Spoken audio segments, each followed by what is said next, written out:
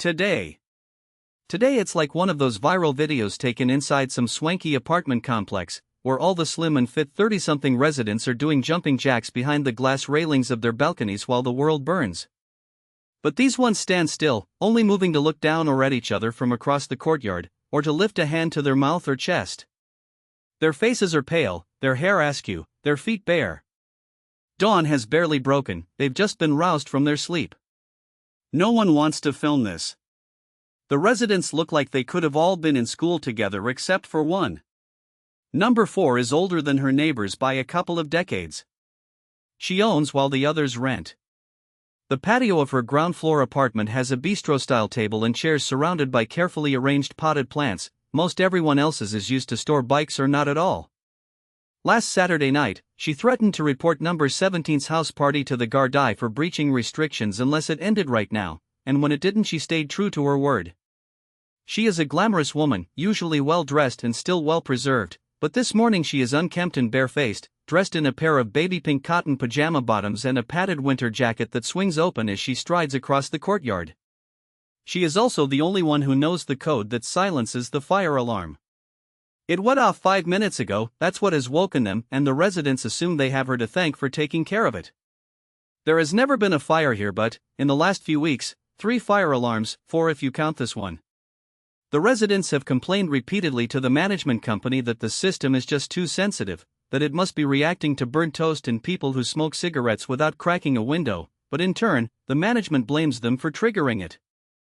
The noise no longer signals danger but interruption, and when it went off a few minutes ago they all did what they usually do, went outside, onto their balconies and terraces, to see what they could see, to check for flames or smoke, not expecting any and finding none.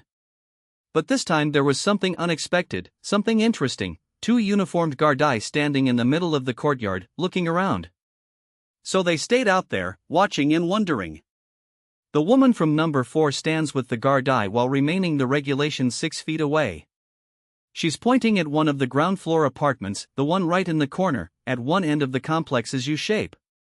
They have little patios instead of balconies, marked off with open railings instead of solid glass perimeters. No one is on that patio.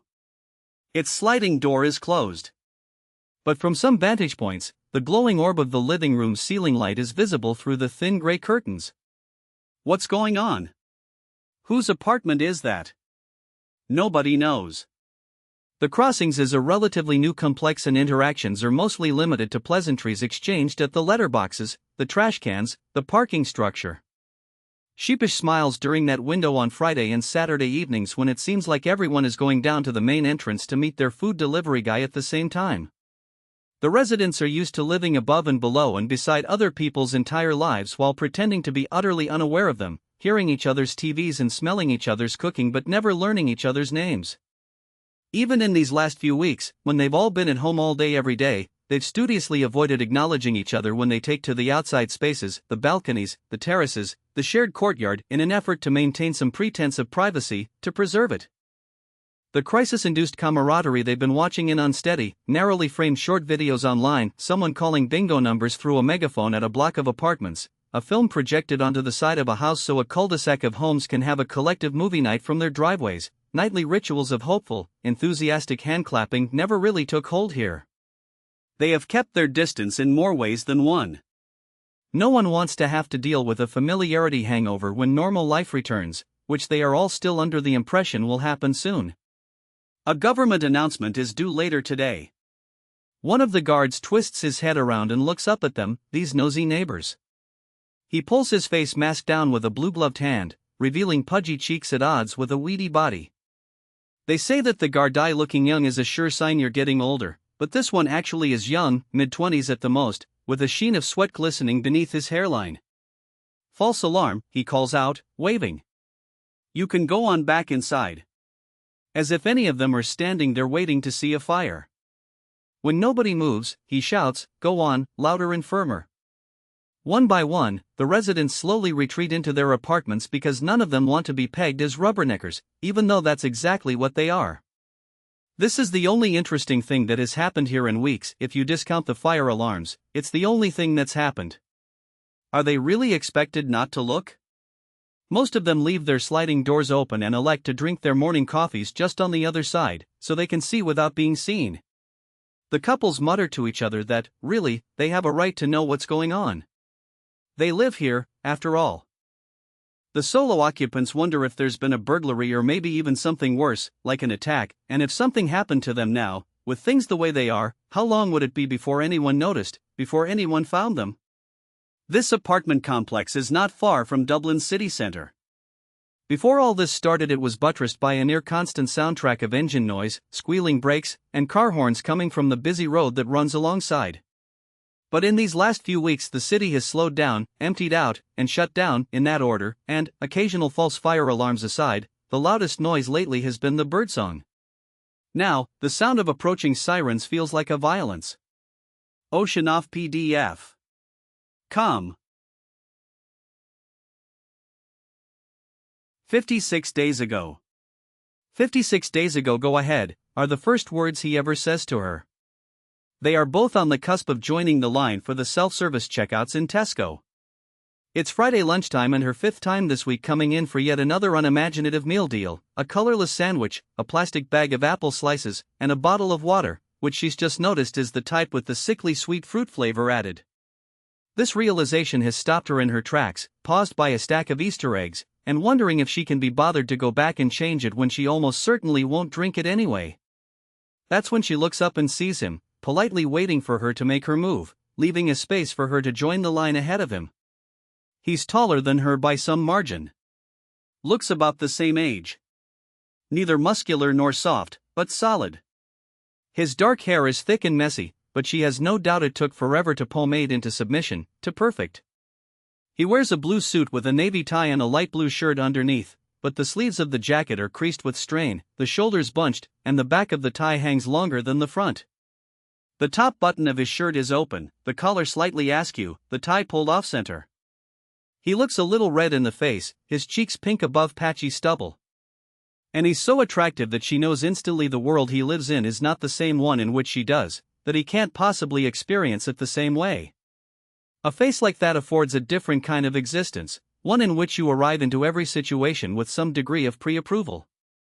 But you don't know it, don't realize that you're being ushered into the priority lane of life every single day. She wonders what that does to a person. There's an intensity to him, too, something simmering just beneath the surface. She imagines for him a whole life. He's a man who works hard and plays harder.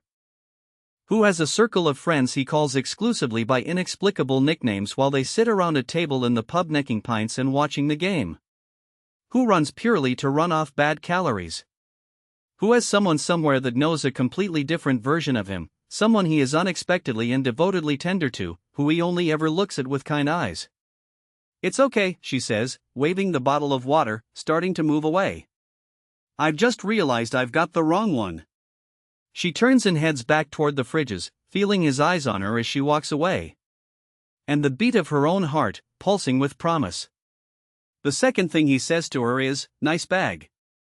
She has just come out of the supermarket, onto the street, and doesn't know who's talking or if they're talking to her. When she turns toward the voice, she sees him standing in the next doorway, looking right at her. The sandwich he's just bought is tucked under his arm, getting squished by the pressure. There's the hint of a grin on his face, tinged with something else she can't readily identify. She stops. "My. Your bag," he says, pointing. He means the little canvas tote she's put her purchases in. He must, because her handbag is across her body and resting on her other hip, the one he can't see from where he's standing. The tote is blue and has a space shuttle on it, piggybacking on an airplane as it flies over the skyscrapers of Manhattan. She lifts the bag and looks at it, then back at him. "Thanks," she says. "It's from the Intrepid." "It's a museum in New York," he finishes. "The one on the aircraft carrier, right?" He says this not with smug knowingness but endearing enthusiasm. "Have you been?" "Yeah." She doesn't want to sound like she's too impressed with herself, so she adds, "Once." "Was it good?" She hesitates, because this is it. This is where she makes her choice. People think the decisions you make that change the course of your life are the big ones. Marriage proposals. house moves, job applications. But she knows it's the little ones, the tiny moments, that really plot the course. Moments like this. Her options: say something short and flippant, move on, end this now. Or say something that prolongs this, stay longer, invite more, open a door. She keeps a screenshot on her phone of a quote by, supposedly, Abraham Lincoln: "Discipline is choosing between what you want now and what you want the most." Maybe that's true, but discipline has never been her problem. It's fear she struggles with. She thinks courage might be choosing between what you want now and what you want the most, because what she wants now is to walk away, to shut this down, to close the door, to retreat, to stay in the place where she feels safe and secure. But what she wants the most is to be able to live a full life, even if the expansion comes with pain and risk and fear, even if it means crossing a minefield first. This one, maybe. Sierra grips the handles of the tote and imagines her future self standing behind her, pressing her hands into her back, pushing, whispering, "Do it. Go for it. Make this happen." She ignores the heat rising inside of her body's alarm. She reminds herself that this isn't a big deal, that this is just a conversation, that men and women do this all day, every day, all over the world. Yeah, she says. But not as good as Kennedy Space Center. He blinks in surprise. He straightens up and steps closer. Moving aside so a woman pushing a double stroller can get past, she takes a step closer to him, too. "You know," he says, "I've never met someone who can name all 5 space shuttles. And I still haven't met someone who knows there are 6. She bites her lip as every blood cell in her body makes a mad dash for her cheeks. What the hell did she have to go and say that for? What was she thinking? 6, he says. She's already ruined it. So she might as well make sure she has. There was Challenger, she says to the crack in the pavement by her right foot, lost January 28, 1986, during launch. Columbia, lost February 1, 2003, during re-entry. Atlantis, Endeavour, and Discovery are all on display. Atlantis is the one in Kennedy Space Center. But there was also Enterprise, the test vehicle. It flew, although never in space. It didn't have a heat shield or engines, but it was the first orbiter. Technically. Which is actually what people mean when they say space shuttle, usually. They mean the orbiter itself. The rest are just rockets. And Enterprise is the one that's at the Intrepid. A beat of excruciating silence passes. She forces herself to lift her head and meet his eye, lips parting to mumble some lie about needing to get back to work, foot lifting in readiness for scurrying away from this absolute disaster. But then he says, "I was going to go get a coffee. Can I buy you one, too?" There are numerous coffee options on this street, and the vast majority of them come served with a side of serious notions. There's the cafe that roasts its own beans and makes you wait 5 minutes for a simple filter coffee that only comes in one size served lukewarm. It's right next to the place that has spelled its name wrong and, inexplicably, with a /cough/a. The most popular spot seems to be a little vintage van in the service station forecourt, the one with a hatch whose chalk-drawn menu lists not coffee blends but levels of depleted wakefulness, fading, sleepy, snoring. Sierra is relieved when he directs her past all of them and into the soulless outlet of a bland coffee chain instead. "Is this okay?" he asks as he holds the door open for her. "This is great." She steps inside, turning to talk to him over her shoulder. "I like my coffee served in a bucket at a reasonable price, so." "I've passed the first test, is what you're saying." He winks at her and she laughs, hoping it didn't come out sounding like a nervous one, although she is nervous. Because of the implication in the word first. Because she has to pass this test too. Because this is already the weight of one whole foot on the edge of the minefield and she has no idea how wide it is, how long it will take her to get all the way across, how long it will be before she feels safe and comfortable and secure. In the minute it took to walk here, he has told her his name is Oliver and that he works for a firm of architects who have the top floor of the large office building across the street. He is not an architect, though, but something called an architectural technologist. He explained it by saying that architects design the buildings and then architectural technologists figure out how they're going to actually build them. He tried to dissuade her of the idea that it's any bit as interesting as it sounds, promising that, in reality, it's mostly spreadsheets and emails. When she asked him if it's what he always wanted to do, he said yes, once he'd come to terms with the fact that he was never going to be an astronaut. Then he asked her what she does. She explained that after her astronaut dreams fell by the wayside, she ended up working for a tech company that just happens to have one of their European hubs in a sprawling complex of glittering glass and steel office buildings a few minutes away from where they stand. She held up her bright blue lanyard and he read her name off it and said, "Nice to meet you, Sierra," and she said, "Nice to meet you, too." Now, at the counter in the coffee shop, she says she'll have a cappuccino. He orders 2 of them, both large. To go, he suggests. "We might snag a seat by the canal." "Sounds good to me." She tries not to look too pleased that he wants to prolong this, whatever this is, into drinking the coffees as well. She goes to wait at the end of the counter and watches him pay at the till with a crisp €10 note.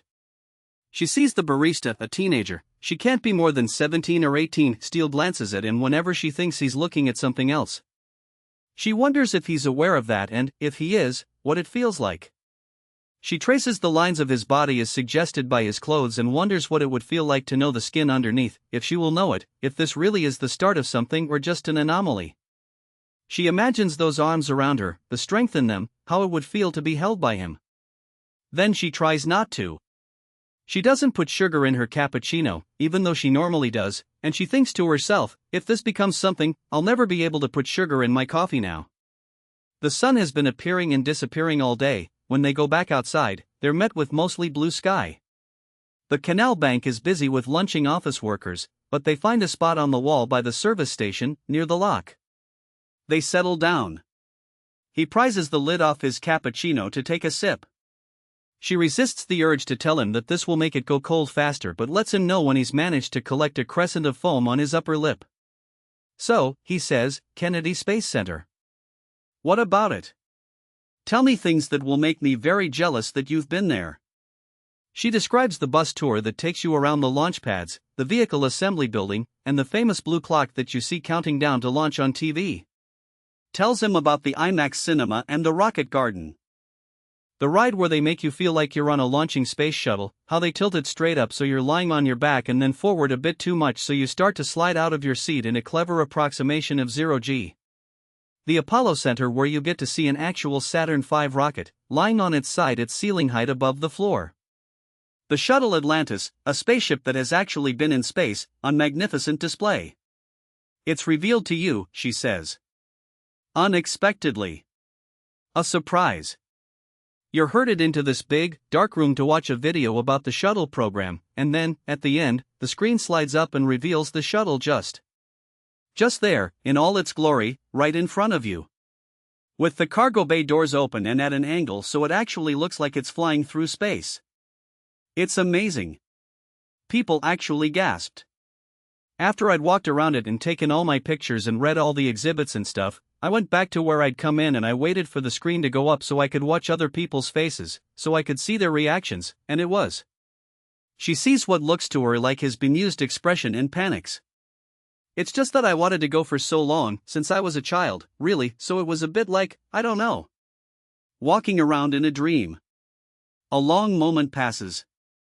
Then he says, I really want to go. Relief. You should, she says. Thing is, I hate the heat. Don't let that stop you. It's all ice-cold air conditioning and misting machines. Plus, it's not always hot and steamy in Florida. I went in March and it was actually quite nice. Was this a girl's trip or? She pretends not to have noticed that he is fishing for information, and he pretends not to have noticed her noticing but pretending not to. Work, primarily, she says. A tech conference in Orlando. So I was able to slip away and go geek out without an audience, thankfully.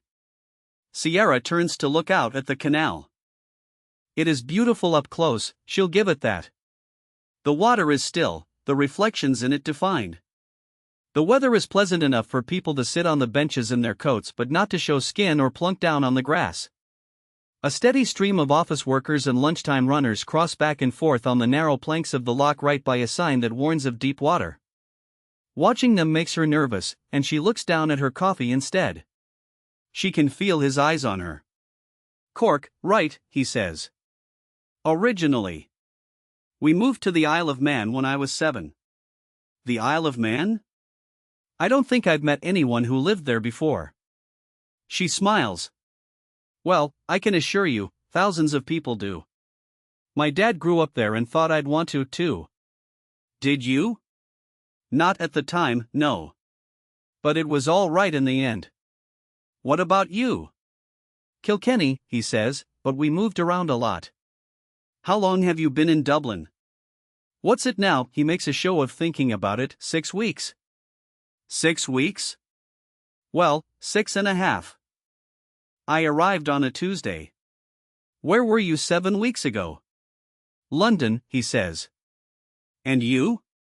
How long am I in Dublin? She pretends to think, mimicking him from a moment ago.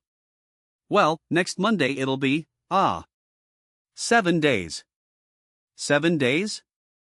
And here was I thinking I was the newbie. She laughs. Nope, I win that game. Where were you before?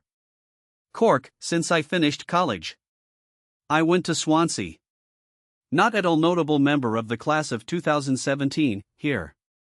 His face can't hide the fact that he's trying to do the math. She almost offers, I'm 25, but that's not how this game is played.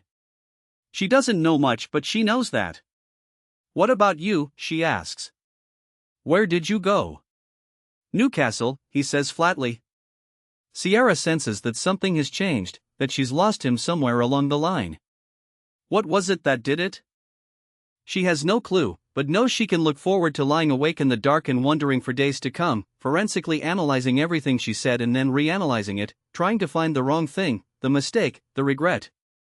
I'm going to be late back. He says this a fraction of a second before he shakes his wrist and looks at his watch. He stands up then and, not knowing quite what to do, she does as well. Yeah, I better go, too, she lies. Well.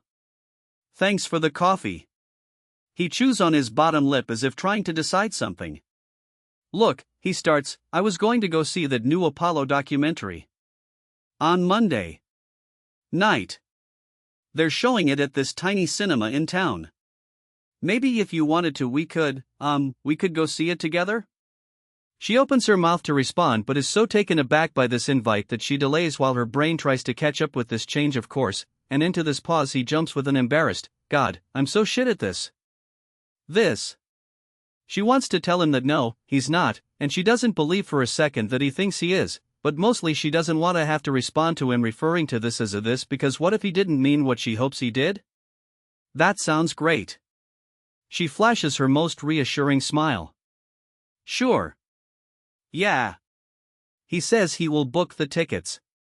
They arrange to meet outside the building where he works at 5:30 on Monday evening. He gives her his phone number in case there are any last-minute problems and she sends him a text message so he has hers. They walk back together as far as his office, then wave goodbye. She doesn't take a deep breath until she's turned her back to him. And so it begins. Oceanoff PDF. Com. Today, technically speaking, it's Friday morning rush hour, but Lee has the roads to herself. She makes it to Kimmage in no time at all and lucks into a parking space right outside the house. The street is still, its residents robbed of all their reasons to get up early, to start their days somewhere farther away than another room of their home. There've been no commutes for weeks now, no school runs, no tourists arriving in or heading off. Even the plague of early morning joggers from the start of lockdown seems to have tapered off. The nation's collective motivation to make the most of this is waning, that much is obvious. She wonders how many sourdough starters have been, by now, unceremoniously fecked in the bin. Lee rolls down the driver's side window and settles in to drink her coffee. The coffee that she had to watch someone make with gloved hands and theatrical caution as if it wasn't a cappuccino they were making but a bomb, whose cost included the forced sanitizing of her already dry and chapped hands before and after collecting, that only has 2 sugars instead of her preferred 3 because now the barista has to put them in for you and she was too embarrassed to ask for that many. The coffee that she'd literally risked life and limb to get. She refuses to let it go cold after all that. With her free hand, Lee pulls down the visor and inspects the wedge of her own face she can see in the little mirror there. She seriously needed her roots done before they shut down the salons. The brunette is practically down to her ears and in this natural light, appears to end in a blunt line. Like every other morning she's left home in a hurry, hair still wet, and now it's drying into her trademark helmet of electrified frizz. She thought she had thrown some makeup on, but it has evidently managed to clean itself off in the last half hour. The smudge of tan foundation on the collar of her white shirt is the only evidence it was ever there at all. She really needs to get her shit together. There's a part of her that wishes she had a different job, the kind that's normally done from a stationary desk in an office and can now must be done from home. She's found herself fantasizing about being one of those women who live alone, temporarily free from all exhausting social expectations, finally able to establish a skincare routine and a yoga practice with that girl on YouTube who everyone raves about, to crack the spine on the healthy food cookbooks her family has been pointedly gifting her for years, to go for long walks along beaches and clifftops and through woodland, the kind of treks that leave you pink-cheeked and aching with smug self-satisfaction and reconnected with nature. Emerging from the other end of this lockdown a shinier, smoother, brighter version of herself, Lee 2.0. And honestly, she'd settle for painting her living room and losing half a stone. But there are no beaches or clifftops or woodland within a 2-kilometer radius of her front door, the hardware shops are closed and there is no lockdown for her. She's still at bloody work. On the passenger seat, her phone beeps with a new text message. She knows damn well who it is before a glance at the phone's screen confirms it, Carly. Detective Sergeant Carl Connolly. She'd added the Y to annoy him and it had worked a treat. The message says, BTA? Lee doesn't pick up the phone. She takes another long, slow sip of her coffee. But when her phone beeps for a second time, she curses, shoves the coffee into the cup holder between the front seats, and climbs out of the car. The house looks exactly as it did the only other time she was here. A narrow, 2-story red brick terrace that, were it in mint condition, would easily sell for $500,000 around these parts. But this one is crumbling. The bricks need cleaning and the roof tiles repairing. The window frames are wooden and rotting in the corners. Paint is enthusiastically peeling off the front door. A skip is parked in the driveway, half full with 70s furniture and broken things. It was there the last time, too. Lee distinctly remembers seeing the cracked salmon-colored bathroom sink because her parents had one just like it. This house was a work in progress without much progress, and now, like everything else, its renovation is on pause. She should ring the doorbell, announce her presence. Should. But she isn't in a charitable mood this morning. Instead, she goes to the front window and touches her fingers to the underside of its cement sill, feeling for the hollow she's been told is there. She quickly finds it and the pointy end of the key that's inside. Stealthily, she lets herself in through the front door. The house is still, the air a little musty, stale. There are no carpets on the ground floor, only bare, dusty floorboards, but a heinous swirl of shit brown and bright orange clings to the staircase. She starts up it, moving slowly and carefully, testing her weight on each step so as to avoid a telltale creak. There's no noise in the house, no sounds from upstairs, but the quiet has a deliberateness to it. Someone is maintaining it. He's not asleep, then, but awake and waiting for her. Maybe he even heard her come in. Lee reaches the landing. 4 doors lead off it. One is open onto a room filled with building materials, a workbench, some sort of sanding machine with its electrical cord wrapped around itself, boxes marked crackled white 7.5 by 4. Another is showing her a bathroom that appears to be in mid-update. A third looks like it can only be hiding a boiler. The fourth then, to the front of the house, is the master bedroom.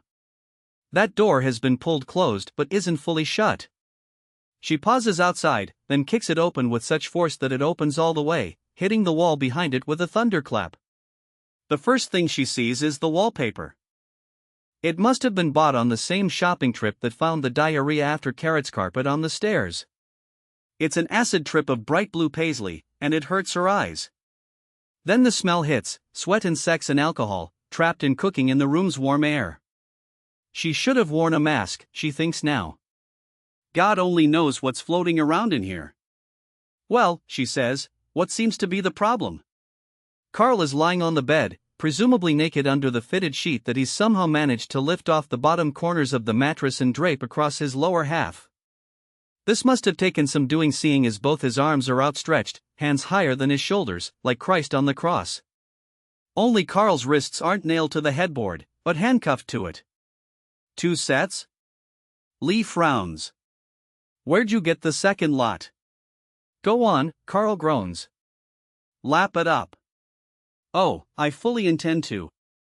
You know, I could have sworn I heard you pull up outside 5 minutes ago. How long have you been like this? Lee asks. All bloody night. Did you sleep? Carl attempts a shrug, then winces at the pain this move causes him. Dozed. Hey, do you think you could free me before this interrogation continues? I'd get better treatment in the cells. How did you text me if Siri? Carl nods toward his phone, lying on the bedside table. She got a letter wrong in the last one, Lee says. You take your time. Look, you're lucky I came at all. And I'm just dying to find out what Plan B was. I know this is the best thing that's ever happened to you, Lee, but I can't actually feel my hands here. She indulges in an eye roll before relenting, fishing her keys from her trouser pocket and moving toward the bed. Whatever you do, she says, hang on to that fitted sheet. Carl scoffs. Like you wouldn't love a look. I've had a look, remember? Although I barely do. Wasn't particularly memorable. She pulls Carl's right wrist toward her, he yelps in pain, and bends to work the small key into the cuffs lock. So where is she, then? Who is she? Fuck knows. On both counts. Ever the romantic, Carl? I've seen you open cuffs. What the hell is taking so long? The key clicks in the lock and Lee ratchets the cuff open enough to slide it off Carl's wrist. His arm drops onto the bed like a dead weight that's been cleanly detached from his body. Gingerly, he tries to bend it but only manages a few degrees before spitting out a string of curse words, closing his eyes and giving up. Are the keys even here? Lee asks, moving to the other side of the bed to work on the other set. Took them with her. Told me she was going to flush them down the toilet. Well, joke's on her because it isn't even connected. Lee makes a face. Where are you? Porta Pie. Out by the shed. Did she know that before she came back here? No, and she came over. He grins. And she came. If you finish that sentence, I swear to God, I'm locking you back up. When the second set is removed, Carl lurches forward, wincing as he tries to bring his arms closer to his body, increasing both the vehemence and the range of his muttered swears with every inch. Christ. My arms feel like they're on fire. Well, let that be a lesson to you. Lee steps back from the bed. And she lives less than 2 kilometers away, I suppose, this mysterious, angry woman? Don't know. He shrugs. Didn't ask. Carl, for feck's sake. You will end up on Snapchat at the rate you're going, and even I won't be able to save your arse then. A relatively new phenomenon, members of the Gardaí ending up named and shamed on social media. The last one that got the attention of the higher-ups was a video clip from a house party hosted by a known drug dealer, at which a Garda currently stationed in the district was a seemingly enthusiastic and friendly guest. I didn't tell her I was a guard, Carl says, as if such a thing was preposterous, even though he'd managed to get locked in 2 sets of handcuffs during a sex game with a stranger whose visit to his house also constituted a breach of the country's current COVID-19 restrictions. Where did you tell her you got the handcuffs from, then? I didn't. We weren't doing much talking, Lee, if you know what I do, even less of it now. Lee looks down at the second set of cuffs, which she's still holding, and sees a mark in blue paint near the lock and 2 initials scratched into the metal by the hinge, EEM. She shakes her head. Seriously, Carl? What? He looks up at her, at the cuffs in her hand, back at her face. He's managed to bring his arms into his lap but is rigid in that position, like his entire upper body is encased in an invisible plaster cast. Don't you what, me? You know what? These are Eddie's. Blue paint, initials. That's what it said on the report the poor guy had to file because he thought he'd lost them. He did lose them. He forgot to take them off that coked up Egypt we hauled out of the house party in Trinity Hall a few weeks back. You know he's already on thin ice, Lee says. And you know why, he's shit. It wouldn't occur to you to help the guy out a little bit? I am helping him out, Carl says. Out of the force, because he doesn't belong in it. Lee's phone starts to ring. The number on the screen belongs to the station on Sundrive Road, which instantly piques her interest. Why would someone at the station be calling, when her and Carl aren't due on shift for another half an hour? And why not just hail them on the radio? Lee, a male voice says when she answers. We've got a problem. She recognizes it as belonging to Stephen, one of the lads on the unit. Can you talk? Yeah, she says. Go on. A call came in at the crack of dawn from our friend over at the Crossings, the One-Woman Residents Association. We assumed it was just going to be another waste of everyone's time, so He clears his throat. Well, we sent Ant in December. You did what? Since the unit's two newest members look like confirmation boys and one of them is called Declan, they'd instantly earned a nickname inspired by the eternally youthful duo of TV presenters. We didn't think it was going to be anything, Stephen says. Same one has been calling every other day to tell us her neighbors have friends over. And what was it this time? There's a body in one of the ground floor apartments. And not a pajamas in their own bed kind. Fuck, Lee says. Lucky for us, she called an ambulance too and Paul Phillips was driving it. As soon as he arrived on scene, he realized what it was and told Ant and Dec that they'd better call Mummy and Daddy. Two green bananas, alone together at a crime scene, with no senior officer to tell them which is their ass and which is their elbow. The first members on scene in a potential murder investigation. Lee knows nothing more than this, but she can already see any hope of a successful prosecution getting further away with each passing, inexperienced second. She pinches the bridge of her nose, closes her eyes. When she opens them again, she sees Carl looking at her questioningly. I know this is bad, Stephen says in her ear, but we didn't think we'll talk about the not thinking later. I'm with Carl, we'll go straight there now. Text me the full address. Send me a few cars. Tech Bureau and pathologist, too. If anyone else gets there before us, tell them to set up the cordon. No one leaves. Then call Ant and Dec back and tell them one of them needs to stand outside the apartment door and the other one needs to meet me outside the building and they are not to so much as breathe until I get there. Keep this off the air until you hear from me again. And start praying that this gets unfucked up before our super gets wind of it. Got all that? Got it. After she ends the call, Lee throws Eddie's cuffs onto the bed in a high arc, hitting Carl square between the legs with their full weight and then some, sending him into a spasm of new pain. She doesn't wait for him to recover. Get dressed, she says. We need to go. Now. Oceanoff PDF. Come. 53 days ago. 53 days ago, him not being there, not waiting for her outside his office building as arranged, is not the worst-case scenario. The worst-case scenario is him not being there but somewhere else that offers a view of that spot, from where he can watch her waiting for him like a fool. To avoid this, Sierra arrives 20 minutes early and buys a coffee in the Starbucks just around the corner, which she sips at one of their outdoor tables with her eye on the time.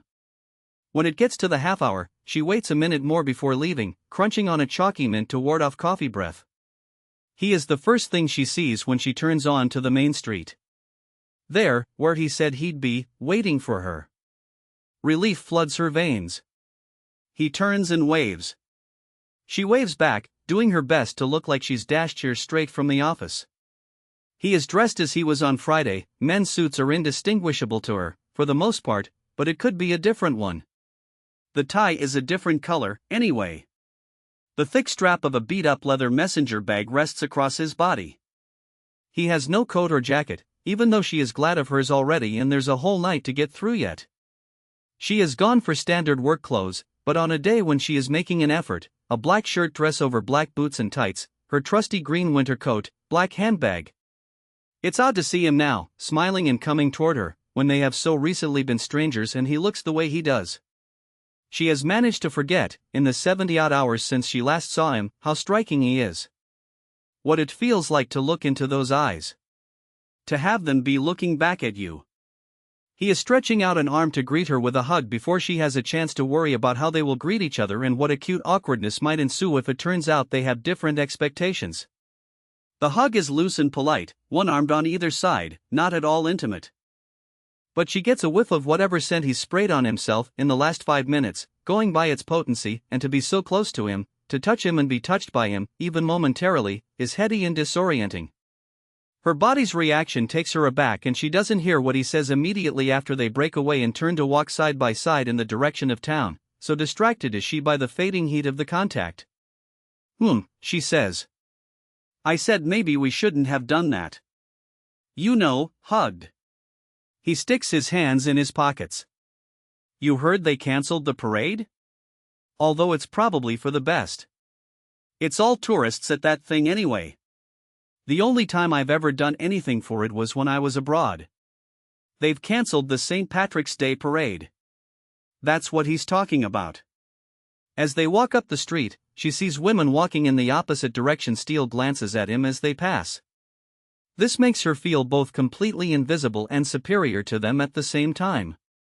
These women haven't even noticed she's there too, but she's the one walking with him. It's a weird brand of pride. Same here, she says. He tells her that when he was in London, Patrick's Day was one of the biggest nights of the year. A ticketed event at an Irish pub packed to the rafters, leprechaun outfits, drinking green beer, all things they wouldn't be caught dead doing at home. One of his top 10 hangovers ever.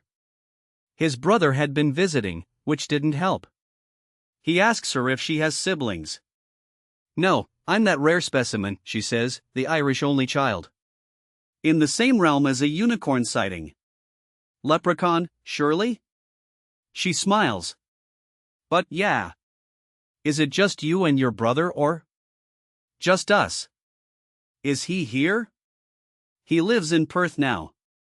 Has done for a while. Got the whole setup out there, mortgage, kids, pensionable job. A pause. I can't see him ever coming back. He loves the weather. They cross the road to Baggot Street Bridge. Favorite movie, she asks. I think his is the second Godfather. She laughs. And yours? Jurassic Park. I don't have one, she says, before you ask. I just don't know how people can narrow it down. I feel that way about food. Well, there, I can do categories. Favorite cocktail, favorite pizza, favorite sandwich, but that's as far as I go. Go on then. Sandwich is toasted cheese, she says. Toasted with mayonnaise on the outside. Has to be mayonnaise. Not butter. That's the best way to get it golden. Pizza is roast chicken strips and red onion. Can't beat it if the ratio is right. Cocktail. Well, I'm not a big drinker, really, but I do like a French 75. What's that? Gin and lemon juice, little bit of sugar syrup, topped with Prosecco. Or champagne, depending on how much it costs. It's basically adult lemonade. Where does a good one? Oh, she says, I'm nowhere near discerning enough to know that. If it comes in a flute and tastes a bit fizzy, it'll do me. And to be honest, the flute isn't a deal breaker. And you've only been here a week. And I've only been here a week. Well, he says, stopping to bow slightly and roll his hand toward her like the maitre d' of a posh restaurant, I've been here 6 weeks, so I'm practically a Dubliner now, certifiable, surely. And so I know where we can get a nice cocktail. It's even near the cinema. He holds out an elbow so she can curl her arm around his. Shall we? They talk about work and TV shows and whether or not more things will be cancelled because of this faraway flu and stroll through a city that feels quiet even for a Monday night. He tells her that a lot of the multinationals have their people working from home already. She says she knows and then he rolls his eyes at his forgetting that she works for one of them. She says she'll be shocked if she's still in the office at the end of the week, that they're all just waiting for an official announcement. A few departments have already made the move. She thinks she can do her job just as well at home. She explains that the problem is they have thousands of workers sitting within feet of one another in a confined space, breathing recirculated air and using the same bathrooms, teaspoons, etc., and every day of the week dozens of them are coming into work fresh from trips to other facilities and offices abroad, having traveled through airports and squeezed themselves into crowded airplanes.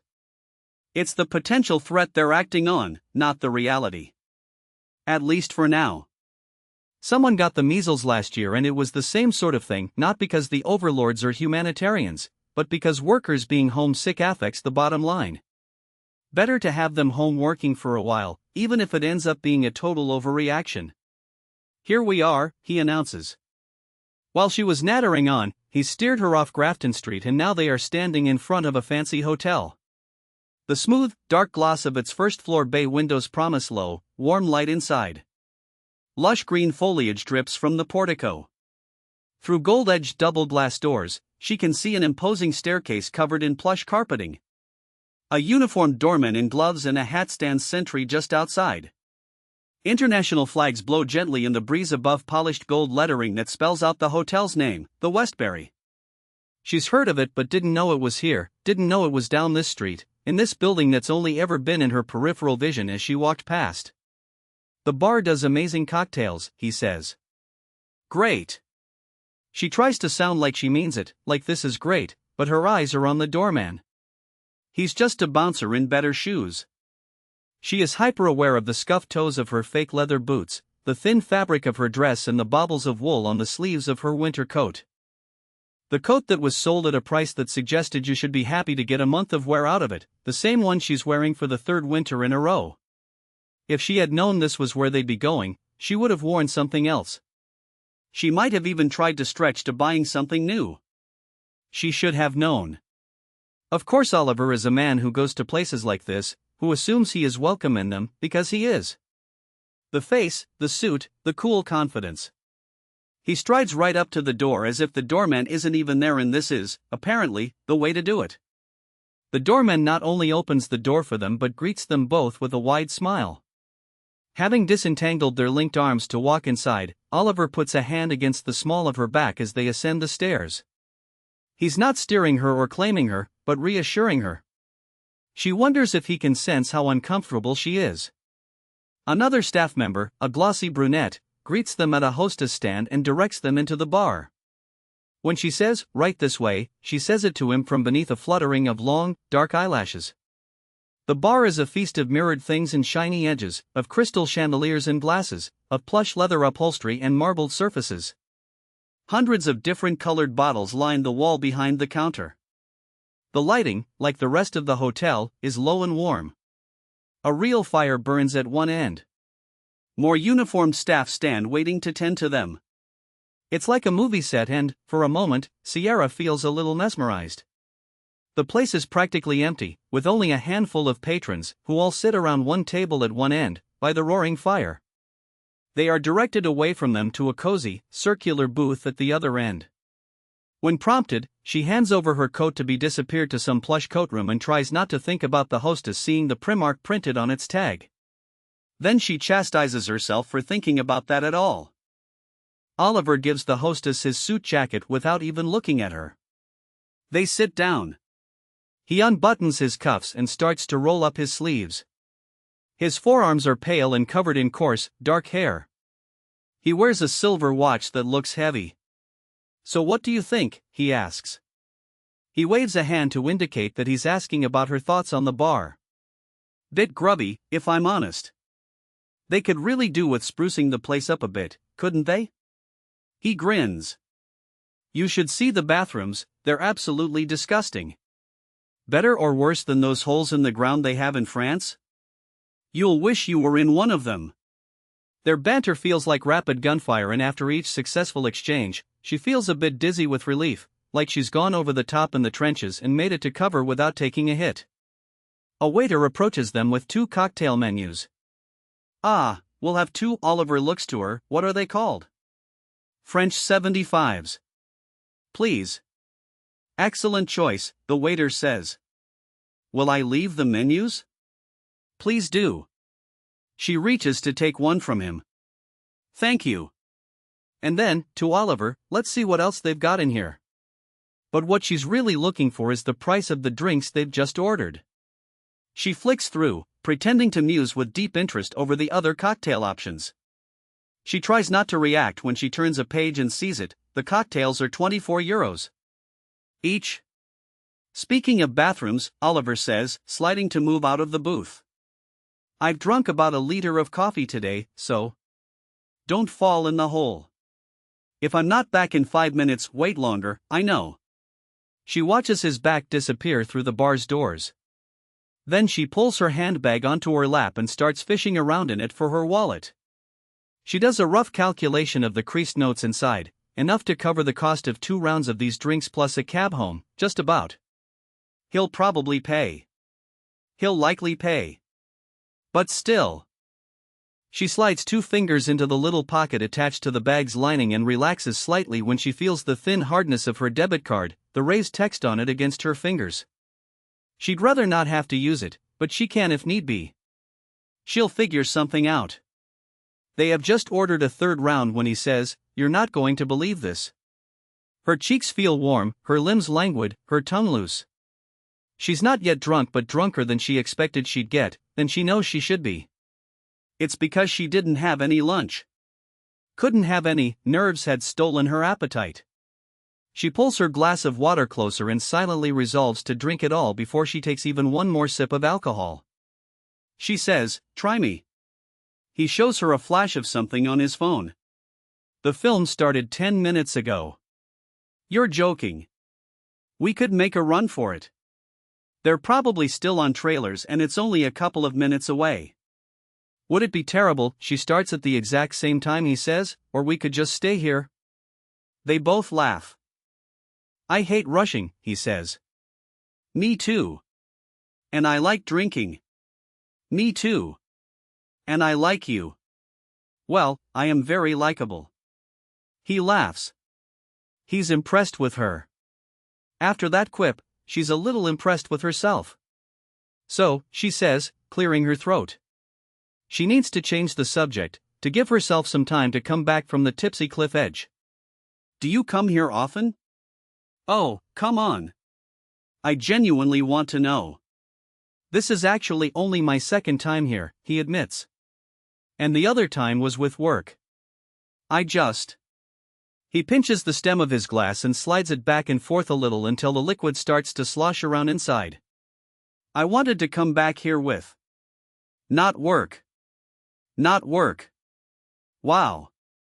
I bet you say that to all the girls. Do you like it? Their eyes meet as he asks this, and it occurs to her that up until now, practically sitting side by side, she hasn't been making much eye contact with him at all. It's just as well because the way he's looking at her now. She never really understood the phrase piercing when applied to eyes, but that's what his are. He's not just looking at her but in her, it feels like, right through the thin veneer of this pretending. It's as if he has X-ray vision that can effortlessly penetrate all the way to the real Sierra, the one who's curled up and careful and desperately trying to protect herself from what it might feel like if this evening goes horribly wrong. She looks away, back to her glass. I do, she says. I do like it.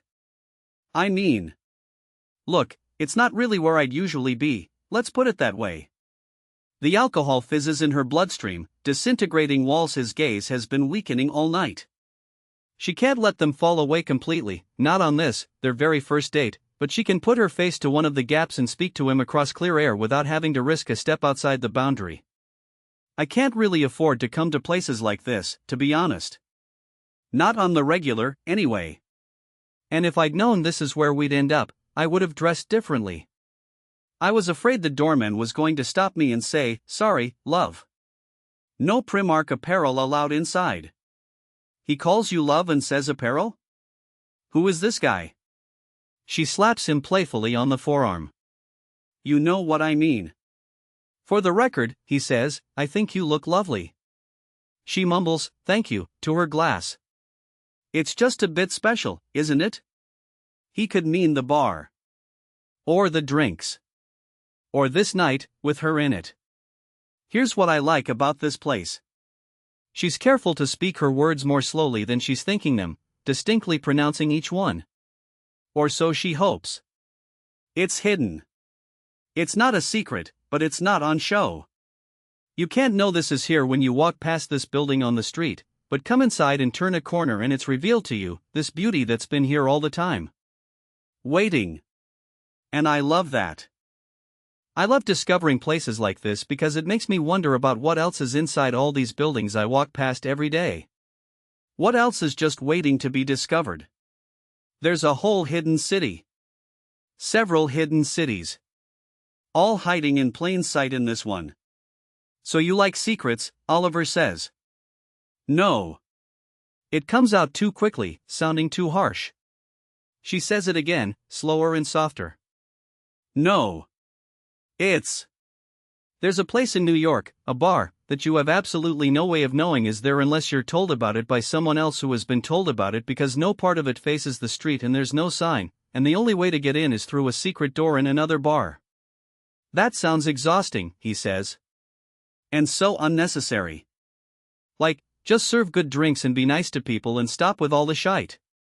But that kind of thing, that's a secret. And secrets are about denying people things. The truth, yes, but also the experience, the knowledge. You're just trying to keep them out of the cool gang. You're trying to decide who gets to be in the cool gang, and that's just.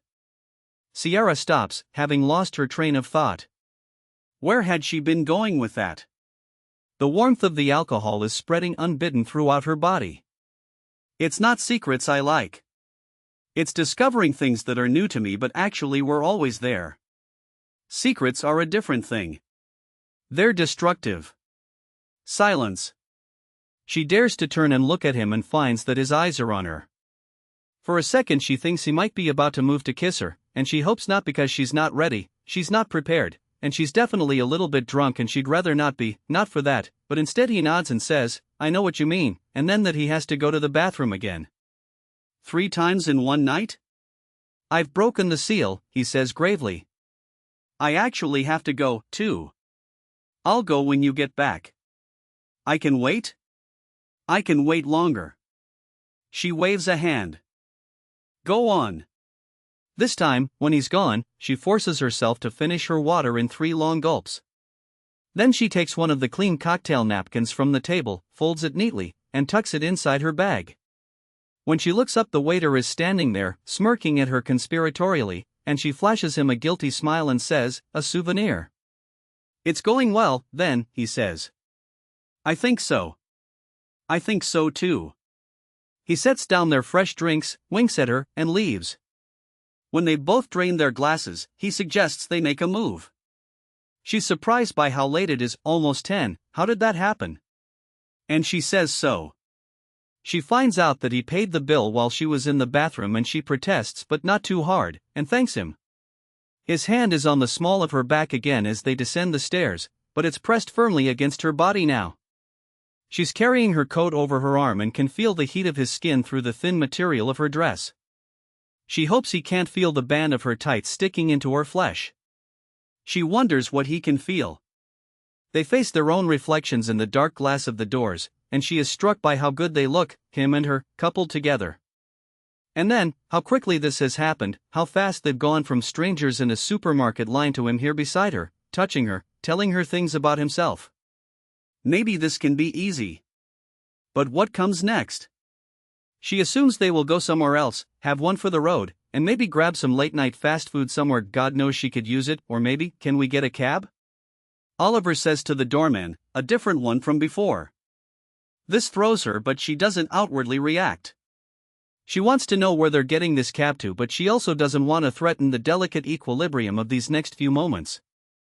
She feels like a time traveler exercising extreme caution in the present, which is actually the past, because she knows how good the future is and doesn't want it to change one bit. It's harder not to react when the cab pulls up and Oliver opens a door and motions for her to get in, but then after she does stays there, standing outside the car. He's not getting in, she realizes. He leans down, one hand on the roof, until his face is level with hers. I'm gonna walk home, he says. Oh. Disappointment washes over her in a wave. Sure. Right. Are you around Thursday evening? We could actually go see the film this time. She nods. Smiles briefly. Yeah. I'll text you. Okay. Great. Good night. Good night. He closes her door for her and moves to the front passenger side, where the window was rolled down. He bends to drop something into the seat, enough money to cover the fare, she'll figure out in a second, and waves at the driver. He gives her another wave as the car pulls off. She doesn't quite understand what just took place. He wants to see her again, okay, but not any more tonight? Not now? Where to, love? The driver asks over his shoulder. Any confidence she had in her ability to navigate these waters dissipates. She doesn't have a clue what she's doing. She should just give up now. Home, she says absently, before realizing that he's asking for an address. Oceanoff PDF. Come. Today, Lee noses the vehicle in behind a squad car parked on double yellows outside a curved apartment complex of smooth gray brick, glass, and exposed steel off Harold's Cross Road. Carl finishes his breakfast, a can of Red Bull, just as she cuts the engine. She can see a uniform waiting for them outside what looks like the main entrance, a pair of glass doors under a sign that says the crossings in polished gold lettering. His thumbs are hooked into his ballistics vest and he's shifting his weight from foot to foot. Lee can't tell from this distance whether it's ant or deck, but she's not sure she could from up close either. Same with their namesakes. She settles on presumed deck for the time being. There's no sign of their reinforcements yet, but it's barely been 10 minutes since she hung up on Stephen. She checks her phone for the message she'd asked him to send. The body is in apartment number 1. She hopes there's only a handful of units on each floor. The closer the scene is to the main entrance, the fewer people will see them arrive, thus the more chance they have of fixing this before things go any more wrong. She turns to Carl. Are you clear on what you're doing? Cleaning up the massive soft shit this pair just took? This isn't their fault, Carl. It's whatever Egypt sent them out here, alone. And we don't know what they did yet, so try not to go in there all, being you. Funny and attractive? An absolute dickhead. Carl clamps a hand on his chest as if he's just been shot in the heart. They've only been on the job 5 minutes, Lee says. Cut them some slack, is all I'm saying. You should really put something on that bleeding heart of yours. He opens the passenger side door. I think I might have seen a first aid box in the back. Once they're outside, the uniform hurries toward them. They meet on the path. Detective Inspector Leah Reardon, she says to him, and Detective Sergeant Carl Connolly. What have we got here? Michael, the young guard, finishes. He pulls down his mask. Garda Michael Creedon. What's going on here, Michael? In brief. Lee is encouraged by the fact that he flips open his notebook before answering. Well, we got here around 7:30, he says, scanning his notes. 7:26. One of 7:26. Carl asks. Are you sure? Yeah. I wrote it, not 7:27? The young guard's cheeks start to color, and Lee digs Carl in the ribs before motioning for Michael to continue. Yeah, so. He clears his throat. One of the residents was here waiting for us, Jillian Fannin. She lives in number 4. She's the one who called it in. What did she call in? Lee asks, exactly. A smell in the hall that she thought was coming from her neighbor's apartment. Number 1.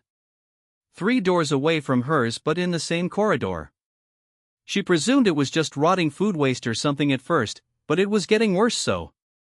This morning she goes to knock on the door, but the door is open. Open how? She described it as pulled closed but not fully shut.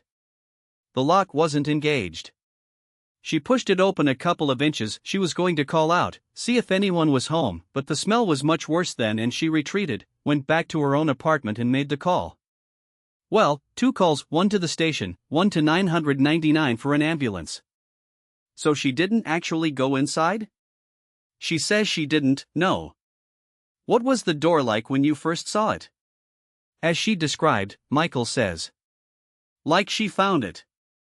It doesn't seem to lock unless you pull it shut. Does she know who lives there? She thinks it's a young guy, in his 20s or 30s, but that's it. She hasn't seen him in a while, maybe a couple of weeks. I checked the letterboxes, but they only have numbers on them. No names. Good thinking, Lee says, throwing the guy a bone.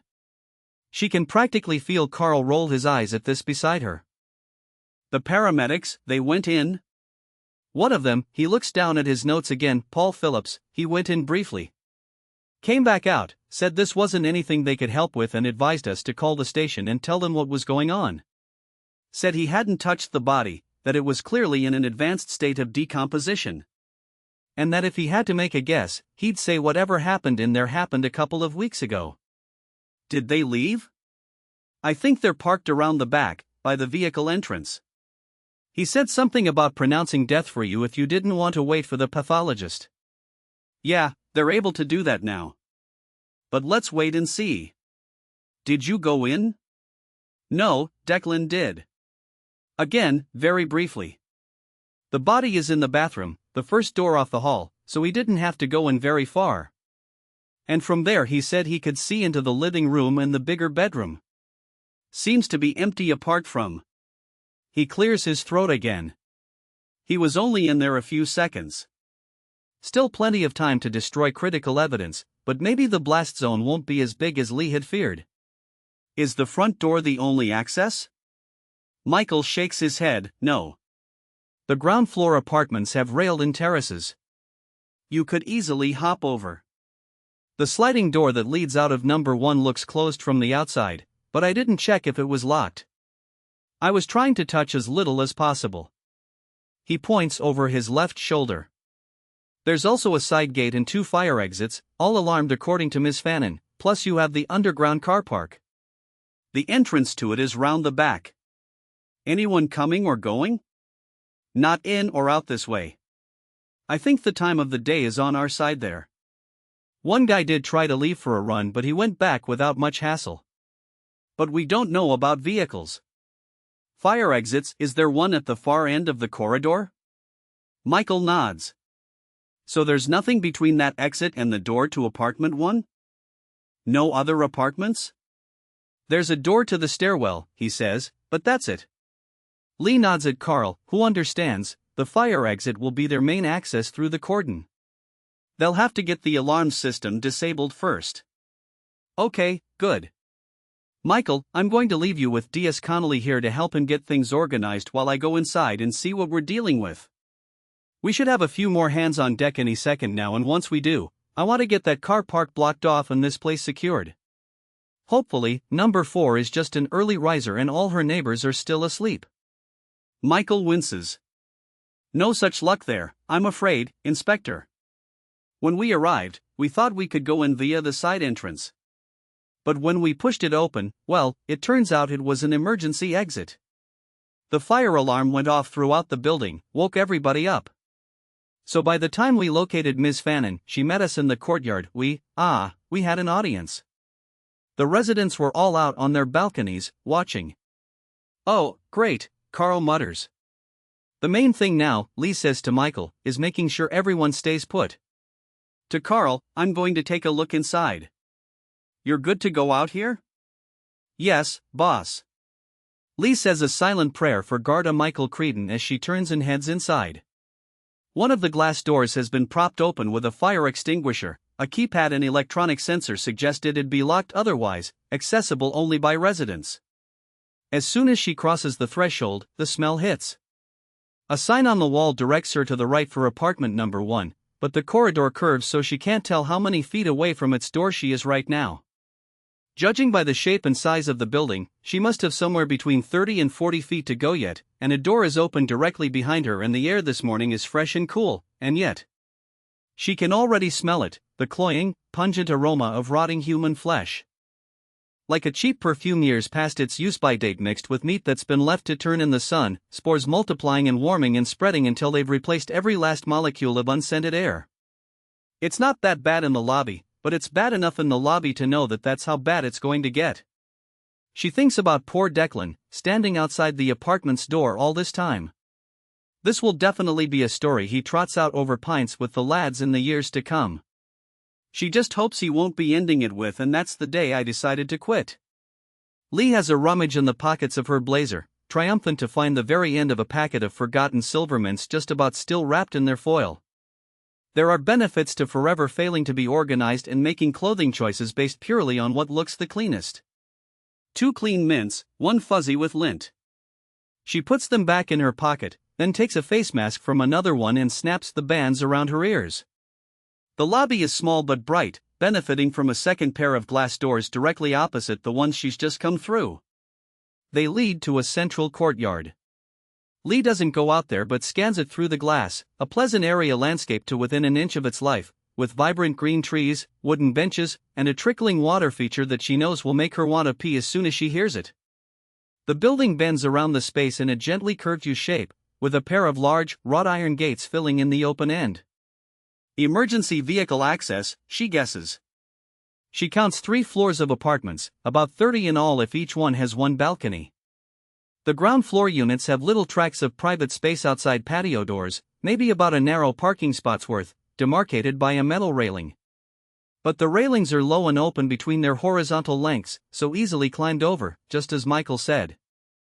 There's no one in the courtyard that she can see, and from this angle, it's hard to tell if there's anyone watching from a balcony. She turns back around.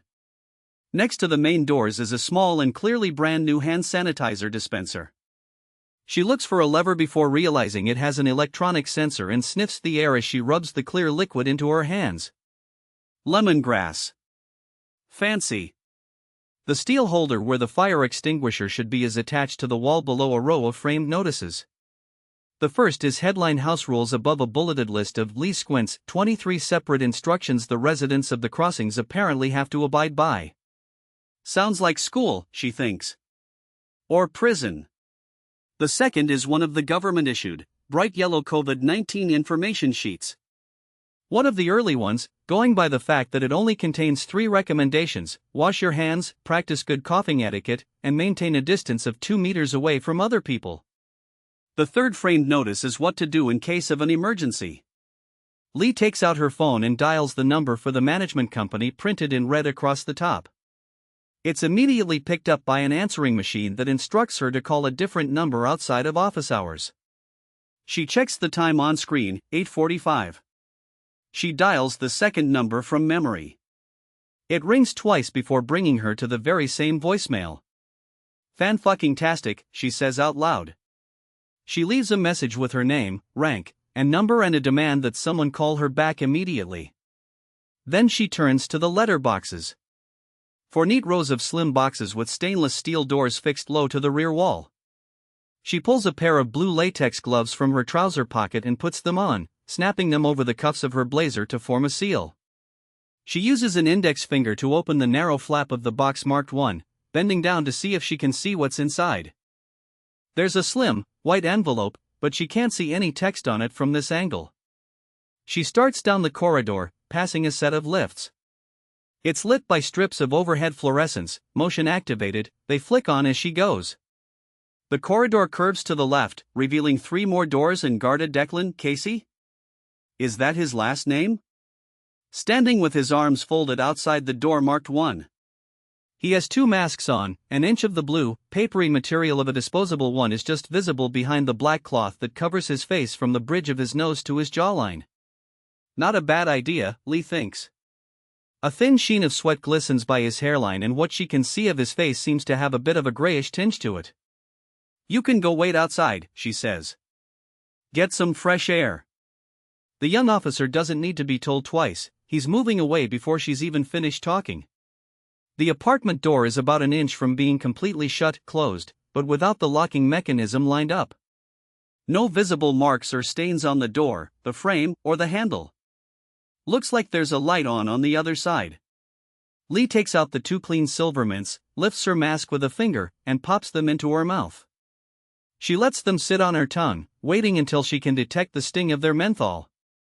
Then she exhales hard, filling the mask with the smell of peppermint. It won't last long, the mints are already softening, chalky edges crumbling, but it's better than nothing. She pushes open the apartment door, lock looks intact, nothing stuffed in the mechanism, revealing a narrow hallway. Hardwood floor, white wall, a silver-framed mirror hanging on the wall to the left just above a console table. The light is coming from a fixture on the ceiling, but it looks like there are other lights on elsewhere in the apartment too. On the right is a door that opens outward, open about halfway, blocking most of her line of sight into the rest of the apartment. Hitting her is what feels like a solid wall of smell. Smell isn't even the word for what's in the air. A smell is something you have to breathe in to detect. What's emitted by a decomposing body does all the work for you, leaving you no choice in the matter. It floods your nostrils and rushes into your mouth and claws at the back of your throat. It clings to every skin cell and clothing fiber and strand of hair. It makes your eyes water. It's less of a smell and more of an invasion. An all-out assault. So much for her bright idea with the mints. Every last molecule of menthol is immediately vaporized. Lee steels herself and steps inside. Ocean off PDF. Come. 50 days ago. 50 days ago, Leo was about to make a statement, live from Washington, D.C. The apartment doesn't have a TV, so Sierra finds a live stream online and watches it horizontal on the couch with her laptop balanced on her stomach. It's not even light over there yet. He walks to an artificially lit podium set up outside a grand-looking building shrouded in pre-dawn darkness, his face solemn and serious. She wonders what he's thinking. He's a medical doctor as well as the leader of the country. He must understand more than most. He begins to speak, slowly and deliberately, reading easily from some unseen teleprompter, but looking as if he's talking directly to the lens. The virus is all over the world. We have not witnessed a pandemic of this nature in living memory. We will prevail. As soon as the program cuts back to the talking heads in the news studio, Sierra shuts the laptop and then surprises herself by bursting into hard, hot tears. She's not scared, at least not physically. The virus may be in the country, but it still feels very far away from her. It's mostly a benign flu, from what they say. She trusts that the people who are supposed to know how to protect her from this will, that they already are. But all this is still, well, scary. Some of the things the Tawasich said she'd heard before, many times, but in sci-fi virus thrillers and post-apocalyptic zombie movies, not from the mouth of the leader of her country in a press conference so pressing he had to do it in the pre-dawn dark on the other side of an ocean. And this is real world. Hers.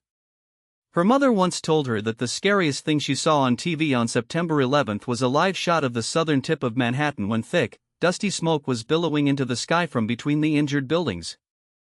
It was a familiar shot of a city her mother felt she knew even though she'd never been, because she'd seen it destroyed and invaded and exploded countless times across decades worth of TV shows and Hollywood movies. But this scene was rendered utterly alien by the fact that it was happening for real. The mundane and the incomprehensible, smashed violently together, it caused cognitive dissonance, her mother had said. She'd read about it somewhere, probably in one of her self-help books. What if she gets this thing? Sierra can't deal with that particular worry right now, so she replaces it with another one. Why hasn't Oliver called her? They're supposed to meet again in a few hours, but she hasn't heard from him since he put her in that cab outside the Westbury 3 days ago. It's exhausting to be worried and actively trying to keep yourself from not being that. The very fact that plans are already in place might well be why he hasn't called or messaged her. Everything is set except for the exact time and actual location of their meeting, and maybe he's presuming they'll meet outside his office after work just like they did last time, because this is the thing they were supposed to do last time but didn't, so maybe in his mind this promised text is just a formality, firmly in the just checking we're still on category of communication, and that's why he's leaving it until the last minute. Or maybe he's changed his mind. The radio silence since Monday night can be bent to support both hypotheses. That's the problem. And can they even still go to the cinema after Leo's speech? Sierra opens up her laptop again and surfs national news sites until she finds a bulleted list of what's happening, published 10 minutes ago and updated in the last 2. She scrolls down. Schools, colleges, and childcare facilities will close. Museums, theaters, and other cultural institutions will close, too. No mass gatherings of more than 100 people indoors or 500 out, which still sounds like an awful lot to her. Shops, restaurants, and bars to remain open but with the immediate implementation of social distancing measures. Everyone must aim to limit their social interaction. It sounds straightforward, but nothing is, not now. Cinemas aren't mentioned by name. Do they qualify as a cultural institution? Or are they like shops or bars, somewhere that can remain open so long as they limit the number of people allowed inside? Oliver said this one is small, so it may not even have that many seats, and, really, how many people are going to go see a space documentary on a Thursday night? Especially now, after that. And what exactly does limit social interaction mean? If he is her only interaction, does that qualify as limiting? What happens if he decides not to include her in his? She closes her eyes and rubs at them in frustration. Of course this would happen now. Of course it would. After all this time, she somehow managed to cultivate a seed. And here comes a bloody once-in-a-lifetime global pandemic to kill it off. You couldn't make it up. Her phone rings, startling her.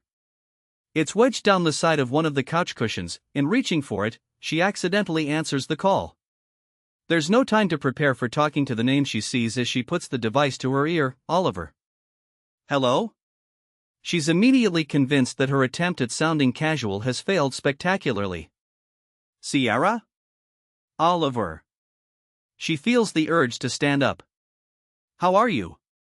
Good, apart from the whole, end times plague thing. You? Same. Did you watch Leo's speech just now? Yeah. She starts pacing back and forth in front of the window. It's all a bit surreal, isn't it? He says. Very. Are you limiting yourself to one-word responses on purpose, or? No. He laughs at that. So, he says. Tonight. I don't know if the cinema is even still open. And I'm not sure if I really want to go there. Have you ever seen Outbreak? Is that the one where a monkey bites the doctor from Grey's Anatomy? Odd angle, but factually correct. Then yes. But years ago. Well, there's a scene in a cinema where you can actually see the germs coming out of people's mouths. I thought it was funny at the time, but now. He sighs. I don't know. I could just be overreacting. She says, because she doesn't know where he's going with this and doesn't want to show her cards before he does. This is so bloody exhausting. She wishes she could just press a button and skip ahead, past this part. We could do something else, he suggests. We could, yeah. Go get a drink or something. Are you still in the office? Her mortification at reacting too eagerly is quickly replaced by terror that he might be about to suggest coming here. It's just that I was going to say we could meet in the same spot, he says. Outside my office? But no. That'd be great. Actually, I am working from home now, but I live, 5 minutes away from there, so. We could meet somewhere else if it's better? No. That's good. Let's do that. 5:30? See you then. He ends the call, and she falls back, spent, onto the couch, where she allows herself half a minute of sweet relief. So she hasn't fucked this up. Yet. Apart from how busy Tesco is and the disproportionate number of people rushing from its doors clutching jumbo-sized packs of paper products, nothing about Bagot Street seems to suggest that anything is wrong. All the shops are open, including the florist. So too are the cafes, pubs, and restaurants. Sierra thinks a few too many people are wearing winter gloves for this kind of weather, but that could just be because she's looking for signs that the world has changed, evidence that these people are the kind who watch the news too. When she pulls the cuff of her coat down to avoid touching the button at the pedestrian crossing with her bare skin, it feels like overkill. A part of her hopes that no one has seen her do it, that he hasn't. But he couldn't have, because he's late today. While she waits, she tries to distract herself from overreacting to this by focusing on the two men standing outside Tesco in the plain black uniform of store security guards.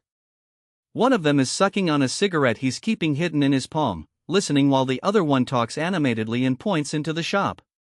A third person, a woman in a skirt suit, comes out and joins the conversation. She keeps glancing nervously behind her, back inside. Sierra thinks maybe they're flustered about how many people are in store. This distraction works a little too well and Oliver is suddenly there, beside her, apologizing as he bends to kiss her on the cheek, an upgrade from their last greeting, sending a little electric shock through her skin. She feels the same flutter of nerves in the pit of her stomach that she did when she saw him the last time, and she wonders if this is what people mean when they talk about butterflies. He blames his minor delay on a meeting that ran over. The partners had been hoping for the best and been uninterested in planning for the worst, so now the office is abruptly closing from tomorrow and no one quite knows how that's going to work. There's a lot to figure out, he says. How about you? How are you getting on? Grand, she answers. Honestly, it's not even that different. My job is like 99% silently staring at my computer anyway. Okay, I have to pay for my own vitamin water now, but apart from that, my couch is a lot comfier than those horrible ergonomic chairs they make us sit on. So are you, like, coding all day or? She smiles. Coding, oh yes, I know all the lingo. Do you now? What can I say? I read a lot of Wikipedia. She laughs. I don't code. I'm in web services. It's like technical customer service. I'm basically the IT guy who asks if you've tried turning it off and on, but with cloud computing clients, so it's a little bit more complicated than that. I thought you lot made apps or something. That's just what we want you to think. The actual money is in server farms, cloud computing, slowly but surely moving toward a place where the entire internet will run on our equipment, so our maleficent leader will effectively control the world. That kind of thing. Should I be scared? It won't change anything. Let's go get a drink, then. He suggests a pub on Hannington Road, around the corner. They walk toward it side by side, without touching. You're not thinking of going to Cork, he asks. To your parents? She's confused, and not just by the parents, plural. For what? It's just that, one of the guys in the office, that's his plan. Legging it to Galway tomorrow. His dad is a GP and he's telling them that we'll all be confined to our localities soon. There'll be no going anywhere. Although personally I think he's just looking for an excuse to make his mother do his washing. He's a bit younger than us, so. How do you know that? What? That he's younger than us. Oliver raises an eyebrow. Should I be bracing myself for a bombshell? She lets a beat pass, enjoying this. I'm 25. Phew. He mock wipes at his brow. Although I figured. You said you were class of 2017. I did the maths. Well done. On a calculator. They cross Bagot Street by the bridge, passing a man carrying 2 boxes of beer, one stacked on top of the other, hurrying in the opposite direction. Priorities, she thinks. This is the bit where you tell me how old you are, she says. He grins. Is it? They reach the pub, which is actually more of a sports bar. One elderly man sits in the far corner of an enclosed smoking area at the front of the building, a box of cigarettes and a lighter neatly aligned on the table next to his pint. As Oliver pulls the door open, he says to her, I'm 29. Just. Inside, a long, narrow room with a bar on the left stretches away from them. It's full of nooks and crannies, of snugs and booths, and all of them are empty. Suspended screens are tuned to Sky Sports. There's no music to compete with the commentators. If it hadn't been for the man with the pint outside, she might think they've accidentally walked into a place that's not open for business yet. She tells Oliver he has quite the eclectic taste in drinking establishments. Yeah, well. Again the hand on the small of her back, gently directing her to a booth just inside the door, protected from the rest of the bar by a stained glass partition. I've chosen tonight's location purely based on its potential infection rate. Lovely. She slides into the booth. But how about we not talk about that? I'm in the mood to stick my head in the sand for an hour. Fair enough. What can I get you? A glass of white wine, please. Any particular kind? So long as it's cold and not Chardonnay. God, you're so demanding. He winks at her before turning away. She angles her body toward the window so half a minute later she hears rather than sees the barman approach Oliver at the bar. He must have been in the back. After their order is placed, it becomes apparent that he was, and why. He explains that they're rearranging the interior so they are in line with the government's new social distancing guidelines ahead of St. Patrick's Day. Sierra can't imagine how a bunch of drunk people on the country's drunkest day of the year will figure out how to stay 2 meters apart, in a pub, but the barman seems confident. She supposes he has to be. Here you go. Oliver carefully places her glass of white wine and his pint of something on the table and then slides into the booth until he's sitting next to her, but still a polite foot away. They're rearranging the tables, he says, lifting his chin to indicate the back of the bar. I heard. Some of the booths are already taped off. Taped off with what? Hazard tape, he says. Black and yellow stripes. That's slightly terrifying. I would say, and surreal, but I think I've already maxed out my allowance of that word for the week. See also, unprecedented. Anyway. He puts a hand on her forearm, lightly squeezes it. Let's talk about something else. Or attempt to. Why did you move to Dublin? She has told him this already, she thinks. She says, because of my job. But you knew the job was here before you applied for it. So why did you apply? Oh, you know. She looks into her wineglass, picks it up, takes a sip. The usual. I fancied a change. A new adventure. Fresh start. Was going on a date with a rando you met in the supermarket part of that plan? Date. It might help achieve its objectives, she says without looking at him, feeling her cheeks warm under his gaze. We'll see. The long silence that follows this is so excruciating for her that she fears she will spontaneously combust. I know what you mean, he says then. That's why I'm here. Why I left London. When she turns to him, she sees that his gaze is fixed now on something that isn't there, some memory in the middle distance, and although she wants to ask him what he's thinking about, wants to know more about whatever it was that went on in London, she has a very real sense that now isn't the time, that it's too soon. Cheers, he says, picking up his glass. To fresh starts. 2 more rounds later, the barman comes to tell them that he's closing up early. He apologizes profusely, but they tell him they understand. They are the only patrons, they have been since the man outside left more than an hour ago, and it's obvious the staff needs them out of the way to get ready for opening under very different conditions tomorrow. The hazard tape has crept as far as the booth directly across from theirs. The barman has kindly brought 1 more round, on the house, to soften the blow, but it's not even 9 o'clock by the time they've finished it. We could go to mine, Oliver suggests casually. She agrees to this plan with as much nonchalance as her tipsy self allows and then slides out of the booth with as much grace as she can muster. The amount in each case, she suspects, is nowhere near as much as she hopes. But Oliver's eyes are looking a little unfocused and it takes him longer than it should to put his suit jacket back on, so she has to conclude that they're both a little drunk or at least well on their way there. She hopes his place has food in it, for both their sakes.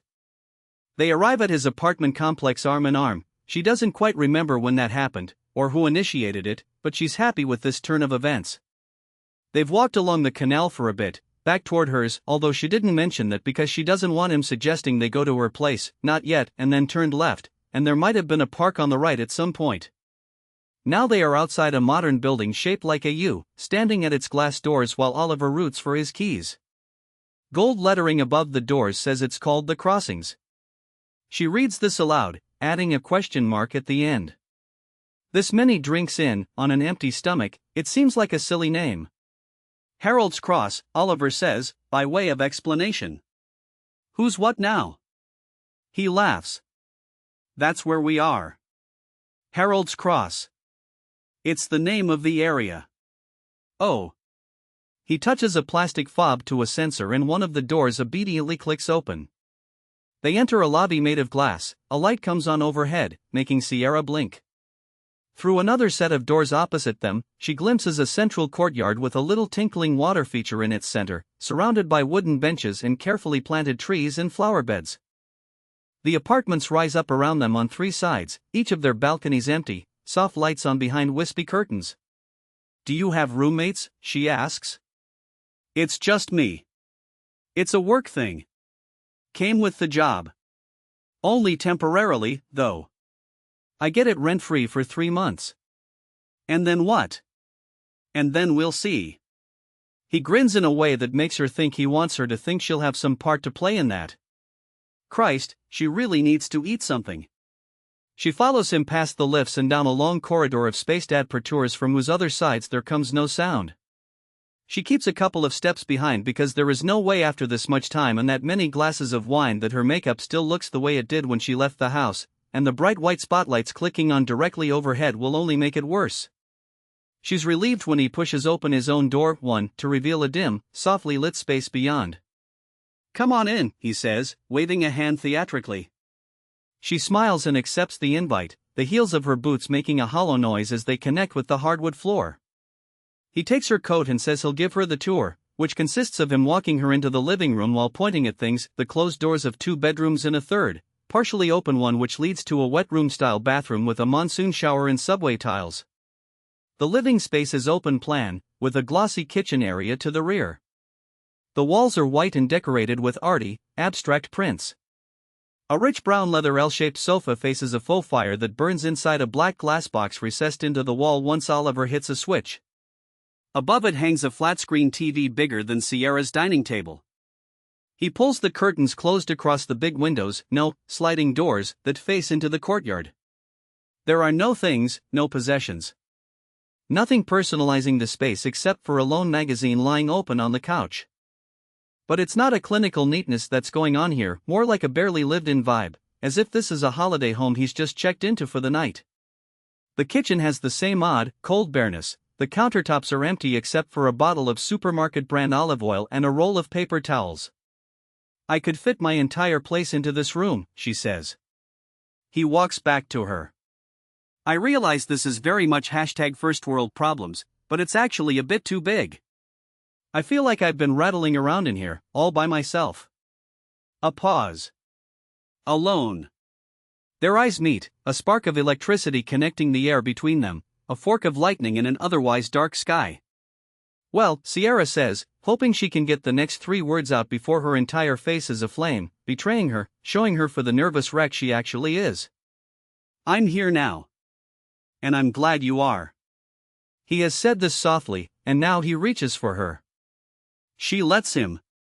He slides his arms around her waist and pulls her close until their faces are touching, cheek to cheek. She can feel the heat of his breath, smell the beer on it. The acute intimacy of this, coming so suddenly, is disorienting, and that mixed with the wine makes her feel loose and fluid. Less anxious. A braver version of herself. Maybe even a different person altogether. He presses his lips against her temple and murmurs, "I don't want to infect you." She can hear and then feel him smile. She slides one hand around his waist until it's resting on the small of his back. His skin feels hot beneath his shirt. She runs her other hand up his arm and across his shoulder until she is touching the skin on his neck, cupping his jaw, pulling him toward her. "I'm willing to risk it," she says to his lips.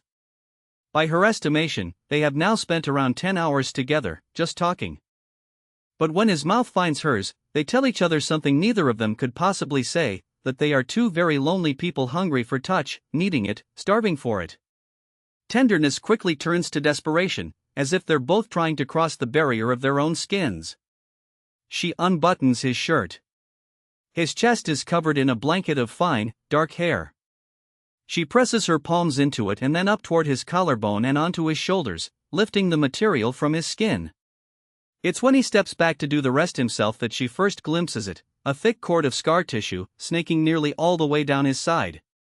Seeing her looking, he angles his body to give her a view of the whole thing. "I know," he says. "Impressive, right?"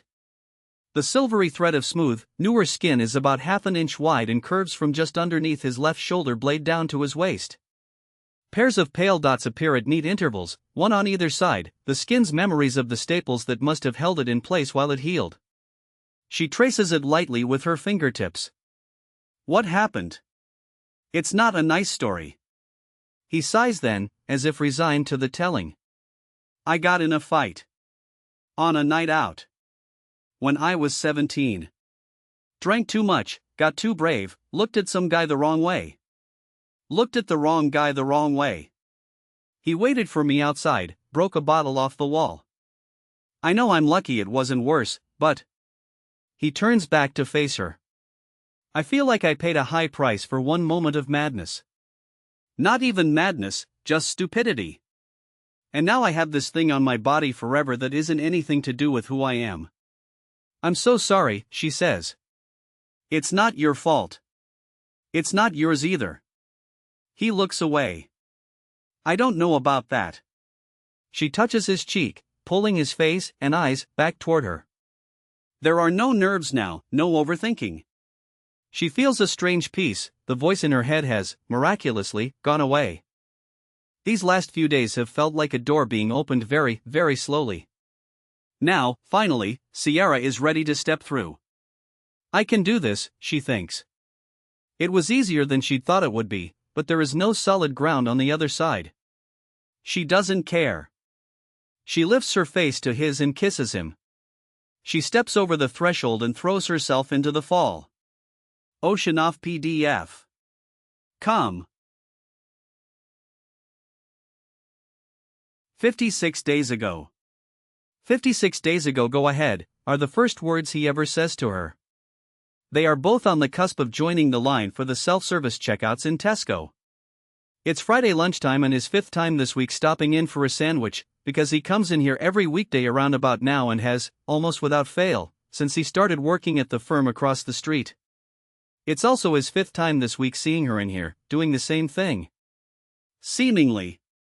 He might not have noticed her at all if it weren't for the bag, a little swingy canvas thing with a picture of a space shuttle on it. It was the bag that initially caught his eye, on Monday. Come Tuesday, he saw it again. When he saw it on Wednesday, he wondered if it was odd that he would see it her 3 days in a row, and, on Thursday, he concluded that it definitely was. That's when he noted the way she carried the bag, by its handles, swinging by her side, even though it was clearly empty and would be until she made her way through the checkouts. Why not just keep it folded in her hand, or tucked under her arm, or put away in the little bag with a strap she wore over one shoulder until she was in need of it? It was almost like she wanted people to see her carrying it. Or, perhaps, just for him to. That's what had started the wheels turning. He wondered, why had he never seen any other blue lanyard-wearing employees in these aisles? Like all good tech companies, they probably had free food in their building, good free food, like fresh sushi and an in-house barista, so why would one of their employees line up for a bland, soggy, plastic-wrapped supermarket sandwich that they had to pay for? Maybe he had and he just hadn't noticed them. But then how was it that even though he took his lunch at a slightly different time every day, leaving his desk only when there was a natural break in his work, she always happened to be in here at the exact same time as him? 5 days in a row? Today, he'd spotted her standing by the drinks fridge just inside the entrance, waiting patiently for a 20-something guy in a spray-on blue shirt to make his selection so she could step in and make hers. He saw the bag first, swinging empty as it always was, and then the green winter coat she seems to be in every day. All this week, he's been logging details. Just in case. She's shorter than him by a foot, about the same age, slim but not skinny, there's a softness to her cheeks and the line of her jaw. Attractive in a quiet way. Her hair is light brown and cut bluntly at the ends, so the two sides swish like curtains against her shoulders as she moves. Her lanyard hangs from a bright blue ribbon and displays a barcode, a small passport photo, and the logo of a tech company with a cloud computing arm whose European HQ occupies an entire building just a couple of minutes' walk from here. There's a couple of lines of text on it he hasn't gotten close enough to read. He's never caught her looking at him, but that's neither here nor there. She could be not looking at him on purpose, or just really good at doing it surreptitiously. Or this could all be pure paranoia on his part. He'd walked past her and made his way to the very back of the store, where he'd waited his turn at the deli counter to order his usual chicken, stuffing, and mayo on rye, no butter. To stop himself from scanning the aisles for emerald green wool, he'd taken out his phone and focused intently on the latest headlines in a news app. Then he made his way to the checkouts where he saw that she was just about to join the line, perfect timing, but whose? And he'd hung back so she'd have to do it in front of him, and that's when she'd stopped and looked up and their eyes had met. A flash of something, surprise? Recognition? crosses her face just as he thinks to himself, I've seen her somewhere before. Somewhere else, in different circumstances. But where? When? It's okay, she mumbles, waving the bottle of water she's holding in her right hand. She takes a step back. I've just realized I've got the wrong one. She turns on her heel and hurries off in the opposite direction. And now he thinks, gotcha. He knew coming back to Ireland would be a risk, but he had presumed that enough time had passed for him to be yesterday's news. Besides, anyone interested in exposing him would have to find him first. He goes by his mother's maiden name now. He severed all contact with anyone he knew or had known on the day he left London, save for two people, his brother, who can be trusted, and Dan, who is professionally obligated to be. Oliver has a better cover story now and is more practiced in sticking to it. He doesn't take risks. He won't take them. There can't be a repeat of what happened in London. But now he's seen this vaguely familiar woman swinging her little space shuttle bag in the supermarket across from his office every day for 5 days in a row, at a slightly different time each day, and it's got him paranoid. Who is she, really? What is she? When Oliver gets outside, he ducks into the nearest doorway and takes out his phone again. Opens the browser and types his name into the search bar. His actual, given one. Nothing comes up except the same old stuff. He checks Twitter by using Twitter.com/Ireland as a URL. It loads the @Ireland page and, crucially, a search bar. He doesn't have an account himself, but this lets him search while also bypassing signing in. The laws that govern reporters and the publications they work for don't seem to apply to this apparent cesspool of a site, but he finds nothing there either. Maybe he is just being paranoid. That's when it happens. He looks up and sees her, just about to walk past him, swinging that damn bag. He isn't planning to do it. There's no premeditation at all on his part, and that, right there, is the problem, the same thing that got him into trouble the last time, in London, and the first time, all those years ago. He doesn't think, he just does. He opens his mouth and the words, nice bag, come out. She stops dead, blanches. My. He's already regretting it. He shouldn't speak to her. He knows that, he's not stupid. But the only thing worse than her being a journalist is her thinking he's too stupid to see that she is. And he's done it now. Your bag, he says, pointing. She looks down at it, then back up at him. Thanks, she says. It's from the Intrepid. It's a museum in New York, he finishes. This one must really have done her homework. The one on the aircraft carrier, right? Let's see how much of it she's done. Have you been? Yeah. Once. That's smart of her. It won't take much detail to make that story sound convincing because, hey, she was only there the one time. Was it good, he asks. Ah. And it's this, her hesitation, that does it. That's what convinces him that his suspicions are correct. In this moment, the fear of what that might mean for his future is dwarfed by the high of the win, by the smugness of having smoked her out. But he can't say that he has, can't tell her that he knows. If he confronted her, that would only give her the confirmation she seeks and the fodder whatever rag she works for desperately wants. So he opts for the next best thing, playing dumb and watching her squirm. Because why should he suffer? Why the hell can't they just leave him alone? Yeah, okay, the space shuttle thing was clever, the t-shirt with the NASA logo was one of the most reported on pieces of evidence all those years ago, but there's no way she's as prepared as she thinks she is.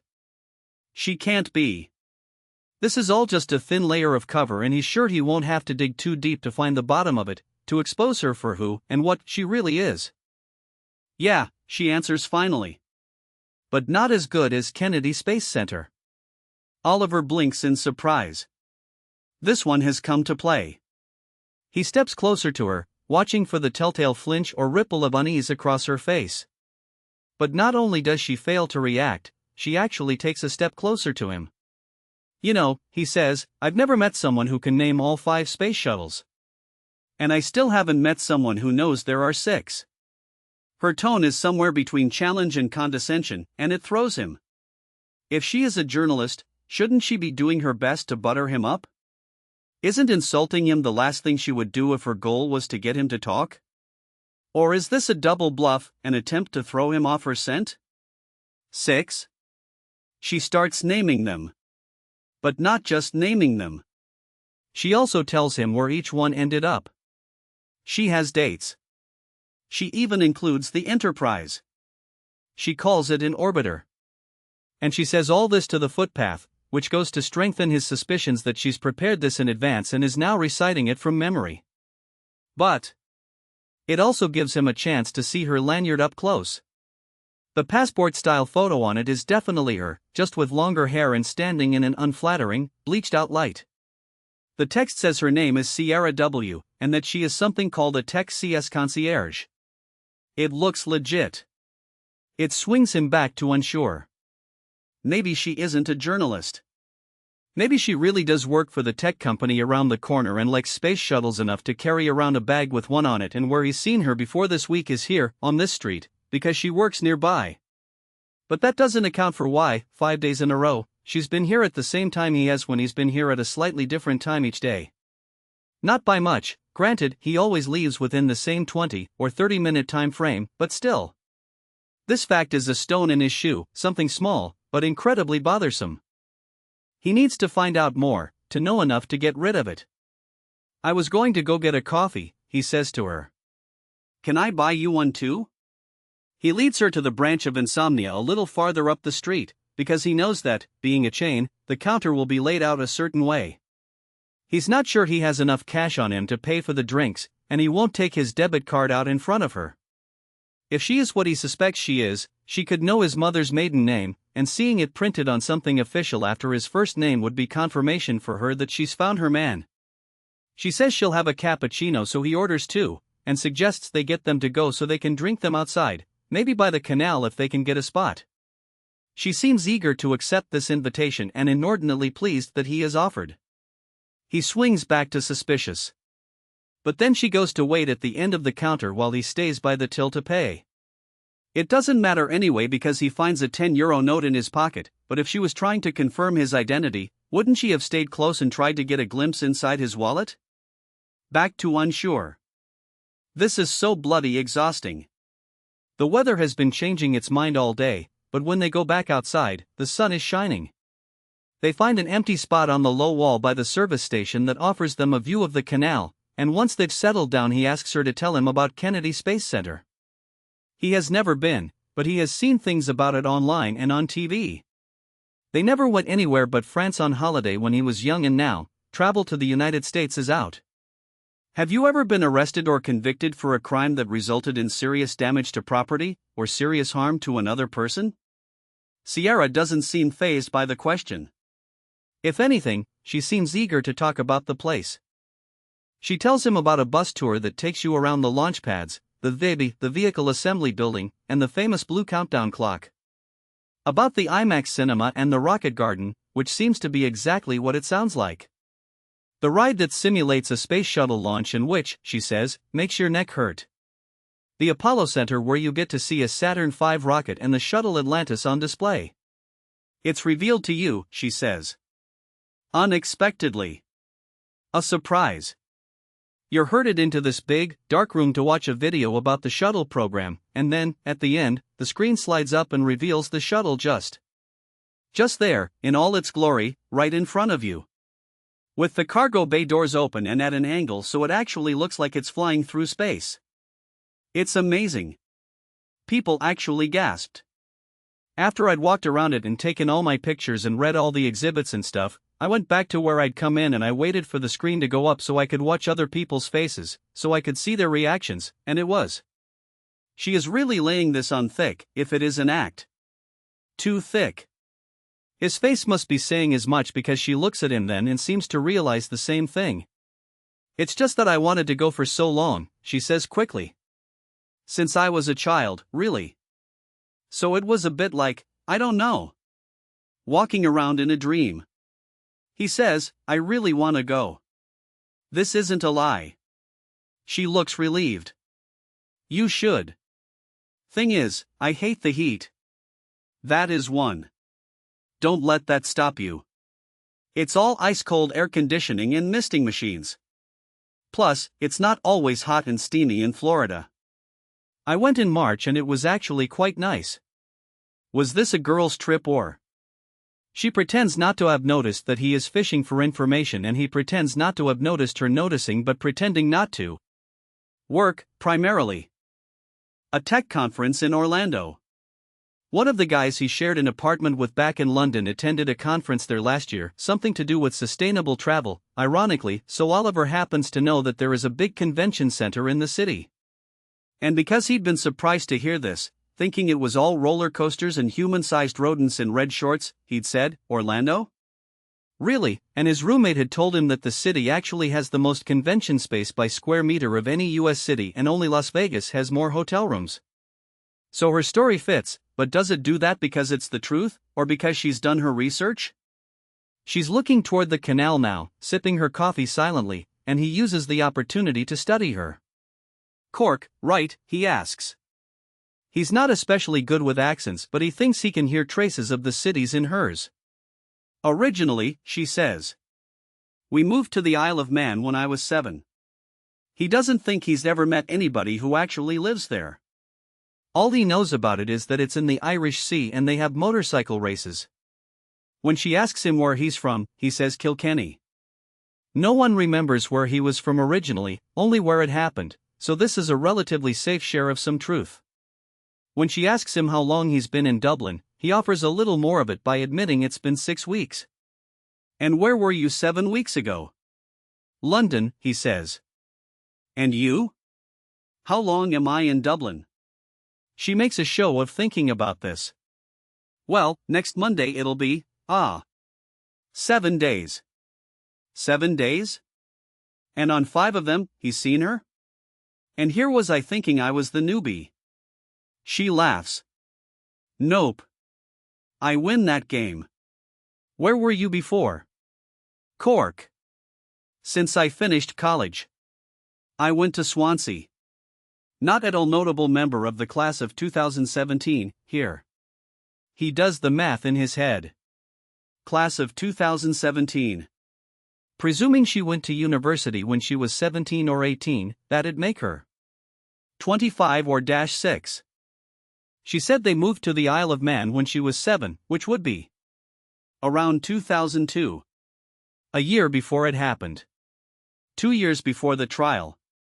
What about you, she asks. Where did you go? Newcastle, he says absently.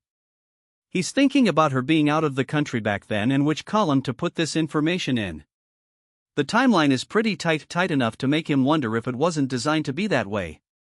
And even if it's true, who's to say that Irish news headlines didn't reach the Isle of Man? He feels tired suddenly, spent by the effort of playing this game. Of having to play some version of it, always. Even now, years after the fact.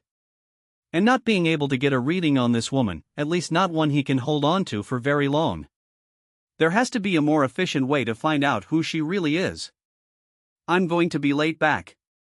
He looks at his watch, he still has a good 20 minutes left on his lunch hour, and stands up.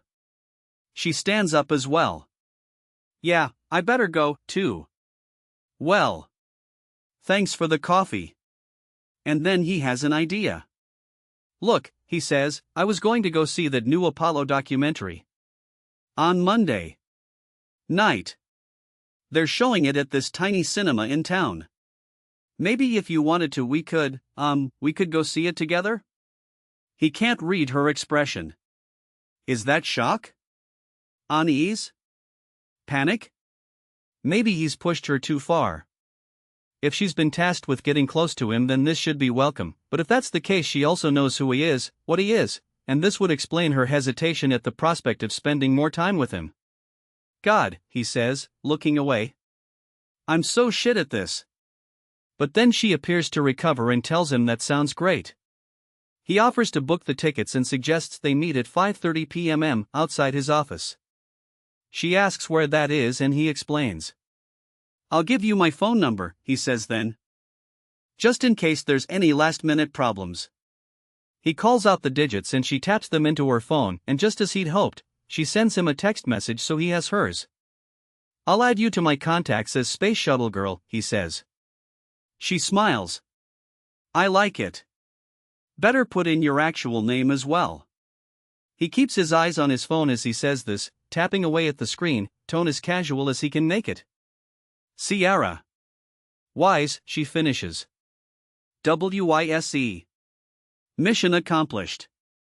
They walk back together as far as his office, then wave goodbye. As he turns to enter the building, he realizes that she never asked him his last name. Oliver takes the lift up to the 4th floor and turns left into the offices of KB Studios. Friday is always busy with off-site client meetings, and this combined with the time of the day has most of the desks deserted. He goes to his and tilts his computer screen so that even if someone were to come and sit down right next to him, they'd have a hard time seeing what he was doing. He opens the internet browser and types Sierra Wise into Google. When he presses enter, the screen fills with results. A Sierra Wise recently retired as the principal of a local school. Another has a professional bio on the website of a firm of Donegal accountants. There's a smattering of social accounts belonging to teenage girls with the same name and a Pinterest board linked to that name filled with ideas for tattoos. None of them seem to be her. But there are also a number of LinkedIn profiles. He logs onto the site and double-checks his privacy settings. As ever, they are set to hide his identity when browsing other users' pages. When he searches for her within the site, he finds her straight away. She's the top result. The photo is a professional headshot of her with longer, darker hair. Under education, it lists a secondary school in the Isle of Man and a BSc in Business Management from the University of Swansea. Class of 2017, just as she'd said. Experience includes 3 different positions in something called Operation and Supply Chain at Apple's plant in Cork. She went back there after Swansea, then, and her current role, Technical Customer Service Concierge for Cirrus Web Services, Dublin office. The start date is listed as February 2020. There's very little else on the profile and she only has a couple of dozen connections, but everything on it fits with what she'd said. Still, it's just a page on a website where the user enters the text. He could make one right now that says he went to Harvard and works as a NASA astronaut. What he needs is independent confirmation. He searches on Twitter, Instagram, and Facebook, but finds nothing, at least, nothing set to public, that looks like it could be her. He drums his fingers on his desk, thinking. Then he goes back to Google and puts Cirrus Web Services Dublin into the search box. There's a local phone number listed for the building on Burlington Road. He doubts it's anything more than a connection to a faraway call center where Sierra won't be, but it's worth a try. He punches the number into the phone on his desk and puts the receiver to his ear. It rings just once before a recorded voice says, "Thank you for calling Cirrus Ireland. If you know the extension number, please enter it now. Otherwise, press 0 for reception." Please note that he presses 0. There's a click and one ring, and then a male sing-song voice says, "Good afternoon, Cirrus. How can I help you?" Hi. I'm not sure I have the right number. Is this the building on Burlington Road? Who are trying to reach, sir? Sierra Wise. He flips back to the other window on his computer screen and reads from her LinkedIn profile, Technical Customer Service Concierge. He can hear a distant clacking of keys on the other end of the line as he speaks. I can't connect you, the guy says, but I can give you her extension number? That'd be great. It's 5-4-1-0. He scribbles the number on a pad of post-its by his keyboard, even though he doesn't intend to actually call her. That would be taking his paranoia to unprecedented heights. Thank you, he says. Thanks for calling Cirrus Ireland. Click. Oliver is even more confused than before. Either this is, by far, the most elaborate scheme he's ever been up against, or Sierra really is who she says she is. A nice girl with no agenda other than the age-old one. The normal one. Liking someone, wanting to get to know them, hoping that things will eventually turn romantic. The word seems foreign to him, borrowed from another language. And what if she is that? It doesn't mean the threat is neutralized. It merely swaps one danger for another. Isn't this just how the mess in London began? He should delete her number. Forget all about her and start bringing a packed lunch. Because nothing can happen. Even if he managed to feign normality for a while, the truth would eventually come out. It's too big to hide. Everything is so much easier when he stays away from other people. The only way you can lose your own shadow is to stand in the dark. The problem is, Oliver hates the dark. He takes out his phone and finds the text message she'd sent him for the purposes of giving him her number. For future ref, Enterprise, Columbia, Challenger, Discovery, Atlantis, Endeavour. His thumb hovers over it, ready to swipe to delete. That's what he should do. But he doesn't. Ocean off PDF. Come. Today Lee pushes the bathroom door back just enough to get past it, ignoring the horror that lies on the other side of it for now. She knows that that's there. What she needs is to check if anything else is too, first. If anyone else is. She tells herself to ignore the smell that is tickling her gag reflex, to focus on the scene, to log the details, and to move fast because she isn't going to be able to do that for very long. 3 more doors lead off the hall, each one standing open. On her right, after the bathroom, a small, sparse bedroom. The narrow wardrobes are built in and empty, and the only furniture is a bare box spring pushed up against the far wall and what looks like a dining table that has been commandeered as a desk. Sitting on it is a closed laptop, some loose papers and pens. The laptop wears a sticker that says KB Studios. A printer sits on the floor underneath the desk, unplugged. The roller blinds on the room's single window are all the way up, offering a view of the courtyard. At the end of the hall, facing the front door, the master bedroom. The double bed is unmade, the charcoal gray sheets thrown back from the side closest to the door but left undisturbed on the other. She opens the drawer in the bedside table and finds it empty except for dust. Inside the wardrobe sit 2 suitcases, one large and one small, empty going by the weight of them, a small pile of folded jeans, a row of hanging suits and shirts, a drawer of socks and underwear. All men's, all a similar size. Someone in their 20s or 30s, she'd guess, going by the style. There's also some running gear and a wash bag with deodorant, men's moisturizer, and a blue bottle of Acqua di Parma. She estimates that only about a third of the wardrobe space is being used. There is another window to the courtyard in here, a larger one, with its blinds pulled all the way down. A lamp by the bed is turned on. Through the door off the left of the hall, an open-plan living space. At one end is the kind of kitchen Lee is used to seeing in Instagram ads for new developments in Dublin but never actually in anyone's home, smooth, white, and clinically glossy. It has an empty and used look. She figures there must be 14 feet of counter space in its L shape, but there's nothing sitting out except for one of those George Clooney coffee machines, a lone oven mitt, and a set of keys with a plastic fob attached. The keys are on a ring printed with a Viva Property logo. A breakfast bar marks the end of the kitchen and the start of the living room, which is furnished only with a large, brown leather couch and a small coffee table. A flat-screen TV hangs on the wall above a faux fire. The walls are painted white and hung with the kind of meaningless abstract prints that chain hotels buy in volume, the type that achieve an exact balance of not drawing the eye but also sufficiently breaking up bare wall blankness. The thin privacy curtains are pulled across the sliding doors that lead to the little terrace outside. When she makes a gap in them with a single finger, she sees a table and 2 chairs out there, and the remains of a citronella candle. The door is closed, but when she pulls on it, it opens easily. One of the living room's 2 ceiling lights is on. This survey has taken her about 40 seconds and she figures she can do another 20 or so before the coffee she drank for breakfast threatens a reappearance.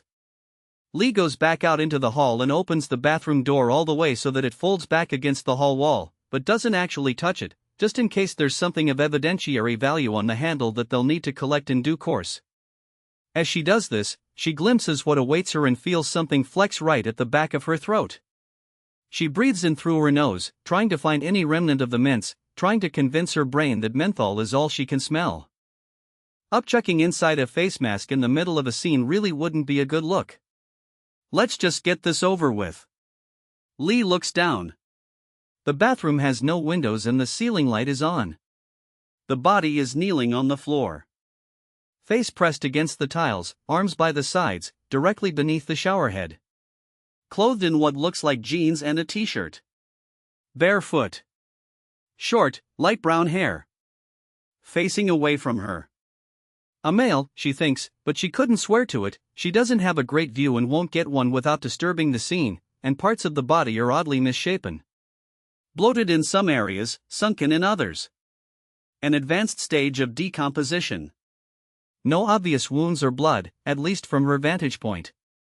A putrid sludge of fluid surrounds the body and connects it to the plug hole like a speech bubble. The skin, she swallows hard, forcing back bile, and steadies herself. She can only see the skin on the soles of the feet, the back of the neck, and the nearest arm, the deceased's right one, from the elbow on down, but that much is bad enough. It's puckered on the feet and a deep purple color, and the arm is showing evidence of skin slippage. The top layer has become separated, as if peeling after a particularly bad sunburn. At least there are no flies, she tells herself. If that sliding door had been left open, she'd already be back outside, trying to find a not terrible place to throw up. The bathroom is wet room style, with an even floor of marbled black tiles throughout. A glass shower panel stands in a black metal frame next to the former site of a matching glass door, now in 1,000 little diamond-like nuggets that lie strewn all over the floor. She can see a few pieces glinting in the deceased's hair. She turns to look behind her. There's a mirrored medicine cabinet on the wall. She opens it, scans the contents.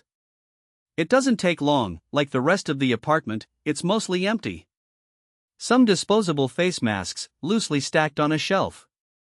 A bottle of thickening shampoo. A box of plasters and a blister pack of small, green pills. Careful where she steps, she moves closer to see if she can make out what's stamped on them. 542, she thinks it says, confirming that they are what they look like, Rohypnol, the date rape drug. She closes the cabinet and turns to the sink. There's a small shelf above it but otherwise no storage, so it doesn't take long to determine that there's nothing else in the bathroom except toothbrushing supplies, a few rolls of toilet paper, and a bottle of hand soap. Plus one bath towel, hanging on a hook by the door. The smell is steadily drawing the coffee up into her esophagus. Lee turns back to the body. Moving any closer to it will disturb the glass on the floor and God knows what else, but she does her best to lean over to see if she can get a better look at the head, and she gags when this new angle reveals a fist-sized cluster of maggots wriggling in and around what looks like a head wound near the left temple. She wants to run. She wants to throw up. She wants to run out of here right now while throwing up, but she tells her brain to remain calm. Just a few more seconds, that's all she needs. She fixes her gaze on the wall tiles directly across from the wound and starts moving it upward in a straight line. There. At about chest height, above the head, a smudge of brown. Dried blood. Contact. Oceanoff PDF. Com. 35 days ago. 35 days ago Sierra does another circuit of the apartment, counting her steps as she goes. She starts in the little kitchen, standing at the counter with her palms flat on the only surface that isn't stovetop or sink, a thick off-white slab of formica whose smooth gloss has long been scrubbed away. Take 3 steps and she's in the living room, which is also the dining room, which is also the bedroom, which is only separated from the kitchen by what she's seen people on property programs call a breakfast bar. 5 steps to cross the floor to the couch. 7 from the couch to the door. 2 from that door to the front door. She turns back around and counts out the 4 steps it takes her to enter the bathroom. Oliver's a foot taller than her. He'll be able to do it in even fewer. She stands before the mirror above the sink and inspects the glass for smudges. She opens the medicine cabinet and tries to see the contents as a stranger would. She did this very thing already, not even half an hour ago, but on second thought the blister plasters might make him think of red raw skin and seeping wounds, specifically her red raw skin and seeping wounds, so she slides them behind a pack of soothing eye gels until they disappear from sight. Then, as an afterthought, she hides the hair removal cream too. She once spent a summer in college working as a housekeeper in a seaside hotel, and something from her training drifts back to her now. Sit where the guest will sit. Lie where the guest will lie. See what the guest will see. She puts the toilet lid down and perches on it, looks around. The bathroom is like the rest of the apartment, tiny and from the 70s. It has avocado fixtures, rippled linoleum on the floor, and a shower curtain attached to a precariously positioned tension rod. It's already come down on her twice in the short time she's lived here, once hitting her square on the forehead and leaving a red mark. At least the caulking has been redone recently, but its brightness only serves to highlight how much the wall tiles have yellowed over the years. She scans the floor for dust, wayward hairs, a dropped cotton bud sullied with wax. All clear. The bathroom has no window and no fan, only a narrow vent in the wall above the bath that she's already excised the dust from. She's bought a little canister of non-offensive air freshener, soft cotton, it claims to smell like, although how you can smell something as soft is beyond her, but now she wonders if its current placement, sitting on top of the cistern, seems a bit passive-aggressive. Does it look like a demand? She puts it on the little shelf below the sink instead, turning the label out so it's easy to find. 4 steps back into the everything room, 7 steps back to the couch. She sits down carefully so as not to disturb the placement of the throws or the plumped-up cushions, and systematically scans the room for dust, cobwebs, or any other offenses. She finds none. She doesn't think the apartment was this clean on the day she moved in. She wonders, yet again, what he'll make of it. She tries to see it as he will, as she did before she got a little used to it. For a studio in a crumbling tower block, it's actually not that bad. A large window offers clear sky views because she is on the top floor of the complex's tallest red brick block in a city where almost everything else is much shorter. Right now, the evening sun is filling the room with natural light and the room's bare white walls are reflecting it, amplifying it. There's a small, square dining table with 2 chairs and a battered, sunken couch currently hiding beneath a deep purple throw she bought at Primark, or 3 purple throws, because they were small and that's how many of them it took to mostly cover it. A desk doubles as a dressing table. Most of one wall is taken up with what looks like a built-in wardrobe and beach effect but is actually a Murphy bed that folds down, its sheets and pillows kept in place by Velcro straps. A faded canvas print of a sunrise over Dublin hangs by the door to the kitchen, but it's too big for the space and has been hung slightly askew and half a foot too high. Nothing matches and there are few personal items, save for the NASA mug that's been demoted to a pen pot and the small stack of well-thumbed books lined up neatly beside it. She's already carefully considered each spine and how it might make her look. The collection promises stories about the Apollo moonwalkers, a tech startup that failed spectacularly, and the crisis aboard the space station Mir back in the 90s, as well as a pulpy thriller, a millennial literary novel that's been on the bestseller charts for what feels like years, and a copy of Pride and Prejudice, brittle and yellowed from years of rereading. She's hidden the book she's actually reading, a historical romance, in one of the desk drawers. She's also cut the anthers out of the pink lilies arranged in a vase on the dining table just in case he doesn't know not to touch them, just in case he arrives in one of his knit sweaters with the little polo player emblem embroidered on the left breast and leans down to breathe in their scent. She scans again but can't find anything out of place. This should give her confidence, but it has the opposite effect. The perfection feels exceptionally delicate, impossible to maintain, even just for these last few minutes. Her eyes flick to the digital clock on the TV. Almost 8. He'll be here any second. 5 steps back into the kitchen. She opens a cupboard and checks again that her 2 wine glasses are clear, no smudges or residue. That there's ice in the freezer. That when you open the oven door you aren't met with a chemical whiff of oven cleaner you might suspect will somehow taint the taste of cooked food, or the sight of a long-forgotten chip burned to black ash. Do you think he put this much effort into prepping his place for you? She asks the empty kitchen. Of course he didn't. But his place is brand new. And enormous. She has to work to impress.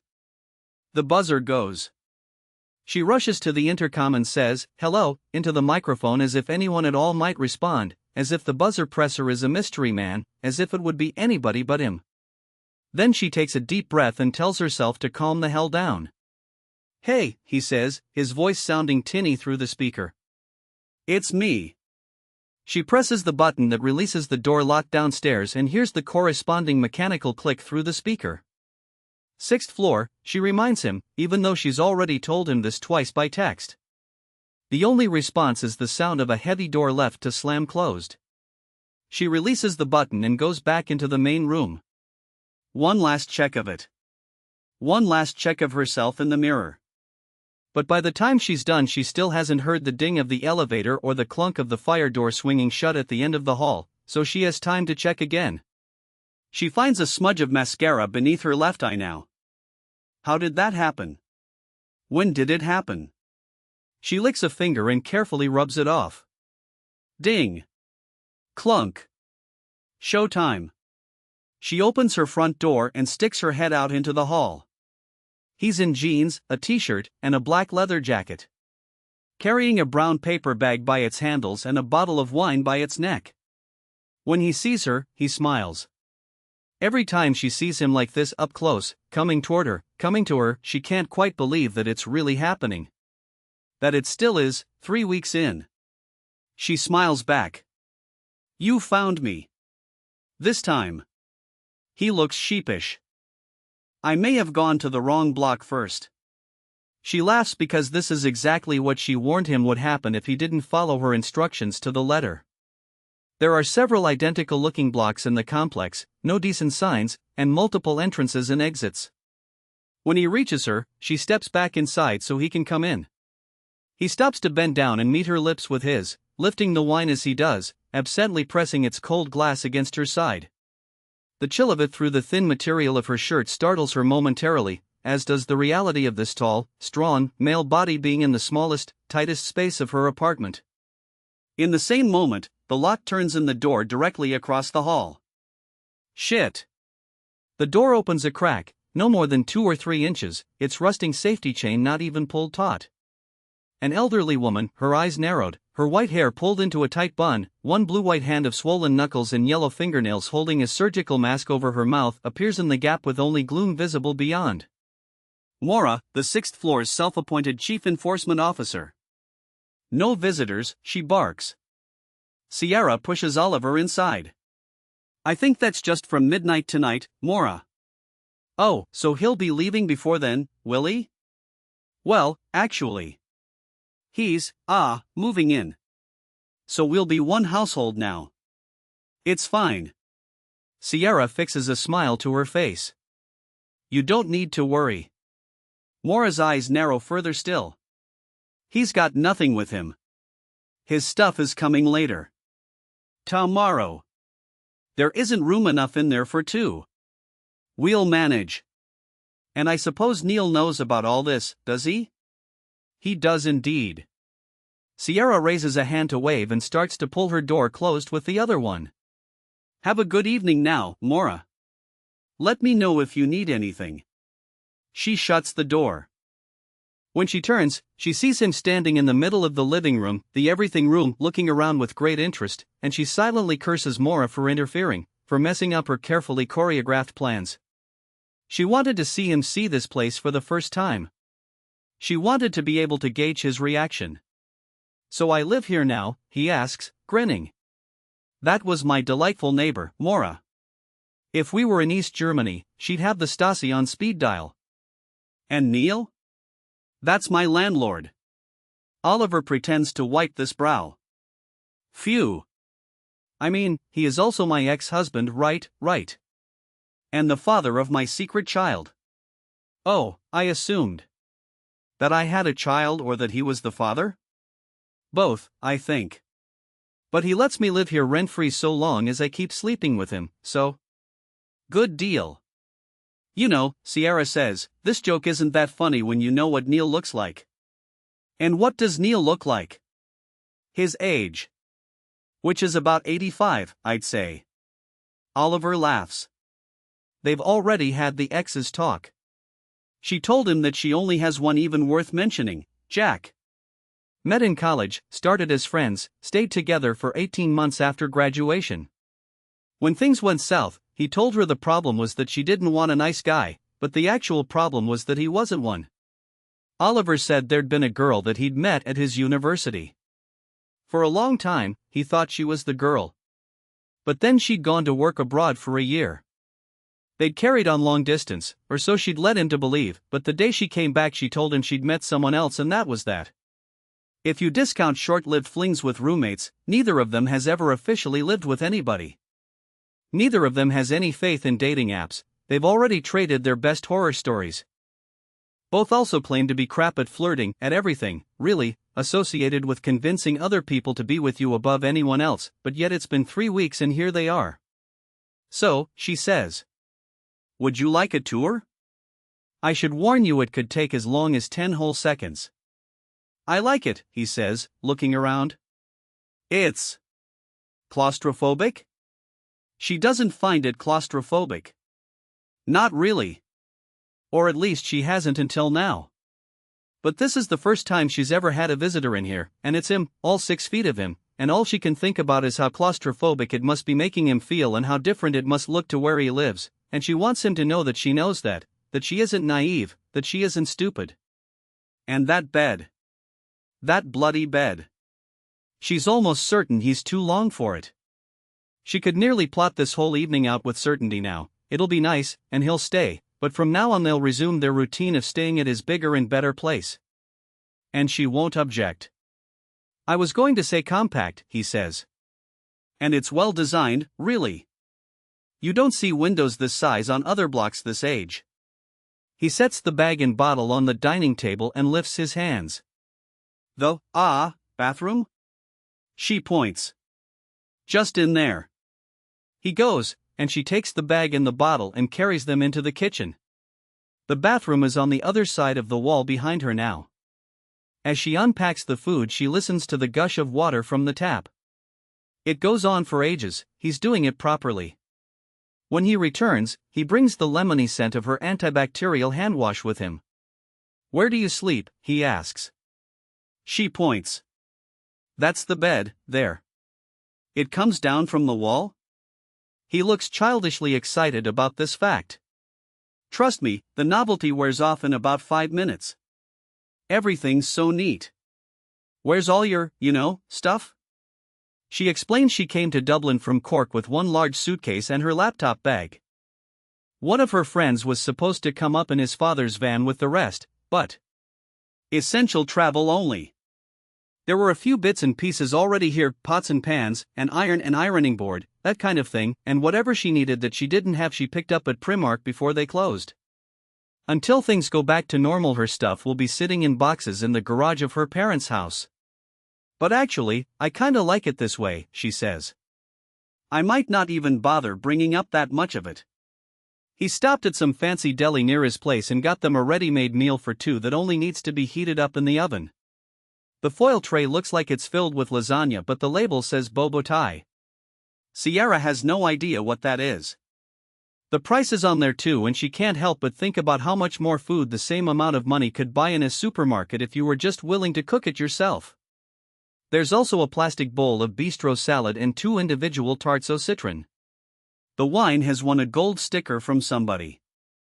She steals a glance at him. He's bent at the waist, head to the side, reading the spines of her books. She sets the oven to the temperature the Boboty's label dictates. It'll take ages to heat up, maybe she should have done this before he arrived. She puts the wine bottle on the counter and wipes it with an antibacterial wipe.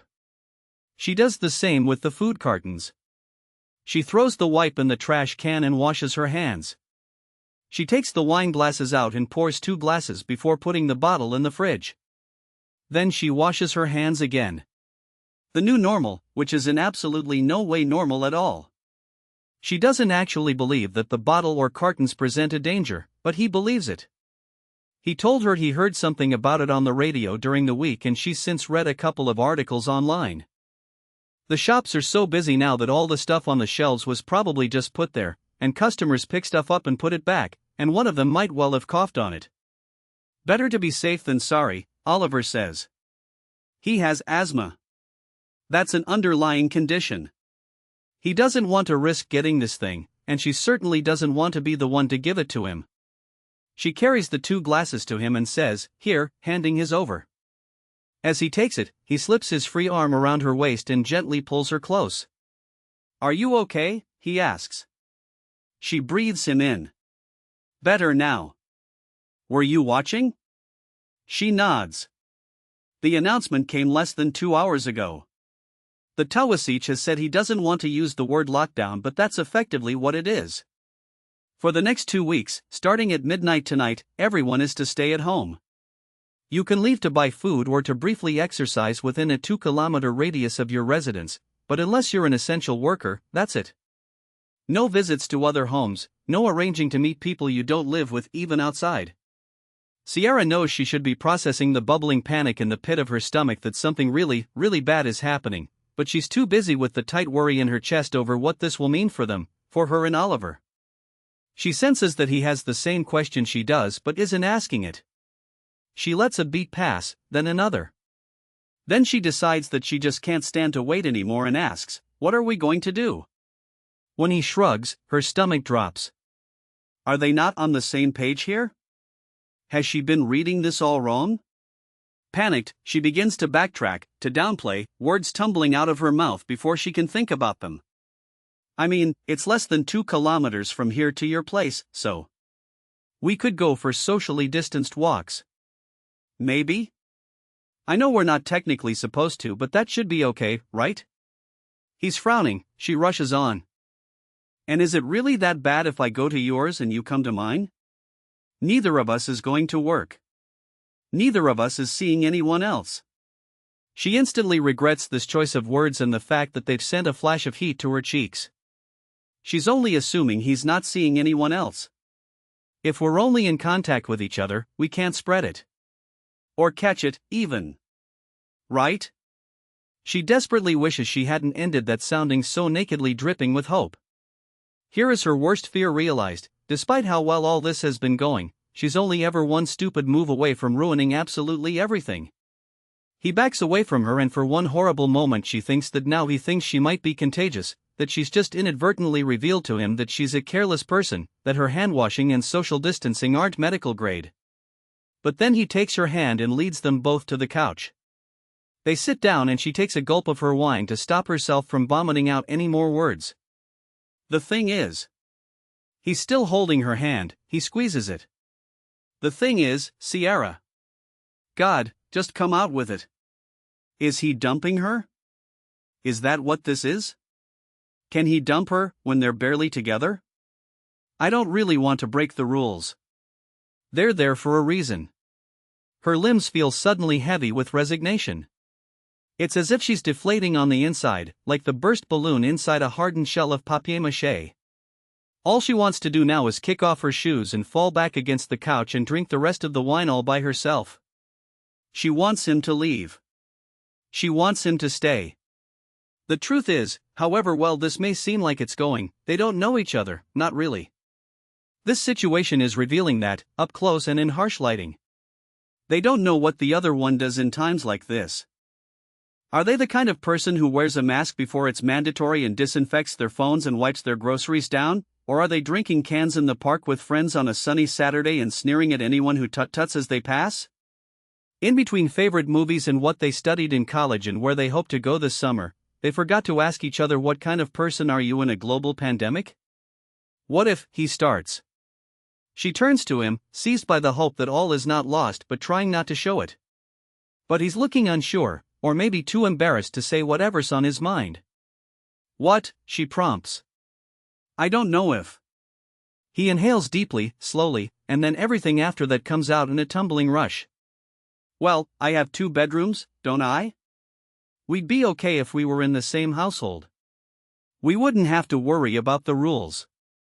And as it is, when I'm not working, I'm with you, so it wouldn't really be that big of a change, would it? He swallows. And it doesn't have to be like an actual thing. It's just a temporary arrangement. 2 weeks. And we can play it by ear. Just take one day at a time. And if it doesn't work out, you still have here, so. He stops and looks at her hopefully. She wants to smile and say yes, but first, she wants to make sure. What are you saying, exactly? What I'm saying is. He squeezes her hand again. Sierra, why don't you move in with me? Ocean off PDF. Come. 53 days ago. 53 days ago, and so unnecessary, Sierra says. Like, just serve good drinks and be nice to people and stop with all the shite. But that kind of thing, that's a secret. And secrets are about denying people things. The truth, yes, but also the experience, the knowledge. You're just trying to keep them out of the cool gang. You're trying to decide who gets in the cool gang, and that's just. She stops, apparently having lost her train of thought. It's not secrets I like. It's discovering things that are new to me but actually were always there. Secrets are a different thing. They're destructive. Secrets are destructive. The words flip a switch. Oliver had been happily riding a wave of warm, fizzy drunk thanks to those things Sierra had recommended, but now he feels that shift into an uncomfortable heat. A sheen of cold sweat at his temples, a flush on his cheeks. The sudden surety that he's made a terrible mistake. He chose this bar because it was deep inside the hotel and unlikely to be frequented by passers-by. The clientele was mostly travelers from other places who would soon go back there. But now its distance from the outside, its lack of fresh air, makes his chest constrict with panic. He can feel her eyes on him. A single bead of sweat is threatening to depart from his right temple, the one she can see. I know what you mean, he says absently. This was supposed to be a fact-finding mission. He decided to meet up with her, glean as much information as he could, and then use it to determine once and for all whether she was something he needed to worry about. That's what he'd told himself he was doing, anyway. He'd refused to dwell on how much he'd been looking forward to doing it. To begin with, everything had gone to plan. He hadn't bothered booking tickets to that documentary. There was no point risking this kind of contact just to sit beside her silently in the dark for the night. They needed to talk. He was intending to realize he'd got the start time of the film wrong and suggest they go for a drink while they were waiting, but then she'd brought up cocktails and given him an easy in. She evidently wasn't time-conscious and didn't notice they were drinking themselves late and, better yet, didn't care when she discovered this. It had all been working out.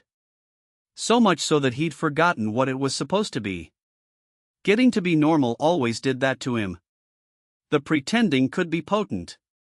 And he liked her, liked being around her, liked the way she made him feel. Which was bad, because he couldn't afford to feel good. That was always when bad things started to happen. Sorry, he says, shifting his body away from her and out of the booth. I need another bathroom break. She frowns a little. 3 times in one night? I've broken the seal. I actually have to go, too. I'll go when you get back. I can wait? He can't. He feels shivery and feverish and a little bit sick. He has let this evening get away from him. I can wait longer, she says, waving a hand. Go on. He hurries down the carpeted stairs, keeping one hand on the gold railing. The steps feel soft and unsteady beneath his feet, like they're unmoored and floating. The main doors are directly opposite the last one, but so are the doorman and a couple pulling suitcases out of a cab. Oliver makes an abrupt left turn into a tunnel of polished marble and heads for the automatic sliding glass doors at the far end, slipping down a couple of the marble steps, willing the electronic sensor to hurry up, to let him out. The doors separate with an excruciating slowness and he turns sideways to push through them and out onto a dark, deserted street. It has the look of a place mostly made up of the worst sides of other places, loading bays, back doors, trash cans. Directly opposite is a tanning salon squeezed in between a gym and a medical supply shop, the kinds of stores that cover up their windows instead of using them for display. The only person he can see anywhere nearby is a Deliveroo cyclist stopped at a distant corner, her face lit by the blue light of her phone.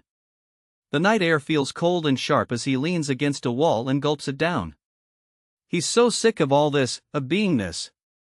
He wishes he could just settle for his lot in life, make some kind of peace with it. Because every time he's tried to build a sarcophagus over the past, it's cracked before he's even finished it. So why does he keep torturing himself by trying? He freezes at the whoosh of the automatic doors sliding open for a second time, thinking Sierra has followed him outside, but it's a different woman who emerges into the dark. She's older, and skinny in that tight, severe way, with a long blonde ponytail swishing halfway down her back. She's wearing very thin, very high heels and carrying a leather purse like a large envelope under one arm. It occurs to him that he is a 6-foot sweaty man standing in the shadows on a dark deserted street at the exact same moment she turns and sees him and her features jerk with fright.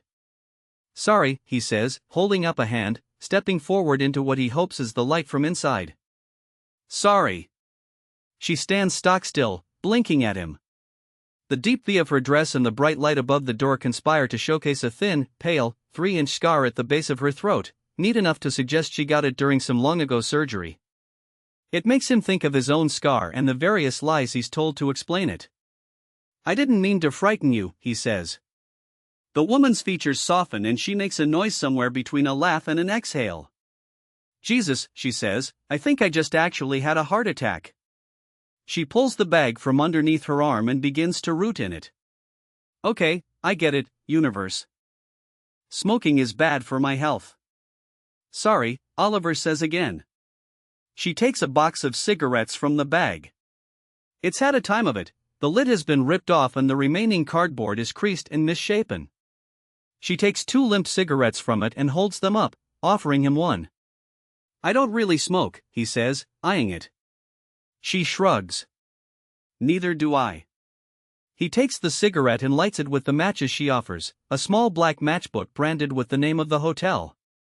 The actual act of smoking is never anywhere near as good as the anticipation of doing it, but even so, the first drag makes him feel better. So much better that he decides not to worry about Sierra smelling it on him when he goes back upstairs. He'll make something up, say he got a phone call and went outside to take it, and some guy came and stood right next to him and smoked. "Having a good night?" the woman asks. He can't even begin to establish the real answer to that question. He exhales, blowing the smoke away from her, into the night. He says, "It's all right." Drinking or dining? Drinking. He takes another drag. Too much, maybe. You? Dining. How is it? "The food is great," she says, "but the company is awful." Bad date? She laughs sharply, as if the idea of her being on a date is utterly preposterous. Bad boss. Bad job. It's a work thing. What do you do? She takes a short, light drag. "I'm a kind of headhunter." Releases a thick cloud of smoke. Recruitment. Finance. All that boring stuff. She holds the cigarette close to her face and watches the orange glow of its tip burning through the paper. "Anyway, it's free food and a night out. With the way things are going, we might not get to have many more of those this side of Easter, so..." She takes another pull and winces. "You really don't smoke," Oliver says, "do you? Am I that obvious?" "No. Not regularly. I just like the smell and how they're a cast-iron excuse to get away from people when the need arises and you've already used up a socially acceptable number of bathroom breaks. They're my very expensive, very bad-for-you escape hatch." She stubs her cigarette out on the wall and nods toward what remains of his. "If that tastes like the sticky strip on an envelope, it's because they've probably been in my bag since Christmas time, at least." "It tastes fine," he says. "Thank you. Are you on a date?" The look she gives him as she asks this suggests more than an idle curiosity. "The truth is," he says, "I don't really know." But he silently adds, "I hope so," which surprises him. And then worries him. "Well." She gives him a little wave as she turns toward the doors. "Either way, enjoy the rest of your night." He goes back upstairs with the aim of bringing this evening to a close at the earliest opportunity. He pays the bill while Sierra's in the bathroom, so having to pay it later won't delay their leaving. He gets the waiter to take away what's left of his cocktail and drinks determinedly from his water glass, trying to dilute the dominance alcohol currently has in his bloodstream. He's resolved to remain alert for however long it is until there's a natural moment to suggest they go, sitting rigidly, his physical discomfort a reminder that this isn't a situation into which he should relax. If Sierra notices a change in him, she doesn't let on. She's at least a little drunk, too. Her eyes look different now, her pupils larger than before, and here and there she trips a little over words or stutters once or twice before she gets them out. Maybe she's just not that observant. She didn't question why he was gone so long or seem to detect the smell of smoke on his clothes or breath. He didn't even have to bother coming up with a lie to explain them. Another one. She jokes about the cult-like nature of her company's orientation program while he watches the levels in her glass. As she lifts it to her lips to drain the last mouthful, he suggests they go. She nods enthusiastically. Sure. Let's. She seems a little unsteady on her feet, so he gently steers her to and then down the stairs with a hand on her back. She's carrying her coat over her arm and he can feel the heat of her skin through the thin material of her dress. He wonders what she can feel. They face their own reflections in the dark glass of the doors, and he is struck by how good they look, coupled together. And then, how quickly this has happened. 3 days ago they didn't know each other. Now she is beside him, letting him touch her, telling him things about herself. The speed of it feels dangerous, like a race car approaching a tight corner without any working brakes. They leave the warm glow of the hotel and push their way through the revolving doors into the night. Can we get a cab? He asks the doorman, a different one from before. He steals a glance at Sierra's face, but there seems to be no reaction to this at all. The doorman steps into the street and waves at something unseen around the corner. A beam of headlights lights up his lower half, and then a cab backs up to the door. Before the doorman can do it, Oliver steps forward and opens the back door, motioning for Sierra to get in. She gives him a little smile of gratitude as she does, but her face falls when he closes the door and makes no move to walk around to the other side. He leans down, one hand on the roof, until his face is level with hers. I'm gonna walk home, he lies. Oh. She seems to deflate with disappointment. Sure. Right. Are you around Thursday evening? He asks. We could actually go see the film this time. He has no intention of seeing her ever again. But the invitation will make this moment more comfortable, and that's all he can think about right now, extricating himself from this with as little friction as possible. She nods, smiles briefly. Yeah. I'll text you. Okay. Great. Good night. Good night. He closes the door and moves to the driver's open window. He pulls a 20 from his pocket and drops it through, onto the seat. The driver frowns at it, then looks up at him in question. He waves a hand to signal to him that he's not getting in. The driver shrugs and moves to release the handbrake. Oliver gives Sierra a wave as the car moves off. He thinks he's been lucky, in a way. Her saying that thing about secrets pulled him out of whatever he was in earlier in the evening. A false sense of security. Complacency. Under some kind of spell. He'd been enjoying himself, that was the problem. Enjoying her. He starts for Grafton Street, he'll get his own cab. They could have shared one, really, but he's not sure where she lives and he couldn't risk revealing his address to her. There's losing the run of himself for half an hour, and then there's doing something so monumentally stupid it might force him to start all over again. Again.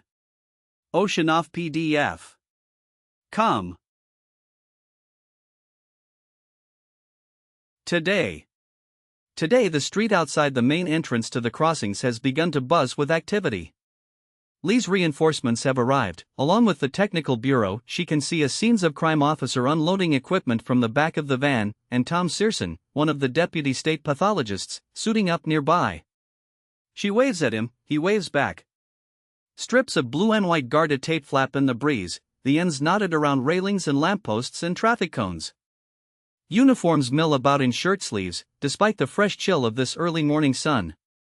There are a couple of rubberneckers standing with their arms folded across the road, but no press yet. Although with all this out here and nothing else going on anywhere in the country except for the nightly roll call of death from the Department of Health, it's surely just a matter of time before they arrive. She's surprised to find that Garda Michael Creedon has been appointed chief clipboard wielder of the outer cordon, a nice, clean gig with a mirage of authority, and she feels a warm ripple of pride at the idea that Carl might have done something nice and that it happened because he'd actually listened to her. Or, her prayer worked. Michael is talking to another uniform. When Lee gets close, she recognizes him. It's Declan, mask hanging around his neck now, looking considerably less gray than the last time they met. She nods at him as she ducks under the tape and then, just as she turns her head away, catches the two of them exchanging looks. Blink and you'd miss it, literally, but its content may as well be written on their faces.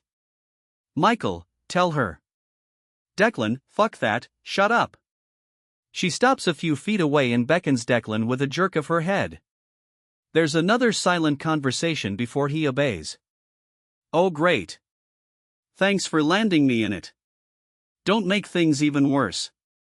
How did you get on in there? She asks him. A shrug, no eye contact. Fine. Did you touch anything? I had gloves on. There it is. That doesn't answer my question, Lee says. Gloves leave marks too. And they can smudge prints or even destroy other forensically valuable evidence. But look, we all make mistakes. And you might be lucky here because if I had to call this right now, my guess would be that this guy drugged himself for shits and giggles and then fell through his shower door and hit his head. So maybe it won't even matter. But you don't get to decide what matters. That's my job. So, tell me, what did you touch? A beat passes before whatever bravado was there falls clean away. I think maybe I made a mistake. Declan clears his throat. I know I did. Well, don't make another one now. Lee looks at him expectantly, waiting. The shower head was dripping, he says. I didn't think, it was like a reflex action, you turned it off. Yes, he says miserably. She tries to picture the shower controls, a flat, silver lever that you'd push down to stop the flow of water. Show me how. He makes a fist and bumps it lightly against an invisible surface. In all likelihood, it was just the side of his hand that made contact. I'm sorry, Inspector. Don't worry about it for now. I could have done the same thing myself. She wouldn't have, but she might have done back when she was as green as him. If things weren't as ripe in there, you could have had paramedics going in, turning him over and whatnot, so we'd have a lot more disturbance to deal with than that. It's the kind of thing you won't do twice, so next time, when it really matters, you won't make the same mistake. She hopes it won't really matter this time, for both their sakes. Just be more careful in future. And well done for not upchucking your guts. Things were pretty grim in there. Over his shoulder, she sees Carl approaching. She dismisses Declan and steps away so she and Carl can talk without being overheard. What was all that about, is Carl's opening line. Nothing important. Where were you? Car park. Basement level. Anything interesting? You need a fob to get in, but the sensors let you out. Each space is assigned and there's no vehicle in number 1. But it's not empty, the local Lidl is missing a trolley and that trolley is missing a wheel. Which makes me think it's been empty a while, Lee finishes. So either someone else took the car or there wasn't one to begin with. We'll have to wait for the CCTV to confirm. Any word from the management company? Not yet. And if I don't hear from them in the next 5 minutes, I'm going to send a bloody car to the office. Emergency number my arse. Are they, Carl makes air quotes, essential workers? Because if they're not, there won't be anyone there. You know, I don't think apartment 1 is a permanent residence. There's hardly anything in there, no personal items, place barely decorated. I'm thinking it's like an Airbnb. Which would tie with there being no vehicle, right? And no one noticing that this guy has been missing for the last 2 weeks. Maybe he wasn't even supposed to be here. Maybe he got caught out when the lockdown came in. 2 weeks? Carl makes a face. Did you vom? Looks about that long. Smells it, too. And your concern is touching, but no. You definitely would have, though. This hungover, yeah. Probably. So what have we got? Body of a male, Lee says. I think. Lying face down in the shower. Kneeling, really. Glass door completely shattered, safety glass, so pebbles of it are all over the show. Head wound, currently a maggot buffet breakfast. Consistent with him falling through the shower door and hitting his head on the bathroom wall. So an accident? Maybe. Was the shower on? No, Lee says after a beat. Technically true. The drip drip drip of a not quite turned off shower does not a shower make. And guess what he has in his medicine cabinet? You'll love this, Rohypnol. Carl raises his eyebrows. What the hell is he doing with that? Falling through shower doors is my guess. But why would you roofie yourself? I don't know, she says. Lockdown boredom? Maybe he doesn't like banana bread. What's bothering me is that the door to the apartment was unlocked, open an inch or so. So? Carl shrugs. He could have just let the door close behind him whenever he last entered the apartment and didn't realize it wasn't locked. And he was dressed. In the shower. The shower he fell into, probably. Maybe. There's always something that doesn't fit, Carl says. Either way, we have an officially declared crime scene. I've already called the super. He's at the station. I think he's thinking accident too, but also that it's better to be safe than sorry. Did you tell him about Tweedledum and Tweedledee? Lee shakes her head, no. It didn't come up. It will. Shite always floats to the surface eventually. That doesn't mean I need to reach in and pick it up with my bare hand in the meantime, does it? What about the door-to-doors? Just started, Carl says. Everyone's home, so they'll be a while. What are we asking? Do they know who occupies apartment 1? When did they last see them? If so, anything suspicious or out of the ordinary in the last few weeks? Yada, yada, yada. Your standard fare. I think it's 5 questions, total. How many have we got on it? 3 pairs. 1 per floor. Did you remind them to stay outside? To talk to them from the corridor? To wear their masks? What am I, their mammy?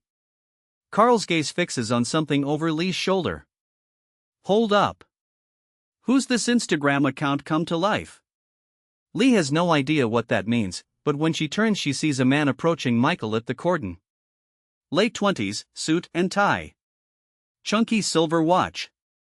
A glimpse of novelty socks. Everything he's wearing is fit so snugly that she fears she could be committing a sex crime just by looking at him. How does he sit down without ripping the seams? How does he get into them in the first place? If that's not an estate agent, Carl says, then I'm a teetotaler. Why do they always dress like they've a much better job? To promote feelings of wealth and trust. Property is the most expensive purchase you'll ever make. And I just had to go into a closed space during a pandemic to look at a putrefying corpse that's been cooking for a couple of weeks, so maybe leave the estate agents alone, eh? Michael is pointing at her and Carl, sending the too tight-suited man hurrying over to them. Kevin O'Sullivan, he says. Viva Property Management. He goes to extend his hand, then catches himself and aborts the move, then takes a step back again for good measure. Sorry, I keep doing that. He looks around. What's going on? What's happened? You've got a decomposing body in there, Carl says flatly. Mr. O'Sullivan. Lee takes a half step forward, planting herself firmly between the two men before Carl can say any more. I'm Detective Inspector Leah Reardon and this is my colleague, Detective Sergeant Carl Connolly. We received a call this morning about an odor coming from apartment number 1, whose front door was also unlocked. When we arrived, I'm sorry to say that we discovered a deceased individual inside. They appear to have been there for some time. Kevin manages to look both horrified and transfixed. Shit, he says, putting a hand to his mouth.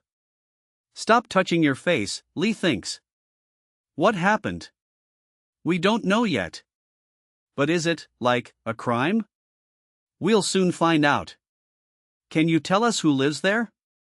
IDANG the deceased and notifying their family is our top priority at this point. Ah, yeah. Kevin roots inside his suit jacket, pulls out some folded pages, a spreadsheet of names. He scans them. Ah. Actually, no, I can't tell you, I don't have an individual name for that one. It's a corporate let, rented by KB Studios on Bagot Street. I think they're architects. They'd know who's in there. Who, was in there? Lee looks at Carl, who nods and steps away. Meaning what, she says to Kevin. They just rented it for a few weeks, a month? No, they've had it ages. From the start, I'd say. That's almost 2 years ago now. They have too. It's a 12-month lease but they use them themselves for shorter stays. As he talks to her, his eyes keep straying over her shoulder, to where she knows the tech bureau van is parked. Just to have at their disposal, you know? Relocations, visiting clients, that sort of thing. Someone could stay 3 months or they could stay a night. What about cleaning? In between stays? Yeah, they'd have that, Kevin says. Organized through us. But not at the moment. Not since lockdown began. Talk to me about CCTV. We have it, yeah. Lee resists the urge to point out that she knows that she can see with her own eyes the fisheye cameras mounted around the complex. I'll need to see it, she clarifies. The footage. He hesitates. Am I, supposed to show it to you? Don't you need, a warrant or that's just on TV, Kevin? Oh. He blushes. Right. I'd, have to go get the footage for you. It's monitored off-site. And how long would that take? They're out by the airport, so maybe an hour for me to get there and back? But I don't know how long it'll take to download. How much do you need? How far back does it go? Kevin frowns, thinking. 7 days, maybe? I'll take as far back as you've got, all cameras. If anyone stops you, tell them the truth and give them my name, okay? Here. She fishes a somewhat battered, standard-issue business card from inside her blazer and hands it over. Show them that. Is there an on-site maintenance person, someone who'd have access to any locked doors, know how to disable the fire alarm, that kind of thing? We have a guy, Kevin says. He'd be on call. Can he come here right now? We'll need his assistance. I'll tell him to. As quick as he can, okay? Kevin nods firmly like he's just been tasked with a life-saving mission, and turns sharply on his heel. When he's gone, Carl rejoins her, sticking his phone back into his pocket. So KB Studios is indeed a firm of architects, he says. The office number is redirecting to the mobile phone of a receptionist who's at home. She doesn't know anything and she says that kind of info is with the office manager. She's going to get him to ring me back. We've got a problem. Carl snorts. Just the one? The CCTV only goes back 7 days. Well, if it's an accident, we won't need it. And that's still, what? Nearly 170 hours of video we'll have to watch? I can hardly wait. Lee sighs. And here I was thinking I might treat myself to a curry and veg out on the couch tonight. Why? Because you're overdue a break from your hectic social life? You know, I was thinking this morning, Lee, have you even noticed we're in lockdown? How has your life changed, actually? When were you thinking this? Was it before or after I had to get your naked arse out of 2 sets of handcuffs? We'd both be a lot more emotionally scarred if they'd been anywhere near my arse. Thank God for small mercies. So, wait, we have no ID? Was there no wallet or there's an envelope in the letterbox, Lee says, remembering. But if it's not a permanent residence, it's probably not even for him. Could just be junk. She nods toward the building. Let's go check. Carl motions toward the cordon. After you, boss. Oceanoff PDF. Come. 34 days ago. 34 days ago, early the next morning, Sierra wakes up in the warmth of Oliver's bed. After dinner, they'd finished the wine, and after that she'd expressed regret that they didn't have more of it. Oliver had suggested a walk to the spa and then, gently, that they should carry on to his place after that. She'd spent the whole day cleaning the apartment from top to bottom and money on things she didn't actually need, like 3 god-awful purple throws, because he'd never been to her place but had been pushing to see it for at least the last 10 days. It was getting mildly annoying, so she'd given in.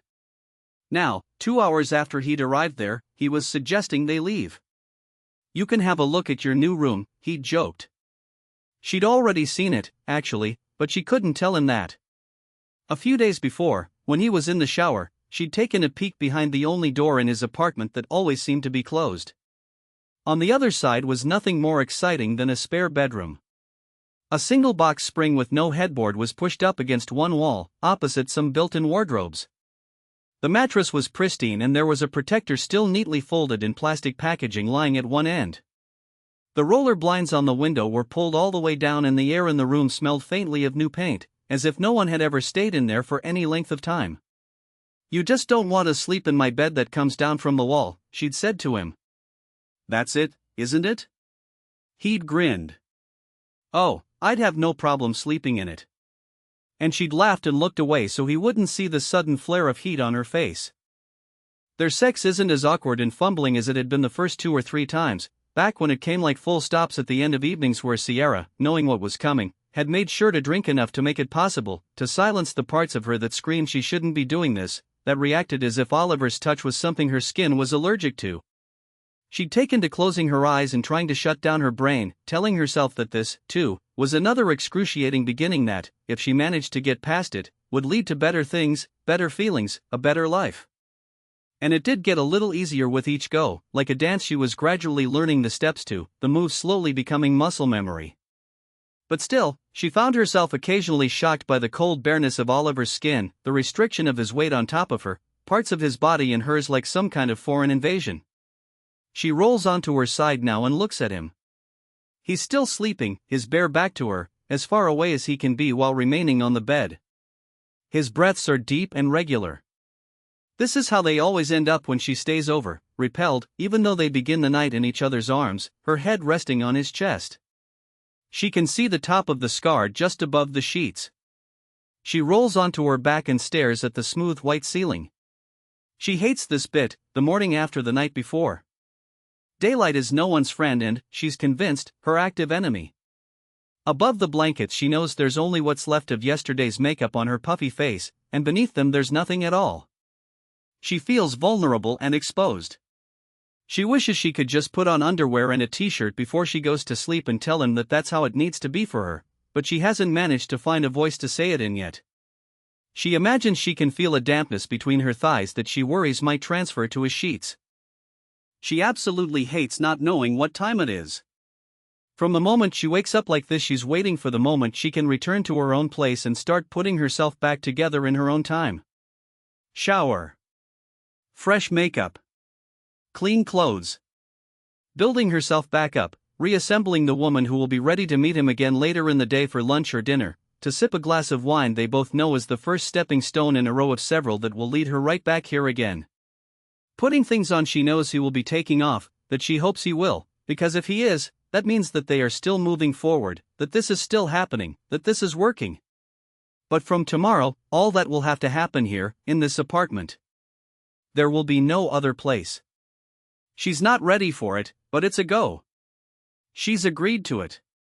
Because she wants to keep seeing him, and this, right now, is the only way. Over the course of 3 Saturdays, she's watched the life drain out of Dublin City. On the first, the day after Oliver spoke to her outside Tesco, the pubs were still open even if the parade had been cancelled and the tourists who'd flocked into what should have been ground zero for St. Patrick's Day festivities hadn't yet fled. They'd milled around Stephen's Green with their outstretched iPhones and bags from Carol's Irish gifts, wearing too many layers for the mild spring weather, feeding the pigeons on purpose and the seagulls inadvertently. They'd all seemed to Sierra to be inexplicably carefree, carrying on as if everything were normal, as if they hadn't noticed that the only non-tourists around were loners scurrying nervously past, clutching grocery bags and giving them sidelong glances, doing their best to avoid getting close. Even the Italians, who, by then, must have known all too well what was coming, seemed utterly untroubled. The only anomaly was a guy in his late teens wearing a mask, holding his phone in front of his face while he spun around to offer the lens a 360 view of the streets behind him.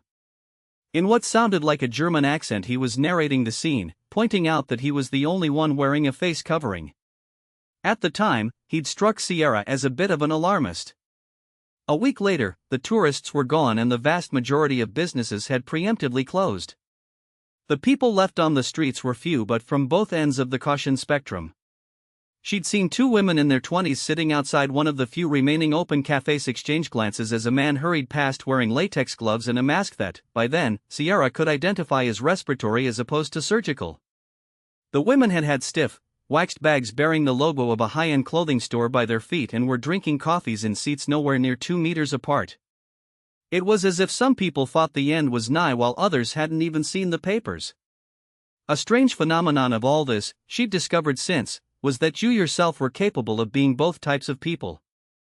One afternoon, Sierra had put on a nice dress and waves in her hair and set off in chilly sun to Oliver's place.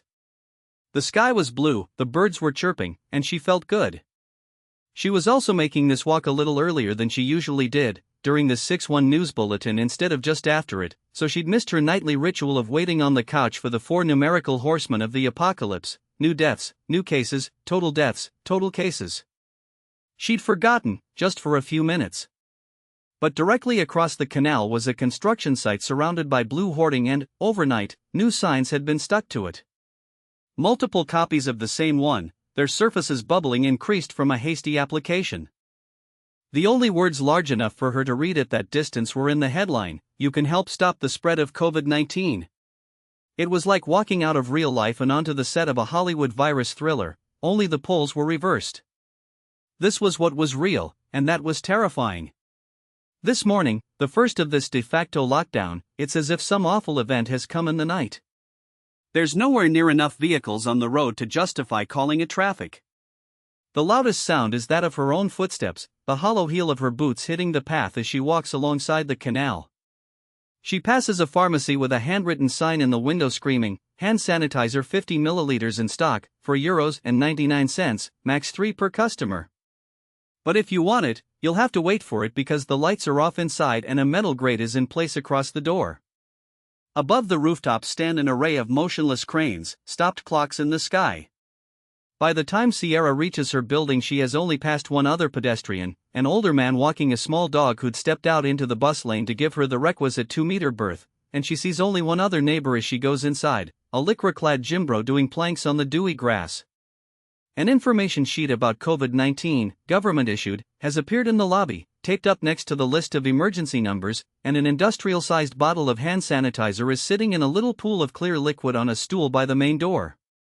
As she slides her key into the lock, she thinks about all the units in this building and all the hands that have touched the same door she is touching right now. She takes the fact that there are fewer units at Oliver's place and, so, fewer people, and mentally adds it to her collection of reasons why this might not be a terrible idea, actually. Inside her apartment, she kicks its door closed behind her and goes straight to the bathroom sink to wash her hands in the dark, because she won't touch the light switch until after the hand washing. That's what Oliver says you should do, and now that they're writing out this thing together, she feels obligated to follow his lead. She also finds these cleansing rituals oddly calming. Anything simple with a series of steps will probably have that effect, even when it's in an attempt to minimize the risk of catching a deadly virus. She strips her clothes from her skin and stands in the scalding stream of the shower until the bathroom grows thick with steam. Then she wraps herself in a towel and trails water droplets through the living room and into the kitchen, where she makes herself a cup of tea and a slice of buttered toast and wonders what should she pack. What exactly does a girl need to move in with a guy she barely knows because there's a global emergency, the country is going into lockdown, and her apartment is about the size of a matchbox? She lands on everything. She has so little stuff that it all fits into her one suitcase. Even now, transferring her underwear from a drawer to her case, she still can't quite believe that she's doing this, that she's moving in with him. But here's another reason to add to her collection: she's not. Not really. She's just staying with him for a couple of weeks. She's not letting this place go. Nothing about this is permanent or irreparable. Not yet, anyway. And there's a lot about this that is incredibly lucky, or at least could prove to be, in time. These strange, unprecedented circumstances, when all this is over, she vows to never use that word ever again, might just conspire to take her via express train to everything she's ever wanted when there might not even have been a route there otherwise. Only time will tell. When Oliver opens the door, he holds out a hand, presenting her with the set of keys that lie in his palm, one standard silver one that will open the door to the apartment and one small black plastic fob that will open the main door to the building. "I would have put them in a gift box or tied them with ribbon or something," he says, "if I had any." She smiles and reaches for them, and for him with her other arm, but he suddenly snatches his hand away and steps back. A shadow of something unreadable crosses his face, and then something more readily identifiable begins to fill it: embarrassment. "Your hands," he says to the floor. "Sorry. Of course, yeah. I just forgot." She's already turning toward the bathroom. I'm not trying to be a dick, it's just with the asthma. No, I'm glad you reminded me, she says. Really? She doesn't quite understand why he tried to hand her something before he did it, but fine, whatever. Before any resentment can bloom, she catches herself. He has asthma. That's an underlying condition. Handwashing is something she should be doing anyway, whether he's there to nag her about it or not. She pushes the bathroom door open with an elbow and goes to the sink. As she sluices water over her hands, she feels something that wasn't there before, a ridge of hard, dried skin on the outer edges of her little fingers. After she dries off with a hand towel, she rotates her wrists so she can get a better look. The skin there is peeling, red, and sore. Protesting. She makes a mental note to buy some hand lotion. This makes her think of going to a pharmacy, which makes her think of what else she might buy while she's there, seeing as any sort of retail experience is a major operation now. They're talking about this thing being a dry cough, fever, aches and pains. Apparently some people get upset stomachs, too. She tries not to think about the nightmare of having too much coming up or too much coming out here, in the only bathroom in Oliver's apartment, with him right outside the door, and focuses instead on what might help if that happened. Paracetamol, cough syrup, and some Imodium wouldn't go astray. Maybe some of those dissolvable packet things you drink to replace your electrolytes, whatever electrolytes are. Antibacterial handwash, if they can get it, which she doubts. The shelves in her local Tesco have been empty of it for going on 2 weeks now. She looks up, into the mirror, and notices another mirror on the wall behind her, the door to the medicine cabinet. She's already had a snoop inside it. She did that the first night she was here, but now she opens it to take an inventory. There are only 2 shelves and they seem to be mostly filled with personal products. A thickening shampoo. Razors. Shaving oil. 2 boxes of condoms, one of which is open at one end and lying flat, so she can see there are only a couple left inside. A blister pack of sea green pills with the number 542 stamped onto them, mostly gone. She thinks they might be antihistamines. All that counts for medical supplies is a box of supermarket bandages and a tube of deep freeze. A thought crosses her mind, unbidden, as she closes the cabinet door. No inhalers. She finds Oliver in the spare room, lifting her suitcase onto the bare bed. The air smells of furniture polish. He must have been cleaning while she was gone. I promise you I'm not paranoid, he says when he sees her in the doorway.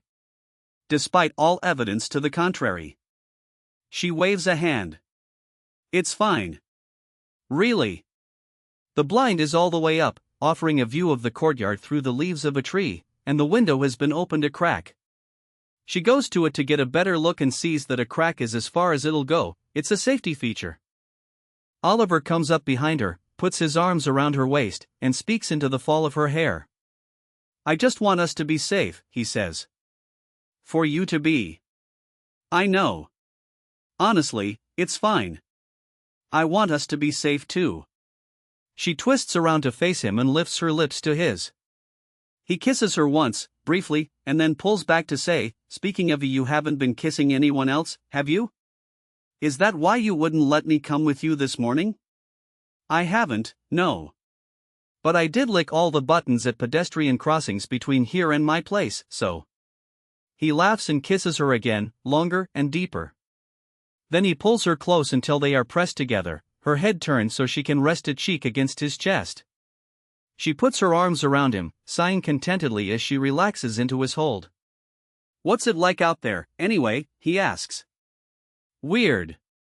You'd really noticed the difference since yesterday. I suppose that's good? Shows people are taking this seriously. I don't know if everyone is, though. She pulls away and goes to her suitcase, starts to unzip its lid.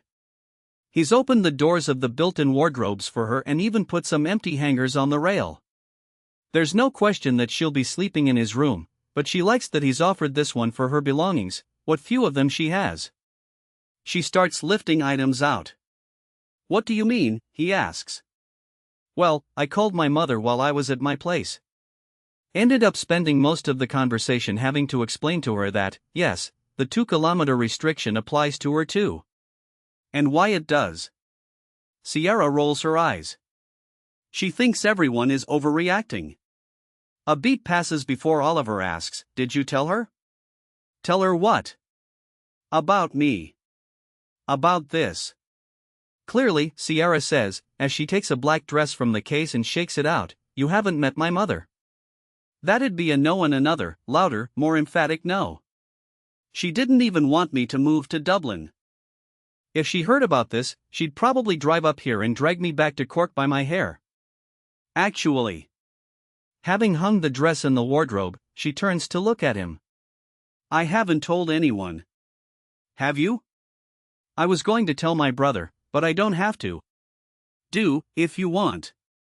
It's not classified information, it's just, when you think about it, it'd be easier this way, right? Oliver nods. That's what I was thinking. Not just this bit, the moving in together for lockdown stuff, but everything else, too, he finishes. I just hate all this stuff, you know? As soon as you tell anyone you're in a relationship, you have to, define everything. And then comes the bloody Spanish Inquisition. When Oliver frowns at this, she says, "Okay, so, maybe that's just my family. But this is kind of perfect, isn't it? We have, 2 weeks? To just be us. To see what happens without having to explain it or label it or justify anything to anyone else. I mean, we literally can't see anyone else. No one can come visit, not that I even know anyone here yet. And no one knows I'm here. Who's going to know I'm not still in my own place?" Oliver is grinning. "So we're in a relationship now, are we? Did you hear anything after that bit or? And technically any connection between two people is a relationship, so. Good save. I thought so. We are, though." She meets his gaze. "Are we? Do you want to be? Do you?" "I asked you first," he says. "So we're playing that game. Well, we've literally nothing else to do." She laughs at this. "I would like it," he says then, "if we were." "Me too. So let's be." They look at each other, expectant and awkward and embarrassed, until they both break in laugh. Then Sierra turns back to her open suitcase, her cheeks warm, to pull out more clothes. Oliver moves to help her. Her NASA mug is sitting on top of some jeans. He lifts it out. "So you're a meatball girl then," he says. She has no idea what this means. Her first reaction is that he has insulted her somehow, that she should be offended, but then when she considers that he's never even come close to saying anything like that before, her second reaction is total confusion. "A what girl?" Oliver points to the insignia on the mug, the blue circle littered with tiny white stars and slashed with a red vector. "That's what that's called," he says. "The meatball. The logo they had in the 80s, the one with just the letters, that's the worm." He pauses. "You've never heard that before?" "Don't think so." She turns to pull more clothing from the suitcase and takes it to the wardrobe. "But in that case, I am definitely a meatball girl. I hate that other one. It's awful." It takes her at least 15 seconds to hang a dress and refold 2 t-shirts so she can add them to a stack, and in all that time, Oliver says nothing. When she turns back to him, she finds him still holding the mug, looking down at it. "Hey," she says. He lifts his head. "You okay?" "You're staring at that thing like you're in some kind of daze." "I was just thinking," he says, "what's the red slash about?" He points to it on the mug, the sideways V-shape that bisects the blue disc. "What's that supposed to be? Isn't it a wing?" He raises his eyebrows. "The blue disc is a planet," she says, "the stars are space, the little white orbital line thingy represents space travel, and the red thing is a wing, for aeronautics." She wants to add "I think" to that, but she knows she's right, so she forces herself to swallow it. Oliver smiles. "Well," he says, "I guess you learn something new every day. Ocean off PDF. Come." 50 days ago. 50 days ago mid-morning, word spreads around the office, Taoiseach Leo Varadkar is about to make a statement, live from Washington, D.C. The only screen that plays TV channels is the one in the conference room. They pile in there, bringing coffees and sticky pastries so that watching this terrible, unprecedented news can double as their elevenses. Oliver is the last one in. Jonas, a Swede who started on the same day as him, is standing just inside the door. They exchange nods. "Here we go," Jonas whispers, his eyes flashing with excitement. Over the course of the last month or so, Jonas has spent at least twice as much time scouring the internet for coronavirus stories than he is doing any actual work, as far as Oliver can tell. In the last fortnight, the guy has become completely obsessed with northern Italy. Oliver knows this because the other thing Jonas spends an indecent amount of time doing is telling Oliver, in ever-increasing detail, about the stuff he finds online. Earlier, he'd been reading something on the New York Times website, intermittently shaking his head and muttering things like, "Oh my god," and "what the fuck?" Oliver had refused to take the bait, but it was pointless, because Jonas eventually leaned into the space between their computer screens and told him all about it anyway. "Italy is 2 days into a draconian national lockdown," he said, shutting everything except pharmacies and grocery stores, which, of course, has caused huge lines to form. With not enough ventilators to go around, doctors are having to decide who lives and who dies, literally, and who dies is invariably the elderly. "And Ireland is just 2 weeks behind," Jonas said gravely. 2 weeks. Oliver didn't think the New York Times was publishing fake news, but still, these facts felt like they had that kind of quality. They were so outlandish, insane. Things couldn't be that bad a couple of countries away, surely? He hadn't been too worried about it, up until now. He just assumed that whatever was going on over there would be stopped long before it arrived here. This would just be like all the other news stories. It would go from so much coverage you'd wonder what the hell they filled the column inches and airtime with before they had this to talk about, to realizing, one day, that you hadn't heard anything about it in a while. Just like Oliver's own story, once upon a time. But now here they are, gathered on a weekday morning to listen to the country's leader say something about the virus's arrival in Ireland that is so serious, he can't wait until he gets back to Ireland to say it. A hush falls on the room as the TV screen changes from an anchorman sitting behind a desk in a TV studio to a live shot of the Taoiseach walking to a podium set up outside some grand building. It's still dark over there. His expression is one of utter seriousness. Over his shoulder, an Irish flag billows in the breeze. "Lockdown," Jonas whispers. "Has to be. But it's not." Varadkar begins to speak, slowly and deliberately, presumably reading from some unseen teleprompter but looking as if he's talking directly to the lens, as if he's addressing each person individually and the nation collectively at the same time. "The virus is all over the world. It will continue to spread, but it can be slowed. We said we would take the right actions at the right time. We have to move now to have the greatest impact. You should continue to go to work if you can, but where possible work from home.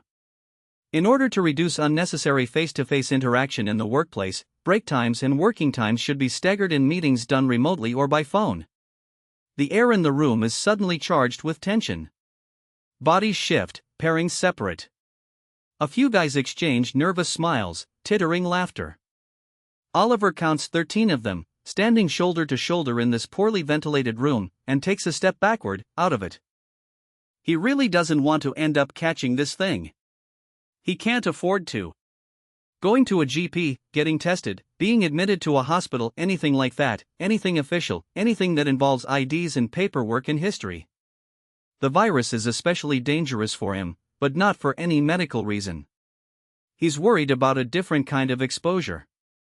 As Oliver starts back across the office, he hears the TV fall mute behind him and Kenneth, the managing director, say, okay, in a tone that suggests he wants everyone's attention. "Go to your desks for now.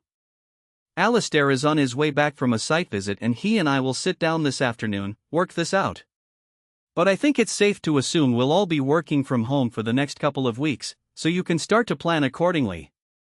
Oliver reaches his desk, sits down, and tunes out. His phone is lying by the keyboard. He taps the screen to wake it up. No new text. He thought she might have sent a still on for tonight? Message, maybe she hasn't seen the news yet. He has to admit, though, that, ever since Monday night, he keeps catching himself thinking about her, or maybe what he's doing is thinking about Monday night. To just sit in a bar and have a drink and enjoy a conversation was a lightness he hasn't felt in a long, long time.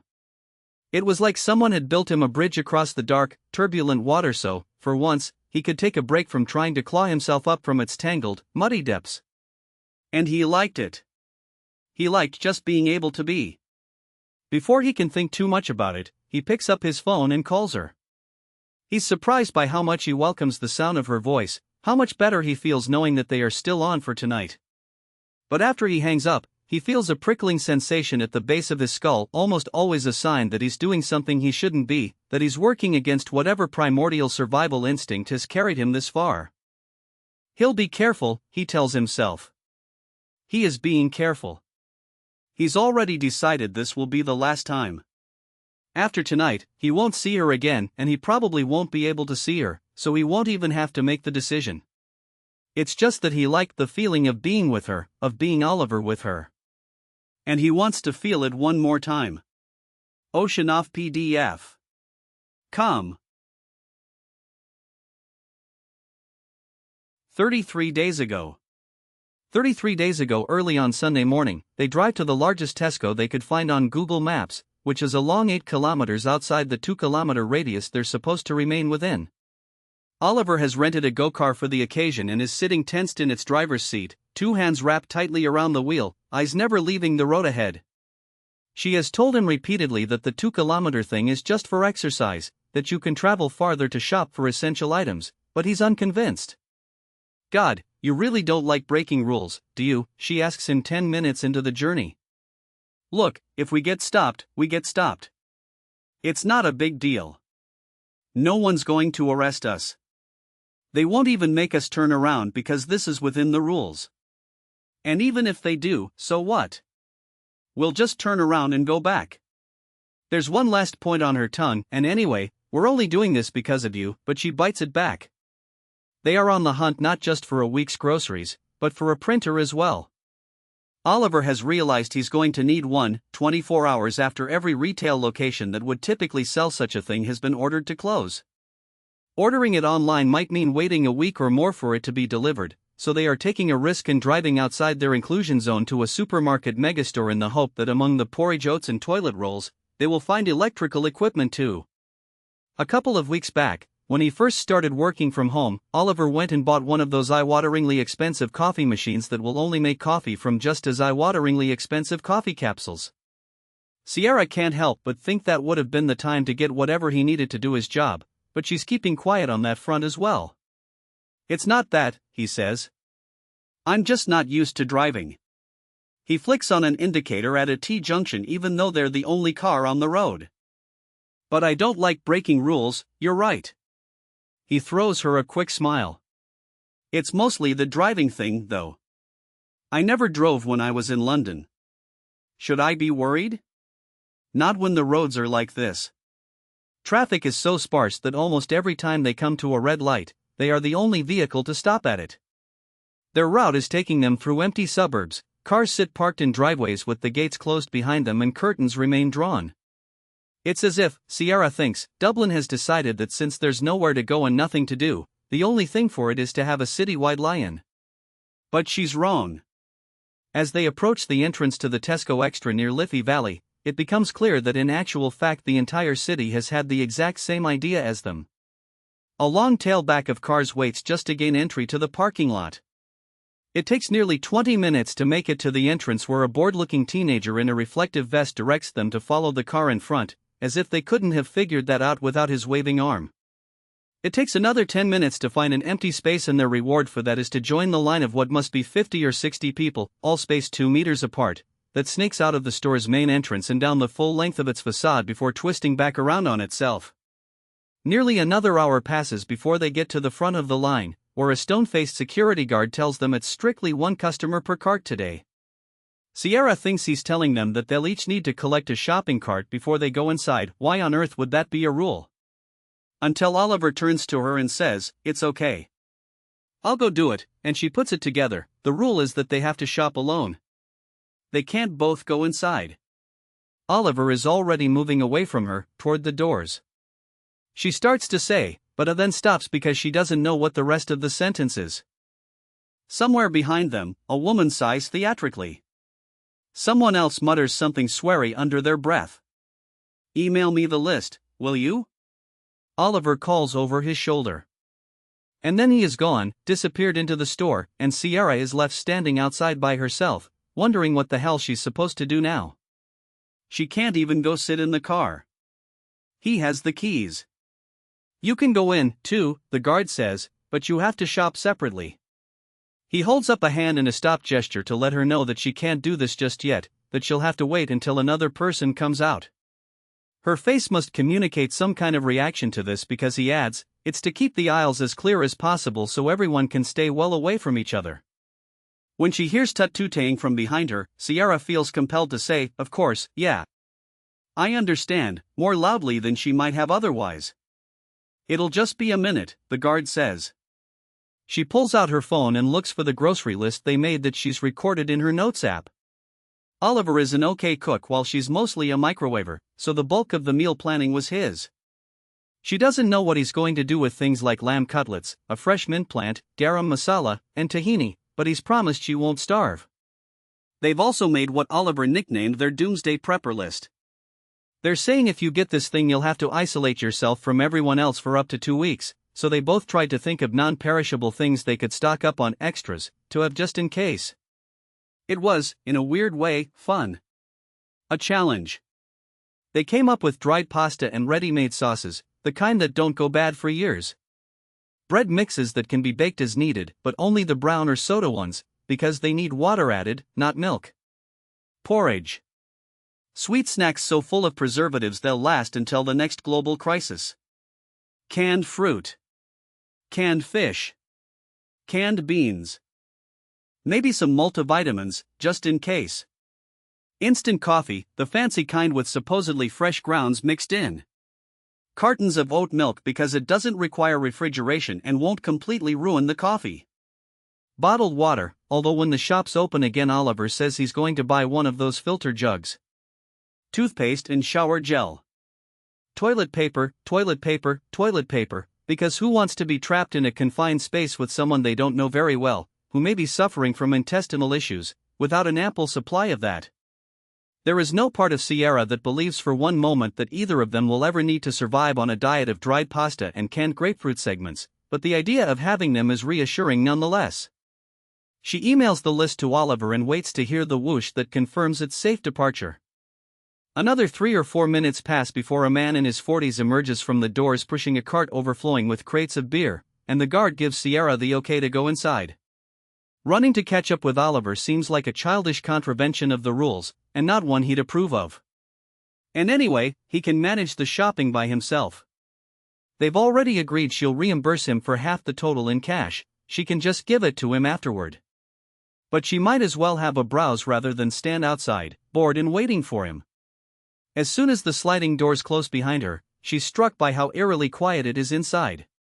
She's never taken any notice of how much sound there normally is in a vast supermarket chatter, she supposes, and shopping cart wheels on the floor and rubber soles squeaking, but she's sure this is the first time she's ever been able to hear distant music being played from some concealed speaker system. The one-person one-cart system is evidently working, the only other person she can see is the uniformed staff member directing her to follow the large red arrows stuck to the floor. Sierra grabs a basket to keep up pretenses and goes where she's told. The flower bays and magazine racks are empty. A store-brand clothing area has been roped off with a sign that says, "This section is temporarily closed. We apologize for any inconvenience." Even as Sierra advances into the food aisles, she meets no other customers, only staff members hurrying to empty the contents from stacks of blue bins and transfer them to the shelves. Milk fridges and bakery baskets are stuffed to overflowing, but elsewhere there are huge, yawning gaps where product should be. There is toilet paper, but signs warn 1 package per customer. Sierra puts one in her basket because it seems silly not to. The pasta section has been picked clean and she doesn't see any of those bread mixes in the aisle where she knows they should be. Apparently they weren't the only ones with that bright idea. It's a weird feeling to know that whatever you need, you must get it here, right now. There's nowhere else to go except shops just like this one and smaller versions of it with more limited product ranges. What if this thing lasts longer than 2 weeks? She grabs a packet of ballpoint pens in the stationery aisle, and some razors and a bottle of hair conditioner in beauty. When she finds a small selection of paperbacks with discount price stickers on them, she picks up a few in turn, inspecting the text on their back covers until she remembers that she shouldn't be touching things unnecessarily. She chooses 2 at random and throws them into her basket, mentally updating its total cost. She doesn't find Oliver until she reaches the last red arrow on the trail and emerges at the row of checkout desks. He's 3 tills away, stuffing things into his backpack. There's no one waiting behind him and the cashier is protected behind a plexiglass screen, so she hurries to join him. The last item on the belt is a large box containing a Canon printer. She hastily dumps the contents of her basket behind it. "You got one, then?" Oliver swings around, surprised to see her. "Oh. Yeah. Thankfully." The cashier sees Sierra's toilet paper and does a little eye roll, evidently unimpressed by her rule bending. "No pasta, though," Oliver adds. "I saw. Whoever thought there'd be a pasta shortage in Ireland? Hey, at least we've moved on from potatoes." He hands her a scrunched up plastic bag, one of the ones she saw him stuff into his backpack before they left the apartment. The question is, what's in the backpack now? She could swear that, just before he turned around, she saw him hastily zip it closed in a way that makes her think he's put something in there he doesn't want her to see. Operation Grocery Shop takes up most of the day. Between the queuing to park and the queuing to get in, it's after 2 by the time they're driving back to Harold's Cross. Unloading the car takes 2 trips up to the apartment, and then wiping everything down and finding somewhere to put it takes an age. Oliver seems to visibly relax when they reach the collection point for the go-car, to which they're returning it now, without having encountered any guard at checkpoints. His shoulders and spine lose a tension that they'd been carrying for much of the day.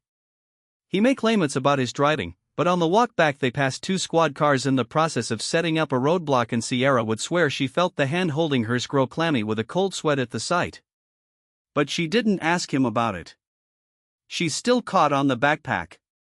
She'd watched for it when they'd returned to the apartment the first time. He'd hurried off into the bedroom with it before coming back to the kitchen without it, so whatever was in there, it wasn't food. What would he have bought in that place that he didn't want her to see? What could he have? And why hide anything from her at all? She'd casually asked him for the receipt in the car on the way home, under the pretense of figuring how much she owed him. But he'd told her he didn't know where he'd put it, even though she'd watched him slip it inside his jacket at the checkout. Had he genuinely forgotten that? Or just outright lied? When they return to the apartment a second time, Oliver starts tearing at the printer box and Sierra announces that she's going to have a shower.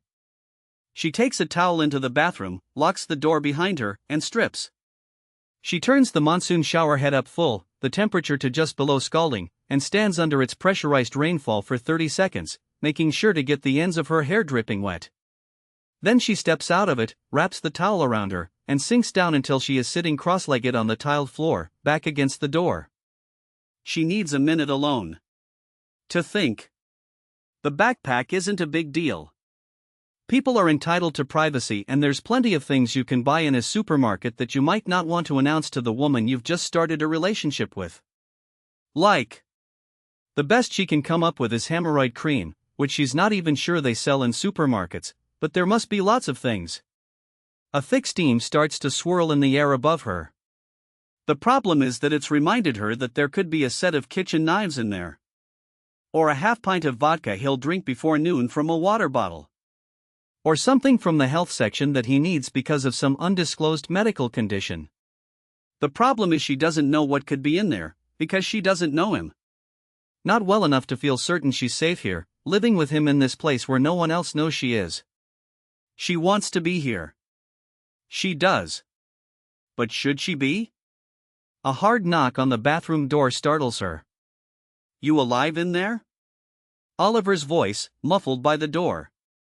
Sierra jumps up, out of the towel, and back into the shower stream before answering so that her, "Yeah, sounds like it's coming from the right place." "I've put dinner on," he says.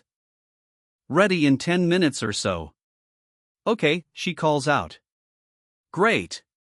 She hears a clicking noise then. Is that the door handle? Is he trying to get in? Or is he just checking to see if she's locked it? She waits. "Is everything all right?" he asks after a beat. Yeah. Fine. Why? She waits for an answer but none comes, and a few seconds later she thinks she hears the door to the living room clunk closed. She stays in the bathroom for another few minutes to keep up appearances, then gathers up her things and unlocks the door. The steam spills out behind her into the colder air of the hall. Directly opposite, the door to the living room is indeed closed. She pauses next to it, head turned, listening. There's no sound at all coming from the other side. What's he doing in there? She moves closer until her left ear is almost touching the wood. Nothing. But then, she thinks she might have just heard a scrape of metal on cement. Which would mean he's outside, on the terrace. There's a drip-drip sound then, much closer, and after a beat she realizes it's her, shedding droplets onto the hall floor, marking the spot where she's been eavesdropping, the sodden ends of her own hair giving her away. She ducks into the master bedroom, clutching the towel she's wrapped around her, closing the door behind her with a soft click. And then locking it, too. The key has always sat in the lock but she's never heard it turn, and she winces now at how loud it is. Hopefully he's still outside. Why would she be locking this door right now? She can't think of any plausible reason and she certainly can't share the real one, because she's going to look for the backpack. She puts her clothes back on first, her trusty jeans and a plain black t-shirt, creased from its time as a ball on the bathroom floor, and then scans the room. There's really only two places it could be, in the wardrobe or under the bed. She checks them both, in that order, careful to leave no obvious sign that she's been rifling through Oliver's things. But there's no sign of the backpack. Did he come in here and take it while she was in the shower? Why would he do that? What the hell is in there that he doesn't want her to see? She checks again to make sure she hasn't missed anything, but the backpack definitely isn't there. It's quick to search. Oliver doesn't have much stuff. Clothes and shoes and toiletries just about covers the lot. But then he did say this was a temporary home. Maybe he only left London with whatever he could bring on the flight. Sierra? She freezes. Oliver's voice sounds like it's coming from the living room. She quickly turns the key, opens the bedroom door wide, and then hurries to the full-length mirror hung on the wall by the wardrobe, where she still has a line of sight to the door to the living room. The shower has steamed all the makeup off her skin but not her eyes, leaving her lashes smudged and messy with wayward mascara. She wets a finger and drags it underneath each eye in turn, trying to repair the damage and trying to look like that's what she's been doing in here all along. The living room door opens with a flourish and Oliver appears. When he spots her in the bedroom, he grins at her mischievously. You ready? Ah. Her hair, she notices now, looks plastered to her head. Yeah. She pushes her hands up into it, massaging her scalp, in a futile attempt to rescue it. You look lovely, he says. Now that's a bold-faced lie. Lovely to me. Sierra rolls her eyes at him. Come on then. He holds out his hand, beckoning her. Let's go. Go where? Just come with me. What's going on? For God's sake, woman. I'm trying to surprise you here. Help me out. She takes his hand and lets him lead her through the living room, through the open patio doors, and out onto the terrace. The terrace has been transformed. Strings of miniature LED lights have been wrapped around the railing, they glow warmly in the light of a setting sun. The table is now wearing a red and white checked tablecloth and is set for dinner for two, complete with flickering candles and champagne flutes. She laughs when she sees that a chair from the kitchen has been commandeered as a platform for a plastic yellow bucket, the kind children play with at the beach, only filled with ice and holding a sweating bottle of Prosecco inside. Oliver's phone is lying on the tabletop, softly playing something folksy and sweet. She turns to him. I was confined to Tesco for supplies, he says, so I had to improvise. Don't look too closely at those lights, they're actually little unicorns. And the tablecloth is made of paper and the flutes are plastic. And those candles are the ones you light to keep bugs away. But I think I did good, right? She doesn't know quite what to say. She manages, what's this all for? Well. You. He puts a hand on the back of his neck and rubs it absently, which she's started to notice he always does when he's embarrassed or afraid that he's about to be. You moving in, I mean. Even if it's just temporary and because of an unprecedented global emergency, I'm electing not to take that part personally, just so you know. I just thought we should, mark the occasion. And since we can't go anywhere. He grins. I should warn you, though, I didn't put quite the same effort into dinner. Or any effort. It's a pizza and garlic bread. From Frozen. Thank you, she says, finding her voice finally. This is. It's lovely. She means it. He reaches for her and she lets him. So are you, he whispers into her ear. That's when she sees it. Over his shoulder, through the open door. In the brightly lit living room. Deflated and empty now, lying on the floor by the couch. The backpack. Oceanoff PDF. Come. 48 days ago. 48 days ago Saturday morning they wander around town for a while, searching for somewhere to have breakfast. She points out a bustling cafe at the top of Dawson Street with seats outside, but he doesn't really want to give hundreds of people the opportunity to take a good long look at his face as they stroll past, and he doesn't like feeling as if someone unseen could be watching him. When he suggests a small, basement-level restaurant a few doors down, she makes a face and says that maybe somewhere bigger and more open would be a safer option, global pandemic-wise. In the end they settle on Bewley's on Grafton Street, partly because they're both vaguely aware that it's supposed to be somewhere special and partly because there's already a line of people waiting to get in, a good sign. As soon as they get through the doors themselves, Oliver sees that it's the perfect choice. Inside it has the same airy, high-ceiling design as Grand Continental cafes and, better yet, the host leads them all the way to the back and around the corner to a little table where there'll be no passing traffic. He offers Sierra the seat that faces into the cafe so he can sit with his back to it. He doesn't care about the food or the coffee. He just wants to make sure that he won't have to regret this any more than he already does. He picks up the menu and pretends to read. I am starving, she says, picking up hers. Thursday night was supposed to be the end of this. He was going to meet her for a drink and then disappear. That's what he'd needed to do and he was going to do it. And it would have been easy to, what with everything that's going on now. She probably wouldn't even have thought twice about it, and she certainly wouldn't have suspected him of anything. Instead, they'd ended up back at his place. Undressing each other.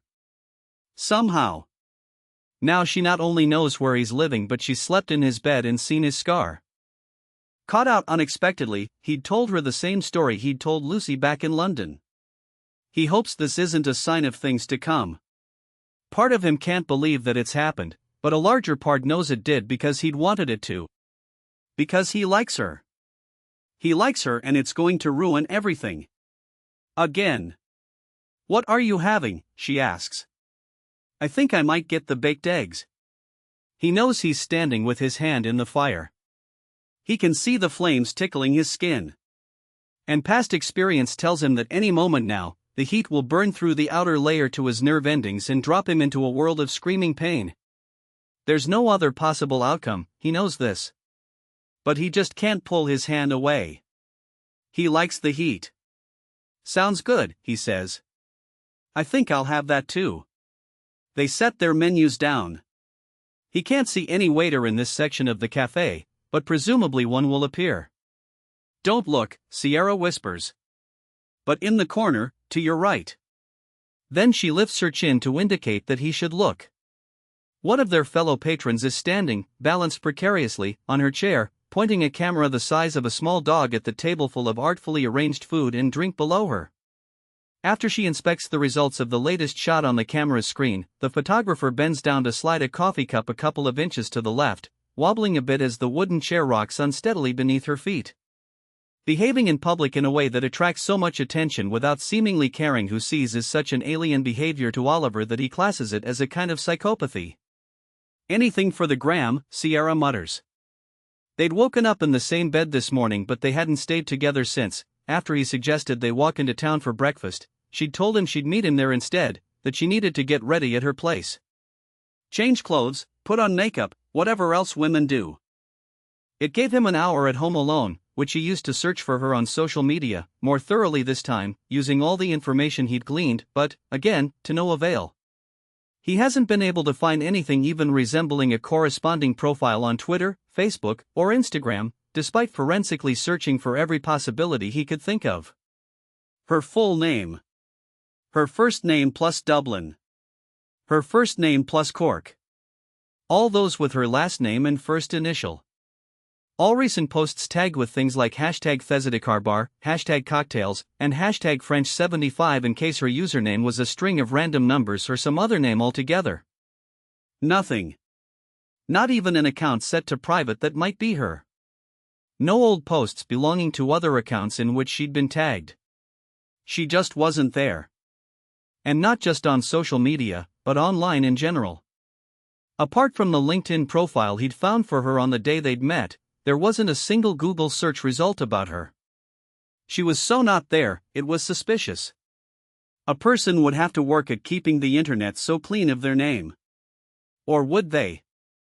Maybe if you were a normal person, it wasn't that hard. And Sierra might just not use social media. It wasn't unheard of. After all, weren't digital detoxes all the rage? And in the hours they've spent together, he's never seen her take a single picture with her phone.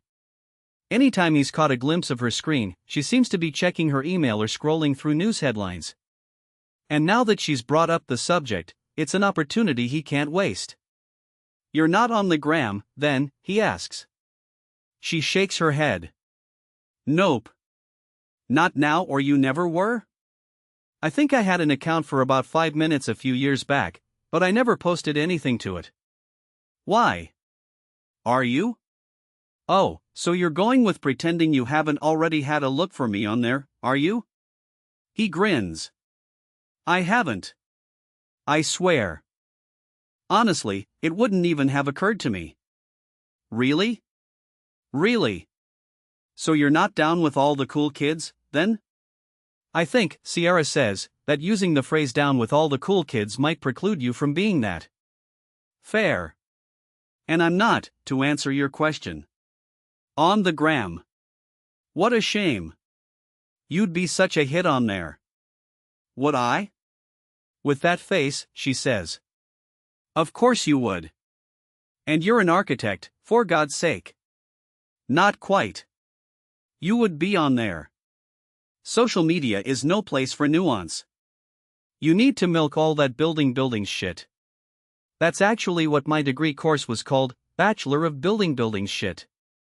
She laughs. Then says, "So why aren't you on there?" "Honestly." He exhales, buying time. He needs to do a better job of this than he did with the scar. "Keep it simple. I just don't, get it. I'm not against it or anything, I just wouldn't know what to do with it." He pauses. "Why aren't you on there?" "Because I've seen behind the curtain." That sounds ominous. I meant for it to. She leans forward, elbows on the table. "Look, nothing is free, right? We pay for these apps with our data."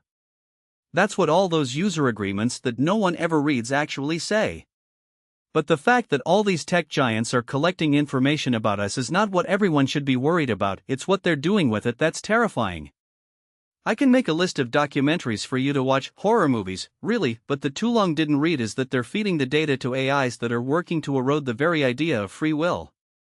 I can't stop it, I don't think anyone can, it's too late, but I don't need to actively help either. So I'm down to just LinkedIn because in our industry if you're not on there it's like you don't exist at all, but that's it. Our robot overlords are coming regardless, but I'm not going to hold the door open for them. He allows himself a moment of believing all this, of contemplating what it would mean for him if this were actually true, if Sierra really didn't use social media. He tries to imagine it. What if there were no danger that, through her, his name and face would make their way online, sending some vigilante Twitter mob into the street bearing torches and pitchforks, catching the attention of the tabloid media? He could keep seeing her. For a little while longer, anyway. So long as she keeps believing him. Oceanoff PDF. Come. Today. Today the smell in the lobby is worse than before. Through the glass doors opposite her, Lee can see that the occupants of the apartments in the corridor between here and the scene have wisely taken to their terraces. For the time being, they can't leave unless they have what counts as an emergency reason, and a global pandemic has put an end to most of those. Normally they might relocate them to a hotel, but in the current circumstances that's not the easy option it might have previously been. Once the forensics guys have done their business and the pathologist has been and gone, the body can be removed and the apartment can be cleaned. Until then, she hopes the weather stays fine for them. Masked up and trying to breathe through her mouth, Lee opens the box assigned to apartment 1 with a key that one of the uniforms has borrowed from the woman in apartment 4. Apparently all the letterbox keys are the same here. She wonders if the residents know and, if so, how they feel about that. She retrieves the contents with a gloved hand. While the uniform hurries off to return the key, Lee takes her bounty back outside and herself away from the smell. Carl is waiting by their car, looking inordinately pleased with himself for somehow managing to rustle up 2 coffees. They sit in the front seats, leaving the doors open so they can keep one ear on the scene and respond if anyone needs them. He sets the cups on the dash and pulls a clear evidence bag from the glove compartment, holding it open so Lee can drop the envelope inside. It's slim and cream, smooth and stiff. Premium paper. Like something a wedding invite might come in.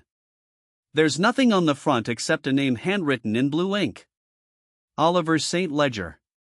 The name tugs on something at the back of Lee's mind, but she doesn't know why it should. It doesn't mean anything to her.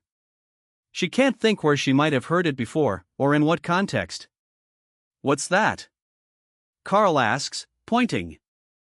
Lee flips the bag around and sees more handwritten words on the back of the envelope, just above the flap. This isn't what you're worried it is. I bet it is what he's worried it is, Carl says. They can't open it, scenes of crime officers will have to do that, just in case. For now, Lee sets it on the dash, name side up. They both sit back and stare at it while they sip their coffees. Lee frowns. Did you put sugar in this? 3, Carl says. And don't you dare tell me you can't taste it. He shakes his head. You'd really want to get your bloods checked. I'm not the one having a can of Red Bull and 2 Marlboros for breakfast. What did you have then? An egg white omelet and a wheatgrass shot? I didn't have anything, she says. I'm fasting. Sure you are. Does that name mean anything to you? Lee jerks her chin toward the envelope on the dash. Oliver St. Ledger? Should it? Don't know. It sounds familiar to me, and St. Ledger is a fairly uncommon name here. I don't think I've ever actually met anyone called that, though. Maybe you're thinking of an actor or something. Lee pulls her phone from a pocket and, one-handed and somewhat awkwardly, opens up the browser on it and enters Oliver St. Ledger into the Google search bar. The results are your typical internet soup: social media profiles, obituaries, a staff listing on a university website. But there are very few exact name matches, hardly anything for Dublin and nothing at all that would explain why that name would mean something to her. No stamp, Carl says. Hand delivered. I'm impressed you noticed. The caffeine is kicking in, what can I say? Lee reaches for the plastic bag and flips it over, so they're now looking at the message on the back. This isn't what you're worried it is, Carl reads aloud. What does that mean? Your guess is as good as mine. My guess is bad breakup, he says. Or custody battle. Or a bunny boiling psycho stalker bitch. I take it back. Remind me to sign you up for sensitivity training, will you, Carl? Is that the role-playing thing? I did that already. I'm not sure it took. What do you think it means, then? Well. Lee sighs. I think we've probably been biased by the fact that we found it in the letterbox for an apartment where someone's been decomposing for a fortnight. It could be something innocuous. Positive. Nice, even. Like. An invitation. All right, Pollyanna. Did that architect crowd ring you back yet? Nah. I'll try them again. Carl takes out his phone and unlocks it with a thumb, spilling a few drops of coffee on the leg of his jeans in the process. Let's ask them if they're missing an Ollie. Ollie. Ollie St. Ledger. The name and everything it means comes speeding from the back of Lee's brain to its front and center. Suddenly she knows exactly where she knows it from, and this knowledge lodges a cold stone of dread right in the center of her chest. Back in a sec, she says to Carl, who already has his phone to his ear. Lee climbs out of the car, setting her coffee on the roof. She walks a few steps away, dials the reception at Sundrive Road, and asks if anyone there has a mobile number for Detective Inspector Bill O'Leary, retired. Someone has a number of someone who might, and she waits while they make a call. Ollie St. Ledger. Christ, if it's him in there. She'll be lucky to get that curry next Friday night. Still on hold, Lee returns to collect her coffee and sips it while pacing back and forth just outside the outer cordon of guarded tape. Through the rear window of the car, she can see that Carl has finished his call and is now looking at her questioningly in the rearview mirror's reflection. She turns her back to him. She won't say anything to him until she's sure. Ollie St. Ledger. He'd hardly be using that name. He wouldn't be, surely? He'd have changed it to his mother maiden's name, usually, in cases like this. That's what tends to happen. Not that there's a lot of cases like this one. A voice comes on the end of the line and says they've got Bill's number, that they'll text it to her. Lee stops pacing and looks down at the phone, waiting for the message to come in, willing the sender to type faster.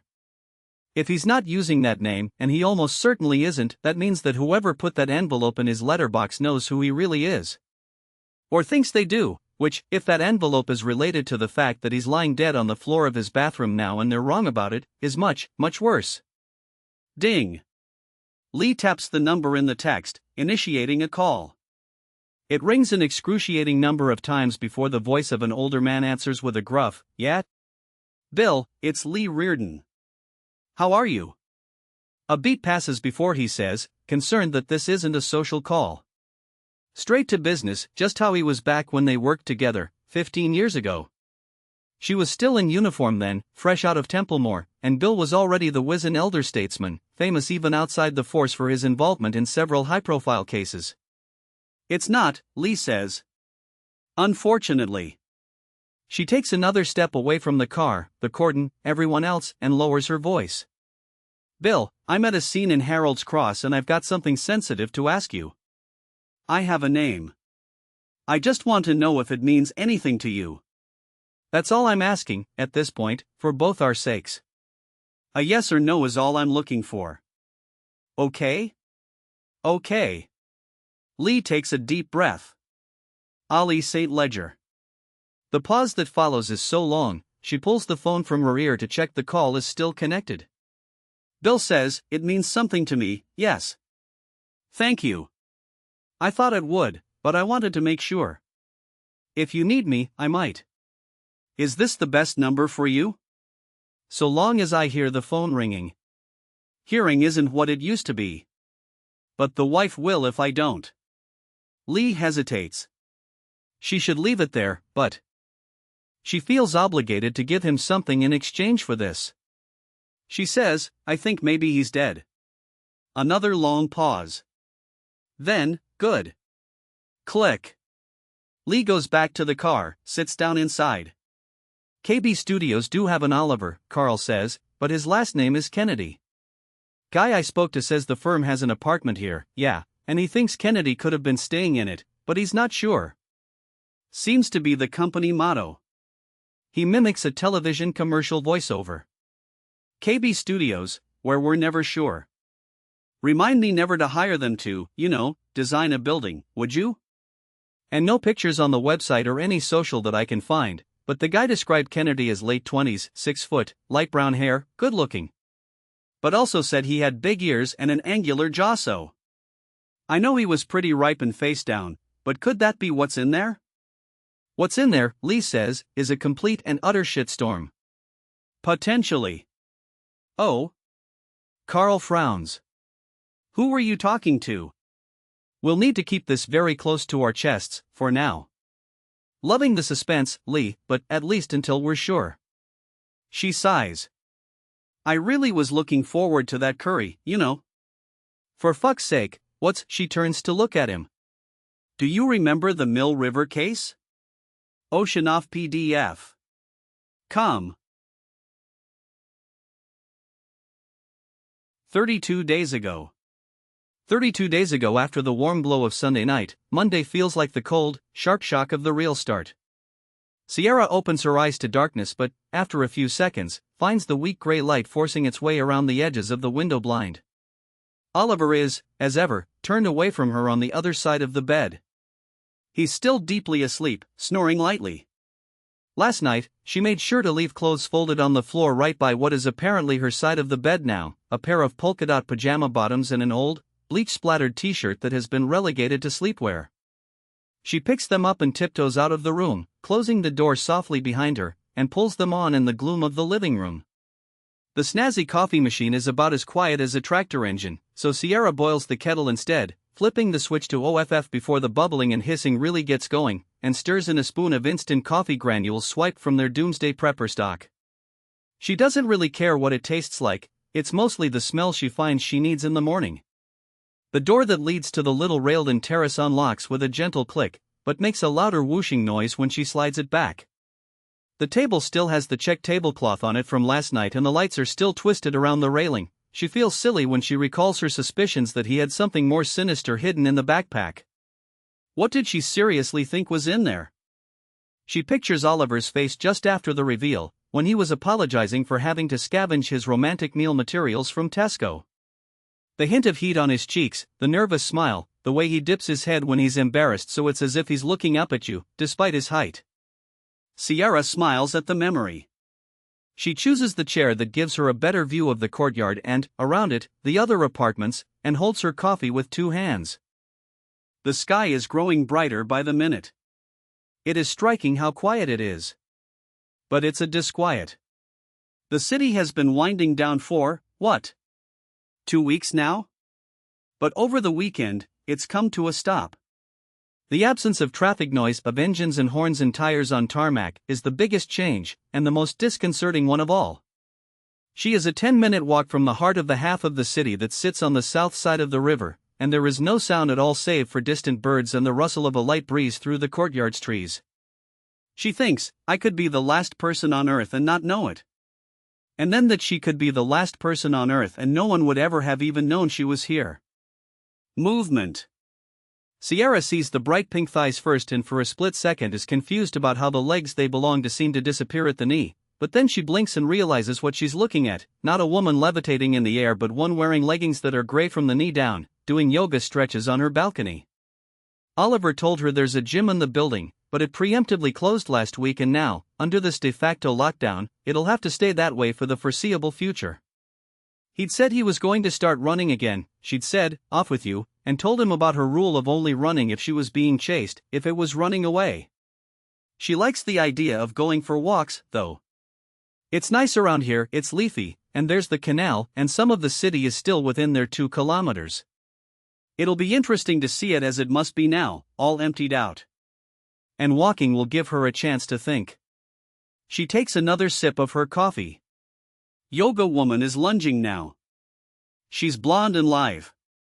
Even from this distance, the woman is on the other side of the complex and 1 floor up. Sierra can see how the material clings to the woman's skin and how that skin clings to her body. She supposes that's why this woman has the confidence to do this on her balcony, to a potential audience of all her neighbors. She wonders if the woman wants people to watch, if it's the yoga that makes this woman feel good in the mornings, or the attention. As if she can hear Sierra's thoughts, the woman straightens up, comes to the glass railing and rests her hands on top of it. And turns her head to look directly Sierra's way. That's what it feels like, anyway.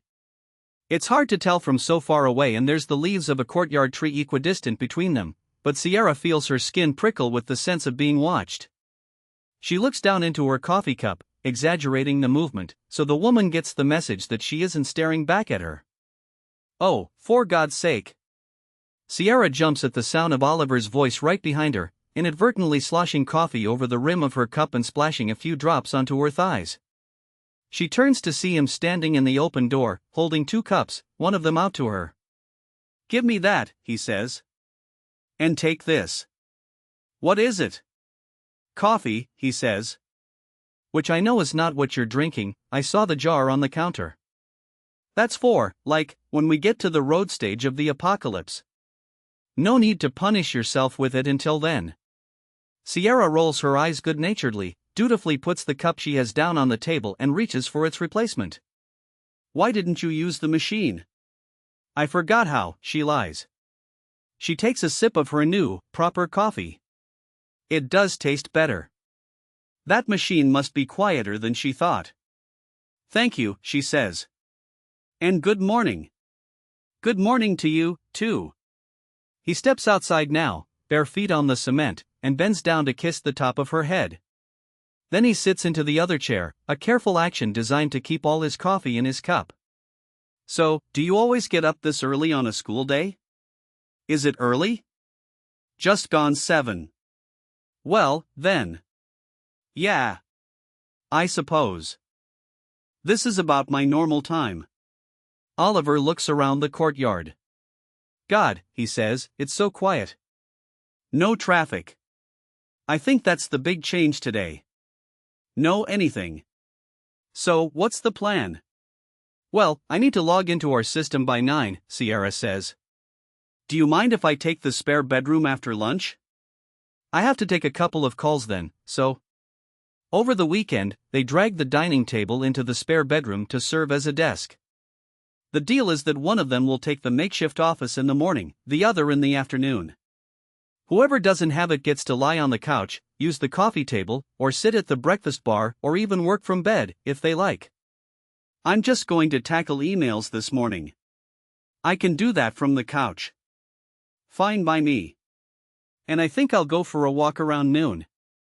I might even try to do that every day, and I'm telling you this so I actually do it.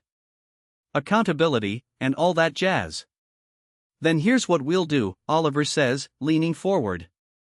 I'll take the bedroom for the first half of the day, you have the couch. When you go for your walk, I'll make lunch. Then, if you don't mind, I'll go for a run around 5, and you can do dinner? She makes a face. Okay, he says. Start dinner. Like, preheat the oven. I can do that. Although you might have to show me how to work the oven. And then tonight, I thought we could start on from the Earth to the Moon. It's some show about the moon landings he's been on about. She smiles. Sounds like a plan. Oliver settles back into his chair, satisfied. She's noticed this about him, he needs a plan in place and will build it if there isn't one already.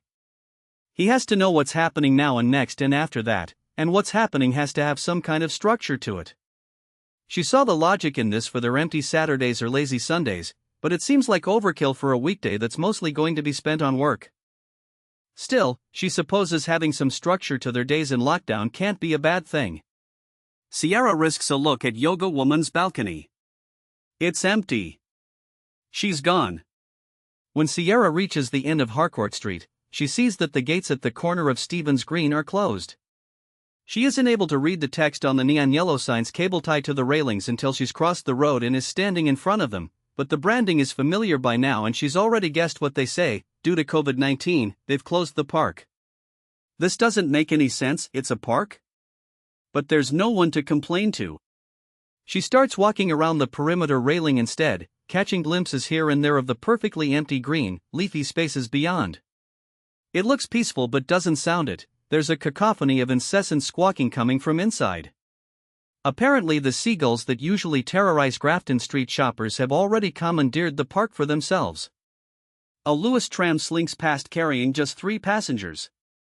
2 uniformed Gardai pass on bicycles, barely going faster than her own 2 feet, weaving figure eights on the road and chatting casually to each other like they're out for a Sunday spin.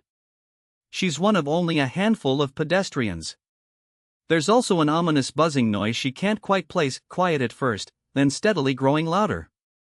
She thinks an alarm has been set off somewhere until she sees the man standing 20 feet away, manipulating a set of handheld controls, looking upward. She follows his gaze and spies the drone, a tiny black object moving steadily across the midday sky, just above the rooftops, capturing bird's-eye footage of a near-empty city. Sierra had imagined getting a coffee and drinking it on a bench by the duck pond in the park, But now she sees how naive such a plan was. The park is locked and there is nowhere to get a coffee. Even the little convenience store at the top of Grafton Street, while still open as an essential business, has an out-of-order sign on its self-serve coffee machine. She will have to think of something else to do each day, somewhere else to sit and think. Because she knows she needs it, the processing time. She's not used to being with another person 24 hours a day, and everything has happened so fast. Life has suddenly exploded on her, that's what it feels like. She came to Dublin. She found Oliver. An unprecedented global emergency began. She and Oliver have moved in together. And that's just all in the last month. Last night, after Oliver had fallen asleep and rolled away from her, she'd lain awake in the dark for a little while, unable to quiet her mind as her thoughts raced. It's not that she doesn't want to be where she is, on the contrary, she's exactly where she wants to be. Things are working out for her here better than she'd even hoped, and quickly. But the speed is the very problem.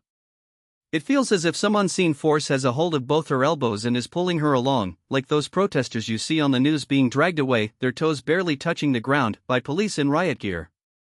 It's not that she's being pulled toward a place she doesn't want to go, it's just that everything is happening so fast. She thinks if she can just have some time to herself, outside, each day, those hours will act as speed bumps and slow it all down.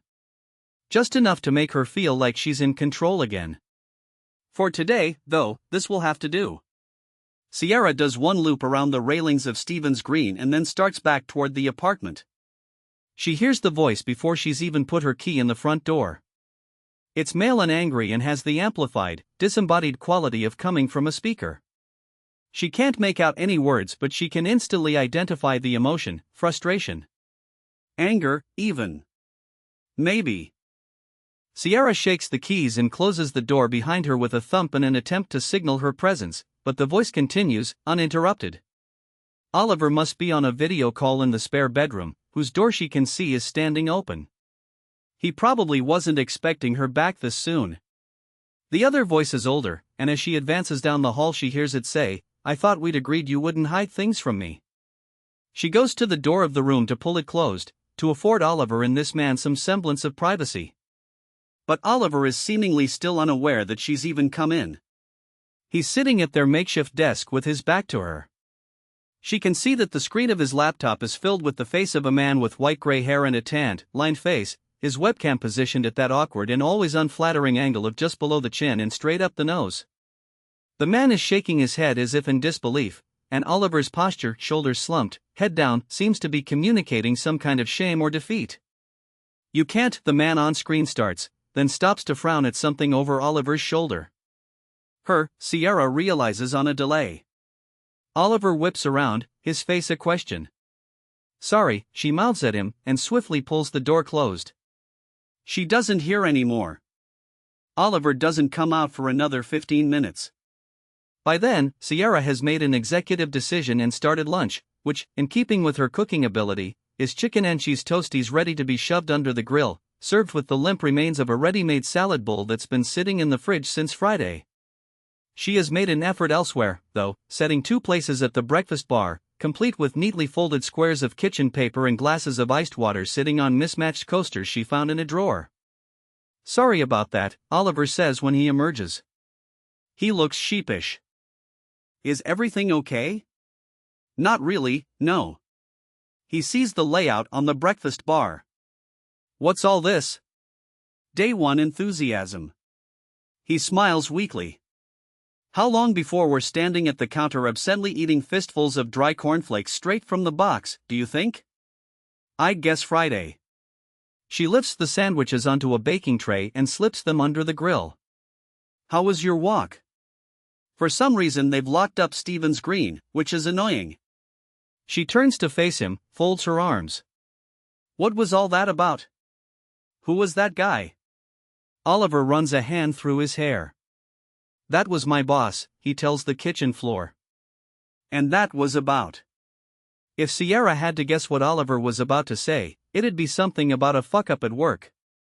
He doesn't talk much about it, but he has alluded once or twice to some big project near the Silicon Docks, which she thinks is all those modern glass buildings between the river and the entrance to the port tunnel where the more ostentatious American tech companies have their European HQs, all standing empty now because they've sent their thousands of workers home to work from there. But what he says is, because of you. She can't imagine what this means. Me? Remember how I told you this place came with the job? Well, it's employee accommodation. Not my own. Slowly he raises his gaze, meets her eye. So technically I'm the only one who's supposed to be staying here. It takes her a beat to understand. And your boss just saw me, she says, thinking aloud. Here, during lockdown. So he knows I'm not just visiting. He didn't actually see you, but he knew someone was there. He asked and, well, I didn't lie. I didn't think I had to, but... Oliver shifts his weight from one foot to the other. He said that kind of thing wasn't allowed, not even now. And then he made a point of telling me that this isn't the only apartment the firm is renting in the complex. Turns out it's one of two. And the other one has, apparently, one of the senior partners in it. And Kenneth made a point of telling me that wherever that one is, it has a view of my terrace. I'm so sorry, Sierra, but... She has two thoughts then. The first is that he very rarely says her name, and actually, come to think of it, how often does she say his? There's something soothing about hearing it come out of his mouth, in his voice. It sends a beat of warmth rising up from deep within her chest. Which is surprising. The second is that she has to leave. She has to leave. And that thought floods her entire body with heat, the kind of heat that accompanies blind panic. From somewhere behind her, a faint smell of bread burning begins to waft through the air.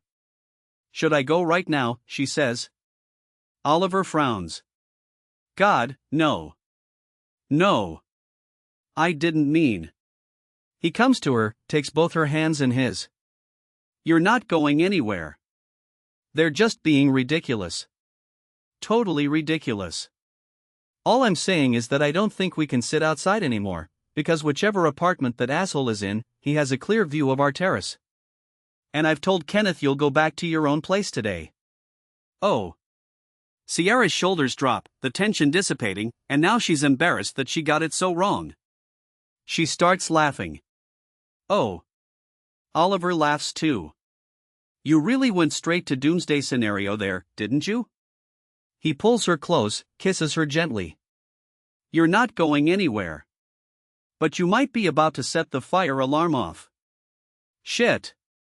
The sandwiches are beyond saving, their tops burned to a crisp. Oliver thinks it's hilarious and reminds her that he was supposed to make lunch today, and says that perhaps he should.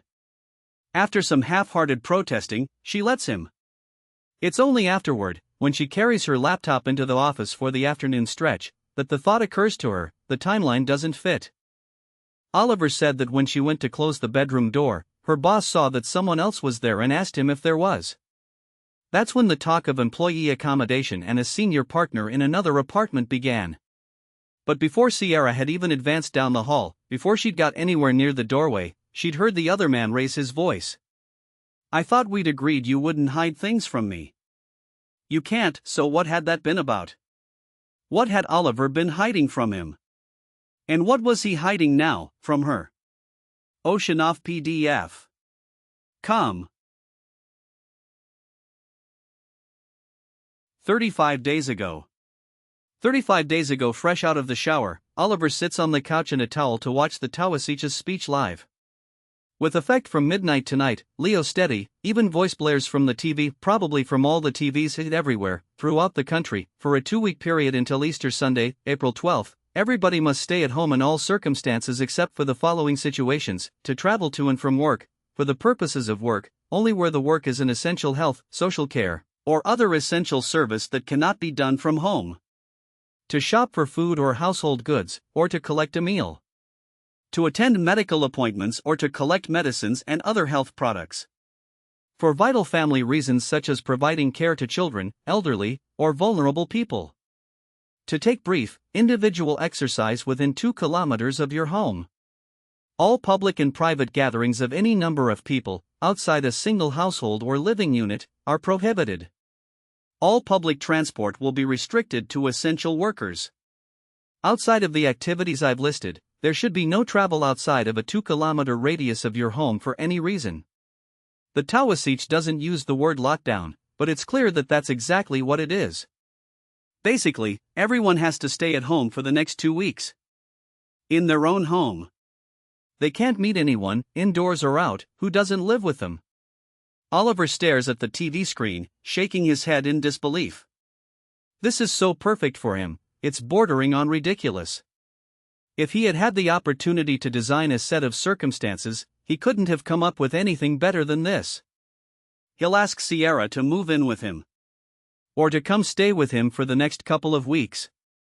Let's put it like that, he tells himself, so as not to scare her off. According to the rules, that's the only way they'll be able to keep seeing each other.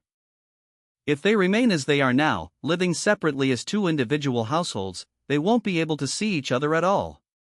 It's unclear to him if this is a legal stance or just advice, but Oliver has no intention of breaking any rules.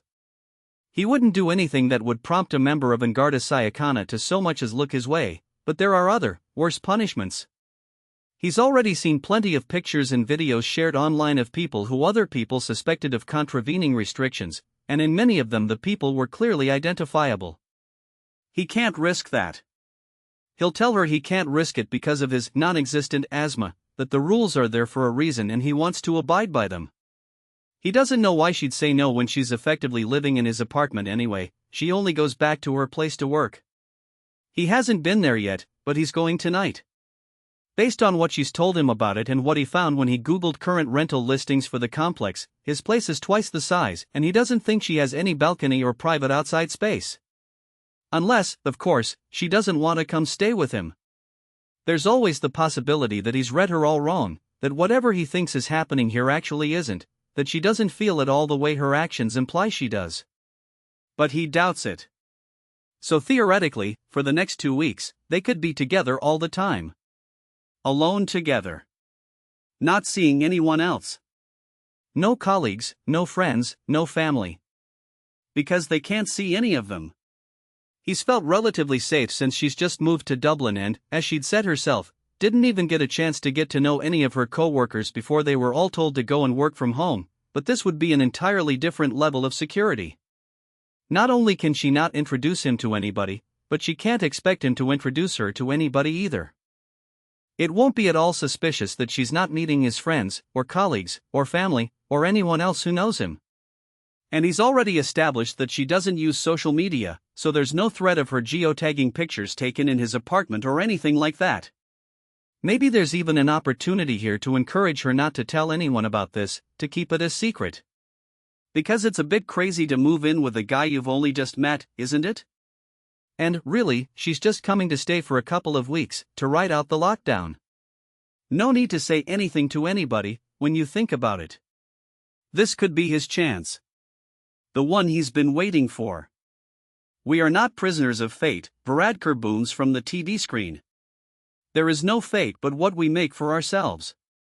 He thinks the leader of the country might have just quoted a line from the Terminator movies while announcing grave new measures needed to stop the spread of a deadly virus. Is that wise? But that aside, Oliver finds himself agreeing with this sentiment for the first time in his entire life. He might not have to be a prisoner of his fate anymore. A global emergency might just be about to release him from it. What happens next is up to each and every one of us. 2 weeks, Oliver thinks.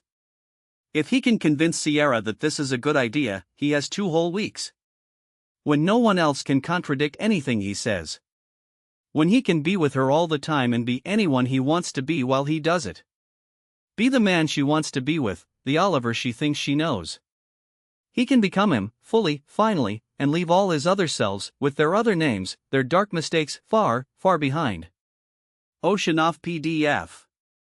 Come. 29 days ago. 29 days ago, in one moment Sierra is deep in a dreamless sleep and in the next she is wide awake and the world is on fire. A siren is wailing. So loud that the peak of each iteration feels like something has reached into her ear canal and pinched whatever's at the very end of it, deep inside the center of her skull. And it's here, this ceaseless noise. With her, in this pitch-black room. But when she turns, she sees that Oliver, for some reason, is not. It takes a moment for Sierra's brain to absorb the shock and put the pieces together. The building's fire alarm has gone off in the middle of the night and Oliver isn't in bed beside her. His half of the duvet is folded back onto her, and when she touches a hand to the exposed sheet, she feels no warmth in it. But the siren is louder than her thoughts, so she can't think about that now. She can't think about anything. She has only one objective, and it's to get to a place where she can't hear this torturous noise. She throws back the covers just as the door to the bedroom opens, the warm glow of the light in the hallway swiftly banishing the majority of the dark. Oliver stands in the doorway in silhouette, rendered a shadow man by the hall light. She can see enough to see that he's dressed. Sweatpants and a t-shirt, what he puts on when he gets up in the morning but before he gets actually dressed. He only wears his boxers to bed, so wherever he was, it was more than a sleepy trip to the bathroom. What was he doing? The open bedroom door has made the siren even louder. The alarms themselves must be in the hall. She reaches for the jeans she wore yesterday and hung from the back of the chair last night, and jams her bare feet into the sneakers she had neatly set on the floor. She is dimly aware of Oliver not moving as she does this. He remains in the doorway, still, his facial expression blurred by the dark, seemingly unaffected by this brain-piercing noise. He holds this position even when she reaches him, making no effort to move out of her way. She calls out his name but he doesn't react. It crosses her mind that he could be sleepwalking, but now that her eyes have adjusted, there's enough light to see that he's very much awake and alert. Awake and alert and blocking her way out of the bedroom. "Oliver," she says again. And then, as if coming out of a daze, he nods and steps aside. She pushes past him into the hall and grabs her coat from the hook by the door. Her keys are on the hall table, she slips them into a pocket. My phone, she thinks then. This could be an actual fire and God knows how long they'll be out there if it is. She should take that, too. Where is it? She doesn't usually bring it into the bedroom with her, so she dashes into the living room, the lights are on in there, and scans for it. It's on the coffee table, next to Oliver's phone, which just at that moment lights up with a notification. She barely glances at it as she picks up her own phone, but she thinks it was a text message. Touching the screen of her phone makes it light up too, with the time, 4:01 a.m. Why would someone be texting Oliver at 4 in the morning? She turns back around. Where are you going? Oliver shouts over the din. She points at the door. Out. The entire world is starting to feel as if it's made of noise and Sierra can't take much more of it. Whoever designed this alarm did their job extremely well. She needs to get away, to get outside. But as she starts down the hallway, she feels a tug on her arm and then a pull, a force strong enough to spin her right around. Oliver pulls her into the bathroom and shuts the door. The siren, mercifully, drops a few decibels. She can hear him when he speaks, but there's a distant buzzing sound that feels as if it's coming from inside her own ears. It'll go off in a second, he says, putting his hands on her shoulders. It's a false alarm. Happens all the time. Every time someone burns their dinner. Relax. But his touch doesn't match the sentiment. It feels different. Not reassuring, but holding in place. She says, who's making dinner at 4 a.m., or someone comes home drunk and lights up in the lift. Comes home from where? There's a lockdown. His response to this is a shrug. He's standing with his back against the door. Oliver, she says evenly, there could be a fire. I want to go outside. But there's no need.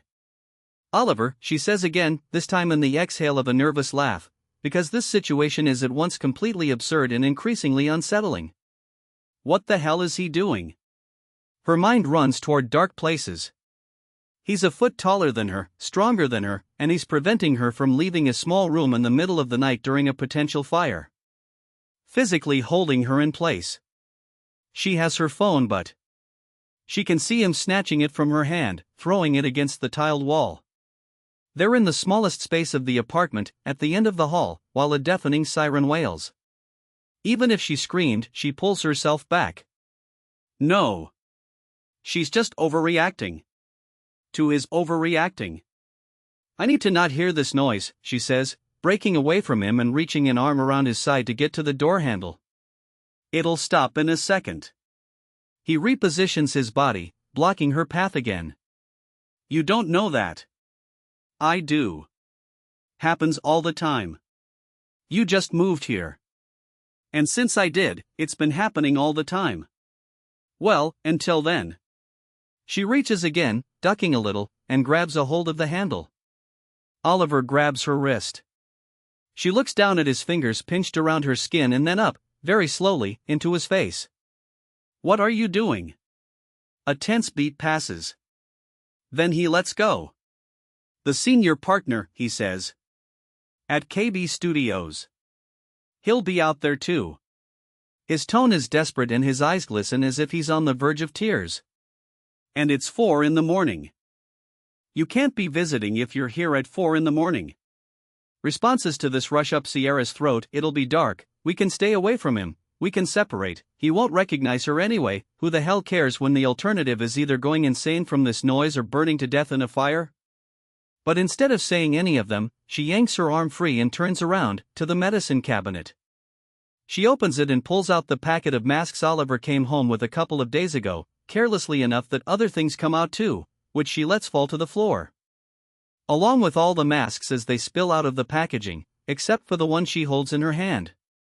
She snaps the elastic bands over her ears, roughly pulls on the material until it feels like it's sitting comfortably on her face, and then slams the cabinet closed again for good measure. Her hands, she realizes, are shaking. Good idea, Oliver says, but you really don't need to go out, let me go. It sounds like what a prisoner might plead of her captor, and she fully intends it to. The words have an immediate effect on Oliver. Something melts away from him. He hangs his head. And he steps aside so Sierra has a clear path to the door. She doesn't waste any time. She pulls it open. With the siren back at full tilt, it feels like the inside of her brain is being burned by each wail. She runs down the hall, toward the front door. She doesn't look to see if he's following her. She doesn't care if he is.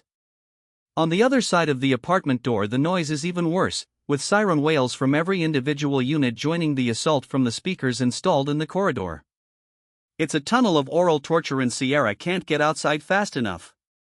When she reaches the double doors that lead into the courtyard, she jabs the press to exit button and pushes her way out into the night. A small crowd of residents has gathered in the courtyard. They stand at varying distances from each other, shifting their weight from foot to foot, arms crossed against their chests.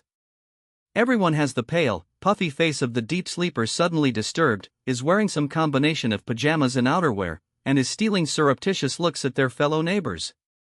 They've all been locked up together for a while now but have never seen each other quite like this, together in a group, up close. Other residents stand on their balconies, shivering in shirt sleeves and looking annoyed. No one else is wearing a mask. Sierra quickly pulls hers off and stuffs it into her coat pocket. She'd only be more conspicuous with it on. The siren wails out here too, but at a much more manageable level. There is no sign of any flames or smoke. She can see there are red bell-like units outside everyone's balcony doors, a little blue light on each one flashes on and off. She feels very sorry for anyone who lives in the vicinity.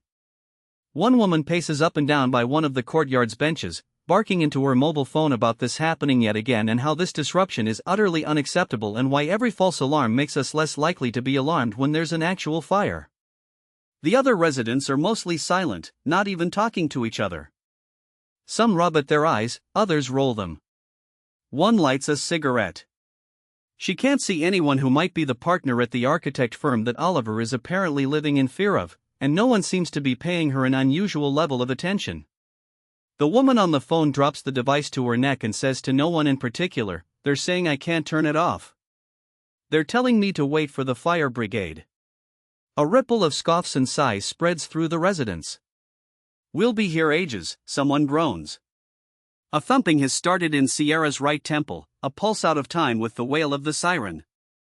As she stands in the cold, she feels it spreading out across her forehead and down over her right eye, but she doesn't know if it's actually getting worse or if thinking it is what's making her feel that way. She wants to be in bed in the dark with a sulpadane tablet. She wants to not be hearing this bloody noise. She'd settle for 1 out of 2 for the moment. Sierra goes back through the double doors that lead to the lobby, and then out the second set directly opposite them, onto the street. On this side of the building, the night holds everything still. The roads are bare, the sky is a dark mass of starless clouds. There's a row of terraced houses opposite, just beyond the narrow strip of unlit park. She counts 8 whose windows she can see from here and 0 signs of life. Surely it would be like this at this time of night anyway, but there's a deeper level to this stillness, a concentrated quality that she hasn't experienced anywhere before. It's as if the city has been reduced to its inanimate parts, the brick and the steel and the glass. The flow of human life that would otherwise be passing through it is slowed to such a trickle that it no longer leaves an afterburn in the night. It's empty, that's what it is. While she can still hear the siren, it's nowhere near as loud. And then a voice says, "God, it's so much better out here, isn't it?" And Sierra turns and finds herself face to face with Yoga Woman. She thinks that's who it is, anyway. What she looks like up close matches what the woman on the balcony looked like from far away. Blonde, late 30s/early 40s, with a body only a gym could maintain.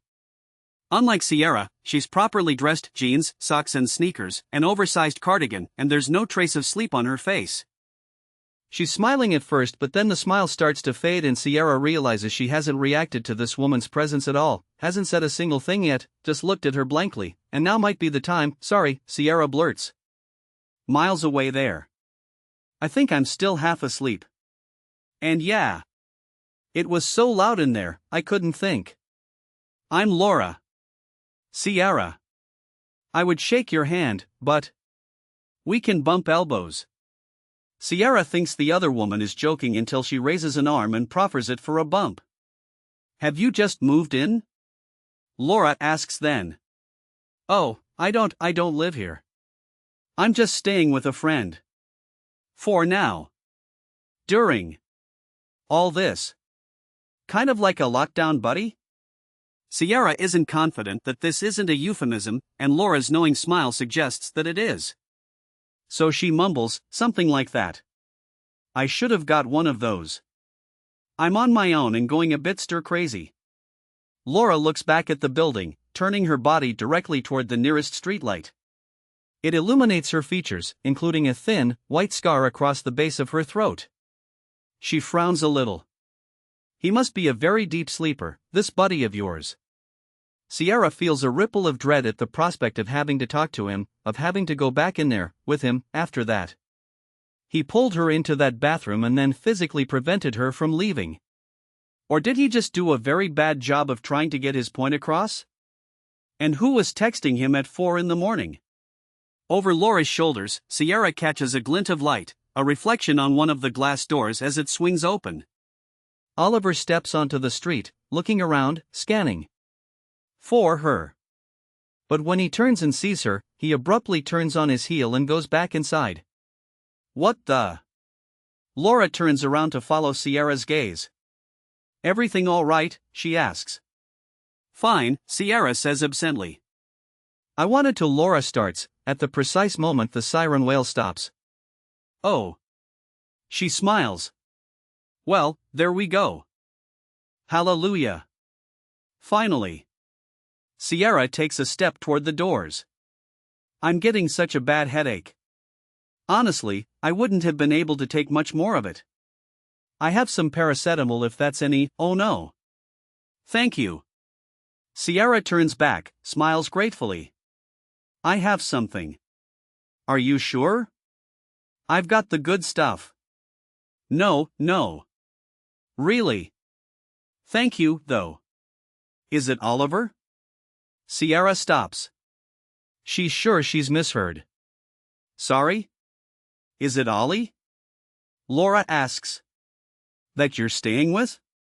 Both women have moved from their original positions. Laura is now shrouded in shadow, while Sierra is excruciatingly aware that she is fully illuminated by the streetlight. She tries to keep her expression totally neutral while also trying to figure out what the hell she should say. Who is this woman? And how does she know Oliver? "If you ever need help," Laura says then, "I'm in number 14. Anytime, day or night, just knock. Or buzz. Okay? Sierra blinks at the other woman, confused. If you ever need anything.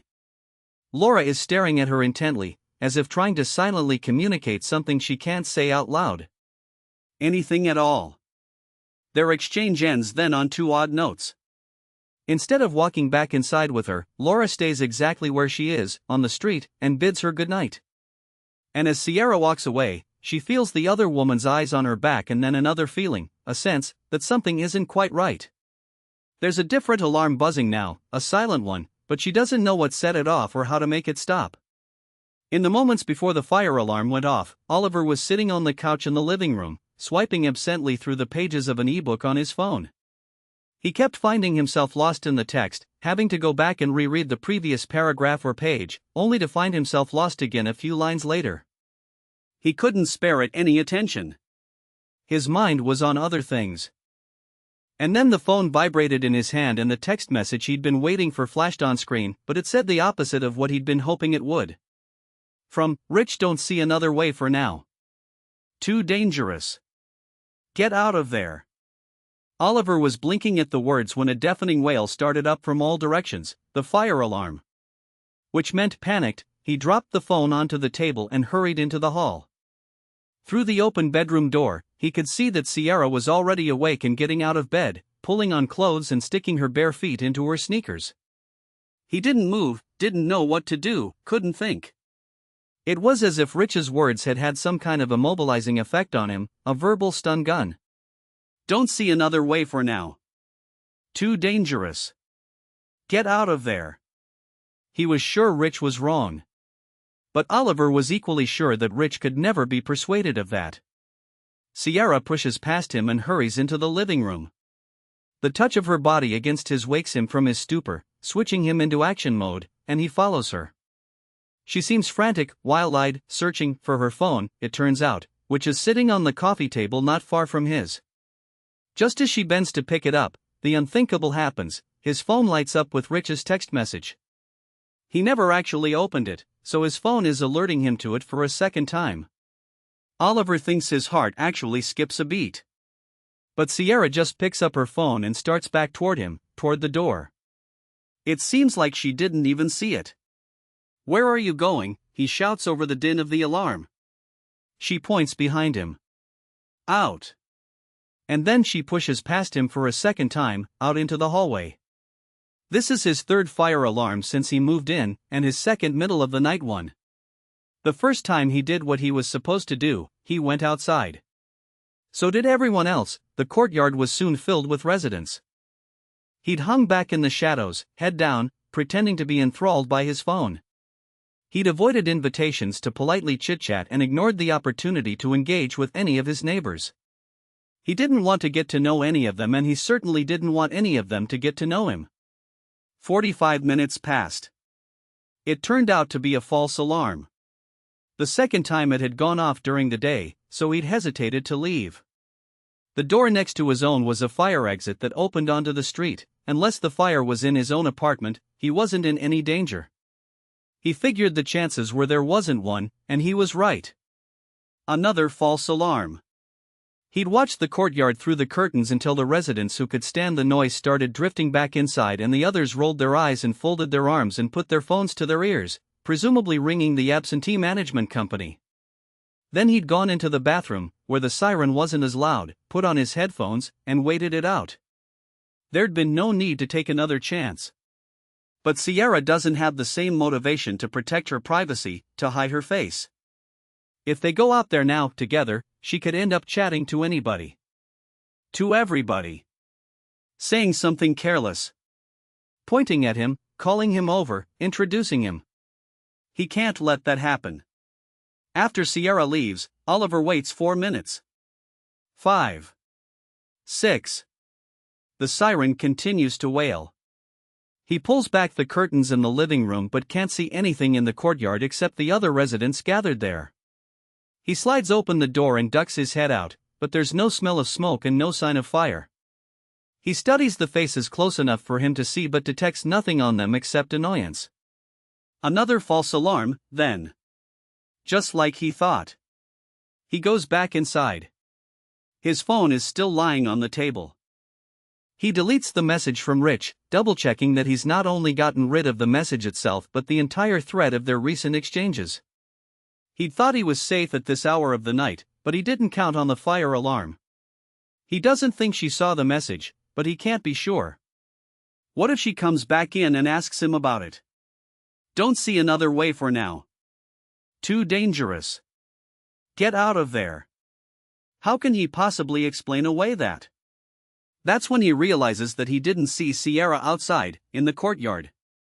He goes back out onto the terrace, this time going as far as the railing, to scan for her, but there's no sign. Where is she? He ducks back inside. The alarm continues to wail. He knows it's purely psychological, but it does sound even louder now than it did when it first went off. Where did she go, if not out there? Maybe she's just being careful and standing away from everyone else, in a corner somewhere. Or maybe she's struck up a conversation and is telling one of the neighbors all about him. He paces in the hallway, willing the bloody alarm to go off. If it just went off now, she'd come back inside and he could set about repairing this absolute shitshow of a night. But the wail of the alarm continues, unabated. Eventually he grabs a mask from the bathroom floor and his keys from the hall table and goes out into the corridor. The siren wail kicks it up a notch. Oliver hurries to the lobby where, through the glass doors, he sees the residents huddled outside in little groups. They stand at varying distances from each other, shifting their weight from foot to foot, arms crossed against their chests. Everyone has the pale, puffy face of the deep sleeper suddenly disturbed and is wearing some combination of pajamas and winter coat. What no one is wearing, however, is a mask. He quickly pulls off his own and stuffs it into a pocket before anyone can turn and look. Wearing one when no one else's would only draw attention, would only make him stand out when what he needs to do is blend in. Sierra isn't among them. He turns and looks at the main doors, the ones that lead out to the street. Would she have gone out there? Maybe she would if she had actually listened to him, if she thought that the fictional senior partner at his firm posed a threat. He pushes through the doors and sees her, standing a little ways up the street. Relief, first of all. But then he sees the other figure in the shadows, the featureless silhouette. A woman. The woman that Sierra is talking to. She's dressed in day clothes, but she must be another resident, trying to escape the siren's relentless wail. Over this woman's shoulder, Sierra's eyes find him. But at the same time, the woman turns to see what Sierra is looking at, a movement which illuminates her face with street lamplight, and Oliver abruptly ducks back into the shadows of the doorway, out of sight. It can't be. That would be an astronomical coincidence. And it's dark, it's the middle of the night, he's under stress and he only saw her for a fraction of a second. But in bright light. And he's been awake for a couple of hours already. And perhaps it's no coincidence at all. The woman with the scar and the cigarettes. Whom Oliver had scared half to death, unintentionally, outside the rear doors of the Westbury. 3 weeks ago, when he'd taken Sierra there for cocktails. Outside his apartment building at just after 4 in the morning, that's who Sierra is talking to. Oceanoff PDF. Come. Today, Mill River, Carl repeats. Shit.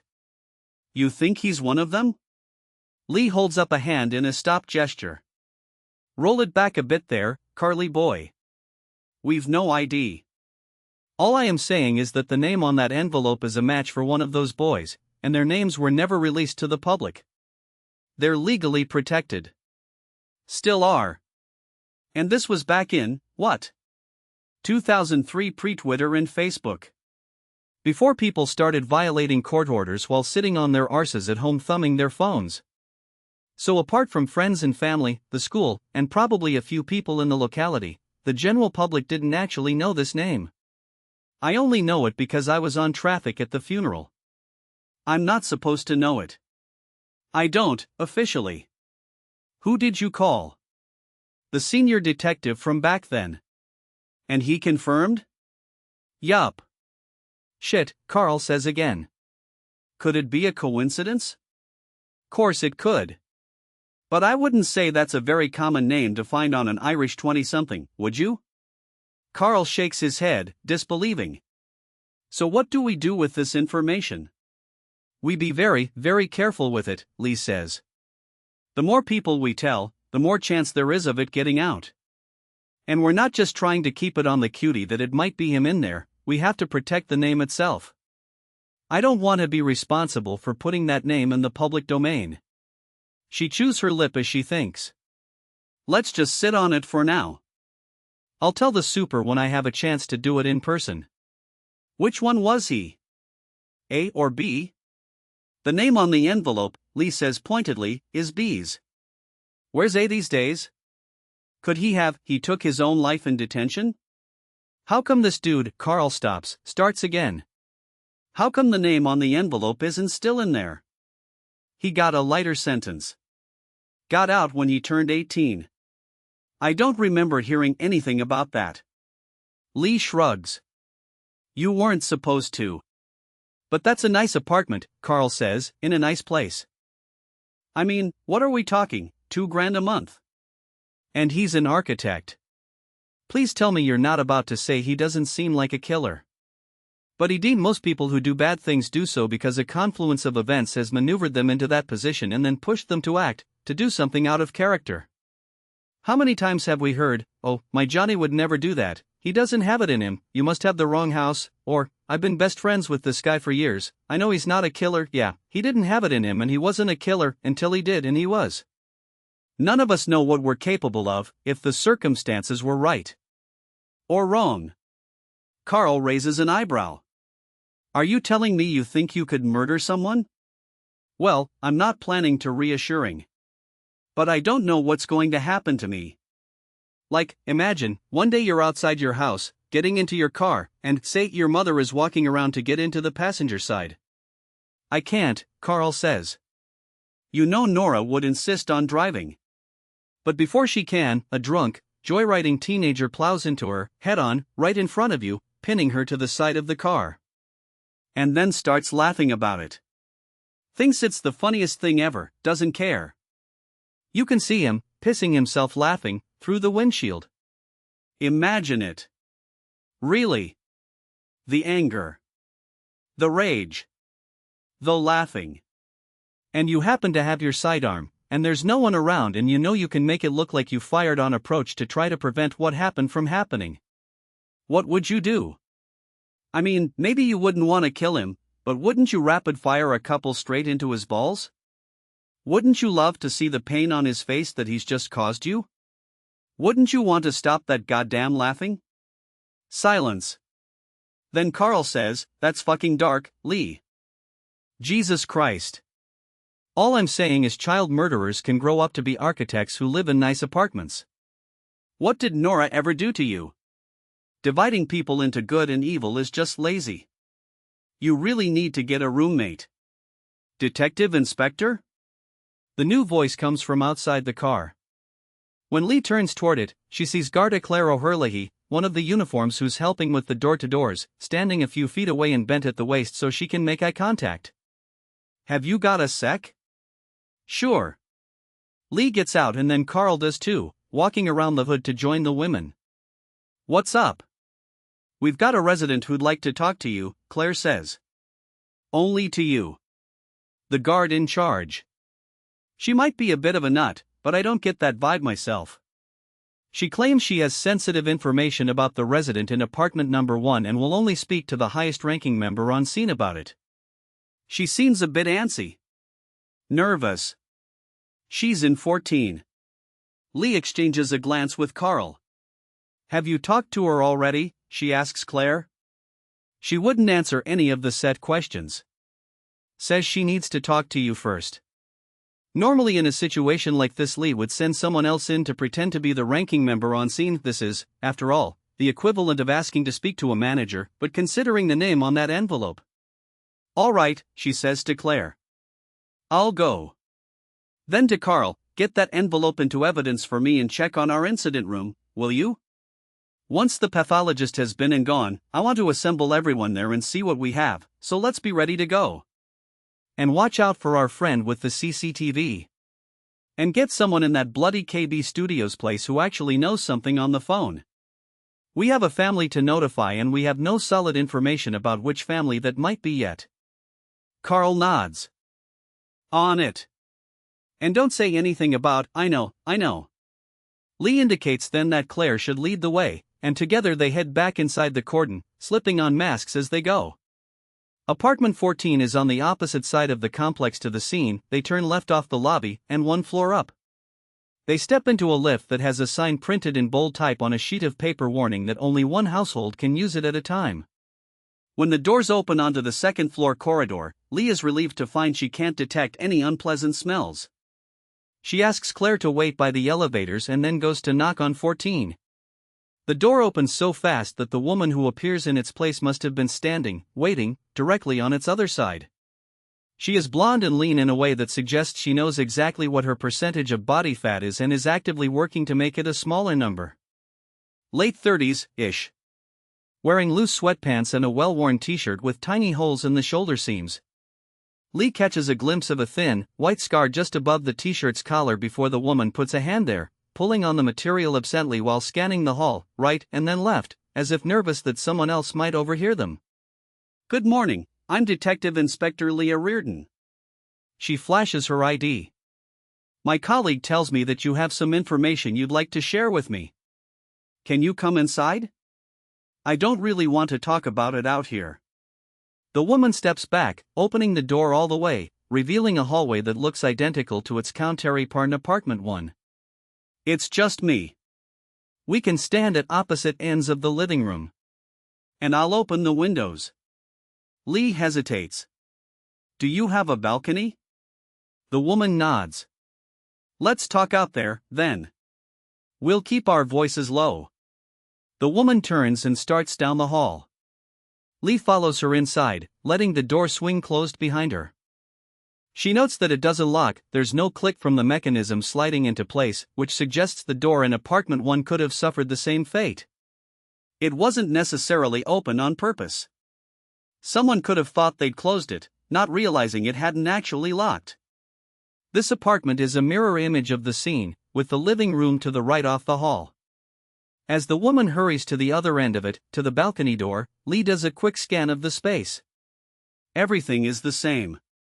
Same glossy, clinical kitchen. Same brown leather couch. Even the abstract print on the wall is exactly the same. What's weird is that something else is the same, too, the bare, impersonal vibe. Just like the scene, this looks like a show home someone is squatting in for a few days. There's almost nothing on the kitchen countertops, no personal items, no decoration outside of what came with the place. This one doesn't even have the George Clooney coffee machine. Do you live here? Lee asks as she steps outside. The balcony is bare. It has a nice view of the courtyard and there's a frosted privacy screen between this and the next balcony over, to the right. A leafy tree almost obscures the view of apartment number 1's terrace, but when Lee bends down a little, she finds clear air. If you were sitting down out here, you'd be able to see it perfectly. It's, like a corporate let. The blonde woman has gone to stand in the farthest corner of the balcony, maximizing the distance between them. I'm just staying here for a few weeks. Lee pulls down her mask. Where are you normally resident? Well. The woman shifts her weight from one foot to the other. Dundrum. That's not even half an hour's drive from here. So why are you? That's part of what I wanted to talk to you about. All right then. Lee takes out her notebook, flips it open, clicks the end of her pen. Why don't you start with your name? Laura Mannix. 2 N's and an IX on the end. The woman reaches behind into her pocket and pulls out her phone, which has one of those credit card-sized pouches stuck to its back. She slides a small yellow card out of it and holds it up, stretching so Lee can read what's on it. Bitten nails, Lee notes. Chipped red polish. And then NUJ. The National Union of Journalists. It's a press card. Lee flips her notebook closed. All press inquiries need to go through the press office, she says, as you well know. She moves to go. Fucking chancer. No, no, wait, Laura protests. Please. It's not. It's not that. Her chin trembles, she looks as if she's about to cry. I didn't do anything, okay? I swear. But I think that whatever's happened in there. I think it could be my fault. Oceanoff PDF. Come. 28 days ago. 28 days ago, when Oliver wakes the next morning, he finds the other side of the bed empty and cold. This in itself isn't unusual. Sierra often gets up before him on weekdays. But then the events of the night before come back to him like a spray of bullets, one at a time but in rapid succession, each one compounding the pain of the previous hit. The fire alarm going off. Her possibly seeing the text message from Rich. Him trying to keep her inside. Her talking to the woman from the Westbury. Her not talking to him at all when she came back in, except to say that she was going to sleep in the other bedroom. The sound of the lock turning in its door a moment later had hurt him almost as much as the dragging of jagged glass across his skin had years earlier. But he couldn't dwell on it, because he was consumed with the fact that the woman with whom he'd randomly spoken outside a hotel door a few weeks back just happened to be living in the same apartment complex in a city of 500,000 people, and the implications of it. One problem at a time. But now he worries that it was a mistake not to talk to Sierra last night, to try to explain himself.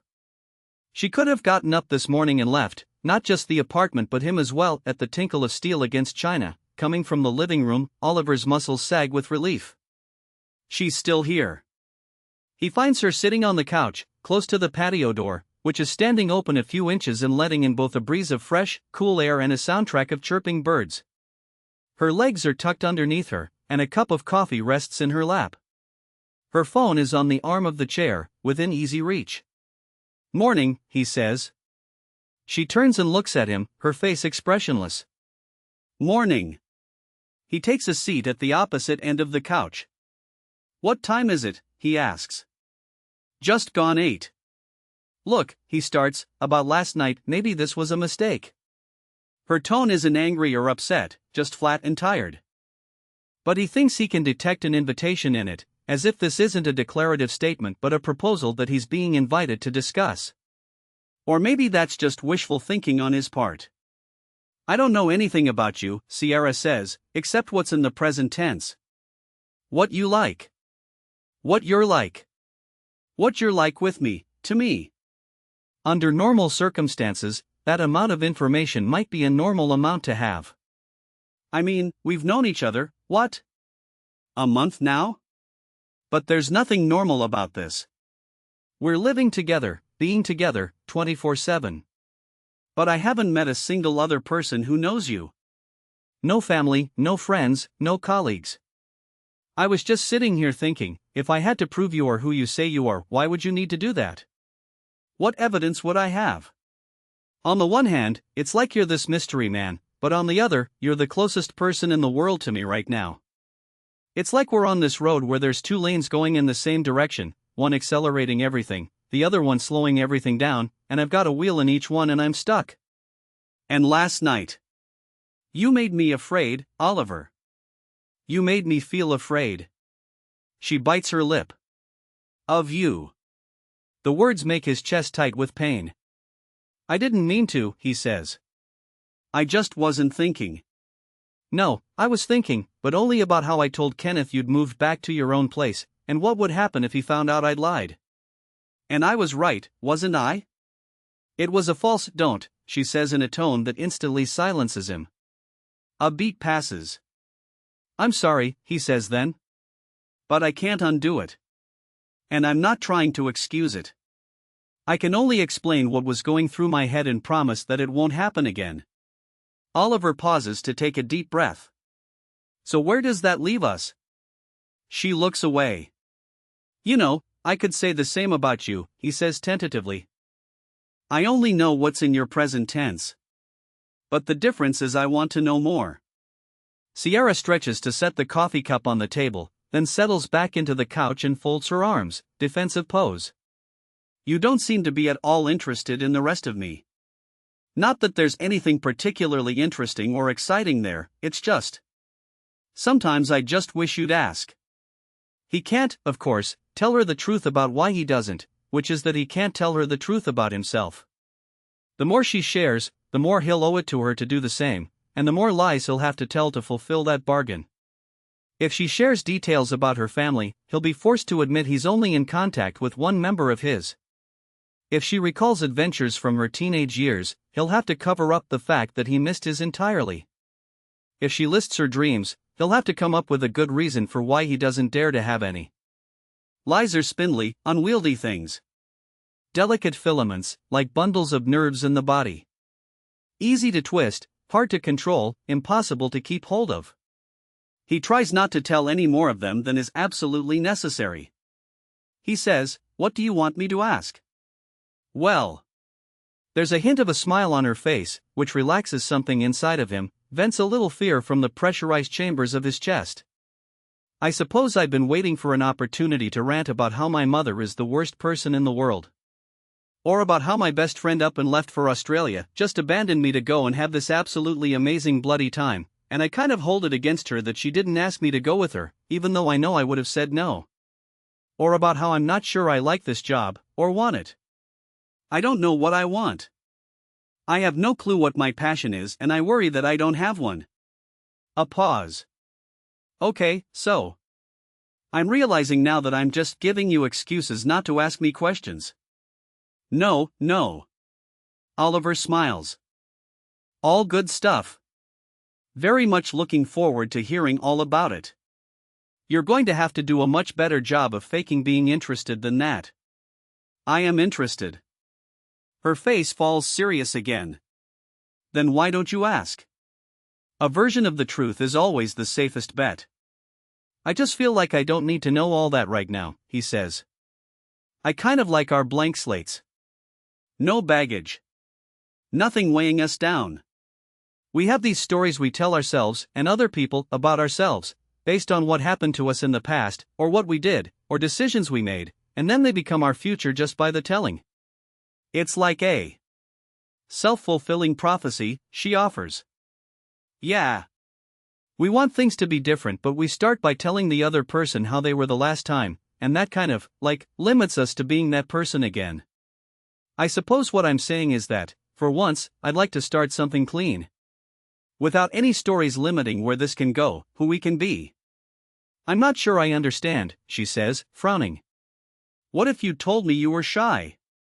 Just for example. I wouldn't have thought so otherwise, not based on your actions, but you said you are, so that's what I think now, and I treat you differently. Maybe we don't do things or go places we would have otherwise, because I'm worried it'll make you uncomfortable, because you've told me you're shy. But what if you're not really? What if it's something you mistakenly believe about yourself, or that someone else made you feel or mistook you for? Wouldn't it have been better then that I didn't know, that you didn't tell me? I just want a chance to try to convince you of who I am before you find out what I did, before you find out what they say I am. When you're working out here, Sierra says, indicating the living room, are you actually, or have you been watching old Oprah shows on repeat? He grins. Hours of it. Thought so. And, Sierra. He takes a deep breath. Look, the truth is there isn't really anyone for you to meet. Not here in Dublin, anyway. My family aren't here, and all the guys at work are older than me, and married with kids, and kinda boring, and I haven't really had the chance to meet anyone else yet. I've only been here a few weeks and, well, how do you meet people except through work and college and stuff? I didn't go to college here and I don't play sports and, well, we can't go anywhere or do anything now, can we? She smiles. You're so lucky you met me. I am. And I'm in the same boat, she says, in lots of ways. You're the only person I know here. So I get all that. But, well, there are things I do want to know, but I want you to tell me. Like what? He holds his breath.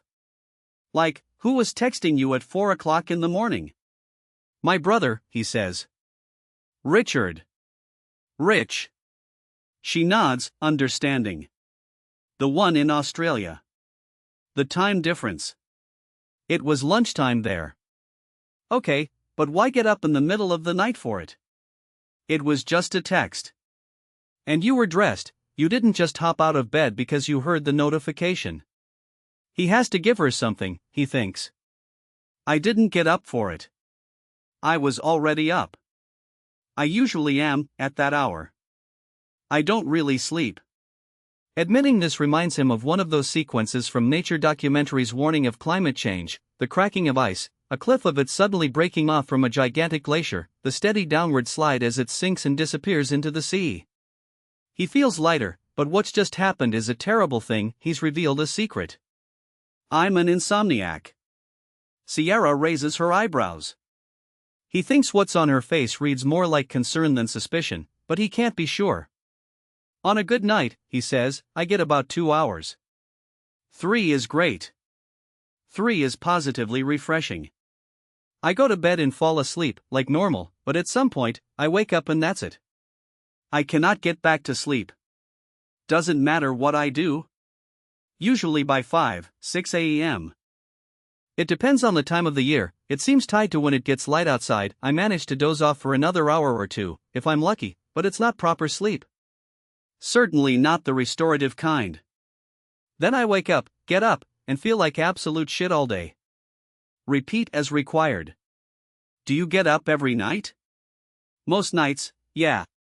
Before you were here, I might have turned on a light and tried to read a book or watch something on my phone, but I don't want to disturb you, so.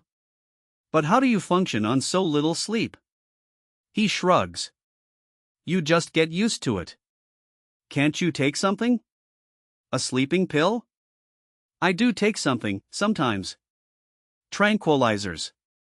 But they're pretty strong. They knock you out, basically. I get a great night's sleep, but then I'm groggy for the next 2 days. So I use them sparingly. I go as long as I can without them, and then when I'm in danger of having, like, hallucinations, I take one. Usually on a Friday night, so I can just veg out for the weekend and be okay for work on Monday. That's the only thing that works for me. All the other stuff is like swallowing Tic Tacs. When did you last take one of those tranquilizer things? The weekend after we met. It'll be time to again, soon. Why didn't you tell me about this? I suppose I was embarrassed. Why? Because it's weird. It's a medical condition. He sighs. Still. Is there anything else I should know that you're too embarrassed to tell me? He considers the question. And then he says, well, I don't want to get sick. She waits for him to say more, and when nothing comes, laughs and says, Oliver, none of us wants to get sick. I mean, I really don't want to. I hate hospitals.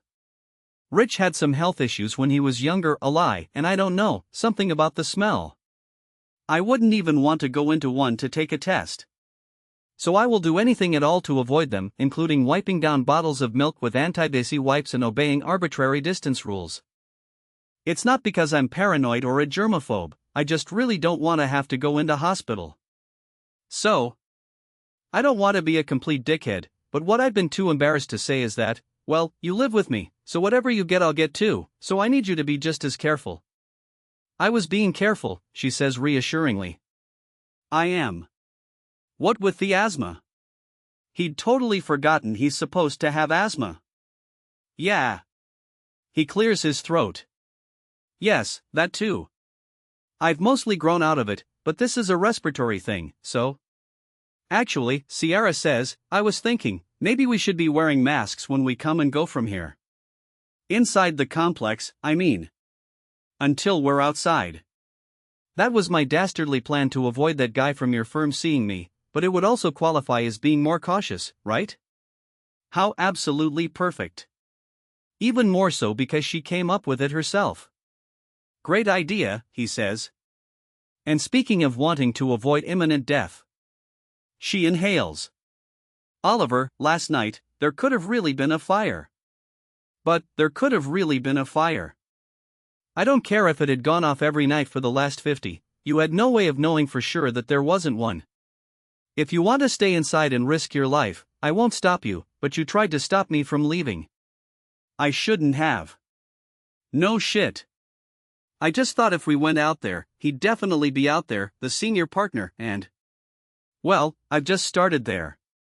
And I was lucky to get the job in the first place. The director is my brother's best friend's dad. I don't want to let anyone down when they basically gave me the job as a favor. He wishes he'd used different words to make that point, but Sierra appears to take them at face value instead of wondering why he might have needed that favor in the first place. What does this guy look like, she asks. The senior partner? Oliver mentally flips through the older guys in the office, picks one at random, and then does his best to describe him physically. I didn't see anyone out there like that. Maybe he was in the courtyard? Maybe. Why did you go out on the street? Why did you go back in? Good question, he thinks. He says, I didn't want to disturb you. It's lame and he knows it, time to change the subject. He picks up what must by now be a half-drunk cup of stone-cold coffee. Want a fresh one?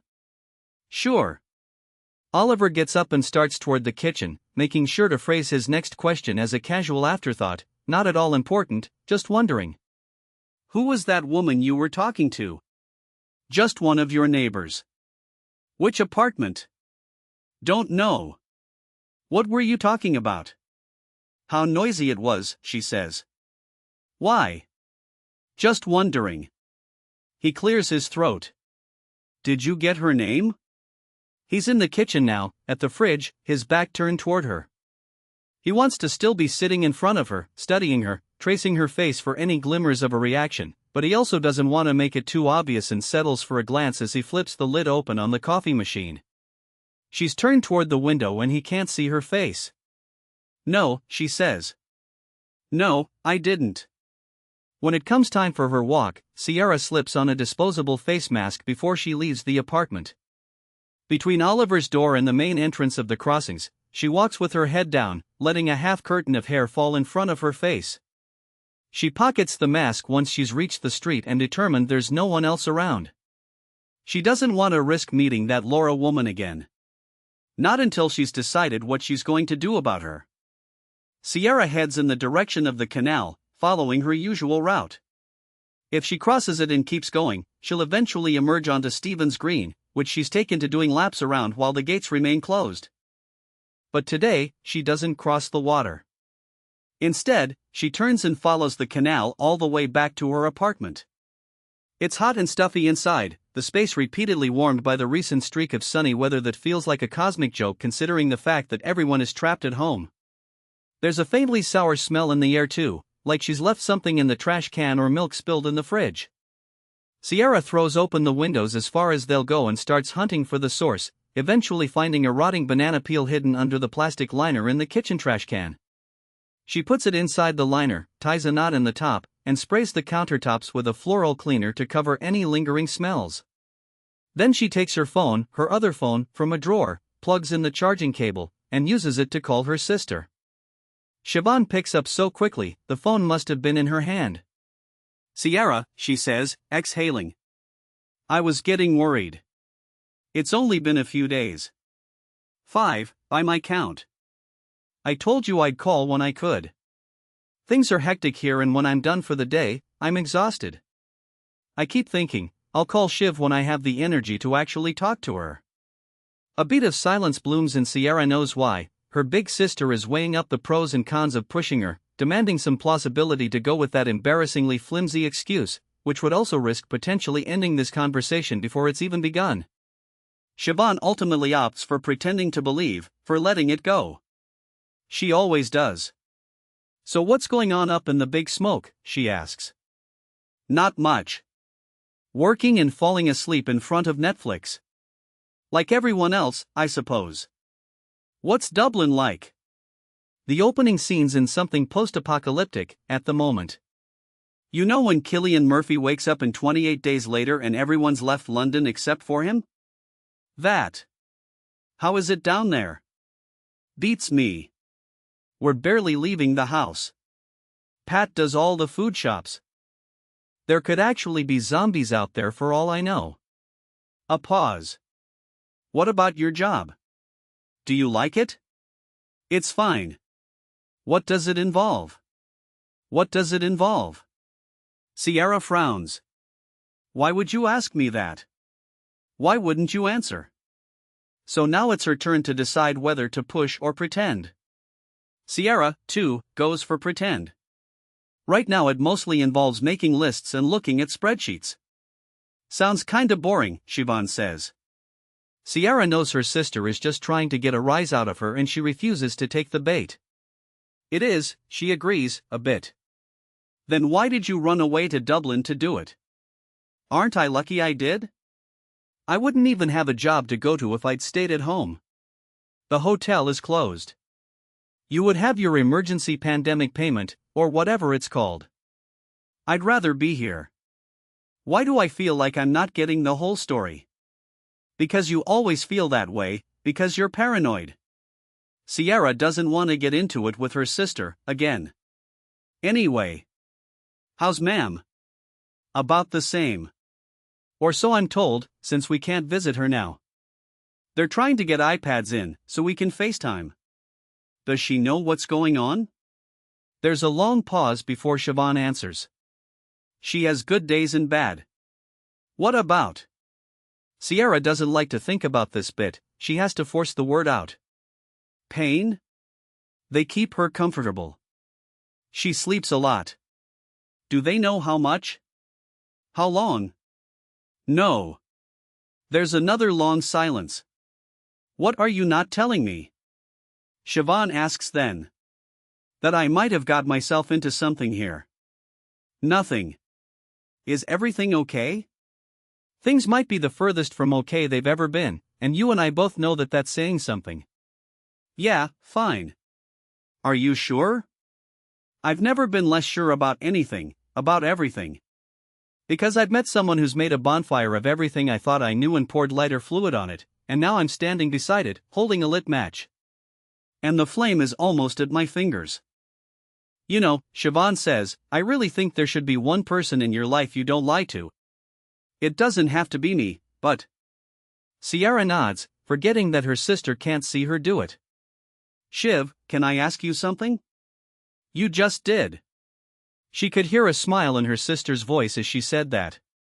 It's an inside joke, born on Patrick Street in Cork many years before, when one of those god-awful charity workers, so-called, stepped in front of them, blocking their way on a dark, cold, and rainy Christmas Eve, and said, "Can I ask you ladies something?" And Siobhan, without missing a beat, quipped, "You just did," stumping the guy long enough for them to make their escape.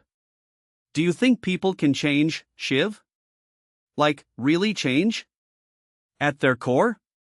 Her sister sighs so hard it sounds like a gale blowing down the line.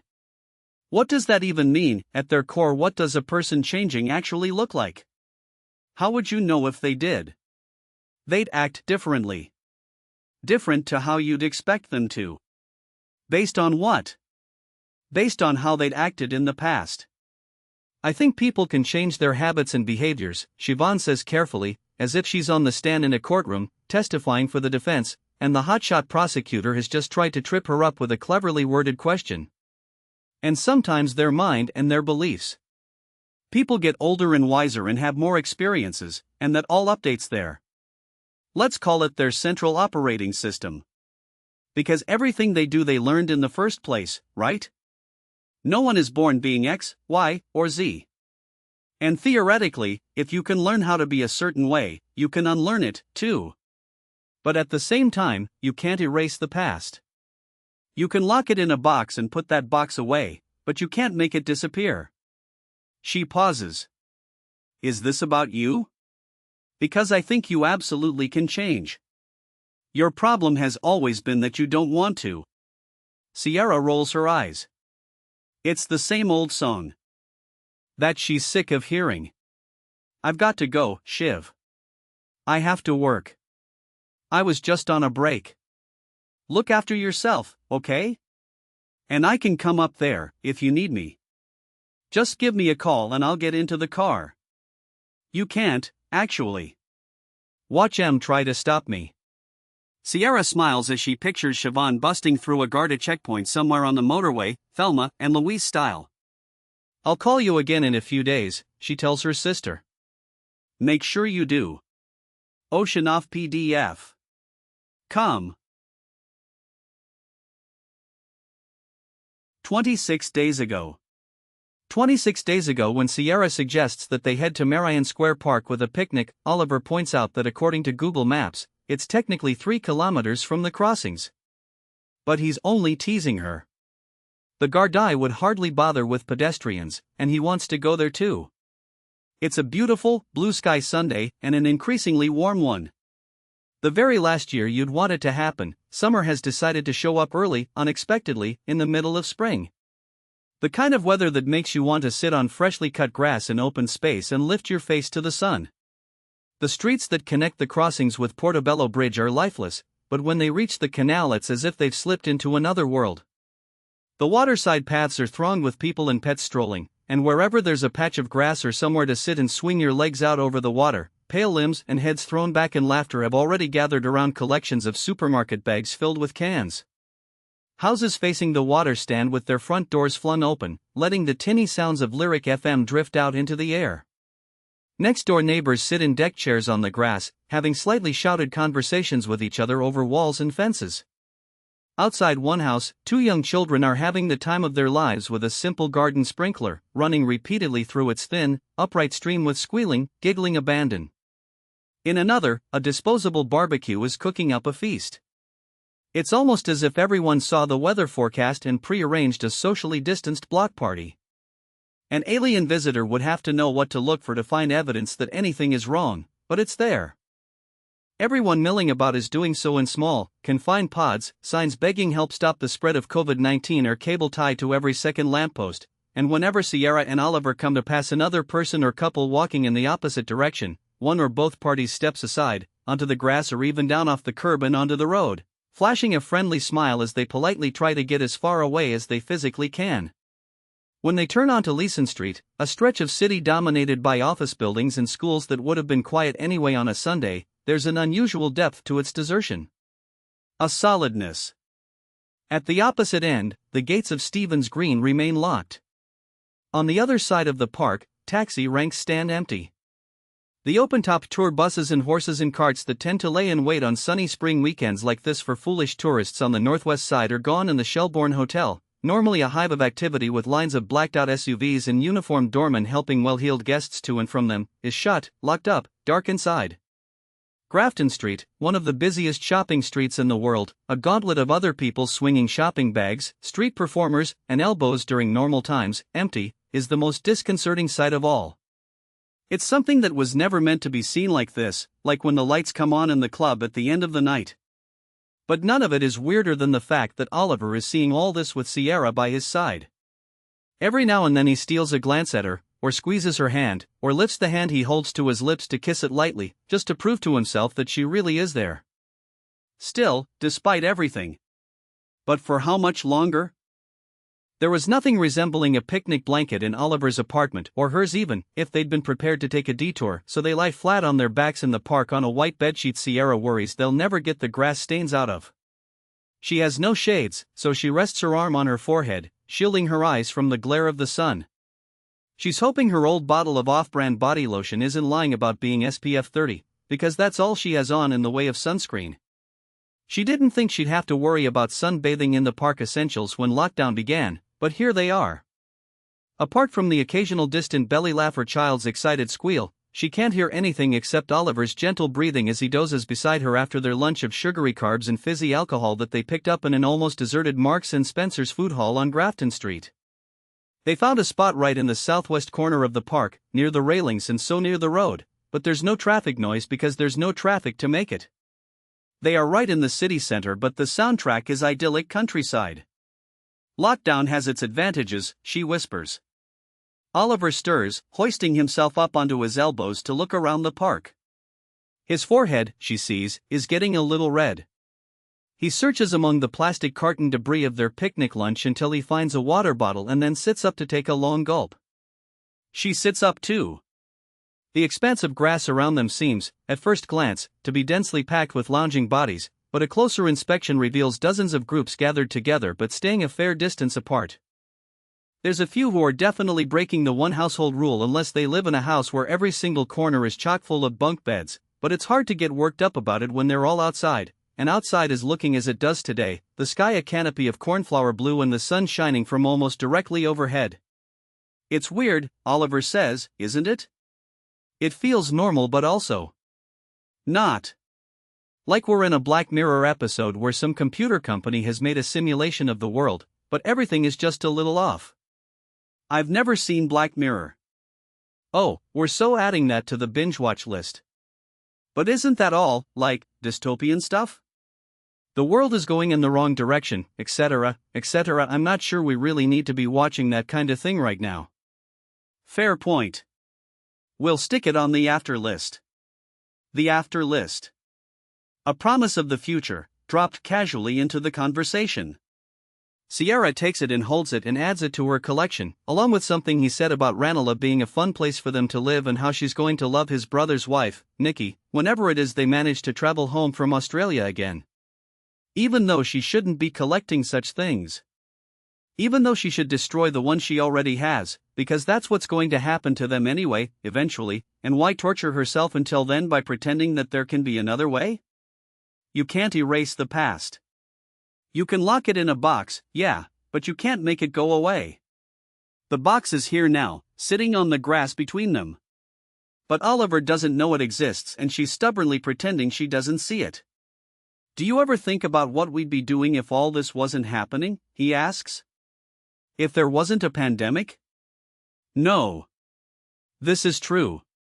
This set of circumstances has proved so dangerously perfect in so many ways, she doesn't like thinking about what might have happened otherwise. What might have had to happen? Really? Nope. She shakes her head. Why, do you? All the time. In fact. He takes out his phone, taps the screen a few times, and then holds it out to her. I do more than that. She can't see through the glare of the sun on the screen, so she takes the phone from him and cups her hand around it until there's enough shadow to make out what it is. He's opened his notes app to a list, it looks like. What's this? Places I'm going to take you, he says. After. Things we're going to do. He pauses. Things I want to do with you. She only manages to read the first few items on the list before the words begin to blur. Stella Cinema Killiney Hill Chapter 1 National Gallery Long Room Sunrise at Sandy Cove. She doesn't even know what to say, much less feel. She's stunned that he would admit to this, that he would show her such a thing. She's touched that he made this list. She finds it amusing that so many of the things on there are the same things that appear in tourist schedules, that it's a list designed for two people new to Dublin, keen to explore the city but lacking any real knowledge of where to go. She's scared that she wants to do all this too, with him, that she can already picture them walking hand in hand around the streets, like they did earlier today but with normality having returned and there being nothing left to fear. Apart from the thing that will never go away. Sierra feels a sudden flare of heat on her cheeks. His face is inches from her own, there's nowhere to hide a reaction. She works to keep her expression neutral as she feels wave after wave of feeling rush up and crash over her, pulling her under and lifting her to the surface, leaving her dizzy and disoriented, her throat dry. And it's not on the list, he says, but there's a hotel in Killarney where you wake up and you're just looking out at the lakes, and the mountains beyond, and you can't see anything except green and blue.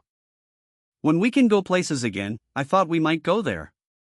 Just to not see city for a while. It was never supposed to go this far. But now that it has, she doesn't want to turn back. And really, what did she think was going to happen? Isn't there a part of her that wanted this all along, despite the cost of it?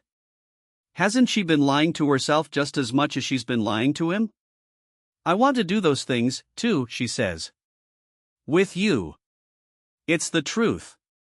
He traces a finger along her forearm, connecting her freckles with an invisible line. Except for the swimming bit, she adds. Because I would definitely drown. I'd save you. She shakes her head. I'll save you the bother. You don't swim? I prefer to think of myself as a very good sinker. He laughs. I do miss the water, though, she says. Looking at it, that is. I could see it from my apartment in Cork. The harbor. Well, estuary. I don't know, maybe they're the same thing. Anyway, I didn't realize how much I liked seeing it until I left. I feel a bit landlocked here. Another truth. I hate to break it to you, but we're on the coast. She slaps his arm playfully. We're near a river. I'm talking about seeing nothing but water all the way to the horizon. The beaches are well outside our 2K. There might be somewhere else, somewhere closer. Come on. Oliver moves to get up. Let's go. Less than 15 minutes walk from the bright greens of Marion Square Park and the washed-out reds of the Georgian townhouses that surround it sits an industrial, futuristic feast of silver, gray, and blue, Grand Canal Dock. Sierra has never been, and it's not at all what she was expecting from the name. A shimmering square of water stretches toward the sea, overlooked by glass-fronted boxes, apartment blocks and office buildings. Everything is smooth and new, and stone, steel, or glass. The open sea beyond the mouth of the Liffey is blocked from view by a row of buildings in the middle distance, but she can see the pool-baked chimneys rising into the sky beyond, and there's more than enough water here to soothe her soul. Thank you, she says to Oliver. This works. He grins. This isn't it. He leads her past the water and down a narrow street, a gap in the glass and steel boxes. They pass closed restaurants, a bank, and a slew of dark office doors, but there are pockets of normality here too, teenage boys in wetsuits diving gleefully into the water, a couple of skateboarders crisscrossing the smooth pavement of the main square, a couple emerging from a grocery shop with takeout coffees. She has no idea where he's taking her until finally, they emerge at the other end and she follows him across the road. He's brought her to the river, a stretch of it she's never seen. On her left, the delicate white curve of the Samuel Beckett Bridge rises into the sky like a bird in flight. Through its tension cables, she can see more familiar Dublin landmarks in the distance, Custom House, the tip of the spire piercing the sky. Feet away from them is a bright orange diving bell, according to its signage. She wouldn't have had a clue what it was otherwise. She looks to Oliver, who is watching her look. This is still not it. But if you'll just follow me. He pulls gently on the hand he's holding and they both start to turn in the other direction, to the right, so they both see it at the same time. A Navy vessel is docked just feet away and on its deck, 3 people in full biohazard gear overalls, gloves and boots, hoods fitted with plastic visors and respiratory masks, are using the spraying devices on their backs to hose down surfaces with what has to be disinfectant. Next to the ship is a large, long, sea green tent surrounded by metal railings. Signs say it's a client referral testing center and point to the entrance this way and warn referrals only, no walk-ins. The railings have black plastic tarps tied to the inside, makeshift privacy screens. A gangplank connecting the ship to the shore says it's the L. Samuel Beckett. They both stand, gaping at it, transfixed. Since lockdown began, Sierra has been glued to the news. It's on for the hour that Oliver is out running, so she watches it alone. They usually start with the numbers, and those are never good. But the numbers are never the worst part, partly because that's all they are, because it's too much to take in to match them to the scope of human suffering that they represent. It's the details beyond the headlines, the sentences filled with words she knows but which, put together, don't make any sense, that catch in her throat. Like how a convention center in the middle of New York City had been turned into a 1,200-bed field hospital with a potted plant next to every bed because it was supposed to have been hosting the World Floral Expo. Or how, when someone dies of this thing in an Irish hospital, they have to be left in the clothes they have on, fitted with a mask even though they've stopped breathing, and zipped inside not 1 but 2 body bags, neither of which will ever be opened again. And how a ship docked down in Cork is prepped to become a makeshift morgue if needs be. But all of these things have been on the television, safely on the other side of the screen. At the start of evening she and Oliver spend cuddled up on the couch watching TV shows that don't know this is coming, hermetically sealed time capsules of before, and being safe and well and kinda liking this. Walking out into the world and seeing them with her own eyes, right in front of her, is another thing entirely. She looks at the faceless bodies moving about in the biohazard gear and feels like what they're washing away with that chemical spray is every good thing about today. I didn't know this was here, Oliver says. If it wasn't, you'd be able to see down as far as the port, to the mouth of the river, and a horizon of water, just like you said. Maybe if we walk down there a bit, we can. I just want to go home. He doesn't argue. He squeezes her hand and they turn and walk back the way they came, mostly in silence, until they are back alongside the canal itself, back inside the Mirage. People are still lounging by the water, lit now by the late afternoon sun. Music drifts out of open windows. The puffed popcorn blooms of pink cherry blossom trees sway gently in the breeze. But it all looks like playing pretend now. When they get back to the crossings, Sierra's eyes go to the letterboxes. A slim, cream envelope is sticking out of the flap of the box for apartment 1. Oliver, she says, pointing. Look. He follows her direction, frowns. Junk, probably, he says. Or a menu. He pulls the envelope out of the flap and looks at it for a second, blinking rapidly. Something is handwritten on the front, a name. It couldn't be anything more, but when Sierra takes a step closer to try to see it for herself, Oliver abruptly turns and slips the envelope into the letterbox beside his, the one for apartment number 2. What did it say? Oliver's response is, "It wasn't for me," which, she'll think afterward, doesn't at all answer her question. Oceanoff PDF. Come. Today, Lee stands on the kitchen side of the breakfast bar with her notebook open in front of her and a pen in her hand.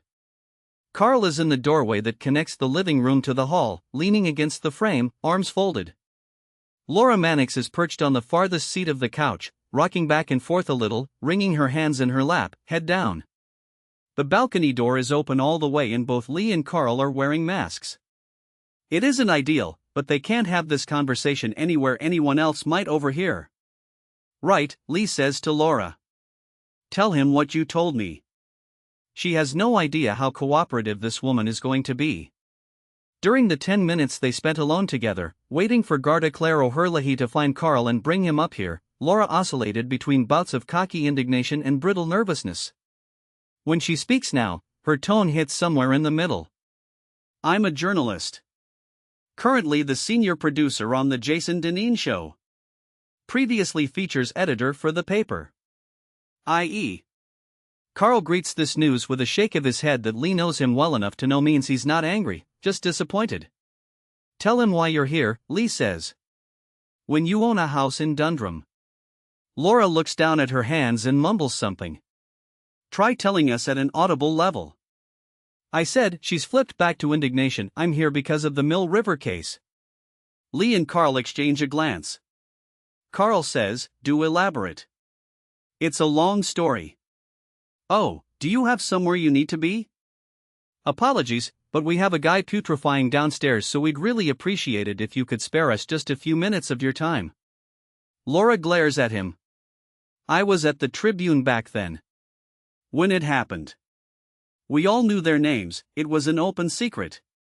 A few months back, a group of us go out for pints and someone brings it up. One of the guys, a crime correspondent, says he heard that St. Ledger was in London, living it up. Girlfriend, good job, the lot.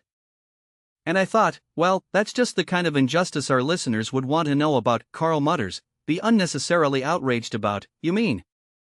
So I started doing a little digging. Figured if I found anything tangible, I could use it for the show but also get a feature out of it too, maybe. A pause. And I wouldn't call it unnecessary, detective. He's a convicted murderer. Who served his time. And it's Detective Sergeant. Carl correcting her on his rank, Lee knows, means Laura is definitely not on the Christmas card list. You can't report his name, he continues. Or risk identifying him in any way. So what good is a feature to you? I can change identifying details. And there's still plenty to write about. There was that case last year, with the 2 teenagers, they couldn't report their names but they still got column inches out of it, didn't they?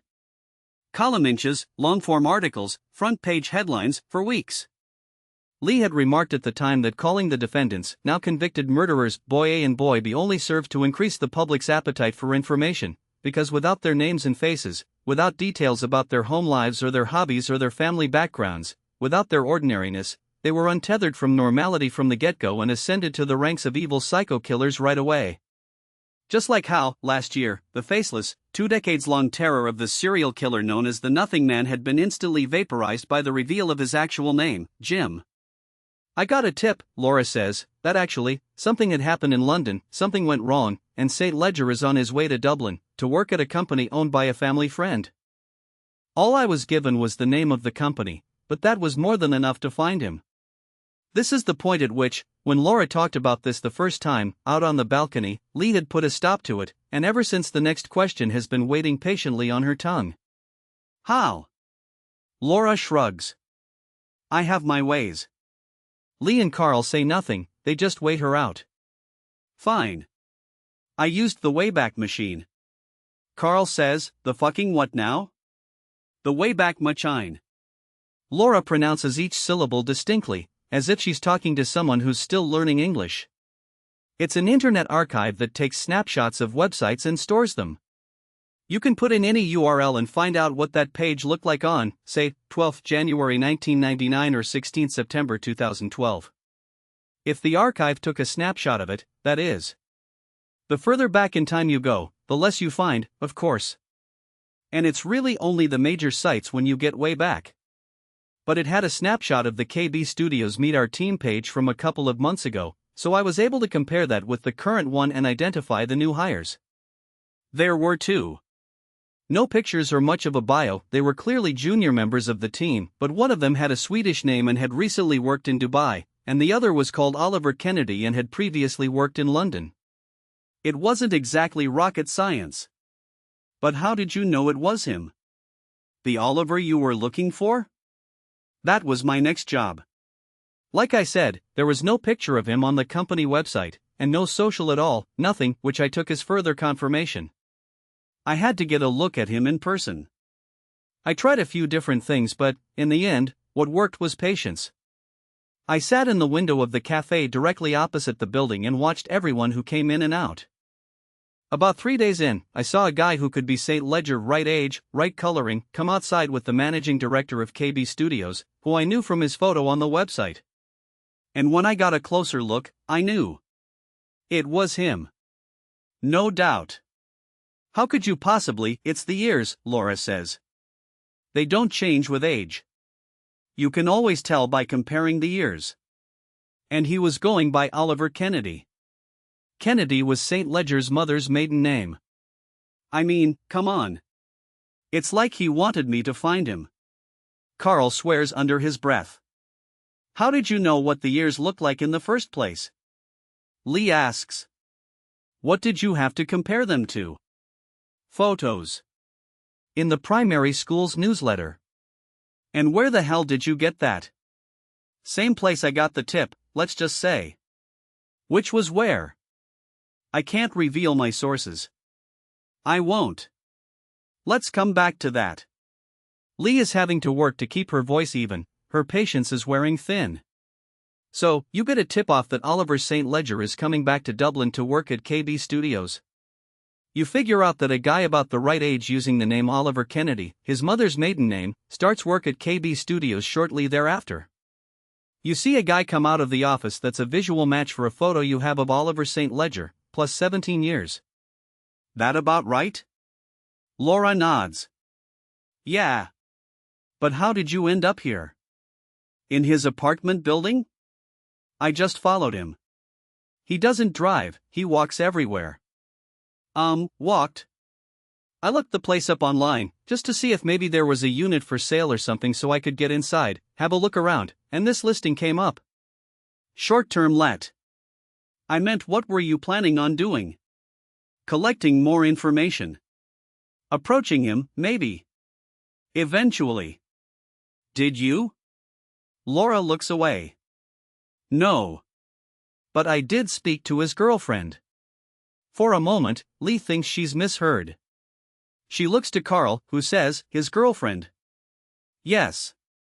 His girlfriend. Her name's Sierra. Laura can't keep the triumph off her face, she's clearly enjoying telling them something they didn't already know. Did she come here with him from London? Carl asks. Don't know. Her accent was Irish, though. Cork, I thought. And what was the highlights reel from that conversation? Conversations, plural. There were two. Did you tell her who you were? Hardly. There wouldn't have been a second conversation if I had. What about a last name? Didn't get it. Did she know about his past? A beat passes. I don't know, Laura says then. I thought if she didn't know, I should warn her. But I kept it vague. I told her I knew he'd done something bad and that his last name wasn't really Kennedy. And she said. Another shrug. Well, not much. Carl is getting a little red in the face. Right, he says. So, to recap, you, a complete stranger, walk up to this woman and say, "Hey, I know your boyfriend's done some bad shit and his last name isn't really what he says it is," and her reaction was not much. I figured she was protecting him. Lee considers this, lets it percolate. Either this mystery girl was in a relationship with a convicted murderer and was protecting him from Laura, or Lois Lane here had the wrong Oliver. Carl asks Laura when she last saw this woman. Probably 3 weeks ago? Were they living together? Could have been. So, Lee says, you never actually spoke to him, but presumably this Sierra woman relayed your conversations. I sent him a note. I dropped it in his letterbox. Explaining that I didn't want to expose him necessarily, Carl snorts. But I did want to talk to him. Hear his side of things. I never heard back. She folds her arms, lifts her chin. Look, I wasn't wrong. I know it was him. And I didn't do anything wrong here. I wasn't harassing them. Yeah, right, Carl mutters. And by law I couldn't have revealed his name or where he was, but maybe the fact that he thought he was about to be exposed. Maybe that's why he did what he did. You seem very cut up about it, Carl deadpans. Laura glares at him. I didn't do anything wrong. He did. It's not my fault he couldn't live with himself. We found an envelope, Lee says, in the letterbox for apartment 1 addressed to Oliver Street Ledger. That from you? Laura nods. What are we going to find when we open it? Just a letter explaining that I'm not trying to expose him, I'm only trying to talk to him. Her eyes widen. Are you saying he never got that? When you first spoke to me, before my colleague here came and joined us, you indicated that you'd never been inside apartment number 1. Why would I have been? So you haven't? No. Lee has been taking notes while Laura speaks. Now, she makes a show of setting down her pen. She pinches the front of her mask and pulls it away from her face for a couple of seconds, letting some air in, breathing it in, and moistening her lips because every time she talks for too long with this thing on, she ends up feeling like she's been lying face down in desert sand. Then she lets it go, fixes it back into position, and picks up her pen again. Here's what we're going to do, Laura. That was all very interesting. Fascinating, even, at times. But I'm going to ask you to tell us it all again, right from the beginning, only with one little difference. Laura looks confused. This time, Lee says, you're going to tell us the truth. Oceanoff PDF. Com. 26 days ago. 26 days ago his heart is beating so fast and hard he's worried that Sierra will see it pulsing through the skin on his neck. She must see something because once they get inside the apartment and she turns to look at him, she frowns and asks him if he's okay. Her voice sounds oddly distant, muffled, as if they're underwater. Or just that he is. She tells him he's sweating. He mumbles something about the heat and the sun and walking so far after drinking at lunchtime, and Sierra disappears to find a moisturizer she says he should put on his face and 2 paracetamol for the headache he's lying about having. In the half-minute she's gone, he does his best to collect himself, splashing his face with palmfuls of cold water over the sink and wondering what the hell he should do. He needs to see what's inside that envelope, he decides. That's the priority. When Sierra comes back in, he blurts out, "Let's order something for dinner," followed by a smile to smooth over the abruptness. I don't feel like cooking. She could offer to cook or try to. She could say it's too hot for hot food, like his mother used to when he and his brother were small. But she does something else that doesn't work for his plan. She suggests they download a food delivery app. Yeah, he says noncommittally. Sierra hands him a tub of something and he slowly unscrews the lid and sniffs at the white cream inside while working furiously to come up with a reason why that's a bad idea.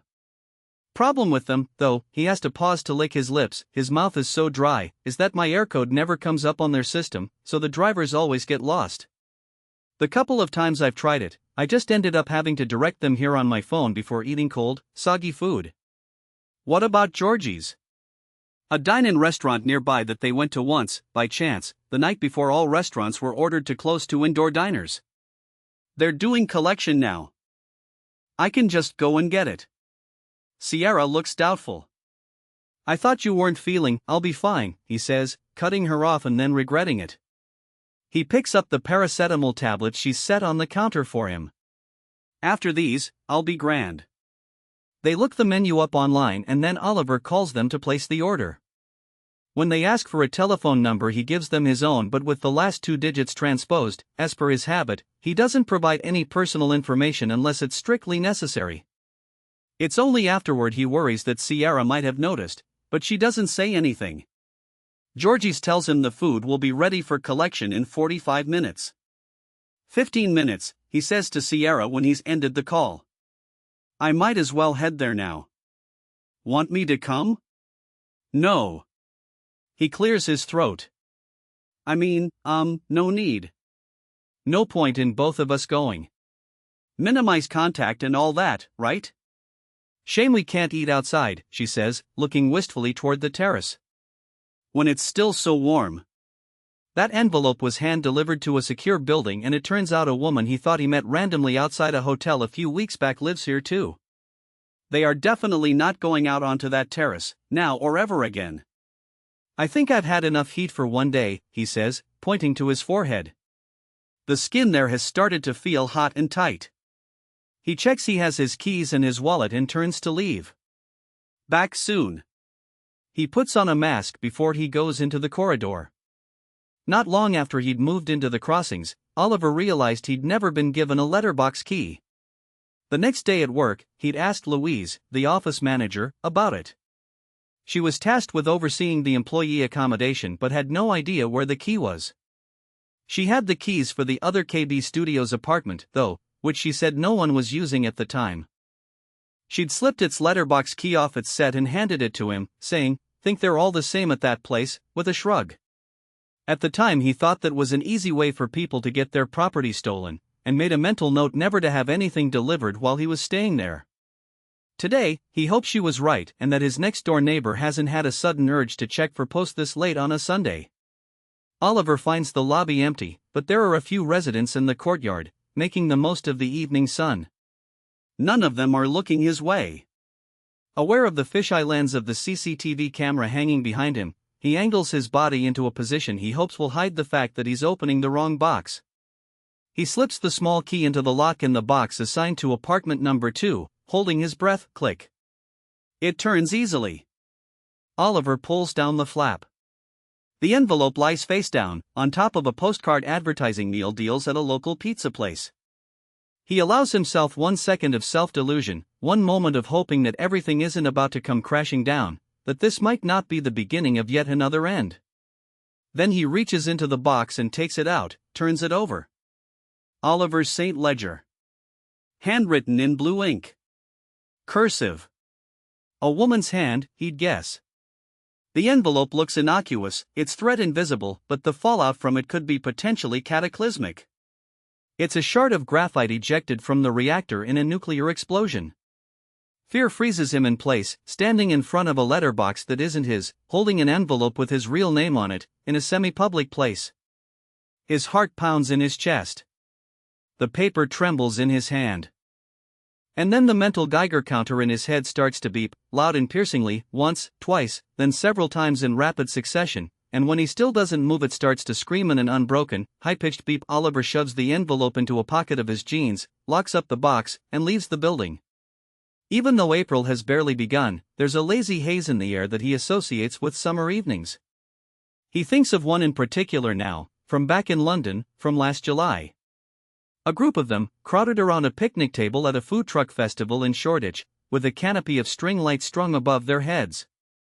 The bulbs grew a bit brighter for every inch the sun slipped lower in the sky. He thinks of the exact moment he realized that Lucy, sitting beside him, had draped her arm casually across his thigh, and how he waited for her to realize and remove it, but she didn't, and instead she turned and met his eye and told him silently that she knew it was there, that she'd put it there on purpose, and that she'd done it because she wanted him in a way that she didn't want the others. He'd felt a heat start to spread across his chest then, and not the kind he was used to. Not the burning, dangerous, panicked kind that tightened his windpipe and made it difficult to breathe, but a warm glow of happiness, of belonging, of safety. But unbeknownst to him, even then, at that moment, everything was already falling apart.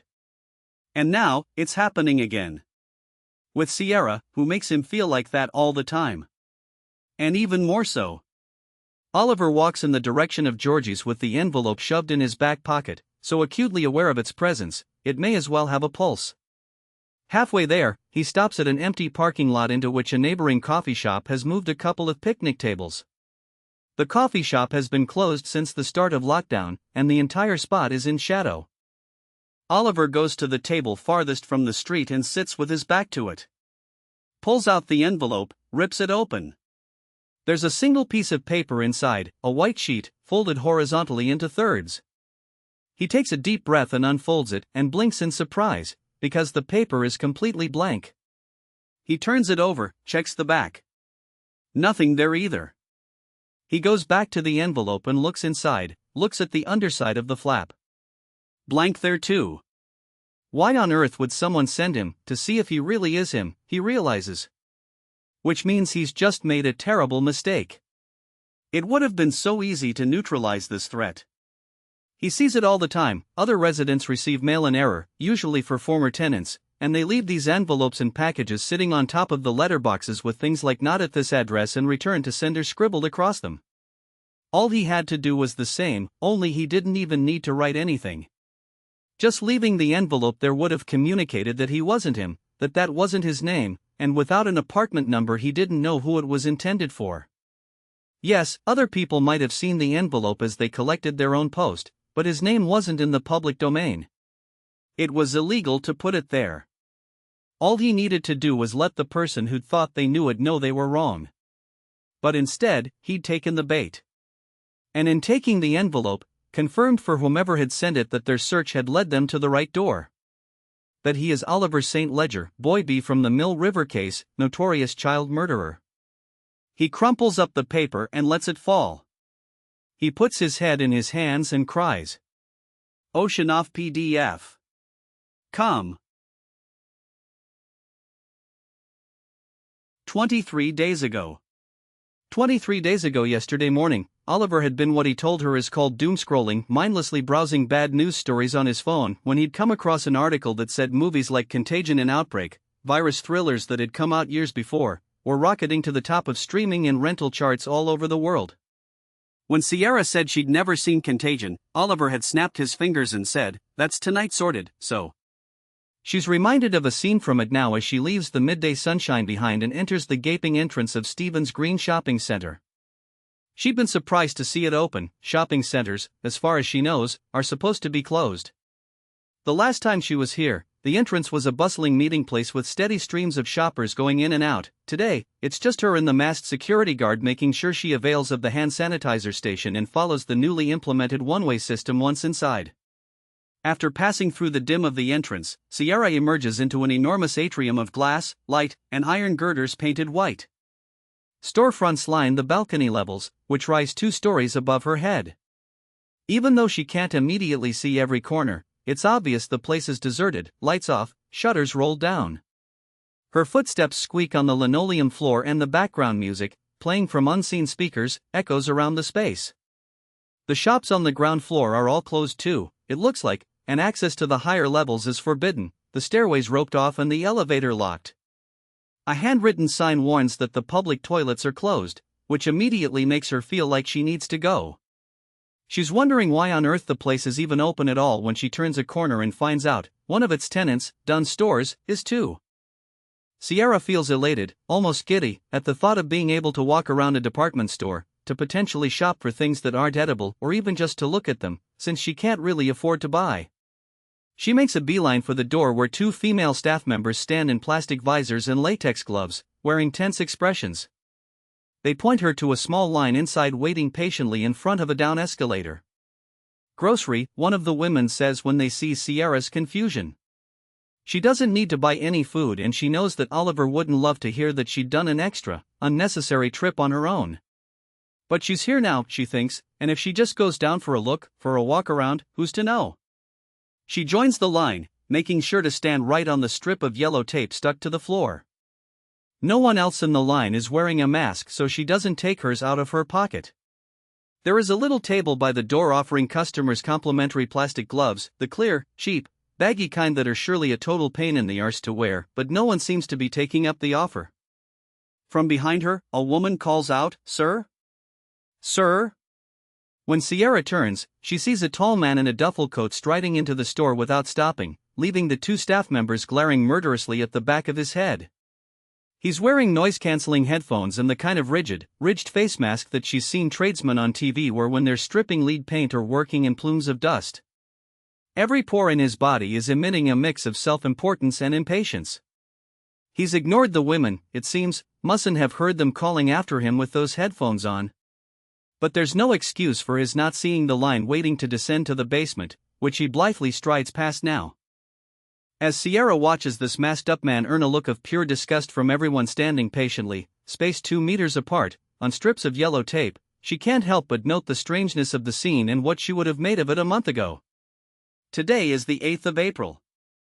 On the 8th of March, she was still 24 hours from her first date with Oliver, the night they ended up in the Westbury. She doesn't know what's more terrifying, how much has changed in such a short space of time, or how little time it's taken for people to adapt to this situation. How easily she has, to hers. When it's her turn, Sierra steps onto the escalator, childishly excited about getting to walk around a grocery store by herself. But the feeling quickly fades.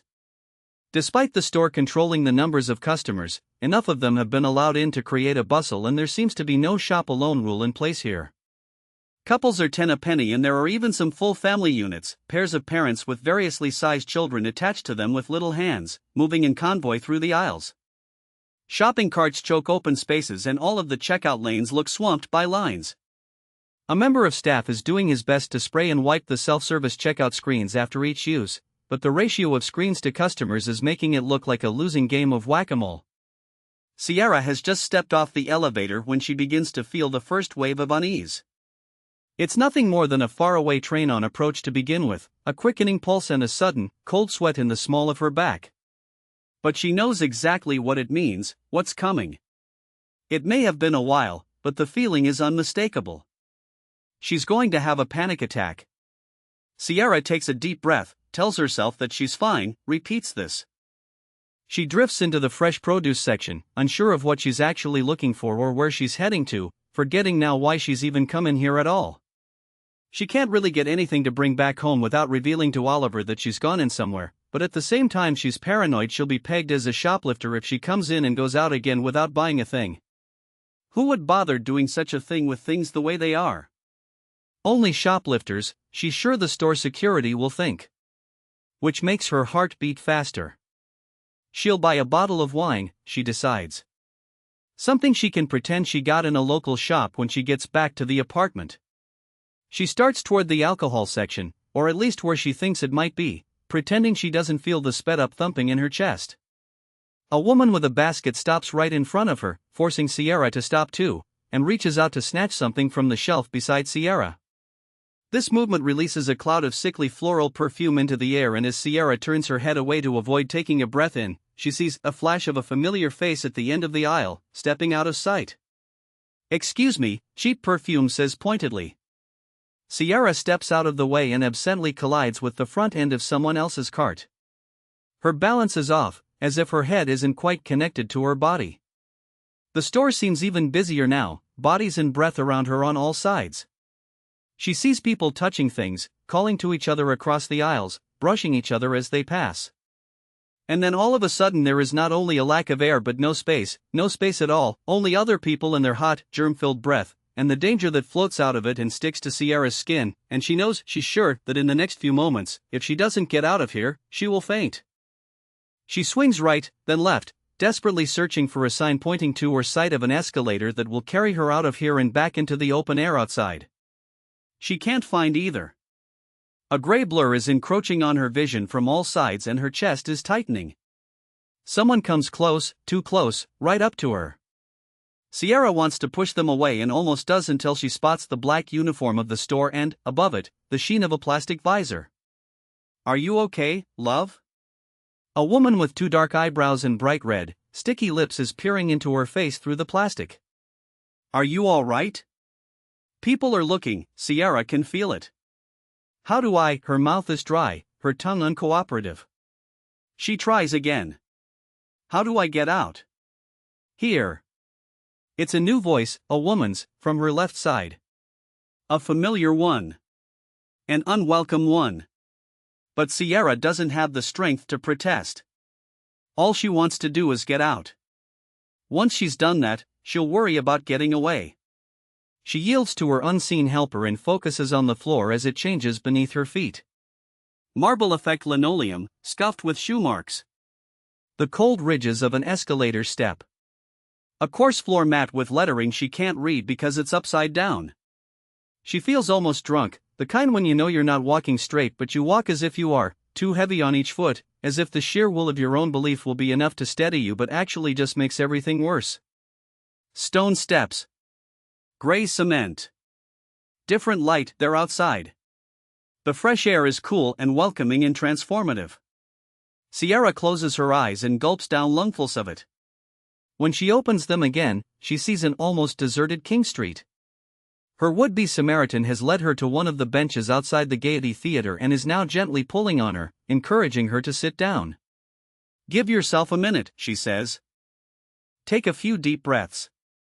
Sierra is racing back to normal, to feeling perfectly fine, and chasing after it is a wave of hot, itchy embarrassment.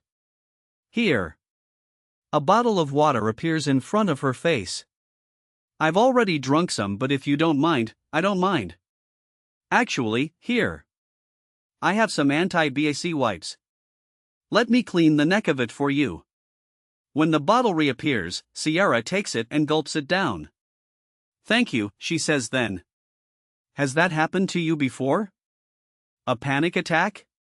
Only now does Sierra turn and look directly at the other woman and finds her suspicions confirmed. It's Laura who is sitting next to her. What the hell is she doing here? Was she following her? Oh, Sierra says, pretending to only have recognized her now. Hello again. And then, playing dumb, is that what that was? A panic attack? Came on suddenly, hyperventilating, feeling sick? Laura nods when Sierra does. Sounds about right to me. What happened? I don't know, I just felt claustrophobic. Anywhere now that isn't practically empty feels that way to me. I'm totally paranoid about catching this thing. How was your headache, in the end?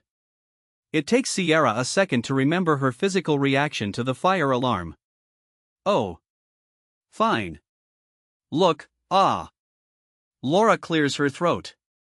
There's something I wanted to say to you. I was going to say it the other night but... She shifts her weight. I don't really know how to put this, so I'm just going to come out with it, okay? Sierra braces herself. I know it's Oliver you're staying with. And I know there's a good reason why you might not have wanted to confirm that for me the other night. I'd understand if you're trying to protect him. What I want to make sure of, though, is that if you don't know what that good reason might be, if you're not trying to protect him, if you don't know who he is, then... Laura stops. Did he tell you about the envelope he found? The one with his real last name on it? Blood rushes in Sierra's ears as she does her best to look utterly confounded. It isn't Kennedy, Laura continues. And I'm a journalist. I'm hoping I have to go, Sierra blurts out. She doesn't trust her niece to hold her, but she stands up anyway. She lets the bottle fall from her hand and is vaguely aware of the splash of cold water that soaks the lower right leg of her jeans. She takes 3 steps away, then turns back to face Laura. I don't know what this is, she says, or what's wrong with you, but Oliver and I have known each other since we were in primary school, so whatever this is about or whoever it's about, it's got nothing to do with us. Then she turns and walks away, fast, almost running. Feeling like her heart might be about to burst out of her chest. And thinking, this bloody bitch is going to ruin everything. Oliver paces back and forth across the living room floor, practicing his opening line in his head. There's something I really need to tell you.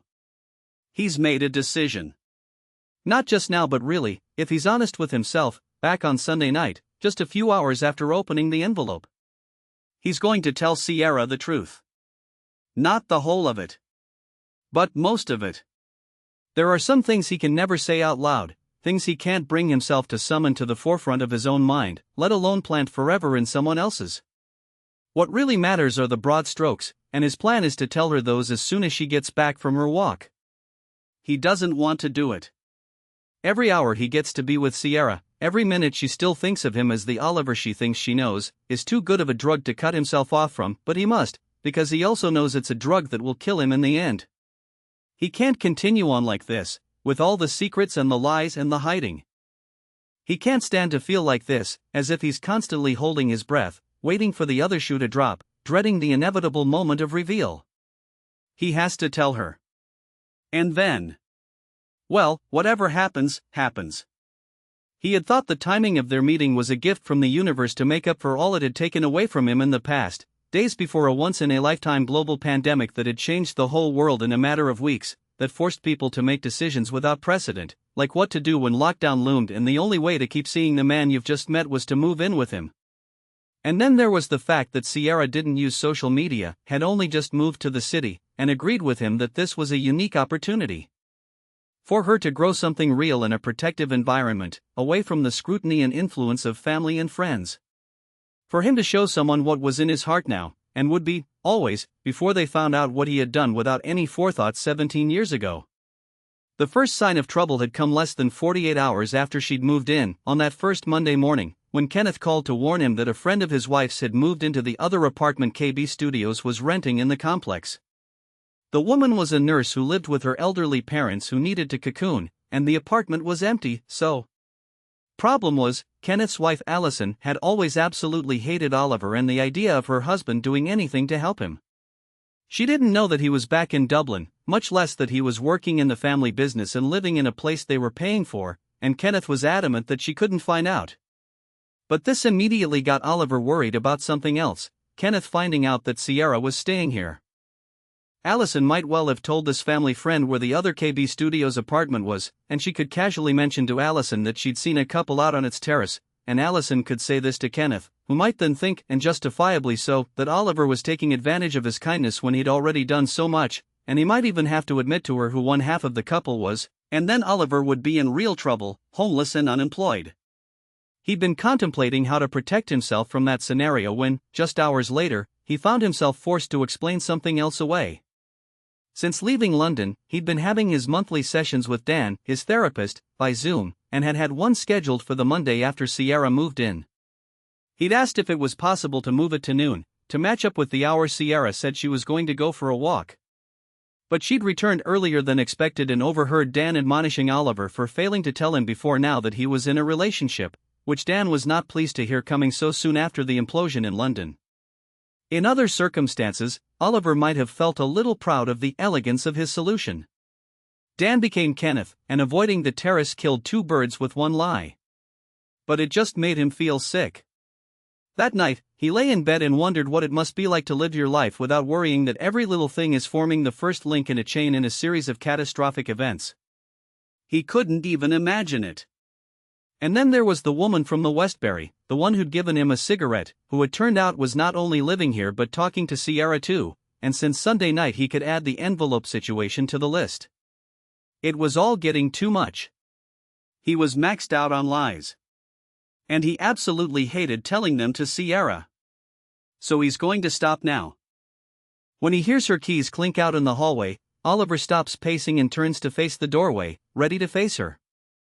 He rubs his clammy palms on his thighs, takes a deep breath. His right leg refuses to stop shaking. He will kiss her, he thinks. And hold her. Just for 1 minute more. And then he'll tell her everything. Almost everything. The broad strokes. If he can manage to get any words out from behind the lump in his throat. There's something I really need to tell you. He'll start there, he thinks. But when she walks into the living room, it's her who says those words to him. She made her decision on the walk home, she has to tell Oliver about Laura. She got away without telling him what Laura said the night of the fire alarm, but since the bloody woman seems intent on a confrontation, and since she could tell Oliver that she'd already confronted Sierra, he'll know then that Sierra's been lying to him, and that will be that. But Sierra needs more time with him as the woman he thinks she is, so she needs to get in there first. She lets herself into the apartment, setting her keys down on the hall table as the door swings shut behind her. The place is quiet and the door to the second bedroom is closed. She assumes Oliver is in there, still working. The safest option, she thinks, is to play dumb. Tell him what Laura just told her. Ask him what the hell it means.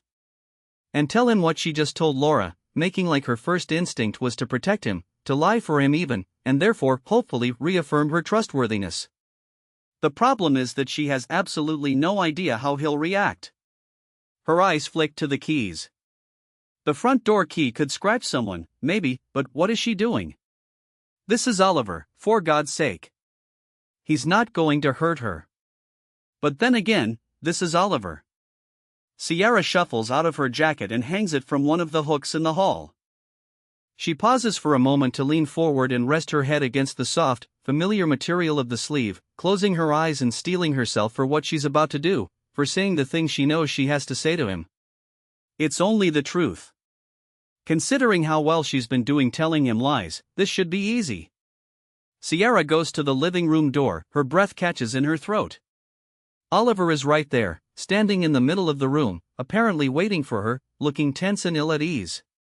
She wants to ask him what's wrong, but she's afraid if she doesn't push these words out of her mouth right now, she'll never say them, so instead she says, "Oliver, there's something I really need to tell you." One footstep off the ledge and now she's in freefall. Too late to change direction or her mind. All she can do is try to ensure she doesn't hit anything on the way down, and has the best possible landing. Even if the odds of surviving the impact are astronomically slim. Can we sit down? Oliver nods and moves to take a seat on the couch. She takes one beside him, and then one of his hands in hers. It's cold and clammy. She thinks maybe hers is, too. So, she starts. I haven't been completely honest with you. He's rigid beside her, barely breathing, watching her with unblinking eyes. Looking at her in the same way she'd imagined he'd look at an apex predator he was worried was going to suddenly lunge at him and bite into his neck. Something happened today, she says. Just now. In town, on my walk. And it makes me think that I should tell you about the other thing that happened because, well, maybe you know what it all means and you can explain to me. She squeezes his hand. The first thing was the night of the fire alarm. The woman I was talking to outside. She asked me something weird. He squeezes her hand the same way her sister does during takeoff and landing because she's a terrible flyer and is always terrified. And I didn't tell you at the time, because you were paranoid about that guy from the firm knowing I was here, and there was a lot going on with us that night and I didn't want to add to it. I just didn't want to listen to you going on about it, to be honest, so what did she say? It's the first time he's spoken since she came in. Well. Sierra swallows hard. She asked me if I'd recently moved in, and I said I didn't really live here, that I was staying with a friend, and then she said, "Is it Oliver?" I knew you didn't know anyone here, and then I was thinking, shit, maybe she's pretending to live by herself and actually she's the wife of this senior partner or whatever and she's trying to catch me out, so I didn't say anything. Then she says, "It is Ollie," which made me even more confused because you never mentioned that anyone calls you that. And then she said something about how I could go to her for help if I ever needed it? He's squeezing her hand so tight, it started to hurt. When he speaks, his voice is barely above a whisper. And what did you say? Nothing, to that. I thought she was a head case. Did she tell you her name? Not that night, Sierra lies. But today she did. It's Laura. She pauses, looks down at her hand in his. You're, kind of hurting me. A little. He pulls away as if her hand is on fire. Sorry, he says. So? You met her again today, this Laura woman? Sierra nods. I was in Stevens Green, let him assume it was the square, and she just walked right up to me. Said she knew it was you, Oliver, that I was staying with, and that she knew there was a good reason why I might not want to confirm it, and something about my wanting to protect you. She said she knows your last name isn't Kennedy. And that she's a journalist. His face is as pale as she's ever seen it. Who is she, Oliver? She swallows hard. And who are you? Oceanoff PDF. Come. Today she's lying, Lee says. She and Carl have stepped into the corridor, leaving Laura Mannix alone inside her apartment, still insisting that everything she told them was the truth, and furiously and fruitlessly deleting pictures of their crime scene from her phone, if Lee's instincts are correct. At least by omission, she continues. Because why would she assume it's a suicide? We don't know what he did yet, but for all she knows he's lying downstairs in a pool of blood with a knife in his heart. Or suspended from the ceiling in a gimp suit, Carl offers. You know, I think I've had more than enough of your sex games for today, is a sentence I've never heard before, he finishes, grinning. Carl, she says warningly. All right. He folds his arms. So, what? You think she's been inside? I know she has. I mean, does she really expect us to believe that she does this super sleuthing, reconnaissance crap, tracks this guy like a bloodhound back to his apartment, and then can't be arsed going from one side of the building to the other when there isn't sight nor sound of him for 2 weeks? And ignores the smell in the lobby that's coming from his side? Lee scoffs.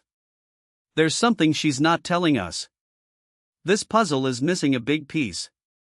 She says she's doing this for the radio show, and that, yeah, okay, she might get something out of it in the future, but who's funding this fishing expedition in the meantime? Who's paying to put her in a place like this, indefinitely, when she lives half an hour away? And why is she still here, when she hasn't seen him for 2 weeks? Carl frowns. Why is she still here? For a front row seat to this would be my guess.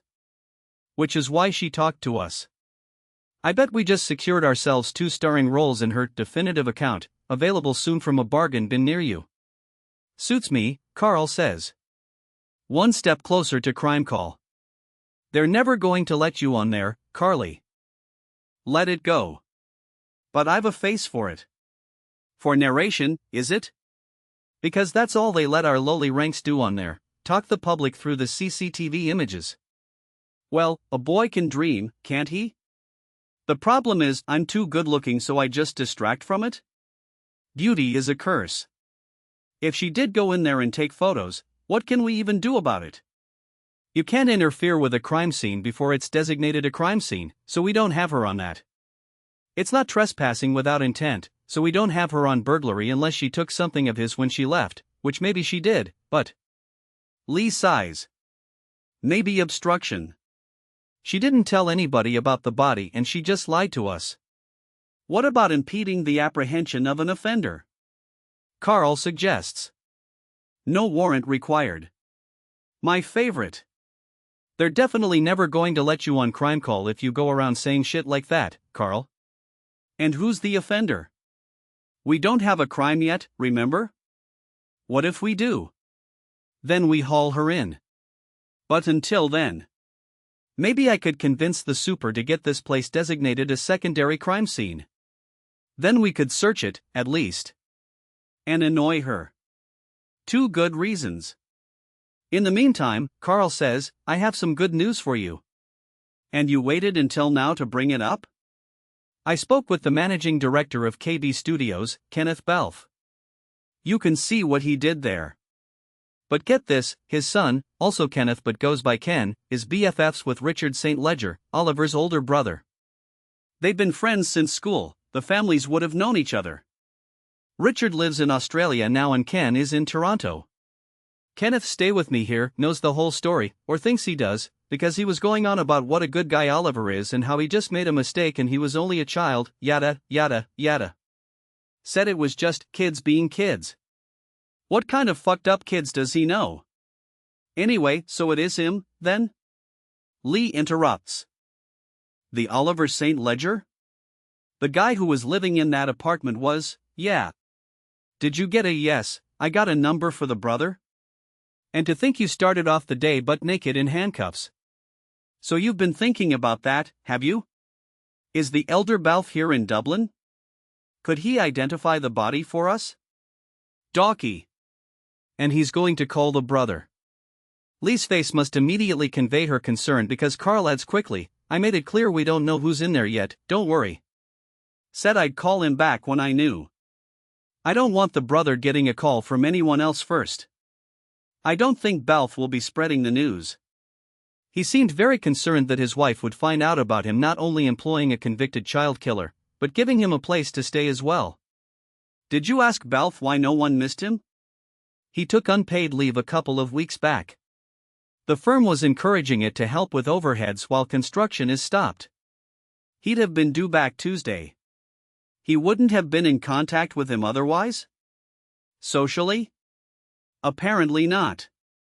The guy was doing his son's friend a favor.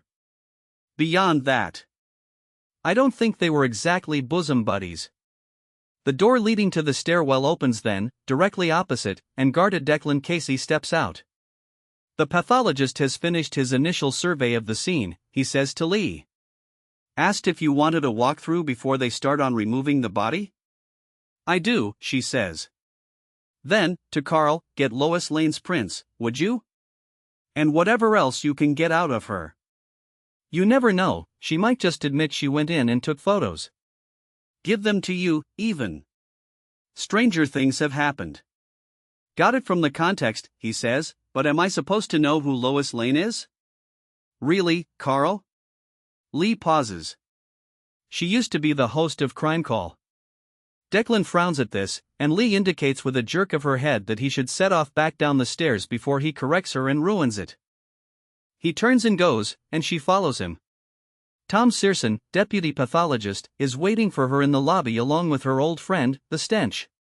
He's in a full forensic suit, white disposable coveralls, gloves, mask, and holding out another one to her, still folded and wrapped in plastic. She takes it with one hand while pulling her face mask off with the other. Lee, Tom says with a smile in his voice.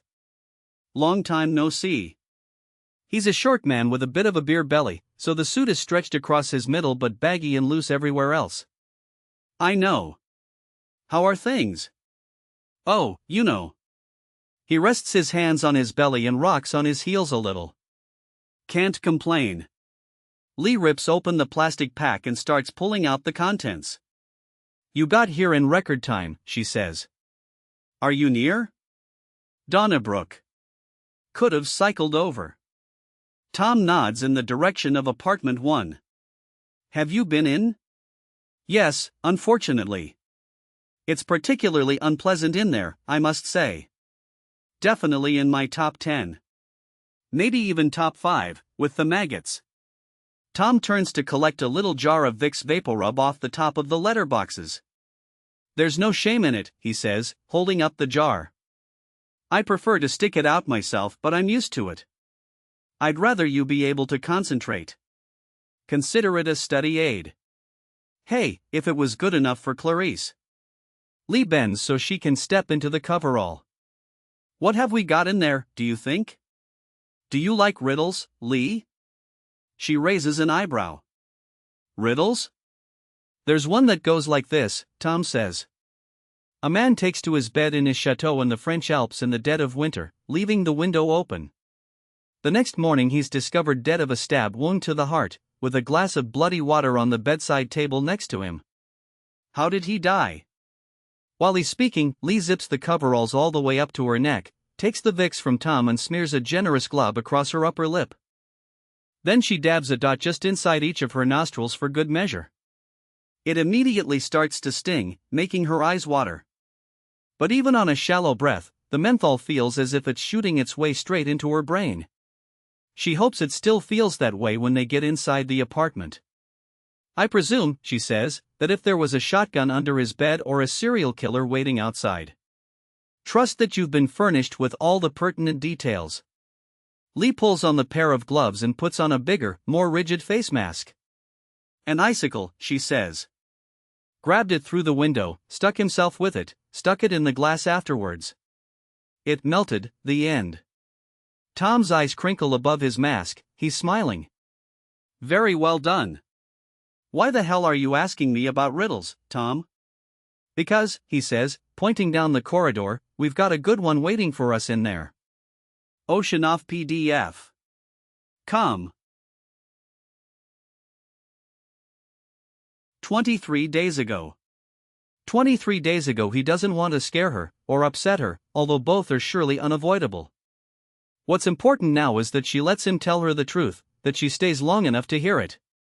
He needs her to know that he's not a physical threat, that the things he'll speak about are so far in the past, so separate from the man he is now, that they may as well be on another planet. To increase the chances of her believing this, he gets up and moves toward the kitchen, standing near the breakfast bar, leaving a generous space between his body and where she is still sitting, on the couch. I am who you think I am, Sierra, he says. I promise you that. But a long, long time ago, when I was very young, when I was just a child, I was involved in something that I deeply, deeply regret. That I should never have done. That I wish I hadn't every single moment since. He risks a look at her face. She's sitting perfectly still, blinking rapidly. The most important thing, he continues, is that you know I would never hurt you. Her eyebrows rise slightly, in surprise he thinks. I couldn't. That's not who I am. It's not who I was either, but getting people to understand that. He takes a deep breath. The other thing I need you to know is that this was real, you and me. It is real. His hands are shaking worse than ever, he sticks them in his pockets to try to hide this fact. Look, I'm just going to come out with it, okay? There's no easy way to say this. But he doesn't know where to start. With what happened, or what people say did?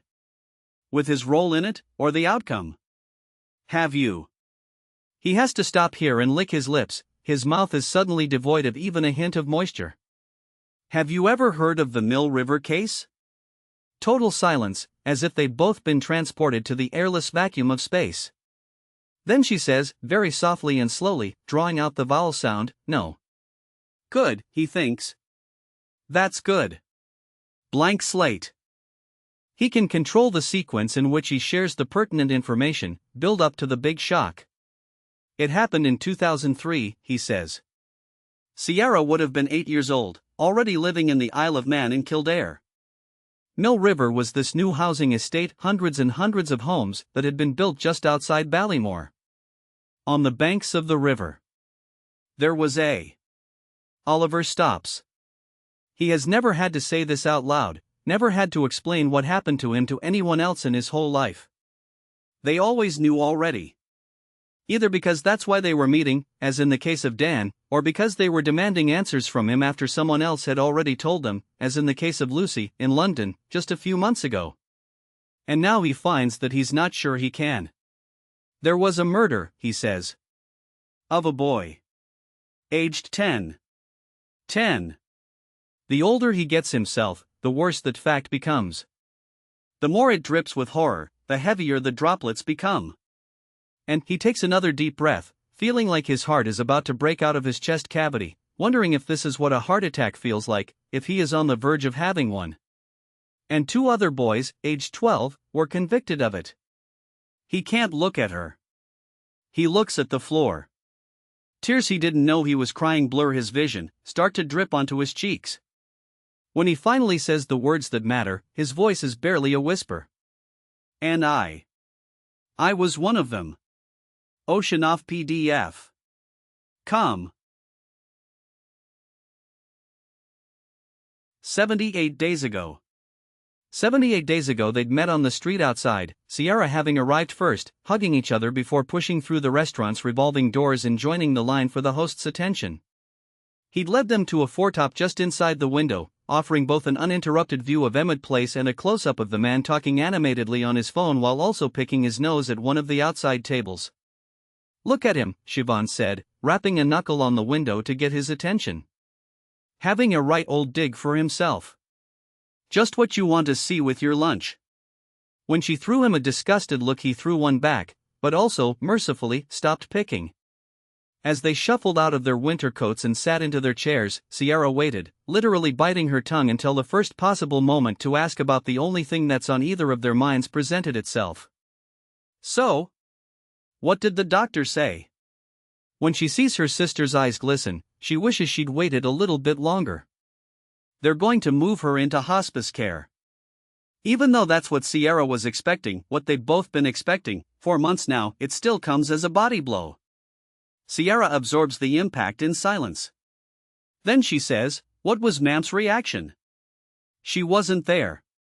It was just me and Dr. Corrigan. He says they'll tell her she's going in for respite, and that's what we'll be telling her, too, even though we know she won't be coming back out.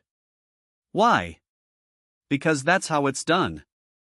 You've got to give people hope, even when there isn't any. They slip into a silence. Sierra's heart hurts for Siobhan. She has always been much closer to their mother, being older. She could remember her from before, when by all accounts she was an entirely different person, loving and funny and full of beans, and even now, after she's gone, Sierra will still have her older sister, but Siobhan will have no one further up the generational chain. No older, wiser family member to turn to rely on, to ask for help. She'll be the full stop at the end of their family's sentence. She'll also be the capital letter at the start of her husband, Pat, who Sierra secretly thinks is incredibly boring but who adores Siobhan, and their kids, Lily and David, but that won't do much to lessen the loss. Sierra reaches across the table and takes her sister's hand. "I'm sorry, Shiv." She sniffs, smiles a little, sadly. "This is happening to you, too, you know." "I know, but I never knew the same woman you did. Or at least, I can't remember her if I did." "That woman died 17 years ago." Siobhan wipes away a tear, keeping her eye makeup intact. "This will be her second death. Or maybe even her third, after." She trails off. She won't say his name. They never do. "At least this time," Siobhan says, "we'll get to grieve." Did they say how long? Anywhere from 1 to 6 months was his best guess. Shit. Yeah. It is that. Sierra gives her sister's hand a squeeze before letting go.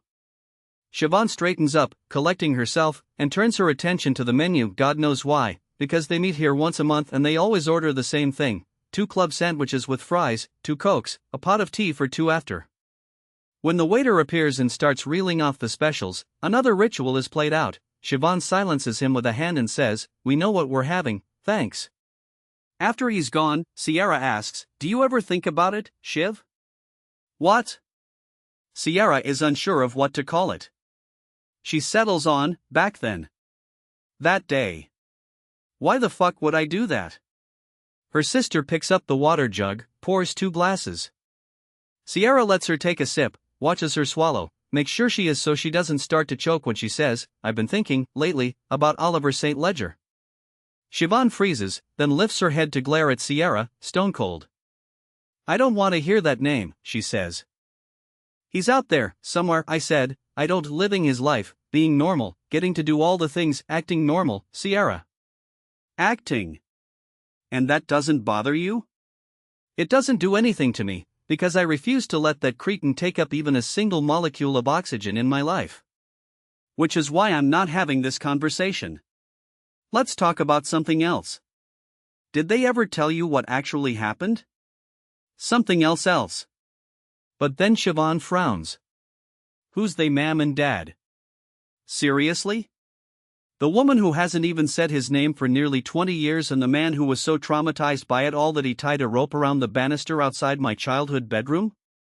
"Why, yes. We talked about it all the time. Cozy fireside chats, they were, as I recall." I could do without the sarcasm, Shiv. And I could do without this whole conversation. Her sister sits back, folds her arms.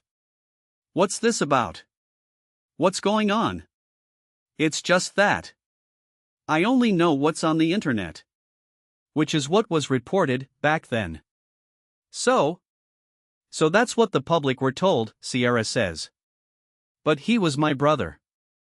If you only know what was reported too, and Ma'am didn't tell you anything, well then.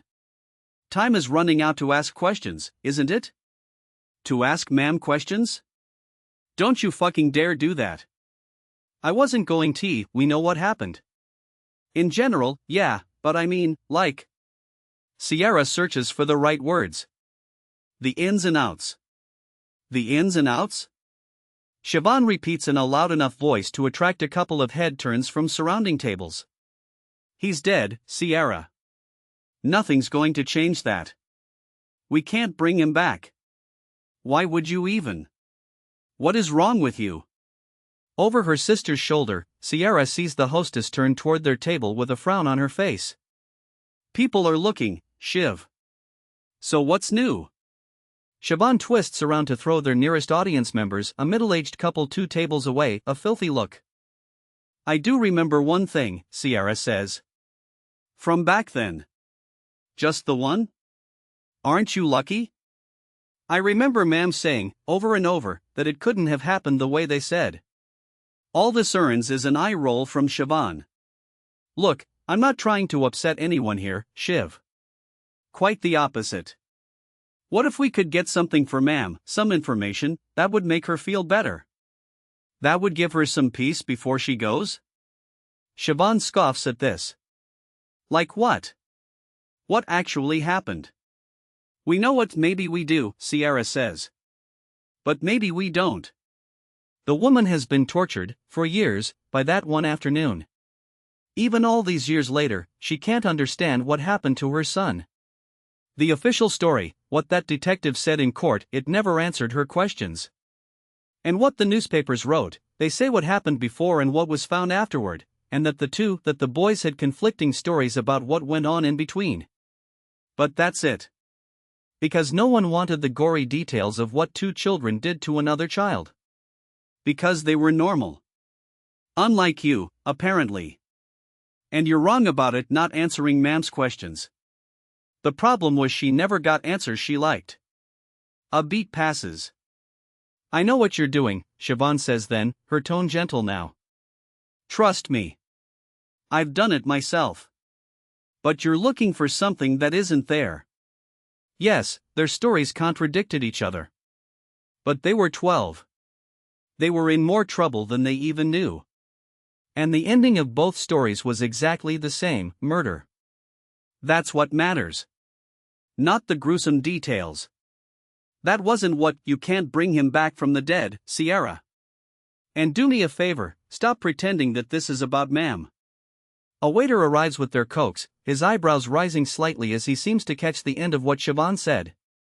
After he leaves, she announces that since she's spent the morning inspecting biohazard waste facilities at the Bon Secours Hospital, Siobhan works in medical waste management, it's probably no harm for her to wash her hands one more time before the food arrives.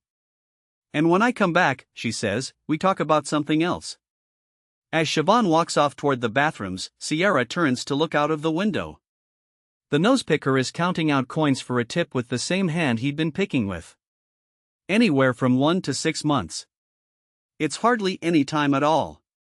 Almost certainly not enough to get to the truth of what happened that day at Mill River, those 5-10 minutes 17 years ago that would rob her of a brother, her father of his will to live and, according to Siobhan, the mother Sierra would have had otherwise. But she has to try. Siobhan is right, Sierra wants to be able to set their mother's mind at some semblance of ease before she goes, but she needs the truth too, for herself. The question is, how to get it? Oceanoff PDF.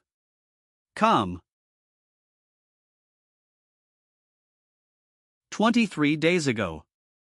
23 days ago he dares look at her, wanting to find her eyes, to meet them with his and use them to show her that he is still him, still Oliver, the man she knows, the one who feels like his heart is too big for his chest every time he looks at her, who thinks he could be falling in love with her, who wants nothing more than for her to stay because she is the only thing that has ever truly made the pain go away. But Sierra's eyes are in her lap.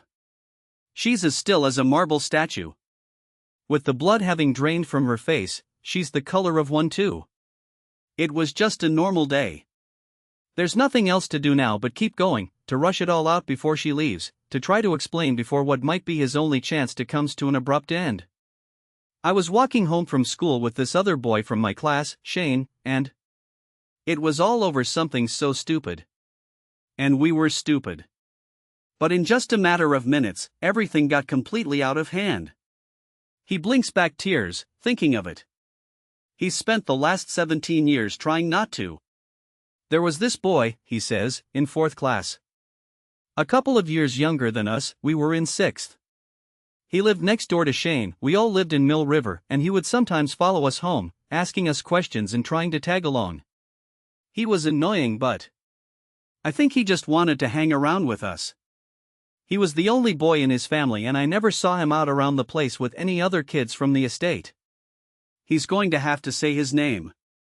He can't very well tell the story without it, so he takes a deep breath and pushes it out even though the words feel like sharp, pointy objects that slice open the inside of his cheeks.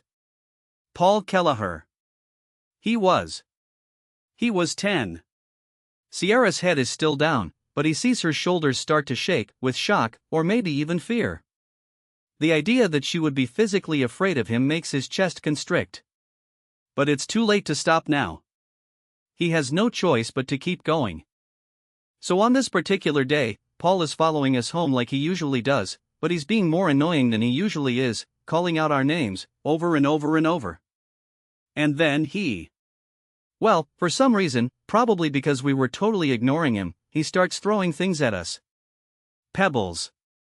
Most of them miss, but a couple hit our school bags and then Shane gets one square in the back of his head. And he reels around on Paul, and I think he's going to roar at him or something, but instead he says, "Okay, fine. You can come with us. We're going down to the water to skim stones." And then he gives me this look, follow my lead. And he takes off running. Paul follows him. I do, too. Oliver tries to take another deep breath, even though it feels fruitless, even though it feels like his airways have permanently closed for business and all he has is what's in his lungs and however many minutes it will take him to exhaust it. The estate was built on the bank of the river, he continues, that's where it got its name. The houses kind of sloped down to the water, and then in order to actually get to it, you had to climb through some trees. So once the three of us were down there, we were pretty much hidden from view. And that's when he swallows. That's when. Now, finally, Sierra lifts her head. That's when Shane just starts, pummeling Paul. That's the only word I could use to describe it. Shane had been kept back a year, he was nearly 13 by then, and Paul was small for his age. I don't remember everything, but I remember Shane towering over Paul, and Paul looking up at him, his voice cracks, like he can see him now, as if they're all here, in this room. Paul's eyes, not pleading, but questioning. Why are you doing this to me? Oliver is struggling around sobs now, but there's no point trying to stop it, he just has to get the rest out and then he can talk to Sierra, try to assess the damage, try to start fixing things. He will do anything to fix this. To keep her. To keep them. At first, I didn't intervene. I just stood there. But then Shane was like, "Come on," and Paul was kind of squirming, trying to get away, and he'd started to cry by then, so I went and his voice cracks again here, goes up a pitch, I didn't intervene. I joined in. I held him. By the arms. In place. So that Shane could keep. So that Shane could. Sierra looks away, she can't look at him anymore and he can't blame her. He swallows hard, twice, trying to force the lump in his throat out of the way so he can get the last bit of horror out. The worst bit. Ocean off PDF. Come. 78 days ago. 78 days ago. How do you find someone who doesn't want to be found? Having exhausted the search bar of every social media network, news site, and internet search engine she can think of, all to no avail, Sierra resorts to typing this very question into Google. How do you find someone who doesn't want to be found? A list appears at the top of the first page of results, a preview of an article that's been linked below. 1. Full name, nicknames, family names. 2. Date/city/state of birth. 3. Hometown/last known/current city/state. 4. High school and/or college names. It's clearly aimed at people who are looking to find Americans who don't want to be found and who have access to things like census information in government databases. And so, for her, it's absolutely useless. Sierra goes to close down the window, she's at her desk at work, the club sandwich she had with Siobhan sitting heavy in her stomach, but then she sees the next two items on the list and stops. 5. Former and recent employers. 6. Friends and family members. Friends and family members. Oliver had an older brother, didn't he? He'd have been Siobhan's age. But what was his name? Sierra drums her fingers on the desk, trying to remember. Oliver and Richard. Richard St. Ledger. She types this name and Ireland into the Google search bar and hits enter. The top result is an Instagram account. Sierra checks the coast is clear before picking her phone up from the desk and opening the app. It'll be easier to navigate there than on a computer screen. She starts scrolling through his posts. She only has the faintest memory of what Oliver looked like, let alone his brother, so she can't tell just by looking at him if this is the right one. This Richard St. Ledger is living in Australia, with his wife and 2 small kids. He seems to spend a lot of time at the beach and standing in front of mirrors at the gym. But there's a recent photo of a 31st birthday cake and an Irish flag in his bio, and the only time she's ever encountered a St. Ledger was 17 years ago, so it could be him. She wonders why he didn't change his name, but then why would he? He didn't do anything and his brother's name is protected by law. Still. She keeps scrolling down, careful not to double tap any of the photos. If this is the right Richard, then he'd know her name for sure until she comes to one taken much closer to home. It's of Richard with his back against a waist-high glass railing, his head turned away from the lens as he looks out over the bird's-eye view of London behind him. The location tag says, Sky Garden, which Sierra knows sits atop the skyscraper known as the walkie-talkie. The photographer's legs are reflected in the glass and Sierra stares at them for several seconds, wondering if she's looking at Oliver St. Ledger's chino shorts, muscular calves, and white Vans. But then she touches a finger to the image and finds the legs tagged as at Balfyboy91. She follows it to the corresponding account, Ken Balf, whose bio is also sporting an Irish flag. Ken Balf. Sierra puts down the phone and goes back to her computer, opening up Facebook. She's already logged in. She types Ken Balf into the search bar and finds the corresponding profile easily.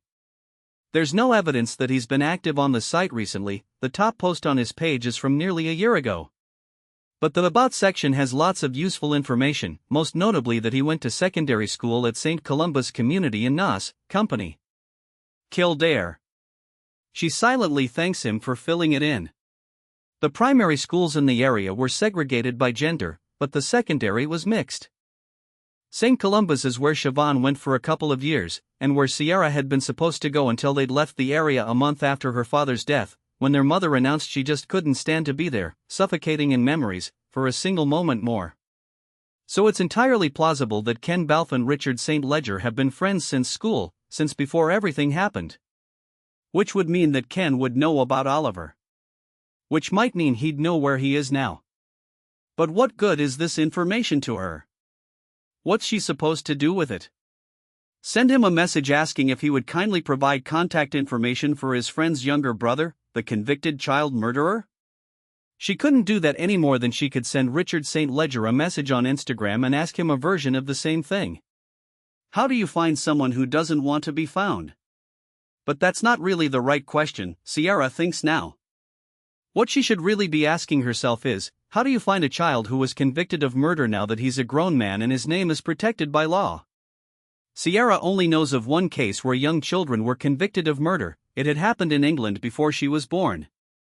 Those boys were now men who lived under assumed identities, guaranteed lifelong anonymity because their names were made public. They had to shed them immediately after the trial.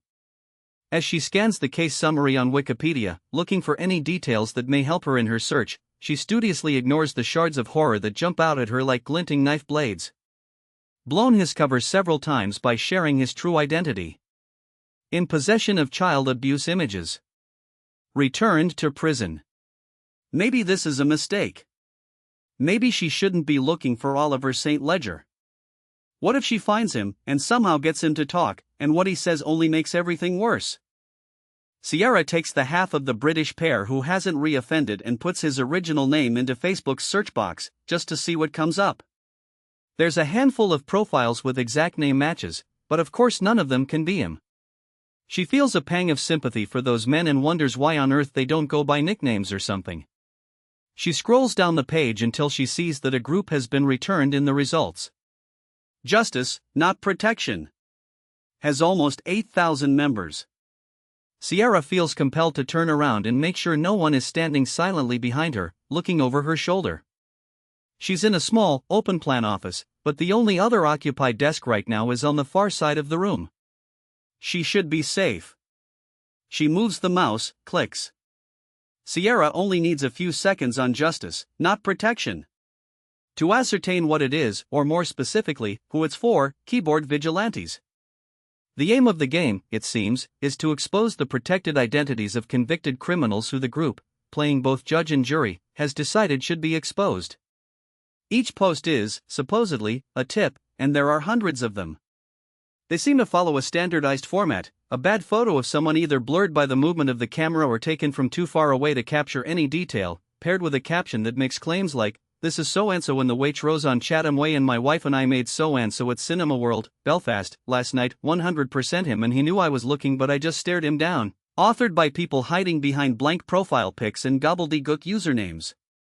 Underneath each one is a trail of dozens of comments, most of which seem to be either fantasists outlining what injuries they'd inflict on the criminal given the chance or fully paid up members of the outrage brigade spouting ill-informed nonsense about the law of the land. It's a cesspool and Sierra feels ill just looking at it. Plus it seems very much UK-centric and so unlikely to be of any use to her. But at the top of the page is an empty box and an invitation to search this group. She types in Oliver St. Ledger and hits enter, holds her breath, there's a match. Oceanoff PDF. Com.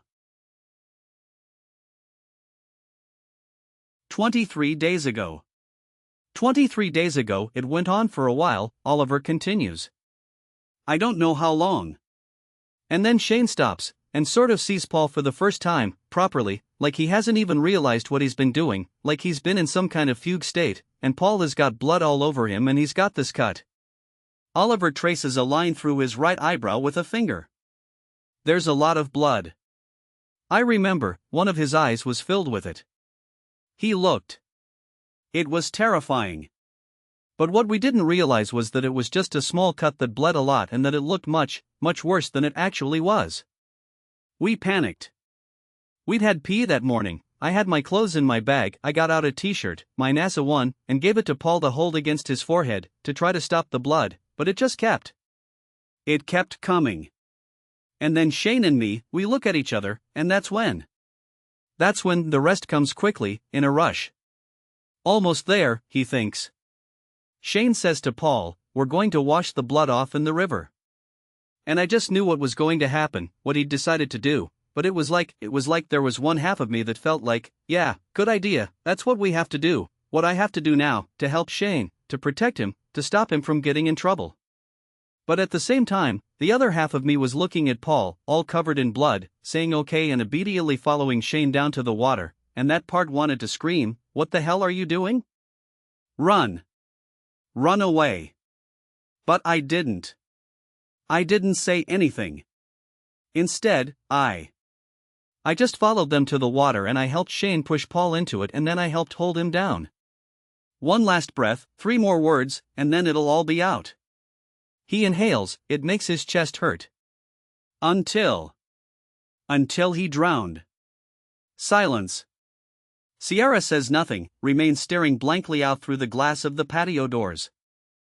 Oliver can't stand to let the words he's just said hang in the air any longer, so he carries on.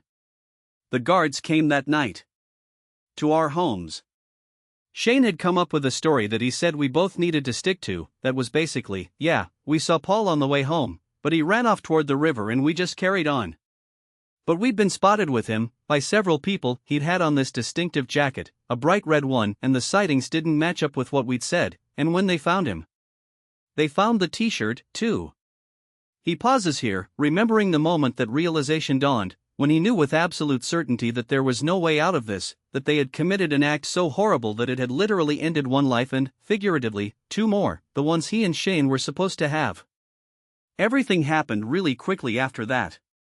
We were charged and sent to Oberstown. It's a juvenile detention center.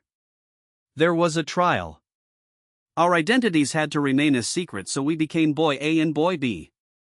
We were both found guilty of murder, but got different sentences based on our level of Involvement. I got out on my 18th birthday and Shane. Well, Shane took his own life on his. He still had another 15 years to go at that point. Now, finally, Sierra raises her head. Oliver doesn't hesitate, doesn't risk losing his chance, doesn't even wait to interpret the look on her face, the way her features are crumbling. I'm not some evil seed, Sierra. I'm no psycho monster. I was just a child who, for 5 minutes, completely lost his fucking mind. A kid who, on the way home from school one afternoon, made a stupid, terrible mistake because he didn't want to look like a coward in front of his older, bigger friend. I was 12. I couldn't undo it, so I did the next best thing. From that moment on, ever since, I have tried to make up for it. I have done every single thing I was supposed to. I took my punishment. I was a model detainee. Did all the therapy, obeyed all the rules.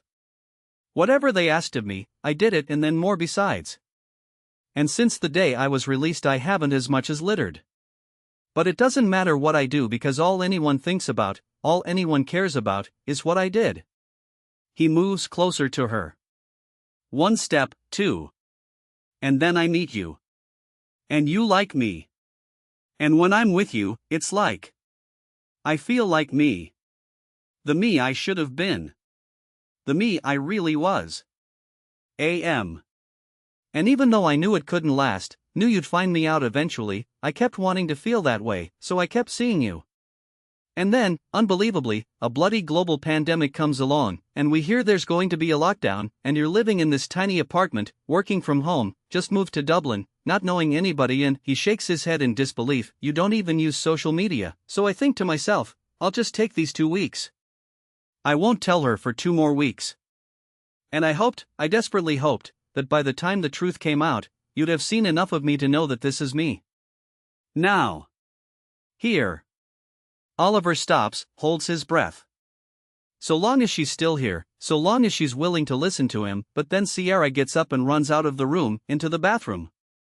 And starts retching. Ocean off PDF. Come. 78 days ago. 78 days ago, FYI, Oliver St. Ledger back in Ireland, KB Studios, Dublin. A Jane Smith with no profile picture posted that injustice, not protection. 1 week ago. The comments on it are either advising her to repost it following the established format or expressing confusion because no one knows who Oliver St. Ledger is. A few members ask for the victim's name or other details so they can identify the case, but Jane never returns to answer their questions. When Sierra searches within the group, she can't find any other posts from this user. On a hunch, she searches for Oliver St. Ledger Dublin across all of Facebook, but filters the results so that they're confined to mentions in groups. It turns out that Jane Smith posted the exact same thing in at least 8 other places, including a victims' rights organization and a group obsessed with Irish true crime. Her profile is set to private, but the lack of a profile picture suggests there wouldn't be much useful information there anyway. Whoever she is, she really wanted someone to do something about Oliver St. Ledger's supposed return to Dublin, even though, a few anonymous Facebook posts aside, she seemingly wasn't prepared to do much about it herself. KB Studios. When Sierra Googles this, she finds a website for a firm of architects based on Upper Bagot Street, Dublin 4, and then on their Meet Our Team page, a brief bio for an Oliver Kennedy with no headshot. Oliver Kennedy BSc Arch-Tech. Oliver graduated from Newcastle University with a 1.1 BSc in Architectural Technology in 2013 and joined us in 2020 from MPQ Engineering in London. He brings with him a passion for sustainable design, a flair for innovation, and a wealth of experience in projects large and small. Sierra's blood runs cold. Intellectually, she knows none of this adds up to much. There's a guy named Oliver who could be the same age as Oliver St. Ledger, and he used to work in the same city Richard St. Ledger visited a few months ago, so what? But instinctively, she just has a feeling that this is him. The Oliver. Sierra glances at the other window she has open on her screen, the one that shows she has 17 unopened emails and only a couple of hours left in the workday to resolve whatever crises they contain. That's what she should be doing, because this is ridiculous. What does she think it's going to achieve, this online wild goose chase? She's letting her imagination run away with her. She's distracting herself from the reality of the situation, which is that her mother is dying and soon it'll just be Siobhan and her, and no truth is going to change that. This isn't him. But if it were, how might she confirm that? Another email pings into her inbox. Sierra glances at the timestamp. It's 5 minutes to the hour. She'll give herself those 5 minutes, she thinks, just 5 minutes more, and then she'll stop. She goes back to Facebook to search for Oliver Kennedy, but the profiles she finds don't look like they're for the same person. The scant few details she has, Newcastle, London, Dublin, don't match up. She goes back to Instagram on her phone and does the same thing, also to no avail. Then she has an idea. She brings back up Richard St. Ledger's Instagram and starts scrolling through the list of people he's following. There's no Oliver Kennedy, but there are Kennedys. Several of them, in fact. She picks one at random, Maurice, and scans his pictures, stopping at a picture of Sydney Harbour from back in November. It has no caption or hashtag, but there is one comment. K. Mira, lucky you. Holiday? Maurice Kennedy, visiting family. Family. Adrenaline starts to fizz in Sierra's veins. She opens Richard's Instagram on her computer screen, scrolls back to November, and starts systematically comparing the two accounts. She has no idea what Maurice looks like, but going by his social media skills and his amateur, unfiltered photographs, she's guessing he's an older man. No one like that appears in Richard's photos, and Maurice doesn't post pictures of people at all, only badly framed landscapes and random objects sitting in low light. The best she can hope to find is a commonality, something that shows both men were in the same place at the same time. And she does. On November 7th, last year, Maurice Kennedy posted a picture of a line of vintage cars with a wide, sandy beach and cloudy skies visible in the background. On November 8th, Richard St. Ledger posted a picture of himself posing next to one of those cars. Richard was the family Maurice was visiting. The street Ledgers are related to the Kennedys. Kennedy could even be Oliver St. Ledger's mother's maiden name, which would make him choosing it as his new name entirely plausible. Sierra goes back to the bio on KB Studios and stares at the text until it blurs. This could actually be him. The only person left who really knows what happened on that day in 2003. The person who could, potentially, provide her with the answers she seeks. But how is she supposed to ask him her questions? Oceanoff PDF. Com.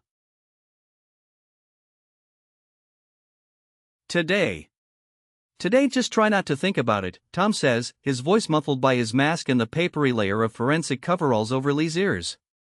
Take shallow breaths. Focus on the scene.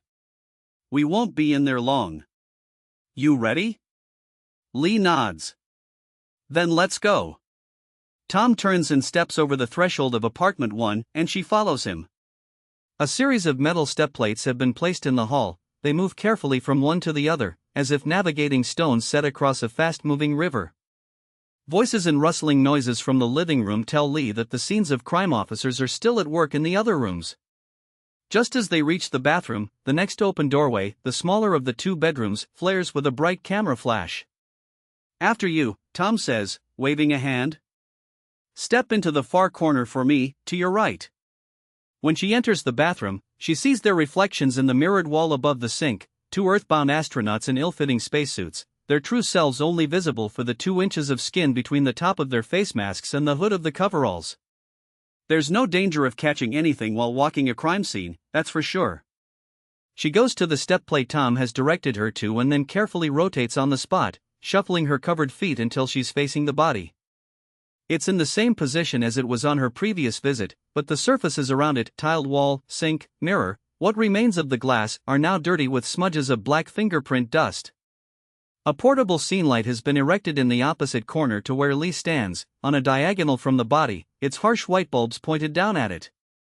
Someone has collected the safety glass pebbles. Tom takes up a position a couple of feet away, closer to the deceased. Between them, the portable light and the bathroom fittings, there is no room left for anyone else to enter the room without disturbing the body or the area immediately around it. It's also starting to feel like some kind of terrible sauna where not only do you have to wear your own clothes, but layers of them.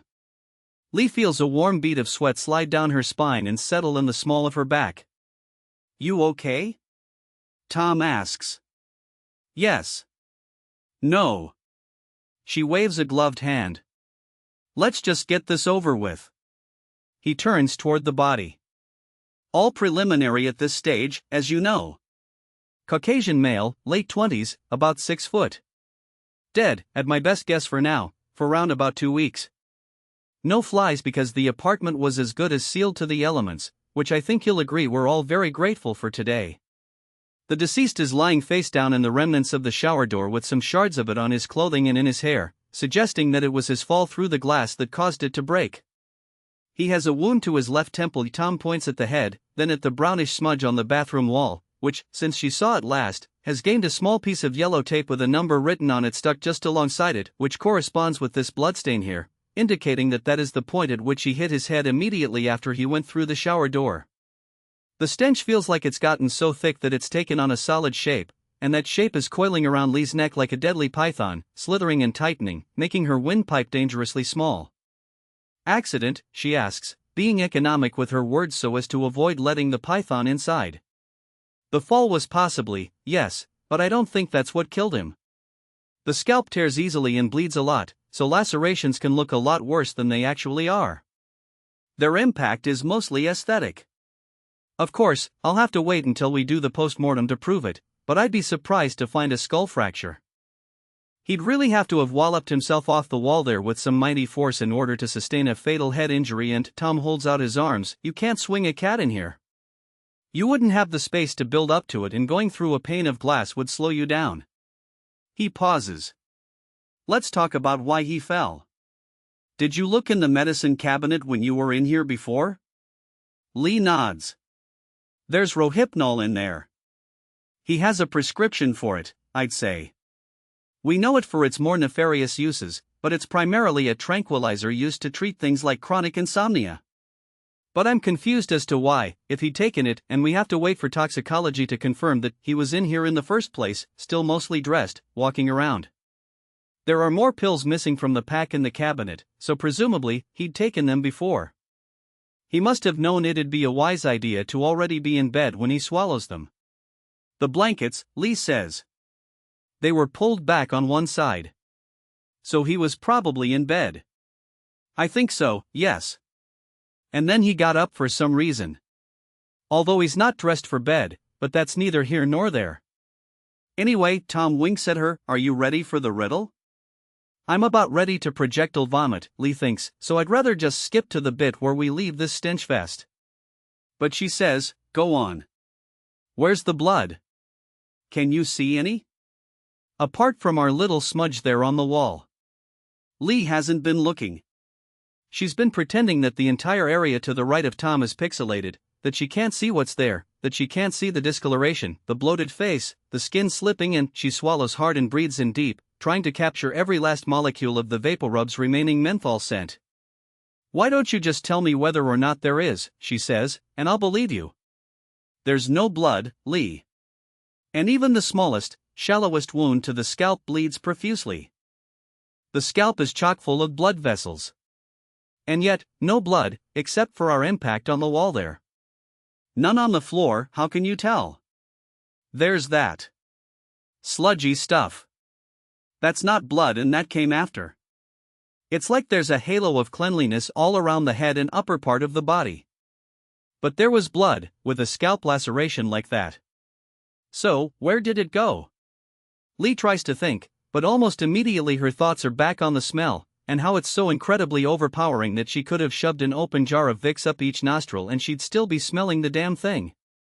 She can feel it. It's not just hanging in the air, it's clinging to it. And everything else as well. The second she gets home tonight, she's burning everything she's wearing. She'll have to wash water, she says. The blood got washed away. Yes. Tom seems excessively pleased about this. Because the shower was on. I think Tom indulges in a dramatic pause here. He might have died by drowning. Lee looks down at the body, immediately regrets it, looks away again.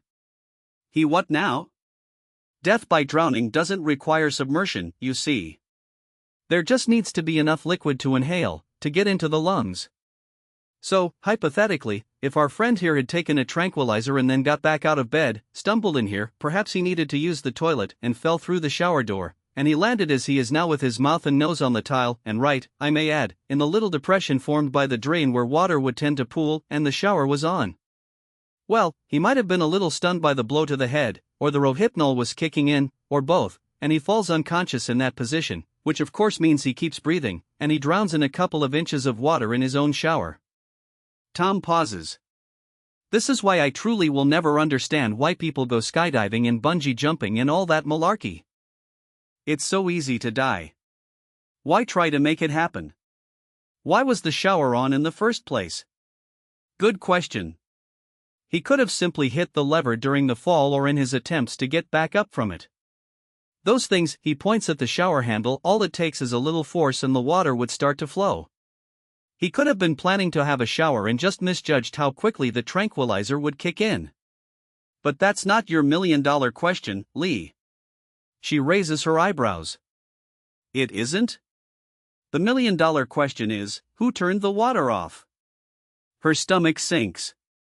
We might have a problem with that, she says. Oh? How so? There's a woman here who's been annoying the hell out of us since lockdown began. Noise complaints, ratting on her neighbors, etc. When she rang this morning, the station thought it was more of the same. They sent out 2 new recruits. One of them said he turned off the tap, that it was dripping. Tom nods a couple of times, considering this. I can't rule out that he didn't turn off the water himself, in the last throes of consciousness. But either way, I doubt there was anything of evidentiary value on the lever anyway. What makes you say that? Tom clasps his hands together and rests them on his stomach. Lee likes the guy, but she wishes he'd toned down the golden age detective routine. The whole place is wiped clean, he says, according to your scenes of crime, fellas. Every single surface wiped down throughout the apartment. Thorough job. They haven't found a single print. So that's your real riddle. Why would someone wipe down an apartment after an accident? And why on earth didn't they call for help? Oceanoff PDF. Com. 23 days ago. 23 days ago she doesn't close the door to the bathroom, and Oliver doesn't want to go in there and loom over her while she's being sick, so he waits in the doorway of the living room while she retches. I'm so sorry, Sierra, he says. I know those are just words, but I am. I'm so sorry I did this to you. After a while, she climbs to her feet, splashes some water on her face, and meets his eyes in the reflection in the mirror over the sink. When she turns around to face him, she looks pale and broken. So who's Laura, she says. I don't know. I don't know her. But presumably, she's found out where I am and is trying to get to me. To write about me, I suppose. But you said you were boy A and boy B. She can't report your name. No, but she could still cause trouble. He pauses. She already has. There's a silence then that he doesn't dare break, because he isn't quite sure what is happening here. Sierra is still here. That's not what he was expecting. And she's asking questions, which he doesn't know what to make of that. But he'll let her dictate these next few minutes. They can go at her pace. He knows this must be a lot to take in. How did you get your scar, she asks. Really? In the rec room at Oberstown. What happened? She's wrapped her arms around herself now, she looks like she's literally holding herself together. He wants to reach for her, wants to do the holding together for her, wants to tell her everything will be all right. But he can't. He doesn't know if it will be. Shane did it to me, he says. She blinks at him. What? We'd been in a few years by then. He'd grown pretty disturbed. He just fell apart when we were in that place. Couldn't cope at all. And he blamed me. For not sticking to the story, I suppose. Sierra is looking paler still. What happened in London? I met someone, Oliver says. Lucy. And she was careless. I mean, I didn't tell her the truth so she didn't know not to be, but reporters can't print my name or show my face, but that doesn't mean there aren't people who wouldn't know me, who wouldn't recognize me, and go running off to Facebook or Twitter to tell everyone what I look like now and who I am. Guys I went to primary school with, old neighbors, relatives, even. No one apart from my brother really even speaks to me now. So I have to be careful. I don't put anything online. But Lucy did. Instagram stories, with me in the background. I didn't realize.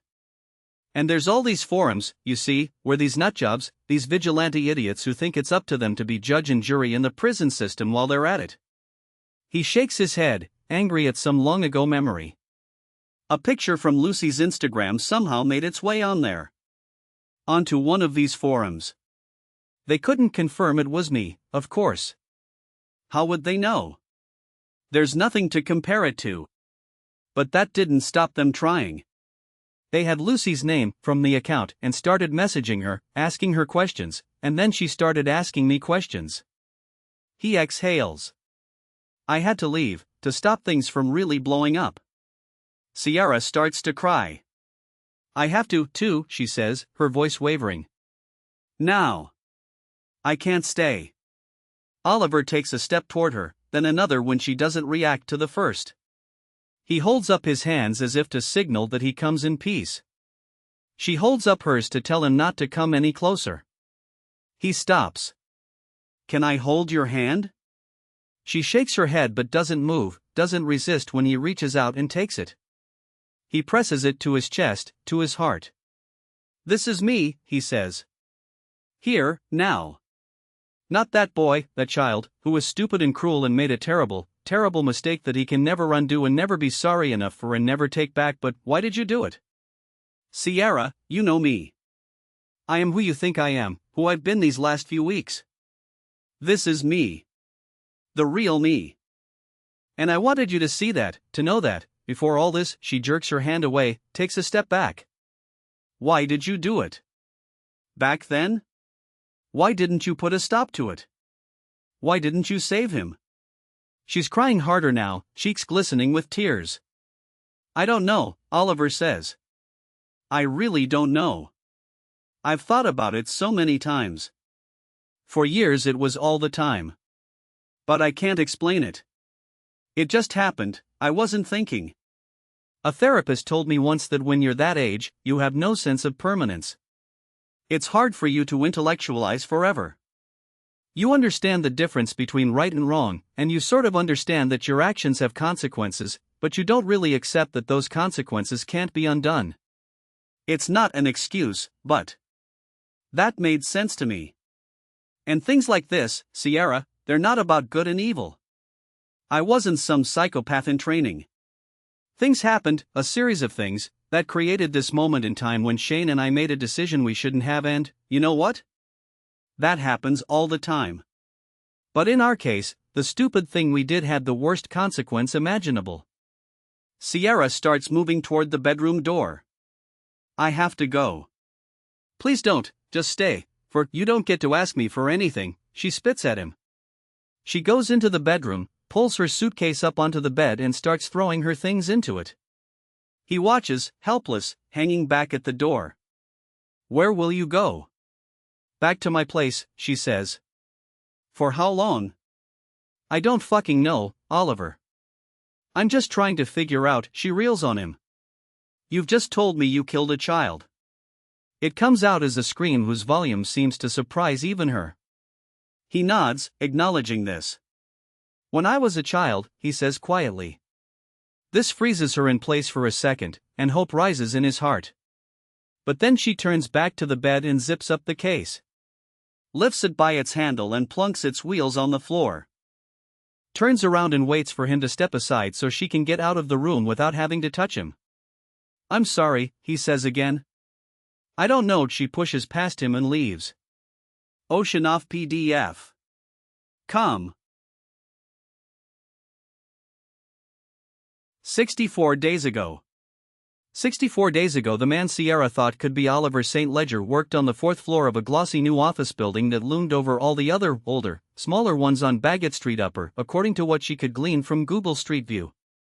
The firm of estate agents who'd been tasked with finding tenants for it had made a slick video showcasing the building's interior and posted it to their website.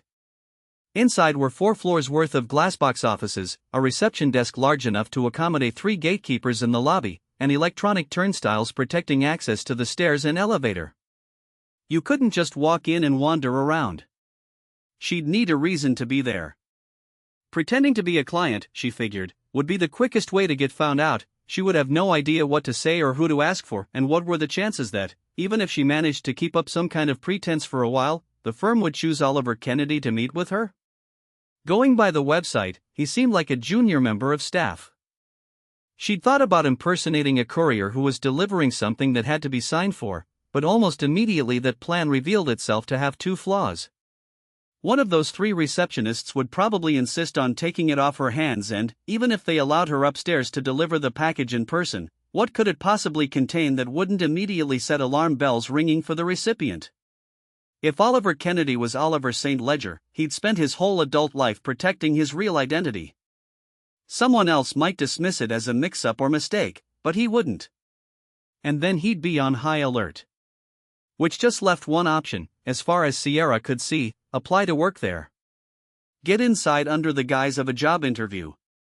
On the KB Studios website, the Join Our Team link had led to 2 listings for current vacancies, one of which was a junior office manager. Sierra set up a new Gmail account under a fake name and sent in a CV with it. A week had passed, draining her nerve away a little more each day. What the hell was she doing? How did she think this was going to end? What was her plan? Walk up to this guy and say, "Hey, are you Oliver St. Ledger? Great. Would you mind telling me exactly what happened on the afternoon that you murdered Paul Kelleher?" But when a message arrived in her inbox calling her for an interview, she found she had just enough nerve left to say yes. So now she's sitting on a cushioned bench in the lobby, looking at the enormous reception desk in real life, rubbing clammy palms on her polyester trousers. Thinking there's absolutely no way she can go through with this. Can she? She'd arrived 10 minutes early and has been instructed to take a seat and wait. "Someone will come and get you," the receptionist had said. For one wild, fleeting moment, Sierra had pictured that someone being Oliver St. Ledger, but it was difficult to. Besides the astronomical odds, she couldn't quite build a mental image of his face. Up until the murder, her mother had kept everything, every school report, every crayon drawing, every souvenir. Afterward, she'd stopped not only adding to her collection, but looking at it, too. There were dozens of dusty shoeboxes and dented biscuit tins piled up in the attic, and in the last week, Sierra had spent a day going through them. She thought the chances were good that her mother had accidentally archived a picture of a future killer, and she was right. The Mill River Boys National School published a glossy newsletter at the end of every academic year, and her mother had saved them all. The class photos they included weren't captioned, so they were of no use, but the newsletters also included collages of action shots from the school's various sports teams, and they were. 12-year-old Oliver St. Ledger had played rugby. There were 2 full-color photos of him in the newsletter sent home in June 2003. One of them showed him running with the ball, his features blurred by motion, but in the other, he was standing with his hands on his hips, in full color, and looking perfectly clear. Sierra had stared at the photo for hours, studying every detail, and then cut it out and slipped it into a discreet pocket of her wallet, which was now in her bag by her feet. But she has no idea if she'll be able to match it to the adult now. Or what she'll do if she can. Sierra Murphy? A young, slim, blonde woman in a tight-fitting black dress has appeared in front of her. Not knowing how good of a liar she could really be, Sierra had hedged her bets. She'd kept her own first name but adopted a fake second one. Murphy, the last name of every other person on this island, seemed like a safe choice. She'd taken the same approach with her CV, listing her real jobs up until her last one: customer experience specialist at Blue Wave, which roughly translated into call center minion for a cruise company, but pretended that she was still there, that was her current role when, in reality, she'd been working in events for a hotel chain for nearly 6 months. She hadn't bothered making up any college education. "We're almost ready for you," the blonde says. If you come with me, I'll bring you upstairs. Sierra stands, collects her things, and starts to follow the blonde toward the bank of elevators, trying to ignore the thunderous beating of her heart in her chest. It's so hard it's loud, and it's so loud she's worried that when they get into the elevator and the doors close behind them, the other woman will be able to hear its pounding too. Don't be nervous, the woman says. He's very nice. The elevator doors open and they step inside. Kenneth Balfe. The blonde punches the button for the 4th floor. He's the managing director. He likes to do all the interviews himself, even for the admin staff. Kenneth Balfe. KB Studios. The strength goes out of Sierra's knees and her body slumps against the side of the elevator. Why the hell didn't she put 2 and 2 together before? Because she was too busy focusing on Oliver St. Ledger, who definitely works here, because his brother's friend apparently owns the joint. The blonde is frowning at her. Are you all right? Yes, fine, thanks. Sierra smiles weakly. I'm just not great with elevators. Oh, you should have said. No. It's fine. We're almost there, anyway. A ding signals that they've arrived. The doors slide open to reveal another reception area, this one outside a pair of double glass doors with KB Studios stenciled on them in gold. 2 gray sofas form an L shape around a coffee table strewn with glossy brochures while, in the corner, a water dispenser gurgles next to a scale model of an office block. Its miniature trees look like wispy cotton balls that have been spray-painted green. Take a seat, the blonde says. I'll let him know you're here. Sierra obeys and watches her disappear through the glass doors.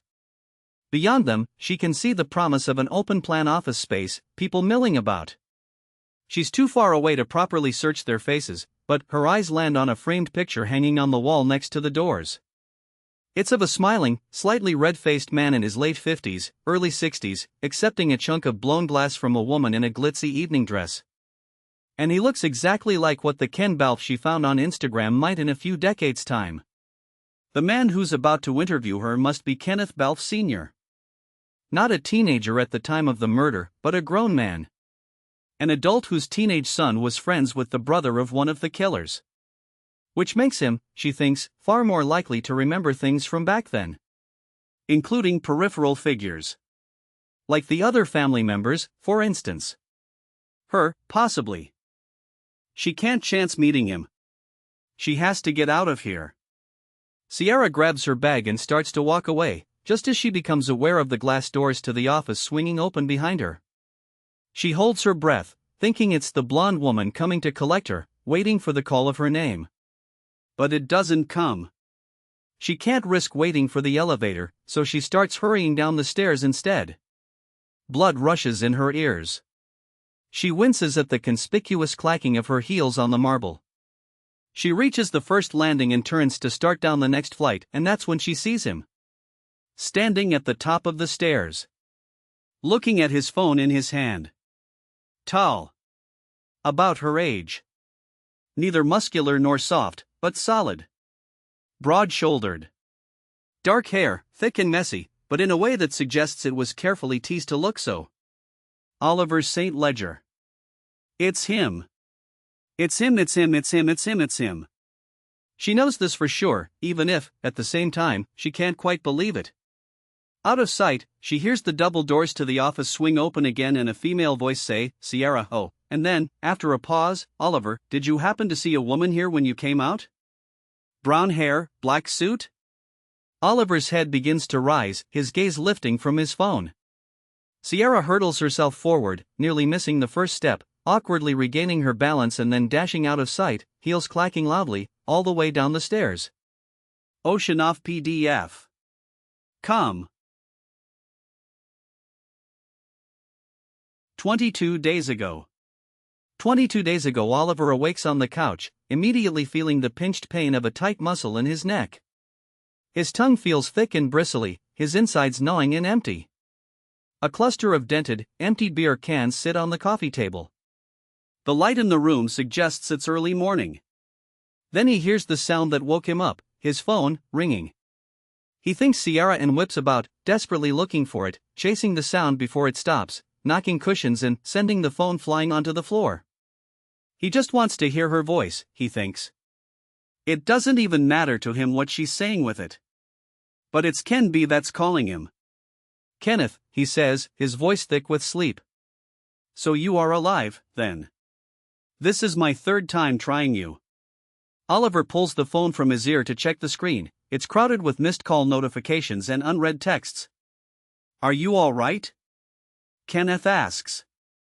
Yeah, I think I just overdid it last night. At home alone? One too many beers, Oliver says. Should have quit while I was ahead. That's all. Silence. Then Kenneth asks, you holding up okay over there? Oliver forces himself to smile, so the other man will hear it in his voice. Yes. Fine. Thanks. Did you see the email we sent around yesterday? It looks like this lockdown thing is going to be extended for another 3 weeks, and I'm hearing it could go on all summer. We've got projects teetering on the brink left and right. There's even a rumor Google are going to pull out of the sorting office, the new build down by the docks, and if they do, that could trigger a mass exodus. We're all right for now, in the short term, but just to plug a few holes in the immediate future, we're offering everyone 2 weeks unpaid leave. If they want it, I'll take it, Oliver says. He can't possibly focus on work right now, and he's in no fit state to do it. You sure? Kenneth asks. I said unpaid. You heard that bit, right? Yeah, it's fine. When does it start? Kenneth laughs. All right, Mr. Eager Beaver. Monday is a bank holiday, so how about we say Tuesday? Great. Just do me a favor and email Louise, will you? Keep her in the loop. I will. One less problem to deal with. And let me know if you need anything. I know you're on your own over, it's fine, Oliver says again.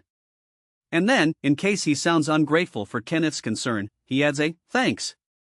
Look after yourself, Ollie. Ollie. Oliver just about manages to hang up the phone before something in his chest breaks apart. The only people who ever call him that are the ones who've known him since then, since before. These days, that's just Kenneth and Rich. It used to be comforting. It used to make him feel safe, that people could know the whole truth of who he is and still want him in their lives, still love him, still like him. But now it just makes him feel trapped, a man forever imprisoned by the actions of his own self as a child. Things he did without thinking, in the moment. Things he's been wishing every single second since he could take back. Oliver lets the phone drop onto the floor, curls up on the couch, and starts to cry. His body racks with sobs, he loses track for how long. He cries until he feels empty, until a pain in his chest begs him to stop. Until it gets dark outside. Ocean off PDF. Come. Today there's a tiny, shed-sized coffee shop in the little park opposite the crossings. As per restrictions, it's only offering takeout service from a little open hatch at the side, but Lee flashes her ID to gain access to the interior and thus, their cupboard-sized customer toilet. When the young barista hands over the key, Lee finds she can pinpoint the exact moment he smells the death on her. His smile falters, is replaced by a flash of confusion, and then is followed swiftly by a wrinkling of the nose and the clamping shut of the mouth. I'll just be a minute, Lee tells him, smiling sweetly. In the bathroom, she pulls the toilet lid down and unloads her wares. After her walkthrough of the scene, she went scrounging for donations. She's managed to rustle up a clean Garda issue t-shirt, size 3XL, but she'd rather wear that as a muumuu than keep her own shirt on. She swaps them over now, typing a knot in the hem of the t-shirt and then stuffing the knot inside her trousers because detective inspectors shouldn't really be seen dressing like teenage girls wearing their boyfriend's clothes. She's swiped a thick elastic band from the tech bureau van. She uses it now to gather her hair into a knot on top of her head, off her face and out of reach of her nostrils. Finally, to what will be her saving grace, a care pack that Garda O'Hurley produced from the glove compartment of her patrol car. It's a little Ziploc bag, the size they give you at the airport, containing a travel-sized shampoo, shower gel, and women's spray deodorant, a mini toothpaste and toothbrush, 2 sanitary pads, a pocket-sized pack of antibacterial wipes, and a bar of chocolate wrapped in gold foil.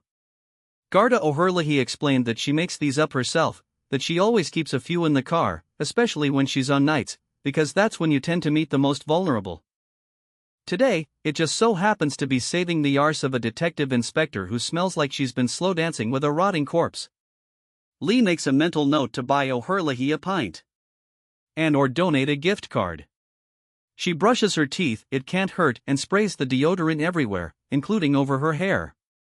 She squirts half the bottle of shower gel into a cupped hand, adds water to make a foam, and then slathers it all over her face, neck, and forearms.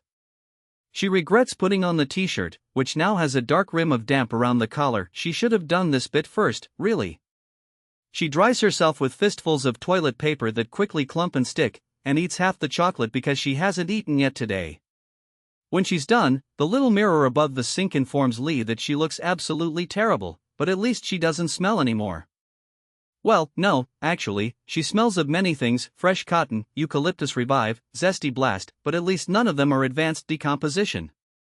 She stuffs her shirt in the trash can by the toilet, goes to leave, then feels bad and goes back to tie a knot in the top of the liner so the shirt doesn't stink up the bathroom.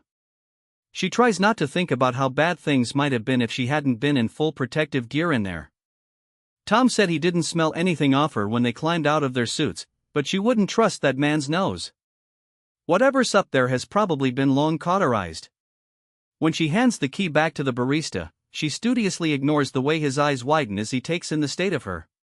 She buys 2 cappuccinos to take back with her across the street, out of guilt more than anything. Carl is waiting for her by the car, holding a laptop that he lifts when he sees her approach. She thinks for a second it might belong to Laura Mannix, and is about to congratulate him on working wonders in apartment 14 while she was in apartment 1, but when she reaches him he says, "CCTV is in." And then, what the fuck happened to you? I think it started 20 years ago when I thought, you know what? I think I'll apply for the guards. Lee holds up the coffees. You ready for another round? What I really want is some food. I've half a bar of chocolate in my pocket. Since when? Because if it's been on a tour of the crime scene, nah, you're grand. Any luck with herself upstairs? None at all, Carl says. She clammed up after you left. Refused to say any more. But I did Google Lois Lane. Former host of Crime Call, my arse. So you've had a productive half hour, is what you're telling me? How was the scene? Worse than before. But get this, Tom Searson thinks the guy might have drowned. Drowned? I thought you said he was on the floor of the shower. He is. Tom thinks the shower was on and a couple of inches of water collected in the depression around the drain. Guy's unconscious but breathing, face down, and he inhales enough of it to drown. Jesus, Carl says. What a way to go. And there's more, someone turned off the water. It could have been him, but it might not have been. But here's the real kicker, the entire apartment has been wiped clean. Shit. Do you think that could have been? I think, Lee says, let's watch that CCTV. They settle into the car in the same positions as earlier, doors open, Carl in the passenger seat and Lee behind the wheel, coffee cups resting on the dash. Carl balances the laptop on his knees, opens the lid, and powers it up. Mr. Instasham said the icon should be right here on the desktop. He tracks a forefinger across the pad. Mr. Who? And you're giving me shit because I didn't get Lois Lane? The guy from the property management company. Crap Instagram account man. So, how are we doing this? The quickest way possible. What have we got? 9 different feeds, it looks like. I think the lobby is our best bet, Lee says. Let's start there and work our way backward from this morning. I've got facing out and facing in. In, please. That's what she is, don't you even dare. After a few clicks and taps, Carl angles the laptop so they can both watch together. A high-resolution color video is now playing at high speed and full screen. It's the feed from the camera in the lobby that's positioned over the front doors, showing the doors leading out to the courtyard and the letterboxes. They sip their coffee and watch residents coming and going, The progress of the sunshine on the floor, as well as the clock in the bottom right corner of the screen, tracking the days as the video plays. It's a slow process and the coffees are gone before they see anything of interest, from 5 days before. There, Lee says, pointing. Play that forward at normal speed. They watch as a familiar figure enters the frame. Well, Carl says. What have we here? It's Laura Mannix, standing in the lobby of the Crossings, looking out through the main doors. She does this for a while, as if waiting for someone who never comes. Then she turns around and, very quickly, slips something into the letterbox for apartment 1. When she moves out of shot, it's to go back toward the elevators and so, presumably, back upstairs. There's our envelope, Lee says. What time was that? 5:15-ish. On Monday last. She didn't do a very good job of hiding her face from the CCTV, did she? She stood in front of the camera to make sure we saw it. Lee shrugs. Maybe she didn't know it was there. There's a big camera on the ceiling. There's a standard fisheye lens on the ceiling, Lee corrects, in the corner, and so what? People don't really think of CCTV in places like this, lobbies and lifts. And if you're not doing anything wrong, you wouldn't be thinking about it at all, would you? She nods at the laptop. Play on. Carl taps a key. Remember, he says, we've only 48 more hours to go.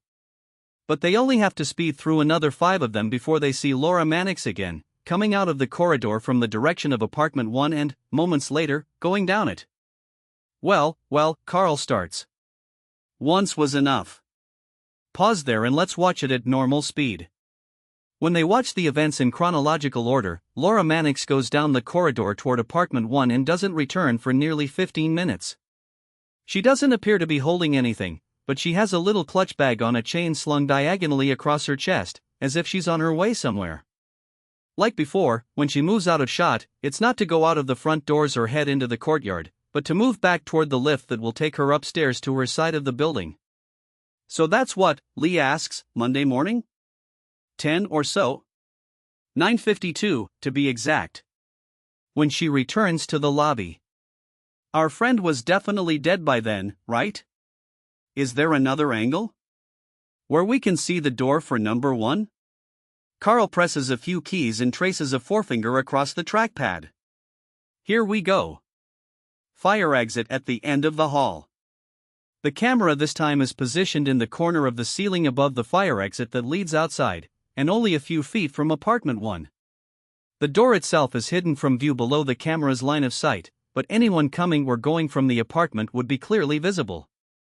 Shame about the 7 days, Lee says. When we've such a good shot of it. There she is. They both watch as Laura Mannix goes to the door of apartment 1, hesitates for a moment or two and then slips inside. That lying little bitch, Carl says. Lee sighs heavily. She's starting to feel the strain of the day, in this case even if she's only a few hours into each of them. She didn't kill him, though, she says. He was already dead by then. How do you know this wasn't her second visit? Don't serial killers always go back to the scene of crime? How many serial killer cases have you worked, Carly? They must have been on my days off.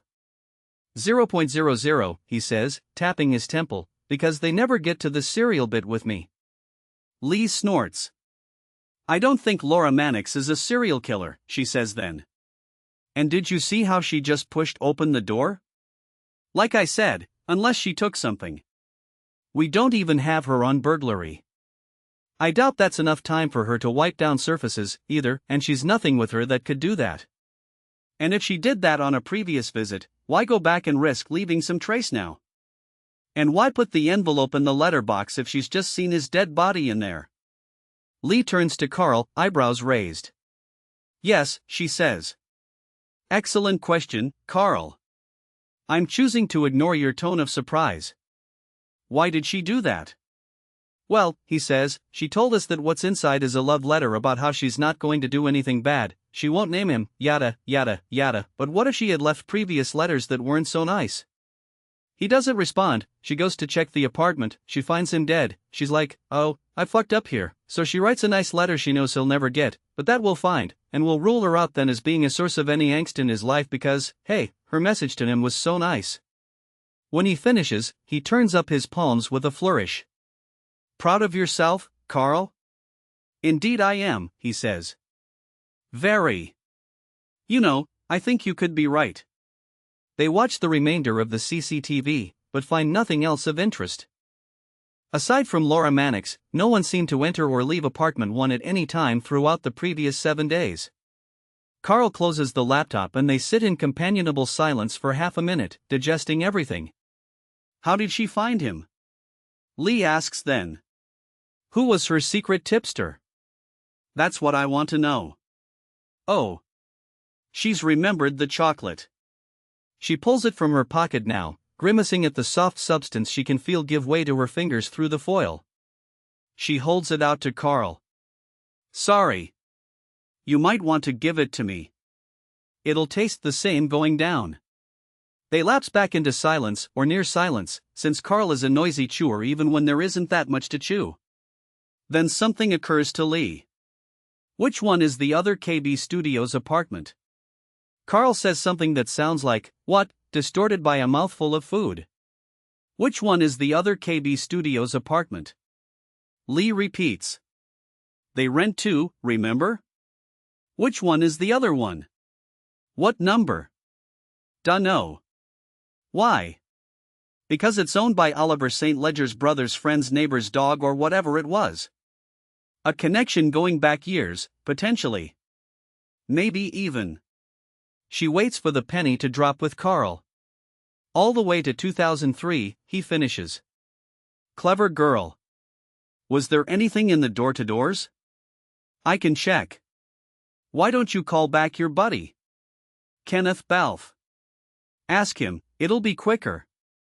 Carl wipes his sticky fingers on his trousers. Next, we solved the case of why you're still single, Lee says wryly, to which Carl snaps back, and then after that, why you are, too, before taking his phone from a pocket, tapping the screen, and putting it to his ear. The device's volume is loud enough for Lee to hear without the speaker phone option. Hello? Yes, a voice says. Mr. Balfe, it's Detective Sergeant Carl Connolly again. No further news, just a question for you, if you wouldn't mind. Oh. All right. We were told that KB Studios rents 2 apartments in the Crossings. Obviously, we know one of them is apartment 1. Would you happen to know the number of the second? Kenneth Balfe answers right away. Number 14, he says. Although it's not one of our employees that's in there at the minute, it's a friend of the family's. Well, my wife's friend, really. She's a nurse, but she lives with her elderly parents who are supposed to be cocooning, so we offered to let her stay there since it was empty anyway. Well, my wife offered and I do what I'm told. Happy wife, happy life, you know yourself. Carl is grinning at Lee. She mouths name at him. Would you happen to have her name? Carl asks. There's a rustling noise on the other end of the line. Let me just ask my wife, she's in the other room. But I think she said it was Laura something. Oceanoff PDF. Come. 61 days ago. 61 days ago Sierra is dreaming of Mill River. She doesn't have many clear memories of the place, but her subconscious fills in the details, making the river more of a trickling stream, lining its bed with tiny pebbles, and clearing its banks of trees, so you can see the water from the estate, and you can see right through the water to the pale limbs that lie. Her phone is ringing. Through the fog of half-sleep, Sierra reaches for her bedside table where it's always plugged in overnight, but there's no phone or bedside table. When she opens her eyes, she finds an unfamiliar scene, a small living room filled with mismatched furniture, grubby white walls that could do with a fresh coat of paint, sunshine streaming through paper-thin curtains. And she appears to be lying in a bed in sheets she doesn't recognize right in the middle of it, which doesn't make any sense until the last dregs of sleep leave her like clouds parting in the sky, and she remembers. She couldn't afford to stay in the hotel and keep paying her rent back home, so she'd found a cheaper alternative via Airbnb. The owner was surprisingly agreeable, happy to take cash payments and to let the place out week to week. It was the off-season, she figured, and he was probably happy with any level of occupancy. But then she'd collected the key, let herself in, and discovered the truth. The photos online had been taken at extremely generous angles, and the guy was lucky to have anyone paying any amount of money to stay there at all. The ringing is coming from the tiny kitchen, tucked away on the other side of the room. Sierra throws back the sheets and hurries toward the sound, finding her phone vibrating angrily on the Formica countertop. Shiv, the screen says. Shit. Sierra knew that, sooner or later, she'd have to explain herself to her sister, but she was hoping for more of the later bit. Hello? Her voice comes out croaky and dry. She tries again, does marginally better.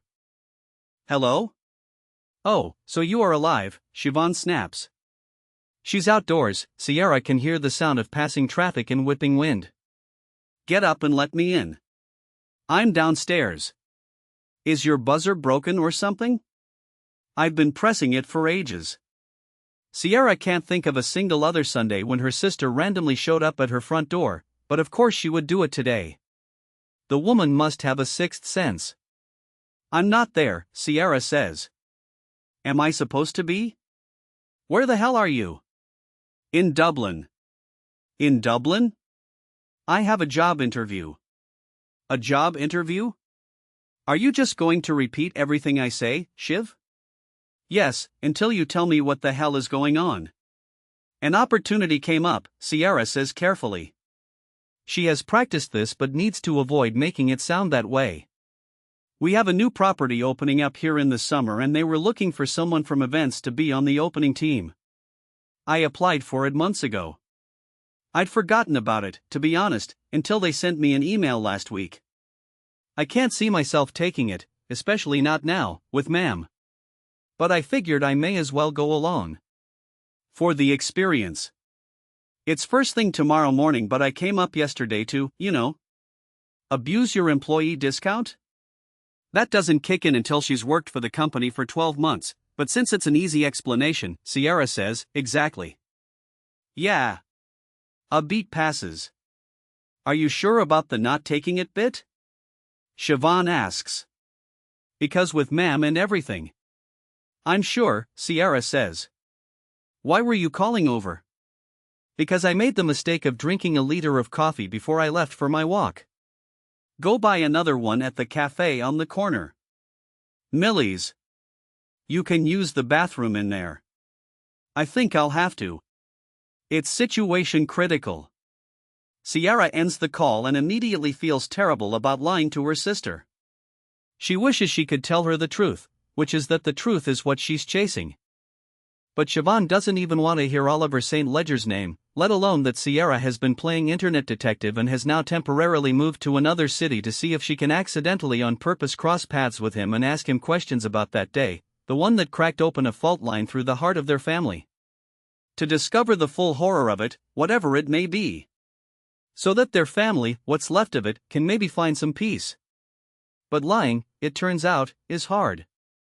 She's told her boss at work that she needs to take a few personal days because of her mother's worsening health situation, and now Siobhan that she's come to Dublin to interview for a job that doesn't exist. She hasn't even approached Oliver St. Ledger yet, and already it feels like there are multiple threads to keep hold of, to keep straight in her head. She won't be able to do this. She's just not cut out for this sort of thing. Sierra goes back into the main room and to the assortment of items laid out on the couch. She'd only packed a bag for an overnight stay, but returning to Cork to collect more things was out of the question. There was the expense of another train ticket, but mostly it was Sierra's absolute certainty that if she left Dublin now, she would never come back. She's just about got the nerve to stay. She knows she doesn't have enough to travel all the way back here, again. So she had to go shopping, on an extremely tight budget. The huge Primark on O'Connell Street had provided extra clothes and underwear, toiletries, a notebook. She takes the notebook now, opens it to a fresh page, and scribbles down in bullet points what she told Siobhan. Just in case. She had to go elsewhere to find the other things she needed. Eason's for the blue lanyard and compact laminating machine.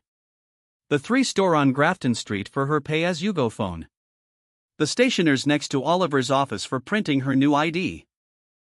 There'd been a guy of about 18 or 19 working the counter at the time, and he'd handed over the envelope very slowly, staring at her with a weird look on his face.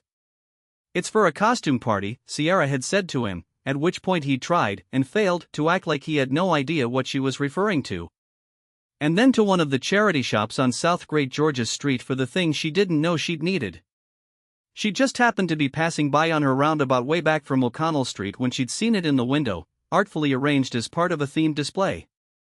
There must have been a rash of space-themed donations lately, and the shop was taking advantage. There was a Lego Saturn V rocket, already built but standing next to its pristine box, a stack of astronaut biographies, and a blanket, mug, and t-shirt sporting NASA logos. And a little tote bag, showing the space shuttle flying over skyscrapers. It was stamped with a logo that said Intrepid, which, when Sierra Googled it on her phone, turned out to be a museum on an aircraft carrier in New York. Sierra knew absolutely nothing about who Oliver St. Ledger was now, and only very little about who he'd once been. If she had to make a list of things that interested him, she'd have to guess, and she could only really do it twice. Rugby, based on a photo from nearly 2 decades ago in a school newsletter, which, she'd have to presume, they didn't offer the opportunity to do much of in Oberstown, the juvenile detention center. And space, based on the t-shirt he was wearing the day of the murder, the one that had ended up covered in someone else's blood. It wasn't much, and it wasn't likely that either of those things still played any kind of role in Oliver St. Ledger's life. But it was all she had, and she knew absolutely nothing about rugby. She could at least fake the space thing a bit. Read a few Wikipedia pages, rewatch Apollo 13. And just because you were interested in it didn't necessarily mean you knew every last detail about it. You didn't have to be obsessive. You could just be the kind of person who was interested enough to have bought yourself a souvenir after a visit to a museum. Something practical, easily carried around, put on display without looking obvious. A conversation starter, maybe. Hopefully. Sierra makes herself a cup of tea and picks up another one of her purchases, the newspaper she bought yesterday that she ended up feeling too sleepy to read when she got back. She spreads it open now, across the piles of things on the couch, and scans the front page headline. First Irish coronavirus case confirmed. Ocean off PDF. Com. 21 days ago. 21 days ago Oliver wills himself to get up from the couch and go into the kitchen, where he stands at the sink and gulps down several glasses of water without turning on any lights. His stomach is growling and upset, but he has no appetite.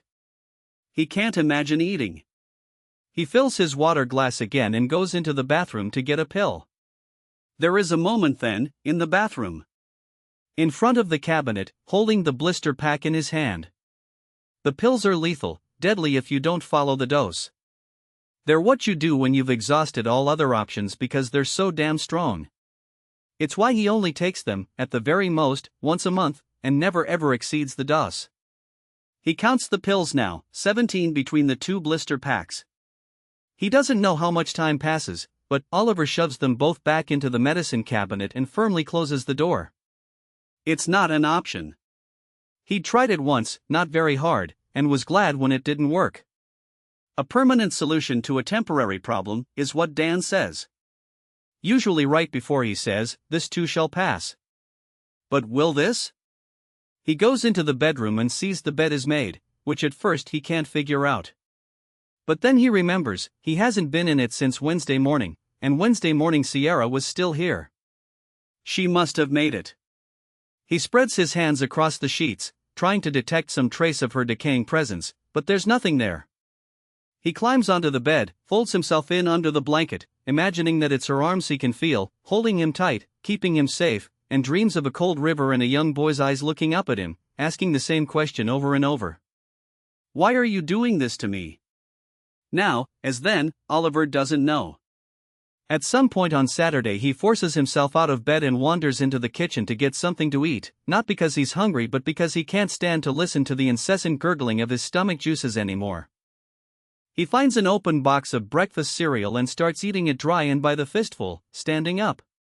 As each blast of sugar hits his bloodstream, more and more of his surroundings emerge from the fog of exhaustion and take on a solid shape. The curtains are closed, even though it's the middle of the afternoon.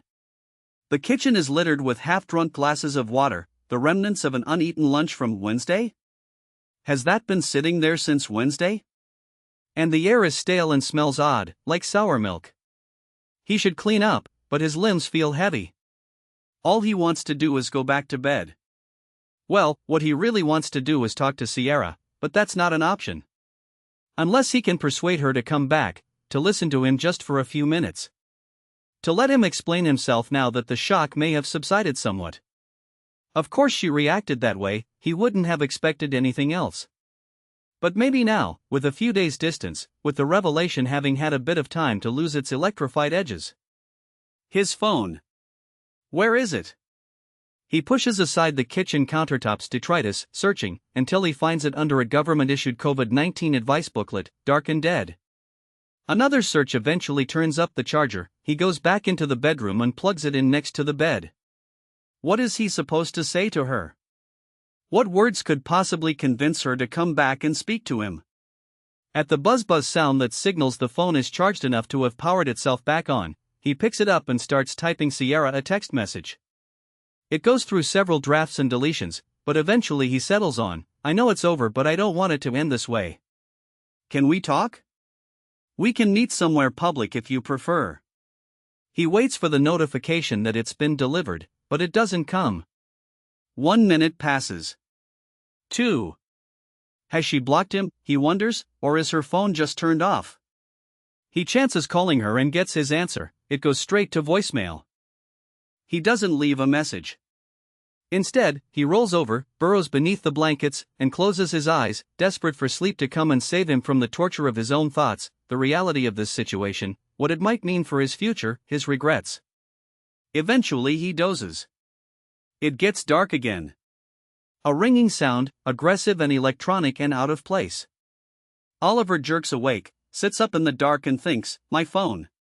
But it's not his phone, it's the buzzer, pulsing out of the intercom in the hall. Someone is here. He's confused by the light. What time is it? What day? He feels groggy and disoriented, janked out of one time and dumped in another. Would Kenneth have come over? He doubts it. Which means that really, it could only be Oliver jumps out of bed, but his body isn't ready for it, and he stumbles and falls hard against the wardrobe door, sending a shooting pain emanating out from his left elbow in all directions. The buzzer goes again. He scrambles to his feet, hurries out into the hall. It's her. He can see her on the little square video display. Sierra, he says, pressing the open button, not caring that her name has come out of his mouth, sounding pathetically grateful and desperately hopeful. Her voice, tinny from the speaker, "Can I come in?" Of course. Of course. Of course. On the video screen, she disappears from view and there's a clicking sound as the outside door opens. Oliver goes to open his own front door and stands on its threshold, one hand holding it open, facing down the corridor. He tries to rub alertness into his face with his free hand while he waits. What is he going to say to her? What is she going to say to him? When she rounds the curve in the corridor, her face offers no hints, at least until she reaches him, when her brow furrows with concern. "Are you okay?" she asks. This is promising, he thinks. That she cares. "I just haven't slept properly," he says, his tongue feeling thick. "Since I last saw you, by the look of things." "Yeah, well." He swallows hard. "Are you coming in?" "I was going to. We need to talk, but..." She hesitates. "I don't think you're in any fit state to, right now." "I'm fine," he protests. "I can see that you're not. You look like shit and your pupils are the size of saucers." A pause. "Have you been drinking?" He shakes his head, "No. I just need to sleep. But I'm okay for now. Come in like hell you are. Please." A beat passes. "Look," she says then, "why don't you just go to bed, get a good night's sleep, and I'll come back tomorrow." "We can talk then." The kindness in her voice cuts through him. He doesn't deserve it. He doesn't deserve her. "Okay," he says, "but will you stay?" It takes what feels like forever for her to decide. "All right, but only to make sure you rest. And I'll be on the couch." They go inside, and he closes the door behind them. What's that smell? She says, wrinkling her nose. All he can smell is her, the stuff she puts in her hair that smells of the sea and sunny days. He thinks of the day in the park, her lying beside him, nothing else on the earth but blue sky and their heartbeats. She gently guides him toward the bedroom, motions for him to get into bed. Are you back? He says. Can you love me anyway? She doesn't speak and he closes his eyes before he can see the answer on her face. He hears the blind coming down, the heels of her boots crossing the floor, the soft click of the bedroom door as she closes it gently, saying, "We'll talk in the morning, okay?" Oceanoff PDF. Come.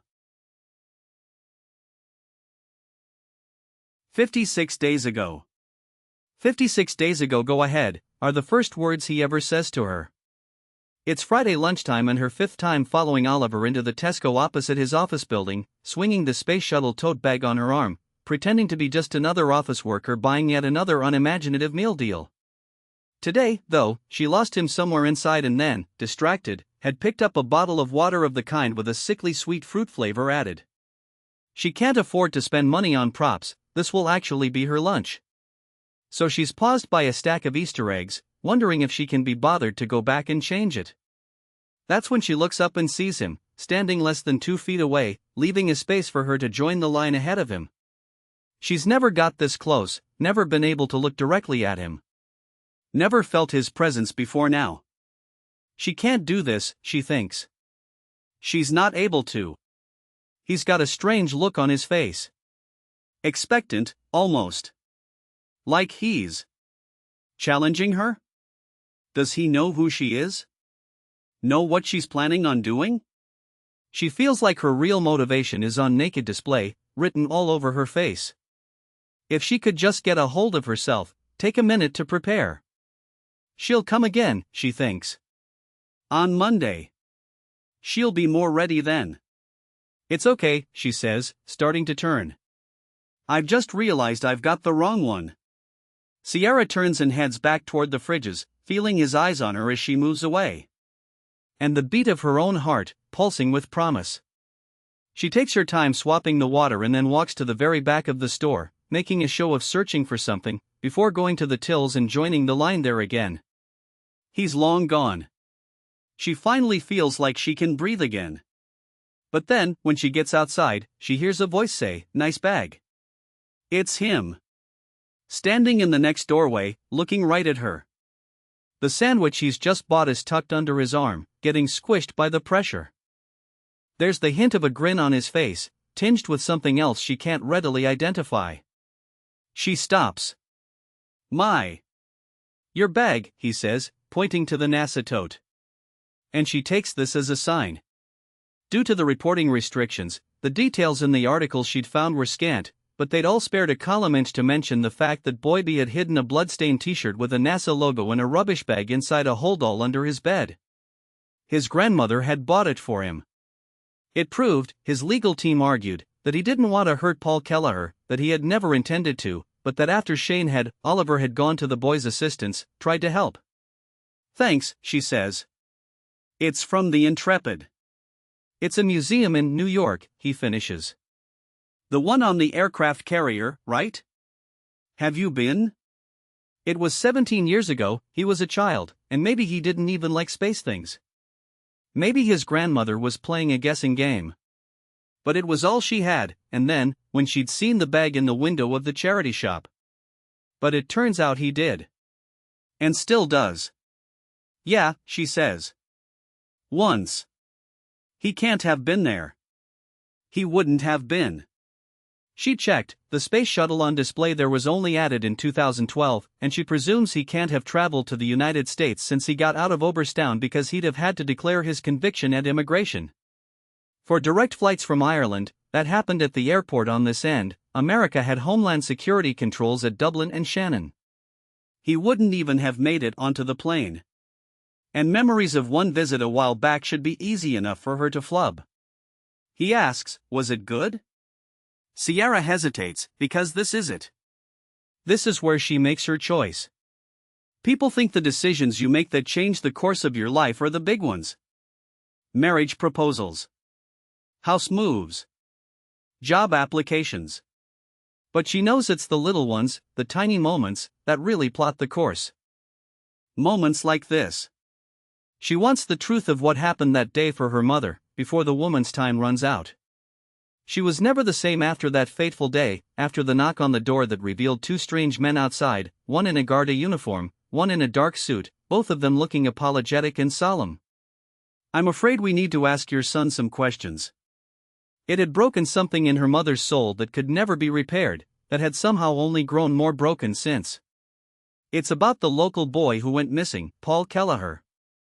But Sierra also needs the truth for herself. It may not bother Siobhan, or her sister might do a good job of pretending it doesn't, but for Sierra, the not knowing is a torment. Both boys had different stories. In each, the other was the ringleader, the real killer, the bad seed that started it all.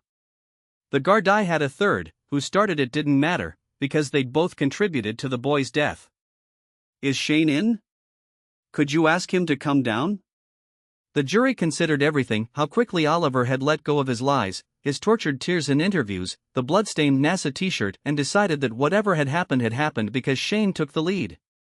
Perhaps this was helped by the fact that their family lived in a house in Mill River set aside for social housing, that her father was one of the long-term unemployed, and that, before any of this had happened, Shane had struggled to concentrate at school and been held back a year. Meanwhile, Oliver's family occupied one of only 6 detached, corner houses on the estate that came with an extra acre. He had 2 doctors for parents, and one of his character references was the parish priest. He even looked better, clean, neat, and handsome compared to Shane's pale pudginess and spray of angry red acne. The judge punished Shane with a sentence of no less than 20 years and promised Oliver he'd be out at 18, which by then was less than 5. Sierra could remember the foreign stillness hanging over the house hours after the sentencing, her lying on the camp bed in Siobhan's room because for months she'd been unable to sleep in a room alone, knowing they were both wide awake, staring into the dark. What happened? She'd asked her sister. Your brother murdered someone, came the flat reply. Ever since, whenever anyone got close, Sierra felt something clamp down inside of her, something sharp and dangerous, like a bear trap. Fearing that there's something in her soul that lies in wait, a part of her unknown even to herself, a dark, barbed wire thread through her DNA that could make awful things happen if the opportunity arose. How can she be sure she isn't like him? She keeps a screenshot on her phone of a quote by, supposedly, Abraham Lincoln: "Discipline is choosing between what you want now and what you want the most." Maybe that's true, but discipline has never been her problem. It's fear she struggles with. She thinks courage might be choosing between what you want now and what you want the most, because what she wants now is to walk away, to shut this down, to close the doors. To retreat. To stay in the place where she feels safe and secure. In this moment, that's nowhere near Dublin, or KB Studios, or Oliver St. Ledger. But she needs to know what happened that day. Exactly what happened. Who or what Shane was then. Who or what he might be now, if he had lived. And here is her chance. Yeah, she says. But not as good as Kennedy Space Center. Oceanoff PDF. Come. 18 days ago. 18 days ago, when Oliver awakes, the bedroom is bright with early morning sun and something is different about it. He pulls himself up onto his elbows, looks around. It was Messier last night, he thinks. There's no clothes strewn about the floor now. The air is odorless and the window has been opened. He can hear the chirping of birds outside. He's grateful for the glass of water he finds on his bedside table and gulps it down greedily, trying to banish the layers of acrid dryness that coat his throat. Noises, in the kitchen, running water, the pump of the coffee machine, the tinkling of a spoon inside a cup. She stayed here last night then. All night. He hopes that's a good sign. Oliver puts on fresh clothes, acutely aware that this would be his 4th day in a row wearing the same ones otherwise, wincing at the pain in his elbow and then vaguely recalling walloping it on something last night. He quickly brushes his teeth and splashes his face with water in the bathroom before he goes into the main room to meet her. "Good morning," she says. "Good morning." She's sitting on the couch, drinking coffee. Perched on it, really, back ramrod straight. She looks tense. Braced. He's unsure whether or not it's okay for him to sit down beside her, so he hedges his bets, sitting on the couch but at the opposite end, leaving plenty of space between them. How are you feeling? She asks. Okay. Did you sleep? Not really, he thinks. He tossed and turned, and he lay awake in the dark, and even though every limb was heavy with exhaustion and his eyes were stinging and his temples throbbed, even though all he wanted to do was go to sleep, his body, for whatever reason, wouldn't let him in. I got a little, he says. I dozed. Where did you go? Over the weekend? Home. Where else could I go? There's a lockdown, remember. With everything that's going on, he's not sure he did. What time is it? He asks. She leans forward to tap her phone, illuminating the screen. 7:35, she says. On Easter Monday. He'd forgotten about that, too. There's a part of him that would like to keep going like this, talking as they are, suspended in limbo.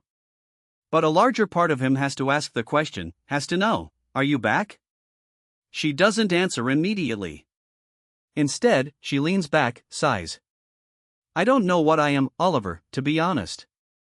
He risks moving a little closer. I can't say this enough, I know, but I am sorry. I didn't want to lie to you, but I just didn't see another way. If I told you that up front, if you knew, would you ever hurt me? He recoils as if she slapped him.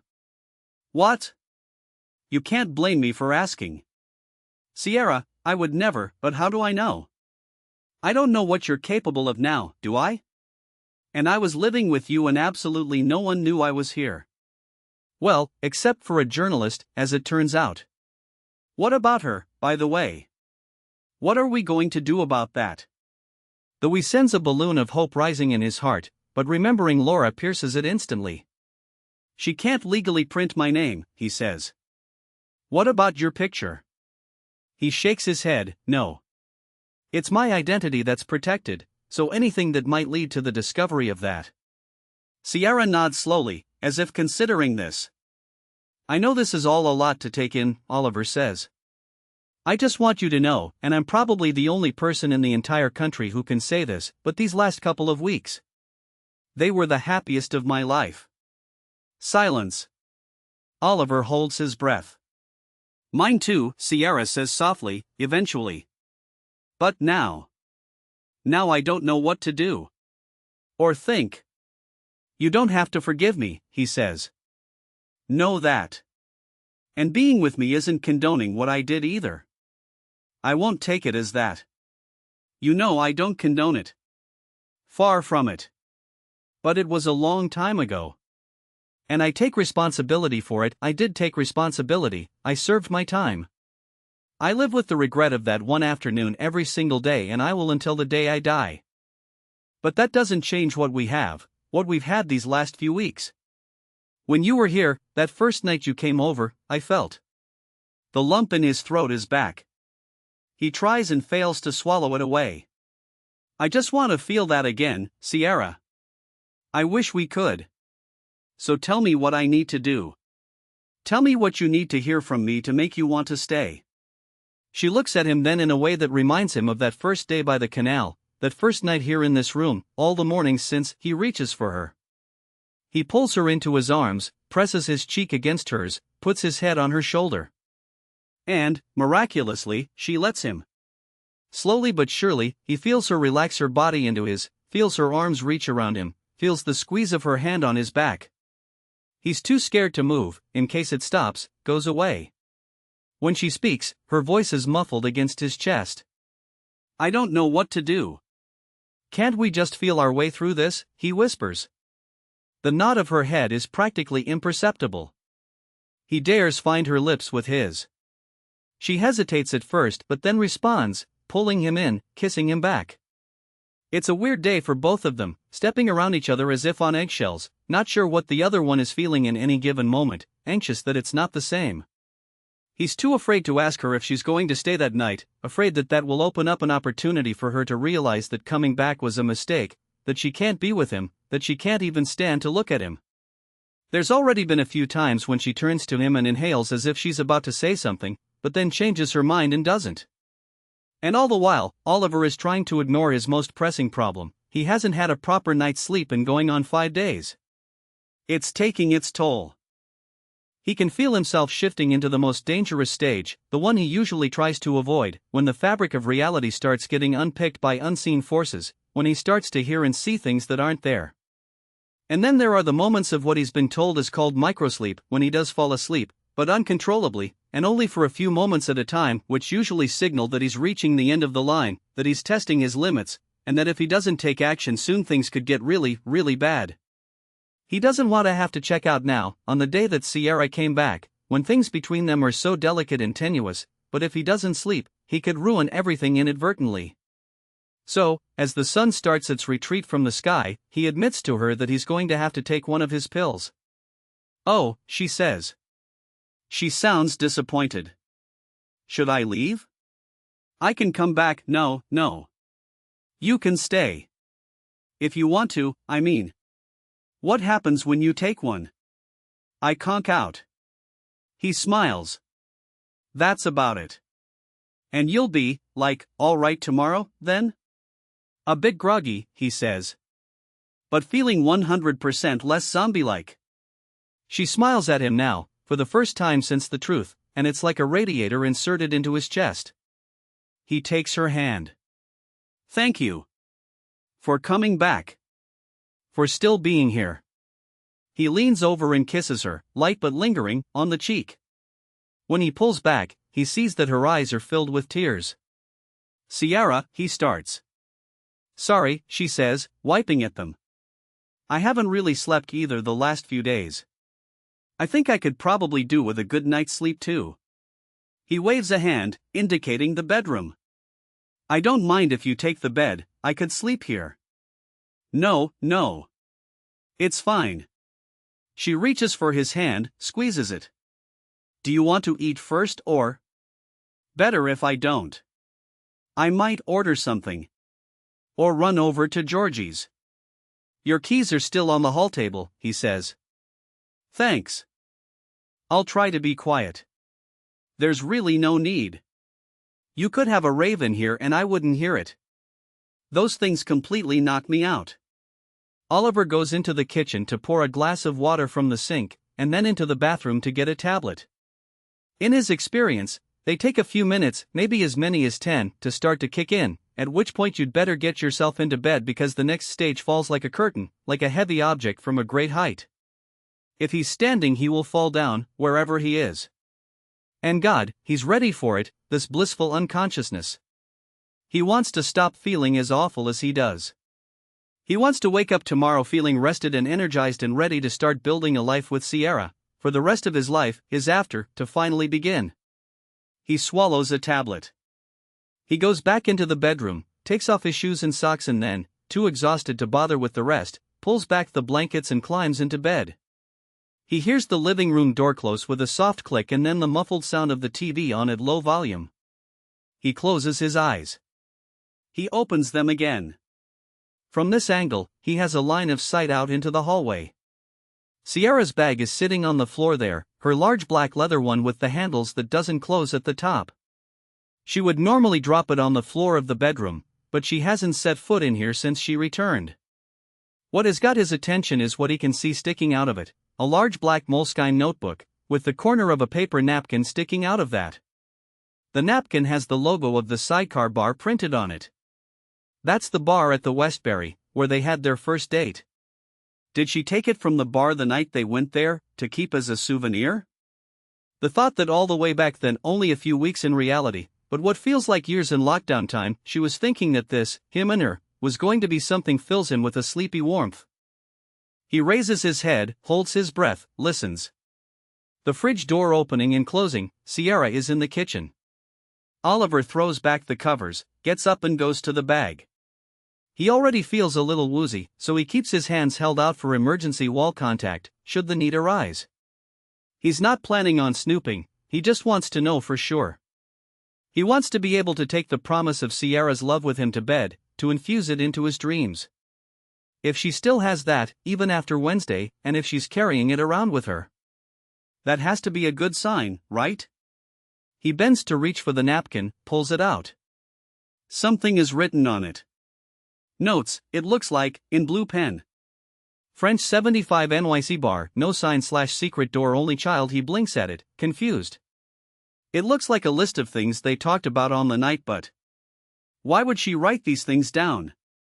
Maybe she keeps a diary, he thinks, and she was just making notes to help her remember things until she got a chance to write about them later. His eyes stray from the napkin in his hand to the notebook in the bag, and then to the closed door of the living room. He reaches for the notebook. It has the bloated, crinkled look of heavy use. He opens it, flicks through. Each page is filled with Sierra's handwriting. He stops randomly at one. Space Shuttle's Challenger, January 28, 86, O-ring failure, explosion at Throttle Up Columbia, 2/1/03, foam strike/tiles damaged, burned up on re-entry Atlantis, KSC Florida Discovery, Smithsonian, Virginia Endeavor, California Science Center Enterprise, Intrepid, NYC. If the TV is still on next door he can't tell anymore, because he can't hear anything over the thunderous rush of blood in his ears. He turns the page and finds a square of printed text, glued onto it. The paper is glossy and smooth, as if from a magazine. It looks like it's been cropped from an interview. There's a question printed in bold at the top and then the corresponding answer underneath. He turns another page.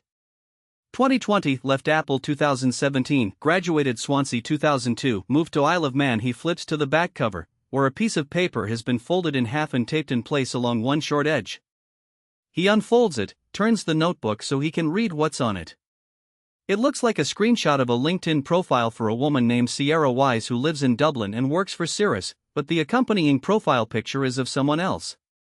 There's a fog rolling in now from all edges of his brain, making everything cloudy, blocking all pathways out, cutting off the trails of his thoughts before they can even establish themselves.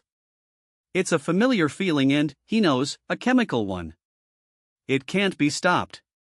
He knows this, and yet he wants to push it back, to keep a little space clear in the middle, so he can think straight, so he can figure out. This notebook. Things she told him, but written down. With dates like she needed to remember them. Not a diary, but a. Through the fog, he sees three words emerge clearly. A cover story. Sierra needed a cover story. He looks again at the living room door and wonders what is actually in there. But the fog is growing thick, swirling, taking over. He stumbles a little, and has to reach out and place both palms on the wall to steady himself. She's a journalist after all. That's what Sierra is. What she has to be. It's the only explanation. Which means he can't let himself fall asleep. He cannot. No. Oliver turns and stumbles into the bathroom, feeling woozy, drunk. When he looks down, the ground seems very far beyond his own bare feet. And it's moving, the streaks of pale marble in the tiles morphing and swirling. He falls to his knees, holds his head over the toilet bowl, and sticks his fingers down his throat. It's too late to stop it, but maybe he can delay it a bit. Long enough to think. Long enough to figure out what he needs to do. With her. But the fog is swirling, clouding his mind, pulling his eyelids down. He can see it coming toward him on a black tide. Cold water. He can keep himself awake with cold water. Oliver hoists himself up and steps into the shower. His elbow burns with a fresh pain. He must have hit it and smacks the lever until a monsoon shower of droplets starts hitting his skin. But the temperature is set to its usual one, warm, getting warmer, and it just makes him want to go to sleep even more. He twists the dial he thinks will make it cold, but it doesn't get cold. No change. His hands are starting to feel as if they're detached from his body, as if he's watching someone else's hands at work, and they don't seem to have any grip. The sink, he thinks. There's cold water in the sink. He stumbles back out of the shower, hitting the porcelain basin with his body and narrowly missing hitting his head on the mirror hanging above it. He turns on the tap. Ice cold. He tries to fill his cupped hands with enough water to throw at his face. Oliver? She's standing in the doorway, staring at him. He doesn't even remember turning around. What's wrong? She says. What are you doing? Her words sound distorted, like some unseen editor has slowed down the audio. Who are you? He spits through his teeth. He looks around for the notebook, the napkin, but he can't see them. He can't remember what he did with them. Oliver, did you already take your pill? Because I think you should be in. He feels himself sway and tries to take a step to steady himself, reaching out for the shower door he hopes is where he thinks it is, but he stumbles and then he's falling and there's an impact and pain and a wall rushing toward him and the sound of breaking, falling, shattered glass and then Sierra screams. Ocean off PDF. Come. 23 days ago. 23 days ago it was just a normal day. I was walking home from school with this other boy from my class, Shane, and Sierra puts her head down so Oliver can't see her face, can't judge her reaction. She holds her body as still as she can, tries not to shake, tries not to cry. How is she supposed to do this?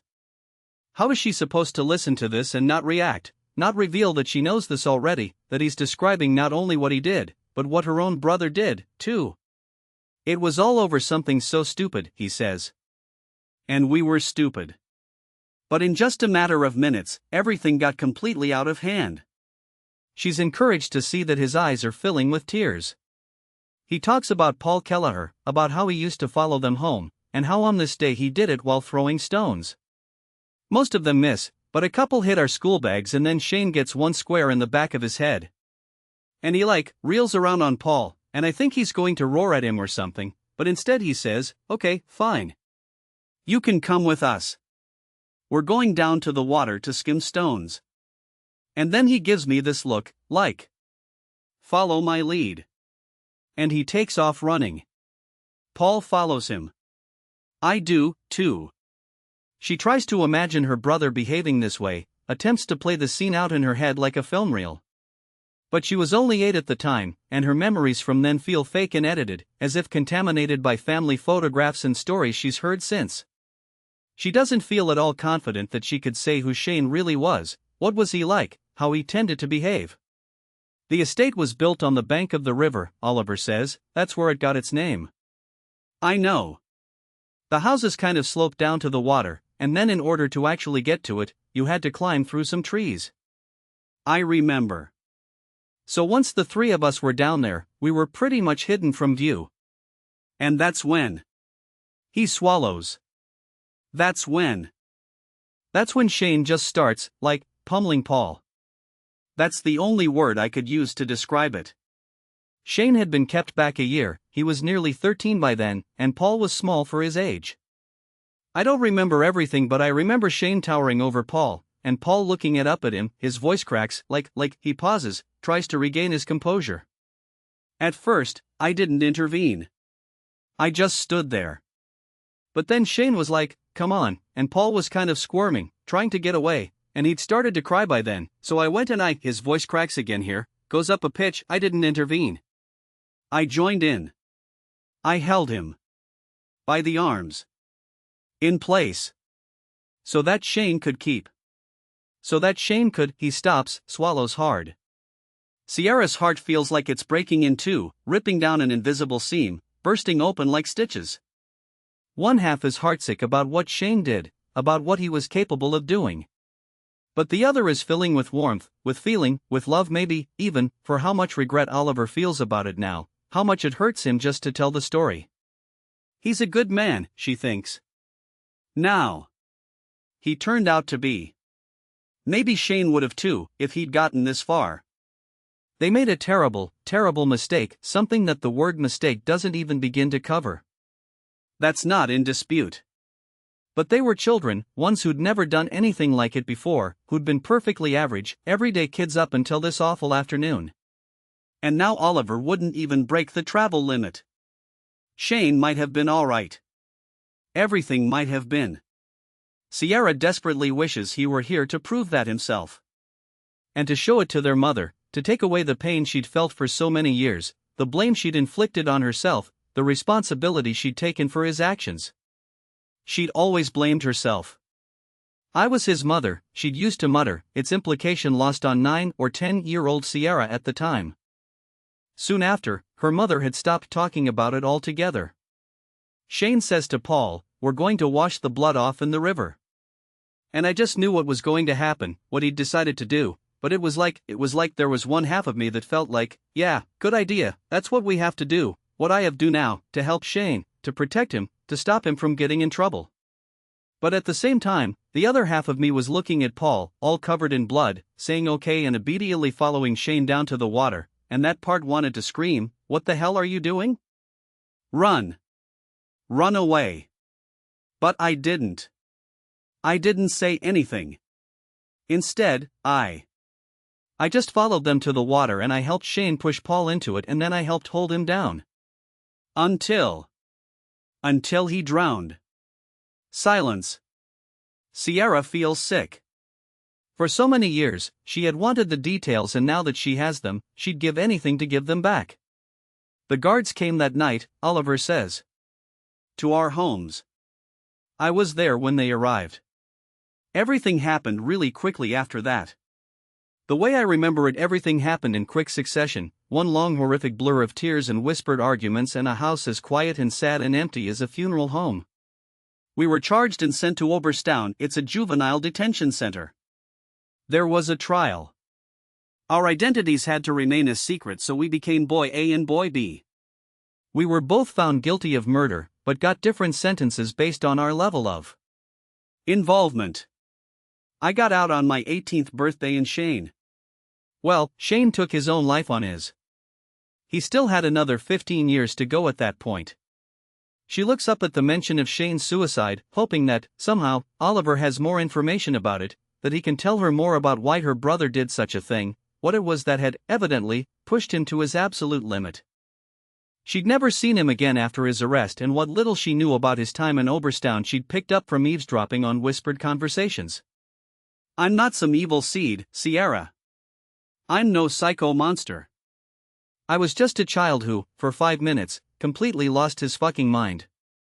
A kid who, on the way home from school one afternoon, made a stupid, terrible mistake because he didn't want to look like a coward in front of his older, bigger friend. I was 12. I couldn't undo it, so I did the next best thing. From that moment on, ever since, I have tried to make up for it. I have done every single thing I was supposed to. I took my punishment. I was a model detainee. Did all the therapy, obeyed all the rules. Whatever they asked of me, I did it and then more besides. And since the day I was released I haven't as much as littered. But it doesn't matter what I do because all anyone thinks about, all anyone cares about, is what I did. He moves closer to her. 1 step, 2. And then I meet you. And you like me. And when I'm with you, it's like I feel like me. The me I should have been. The me I really was. A.M. And even though I knew it couldn't last, knew you'd find me out eventually, I kept wanting to feel that way, so I kept seeing you.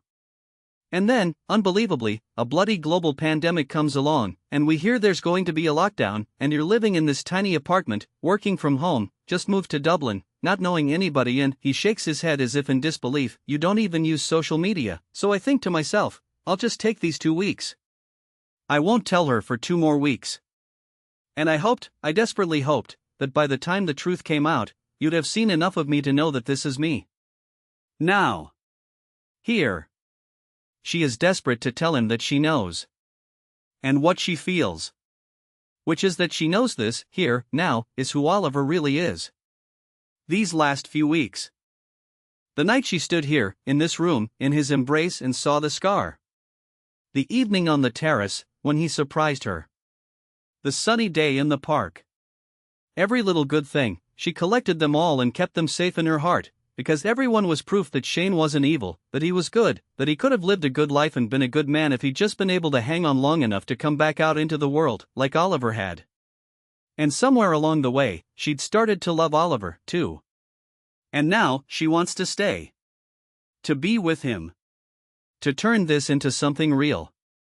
But first, she has to tell him her truth, reveal who she really is, how she found him, why she did. So they can forgive each other, and start afresh. But now is not the time. Let the dust from the demolition of these lies, the ruins of the past, settle. Let the shock absorb. Until then, for now, she has to act like anyone else would, hearing all this for the first time. So she gets up and runs out of the room, into the bathroom, and does her best to sound like she's being sick into the toilet bowl. Ocean off PDF. Come. 18 days ago. 18 days ago, Oliver is on the floor and his head is filling with pain and there's shattered glass everywhere and the water is warm and Sierra is shouting something at him, the same words over and over, sounding like she's very far away. He tries to clear a patch in the fog, to catch the words, to hear them. I'm Shane's sister. Sierra Hogan. And I know.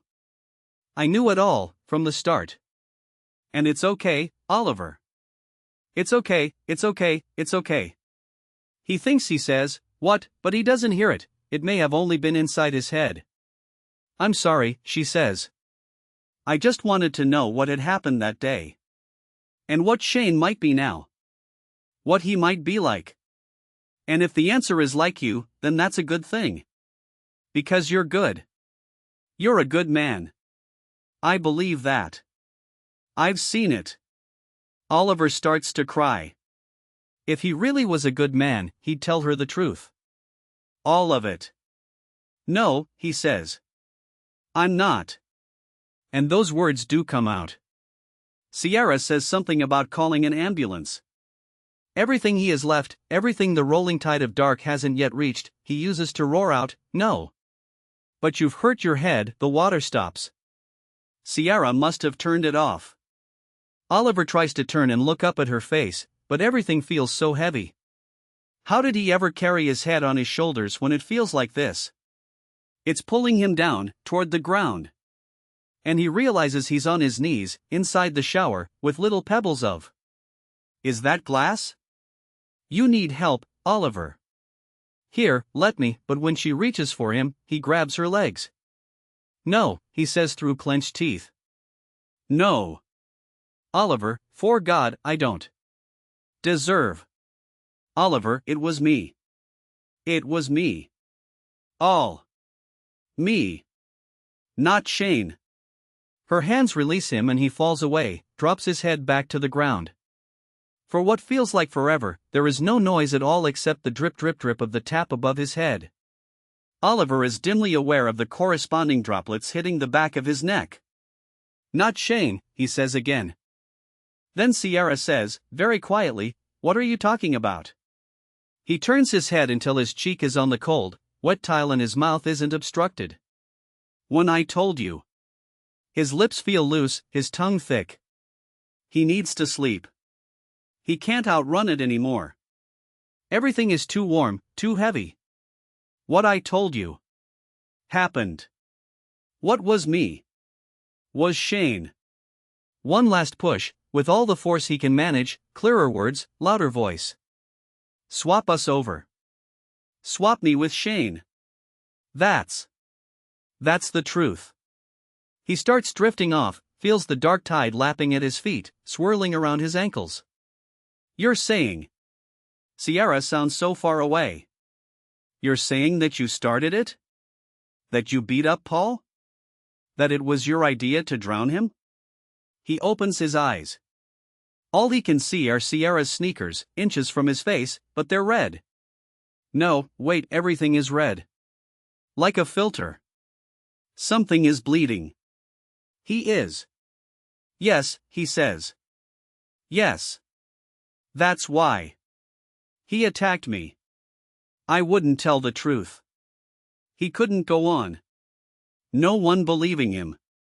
He hears Sierra crying, but he can't console her. He can't do anything. He tries to lift his head, but only manages to move it slightly, so that now he's looking at tile. And then he hears something else. Feels something else. Water. Not just in his mind but here, in reality. And not a drip drip drip like before. This is a thundering downpour, splashing all around him, filling his head with its gushing sound. And Sierra crying, still. And then no more. The tide is in. Ocean off PDF. Come. Tonight. Tonight we're meeting the super in 20 minutes, Lee says. So for the love of God, find me the crime. Carl shrugs. I'm not sure we have one. They're at the station, sitting opposite each other at one of the desks in the back. Lee is slumped in a swivel chair, absently swinging it a couple of inches from left to right and then back again, her eyes red from rubbing them in frustration a few moments ago. Carl is on a hard plastic chair that he's pulled up to the end of the desk. He's leaning an elbow on it and leaning his chin on his hand. The grease-stained, brown bag remnants of a McDonald's dinner lay strewn between them. Lee is still picking half-heartedly at a box of cold, limp McNuggets. It's approaching 9 o'clock and almost completely dark outside, and they're both absolutely exhausted. But at 9 o'clock, they have to meet with their superintendent to bring him up to speed, brief him on their investigation and give some indication of where they plan on taking things next. And despite everything, they still don't have a crime. To Kenneth Balfe's credit, after they'd suggested to him that the tenant in one of his apartments might have had a role to play in the death of the one in the other, he'd got both Laura Mannix and his wife Allison to come down to the station for voluntary chats. Allison Balfe had quickly admitted that her husband wasn't as discreet as he liked to think he was, and that she'd known full well who was in apartment 1 and working in her husband's office. She hated Oliver St. Ledger, didn't want anything to do with him, and thought he shouldn't be anywhere near the family's business, and she saw an opportunity to make the problem go away by whispering about it to her old college friend, Laura, who these days happened to be working for a radio shock jock.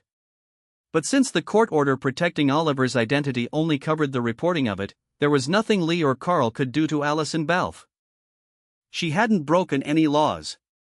Laura's tales of Wayback Machines and ears not aging and fortuitously convenient corporate lets made a great story, but that's all it was. She'd been trying to keep Allison out of it, she told them. Carl had told her she should write a crime novel. But she had admitted entering apartment 1, taking photos of Oliver's body, and leaving again without alerting anyone to his death. She hadn't even told Allison, which might have contributed to the current state of affairs. The two women were refusing to talk to each other. Laura insisted that she hadn't touched anything while she was inside, and so had no reason to wipe anything down before she left again, but she did admit to deliberately setting off the fire alarm at the complex at least twice. These were attempts to flush the residents outside, including Oliver St. Ledger and his mysterious girlfriend, to create opportunities for her to see and maybe even approach them. The post-mortem had concluded a couple of hours ago. Oliver St. Ledger had officially died by drowning. Toxicology would take longer to come back, but the working theory was he'd taken a Rohypnol, which he had a prescription for, and fallen in the shower. Right about now, Kenneth Balfe was formally identifying the body. Whoever had wiped down the surfaces in apartment 1 had done a bloody good job. Of the prints they did find, only 2 sets were not a match to the deceased, and they were in low traffic areas, the back of the TV unit, the bottom of a wardrobe door. They could plausibly belong to previous occupants. They didn't match anything on file. The only item of interest recovered was Oliver's phone, which showed text messages exchanged with a user he'd entered as Sierra, the last of which was from nearly 3 weeks before. 20 days ago, Oliver had sent a text to this woman saying, "I know it's over but I don't want it to end this way. Can we talk? We can meet somewhere public if you prefer." 18 days ago, he'd received a response from her. "Maybe we can have a drink after lockdown ends." Stay safe. The content of their historical messages suggested that Oliver and this Sierra woman had been seeing each other, but had evidently broken up before his death. No one was answering at the other number now. Ringing it got you an automated message saying the user could not be reached at this time. The text messages contained no useful detail that might help identify the sender. They were awaiting registration information from the service provider, but in the meantime, they'd been informed that it was a pay-as-you-go number. The user could have potentially registered any name and address they liked because none of it was subject to verification. Also on Oliver's phone were a string of text messages and missed calls from his brother, Richard, wondering why he wasn't answering. One of them apologized for an earlier conversation in which Richard had apparently told Oliver that he shouldn't be staying in that apartment, that he knew Allison Balfe hated his guts and couldn't be trusted, and that Oliver needed to get out of there for his own safety. The last one, sent last night Irish time, had said if Oliver didn't check in within the next 24 hours, Richard was going to send Kenneth to his door. When Lee spoke to Richard this afternoon, just before he boarded the first of 3 flights that would eventually land him back in Dublin and facing a 2-week self-isolation, he'd explained that he was the only member of the family still in contact with Oliver. After a threat of exposure in London a couple of months earlier, Oliver had cut all contact with the friends and colleagues he'd had there. He'd had a therapist, Dan, but they were only speaking once a month at the moment. Richard had asked that the court order continue to be observed and no information about his brother's true identity be released to the press. Lee assured him that would be the case. The Garda press office, as a rule, released as little detail as possible, and the story that appeared on the paper, i.e. this afternoon, had contained about as much information as the press were ever going to get. Gardaí investigating after body of man discovered in Dublin. 6 Gardaí in Dublin are investigating the death of a 29-year-old man whose body was found at an apartment block in Harold's Cross, Dublin 6, early this morning.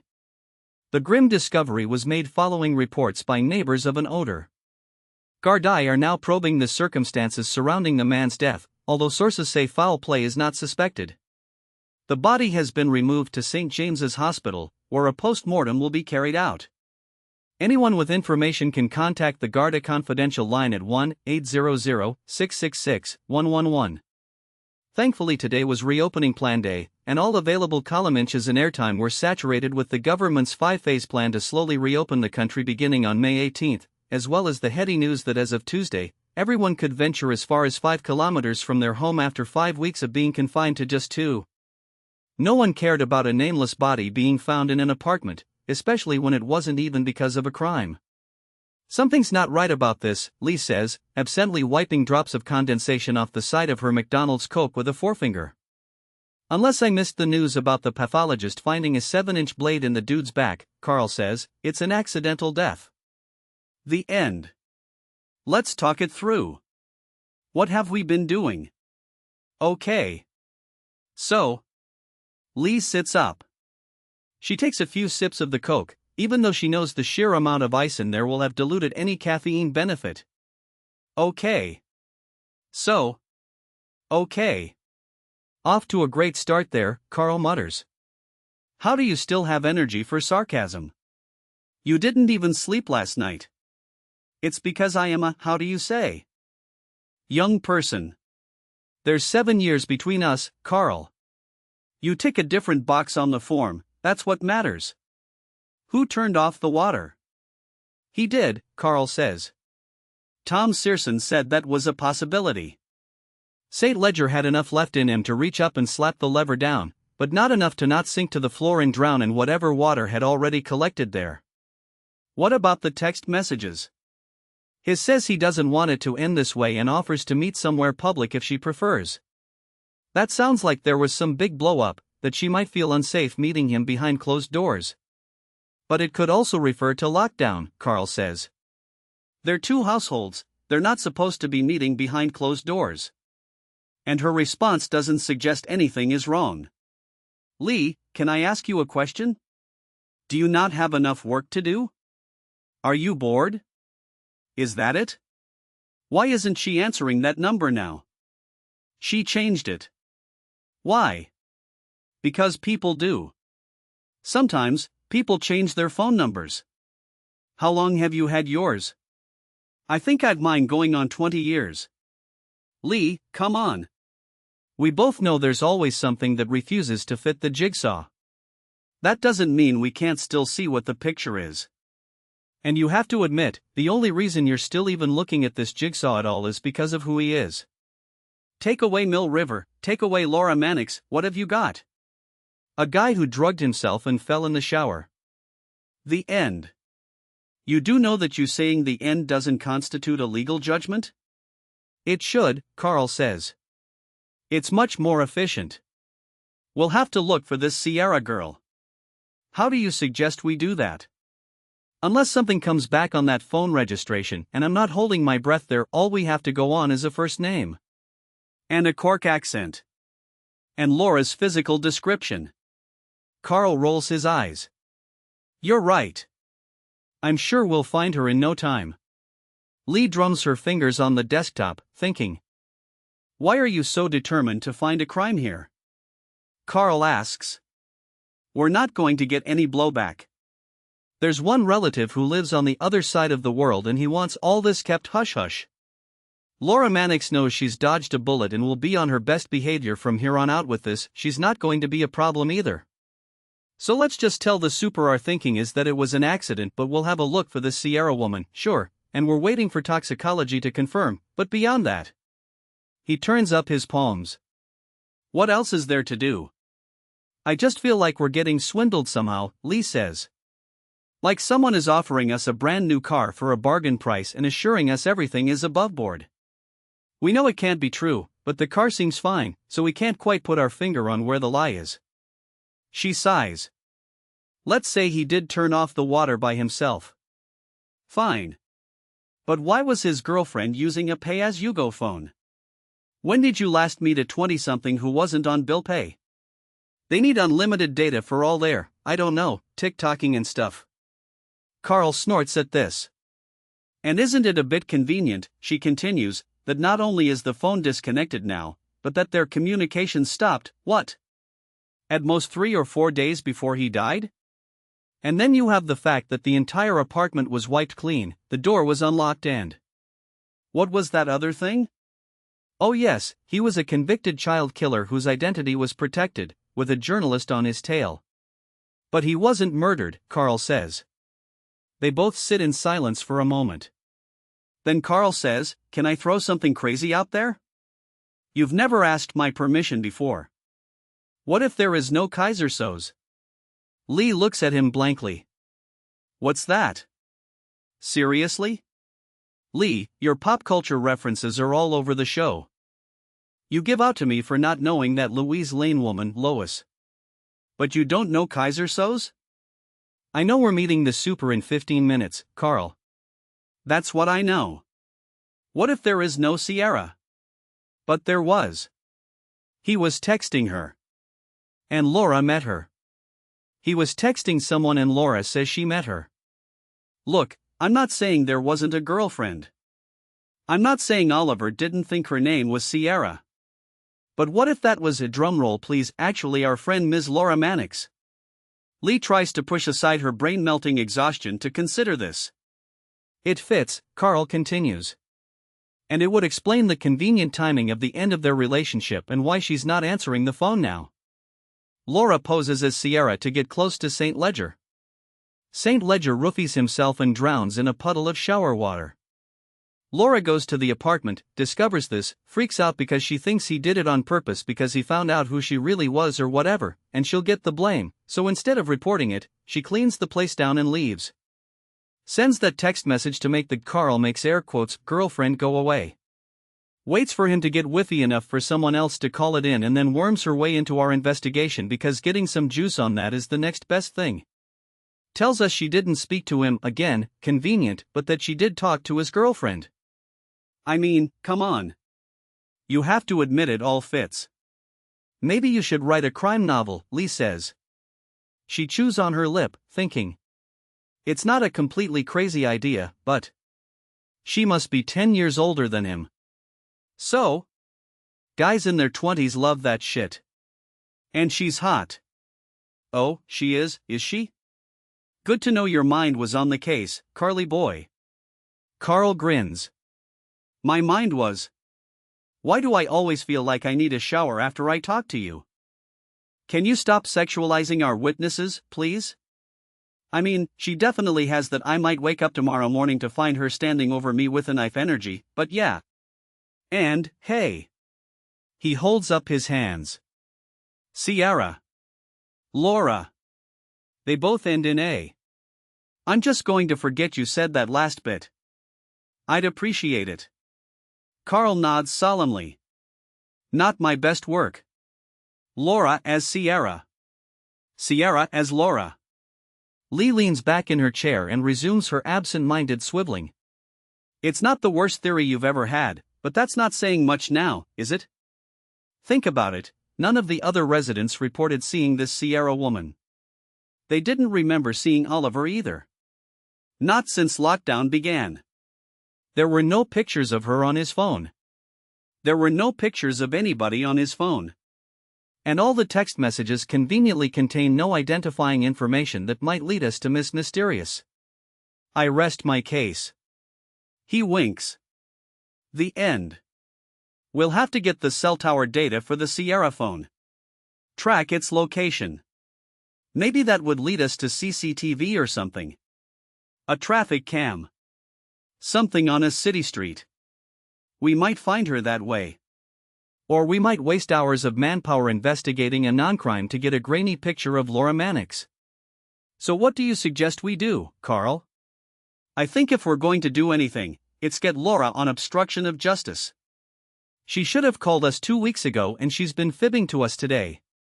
She still is fibbing, if my theory is correct. Which, of course, I think it is. Of course, Lee says, rolling her eyes. I think there's a far greater chance of that than there is of anything else going on here. I mean, consider the alternative. Someone force-fed this dude one of his own roofies and pushed him through the shower door, and left absolutely no definitive proof of their existence save for a phone that no doubt will be registered to some made-up name and useless address. Wiped the apartment clean. Managed to be going in and out of it for however long they were together without being seen except by one woman who can't be trusted. Knew to leave before the 7-day CCTV loop kicked in. And made the whole thing look like it was just a tragic accident. We both know that master criminals are nowhere near as common as Netflix would have us believe. Is all Lee says to this. She looks at the clock on the wall. Better make a move. She gets up with a groan. Carl gets up too, stretches. So what are we saying here? Let's go with accidental death pending toxicology and further inquiries. Low chance of blowback. We'll tell the super we're going to try to find this mysterious Sierra woman and bring Laura Mannix in for a more formal chat. She sighs. And here was I, thinking I'd have a nice quiet, relaxing weekend. I was even going to get my shit together, you know? Do you ever think, Carl says, that maybe you have your shit together, it's just that your shit doesn't look like everybody else's? Did you just come up with that? I'm not just a pretty face, you know, he says with a wink. Right now, you're not even that. It's hard to hear you through the glass house you're standing in. Oh, and after we do this, you're going to give Eddie Moynihan his cuffs back. What? Carl makes a face. Why? Because it's the right thing to do. They start making their way around the desks, heading in the direction of the superintendent's office. Where am I going to say I got them? I don't know, Lee says. But whatever you do, don't tell him where they've been. Oceanoff PDF. Come. 3 days from now. 3 days from now on Tuesday the 2-kilometer restriction becomes 5, and Sierra is up with the dawn.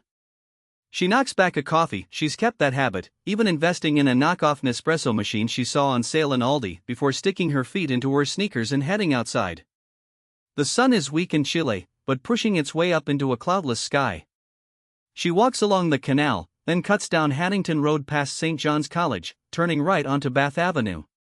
When the expanse of Sandymount Strand comes into view and, beyond it, the gentle steel-blue waves of the Irish Sea stretching all the way to the horizon, she feels a physical release, a lead weight disappearing from her shoulders, a lightness shooting through her heart. And then the assault of the sea breeze, whipping her hair in every direction and sandblasting the skin on her face. She likes it. It's waking her up, bringing her back. For more than 2 weeks now, she's been mostly hiding out in the studio apartment, scurrying out after dark to buy groceries and newspapers, scouring them and the internet for news on Oliver St. Ledger. It finally came on Friday online, Saturday morning in print. Gardaí in Dublin are investigating the death of a 29-year-old man whose body was found at an apartment block in Harold's Cross, Dublin 6, early this morning. The grim discovery was made following reports by neighbors of an odor emanating from the man's apartment. Foul play is not suspected. She had thought she would have spent those 2 weeks with Oliver. She was going to tell him the truth, all of it, who she was, why she'd felt compelled to find him, and that she had, in little ways, started to love him. That she wanted to stay with him, to see if that love could grow. But his admission had changed everything. Now she grieves for two people, the Oliver who never was, and the Shane who never got to be. The pain in her heart is acute, mixed, and confusing. She catches herself thinking of Oliver, of being with him, of believing in him, and finds herself wishing things had turned out a different way. But then she remembers what he said, that he had been the ringleader, that what had happened all those years ago had happened because of him, and with a cold, steely certainty she knows things couldn't have gone another way. She's not worried they'll come for her. She had set out to build a lie that would protect her, a kind of shark cage that would keep a distance between her real self and Oliver, and she'd inadvertently created a phantom. She'd realized this standing feet from his unconscious body, watching a puddle of water build in the bottom of the shower, knowing what could happen when a person's nose and mouth were resting against the tiles. Knowing she could just walk away. She had borrowed the job and last name of a real Cirrus employee she'd found on LinkedIn and made her own profile in the hope that if he looked, he'd find the fake one first and go no further. She had only ever communicated with Oliver via a pay-as-you-go phone, which she'd registered to Oliver's name and the KB Studios address, and before she'd left his apartment for the last time, she'd used it to send a text message that suggested her and Oliver had broken up. She'd watched the text message light up Oliver's phone screen and found another layer of protection. That day by the canal he'd asked her for her last name, but he'd never actually entered it. She was just Sierra in his contacts. Her real phone had never left the studio apartment back at Sussex Court. She'd stayed in his apartment that night, while Oliver's body grew pale and cooled, scrubbing every trace of herself away. The only person other than Oliver who ever even knew she was there is the journalist, Laura, and what information does she have, really? Not much more than the Gardai. Laura knows what Sierra looks like, yes, but Sierra is already making an effort to change that. And why would anyone be looking for her? Oliver fell and died. He had a tragic accident. He had got himself into that shower, in that position, and was slipping into unconscious. She had turned off the water when she'd first entered the bathroom, when his head was in the sink. All she'd done is reset the scene. Put the shower back on, like it was when she'd found him. Back to first positions. There was no responsibility to shoulder. As far as she was concerned, Oliver had done it to himself, and apparently, the Gardai agreed. Foul play is not suspected. In the dark, though, late at night, when she's on the cusp of sleep and doesn't have the energy to tell herself any more stories, she has to accept that she has done the very thing she's spent her life terrified that her brother had, that in the pursuit of that truth, she's found another one. There is a killer in her family. But it's her. The only solace she's been able to find is that she understands now there might be a difference between killing and being a killer. She hopes, for her sake, that there is. Even though it's early, the beach is dotted with dozens of people, but with the tide halfway out there's more than enough room for everyone. Sierra can walk along the water's edge without even coming close to any other early morning beachgoers. She watches the ripples of the waves for a while, the sun splintering into shards on the surface, shifting and disappearing, breaking over it again. Then she feels, rather than hears, her phone ring in her pocket. Siobhan. As far as her sister is concerned, Sierra came to Dublin for a job interview at a phantom hotel, owned by the chain she already works for a position on their opening team, the staff who ready everything in the months leading up to the day they open their doors and welcome their first arrivals. When things with Oliver began to look promising, Sierra had called her sister and told her she was taking the job but that it was temporary, just for a few weeks. Her real job, in the meantime, had been decimated by the coronavirus restrictions. There were no events going on at all during lockdown, and eventually most hotels closed. Her boss in Cork had instructed Sierra to apply for the pandemic unemployment payment, which she did, and she passed her workdays in Oliver's apartment reading and playing solitaire. Eventually she'd made her continued stay in Dublin more plausible by telling Siobhan that, under the circumstances, the hotel had offered her a room to stay in for the duration, free of charge.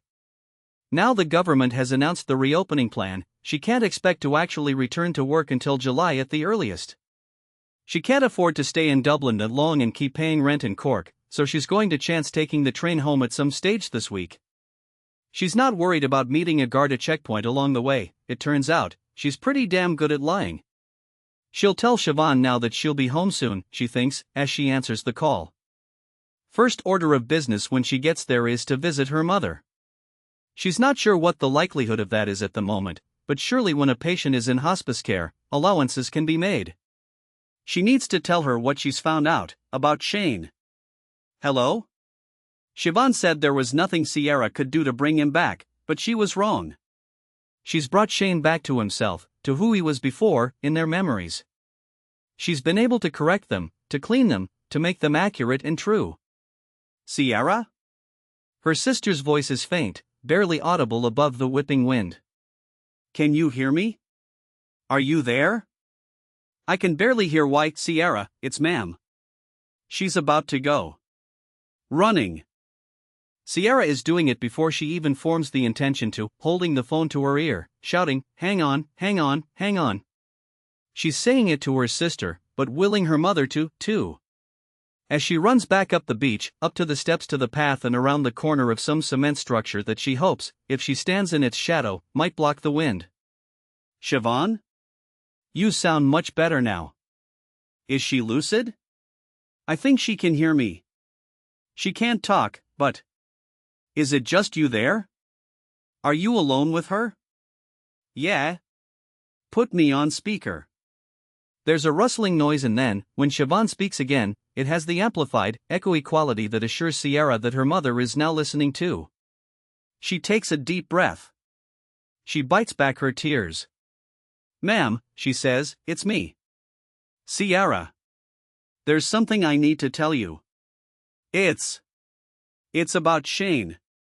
Oceanoff PDF. Come."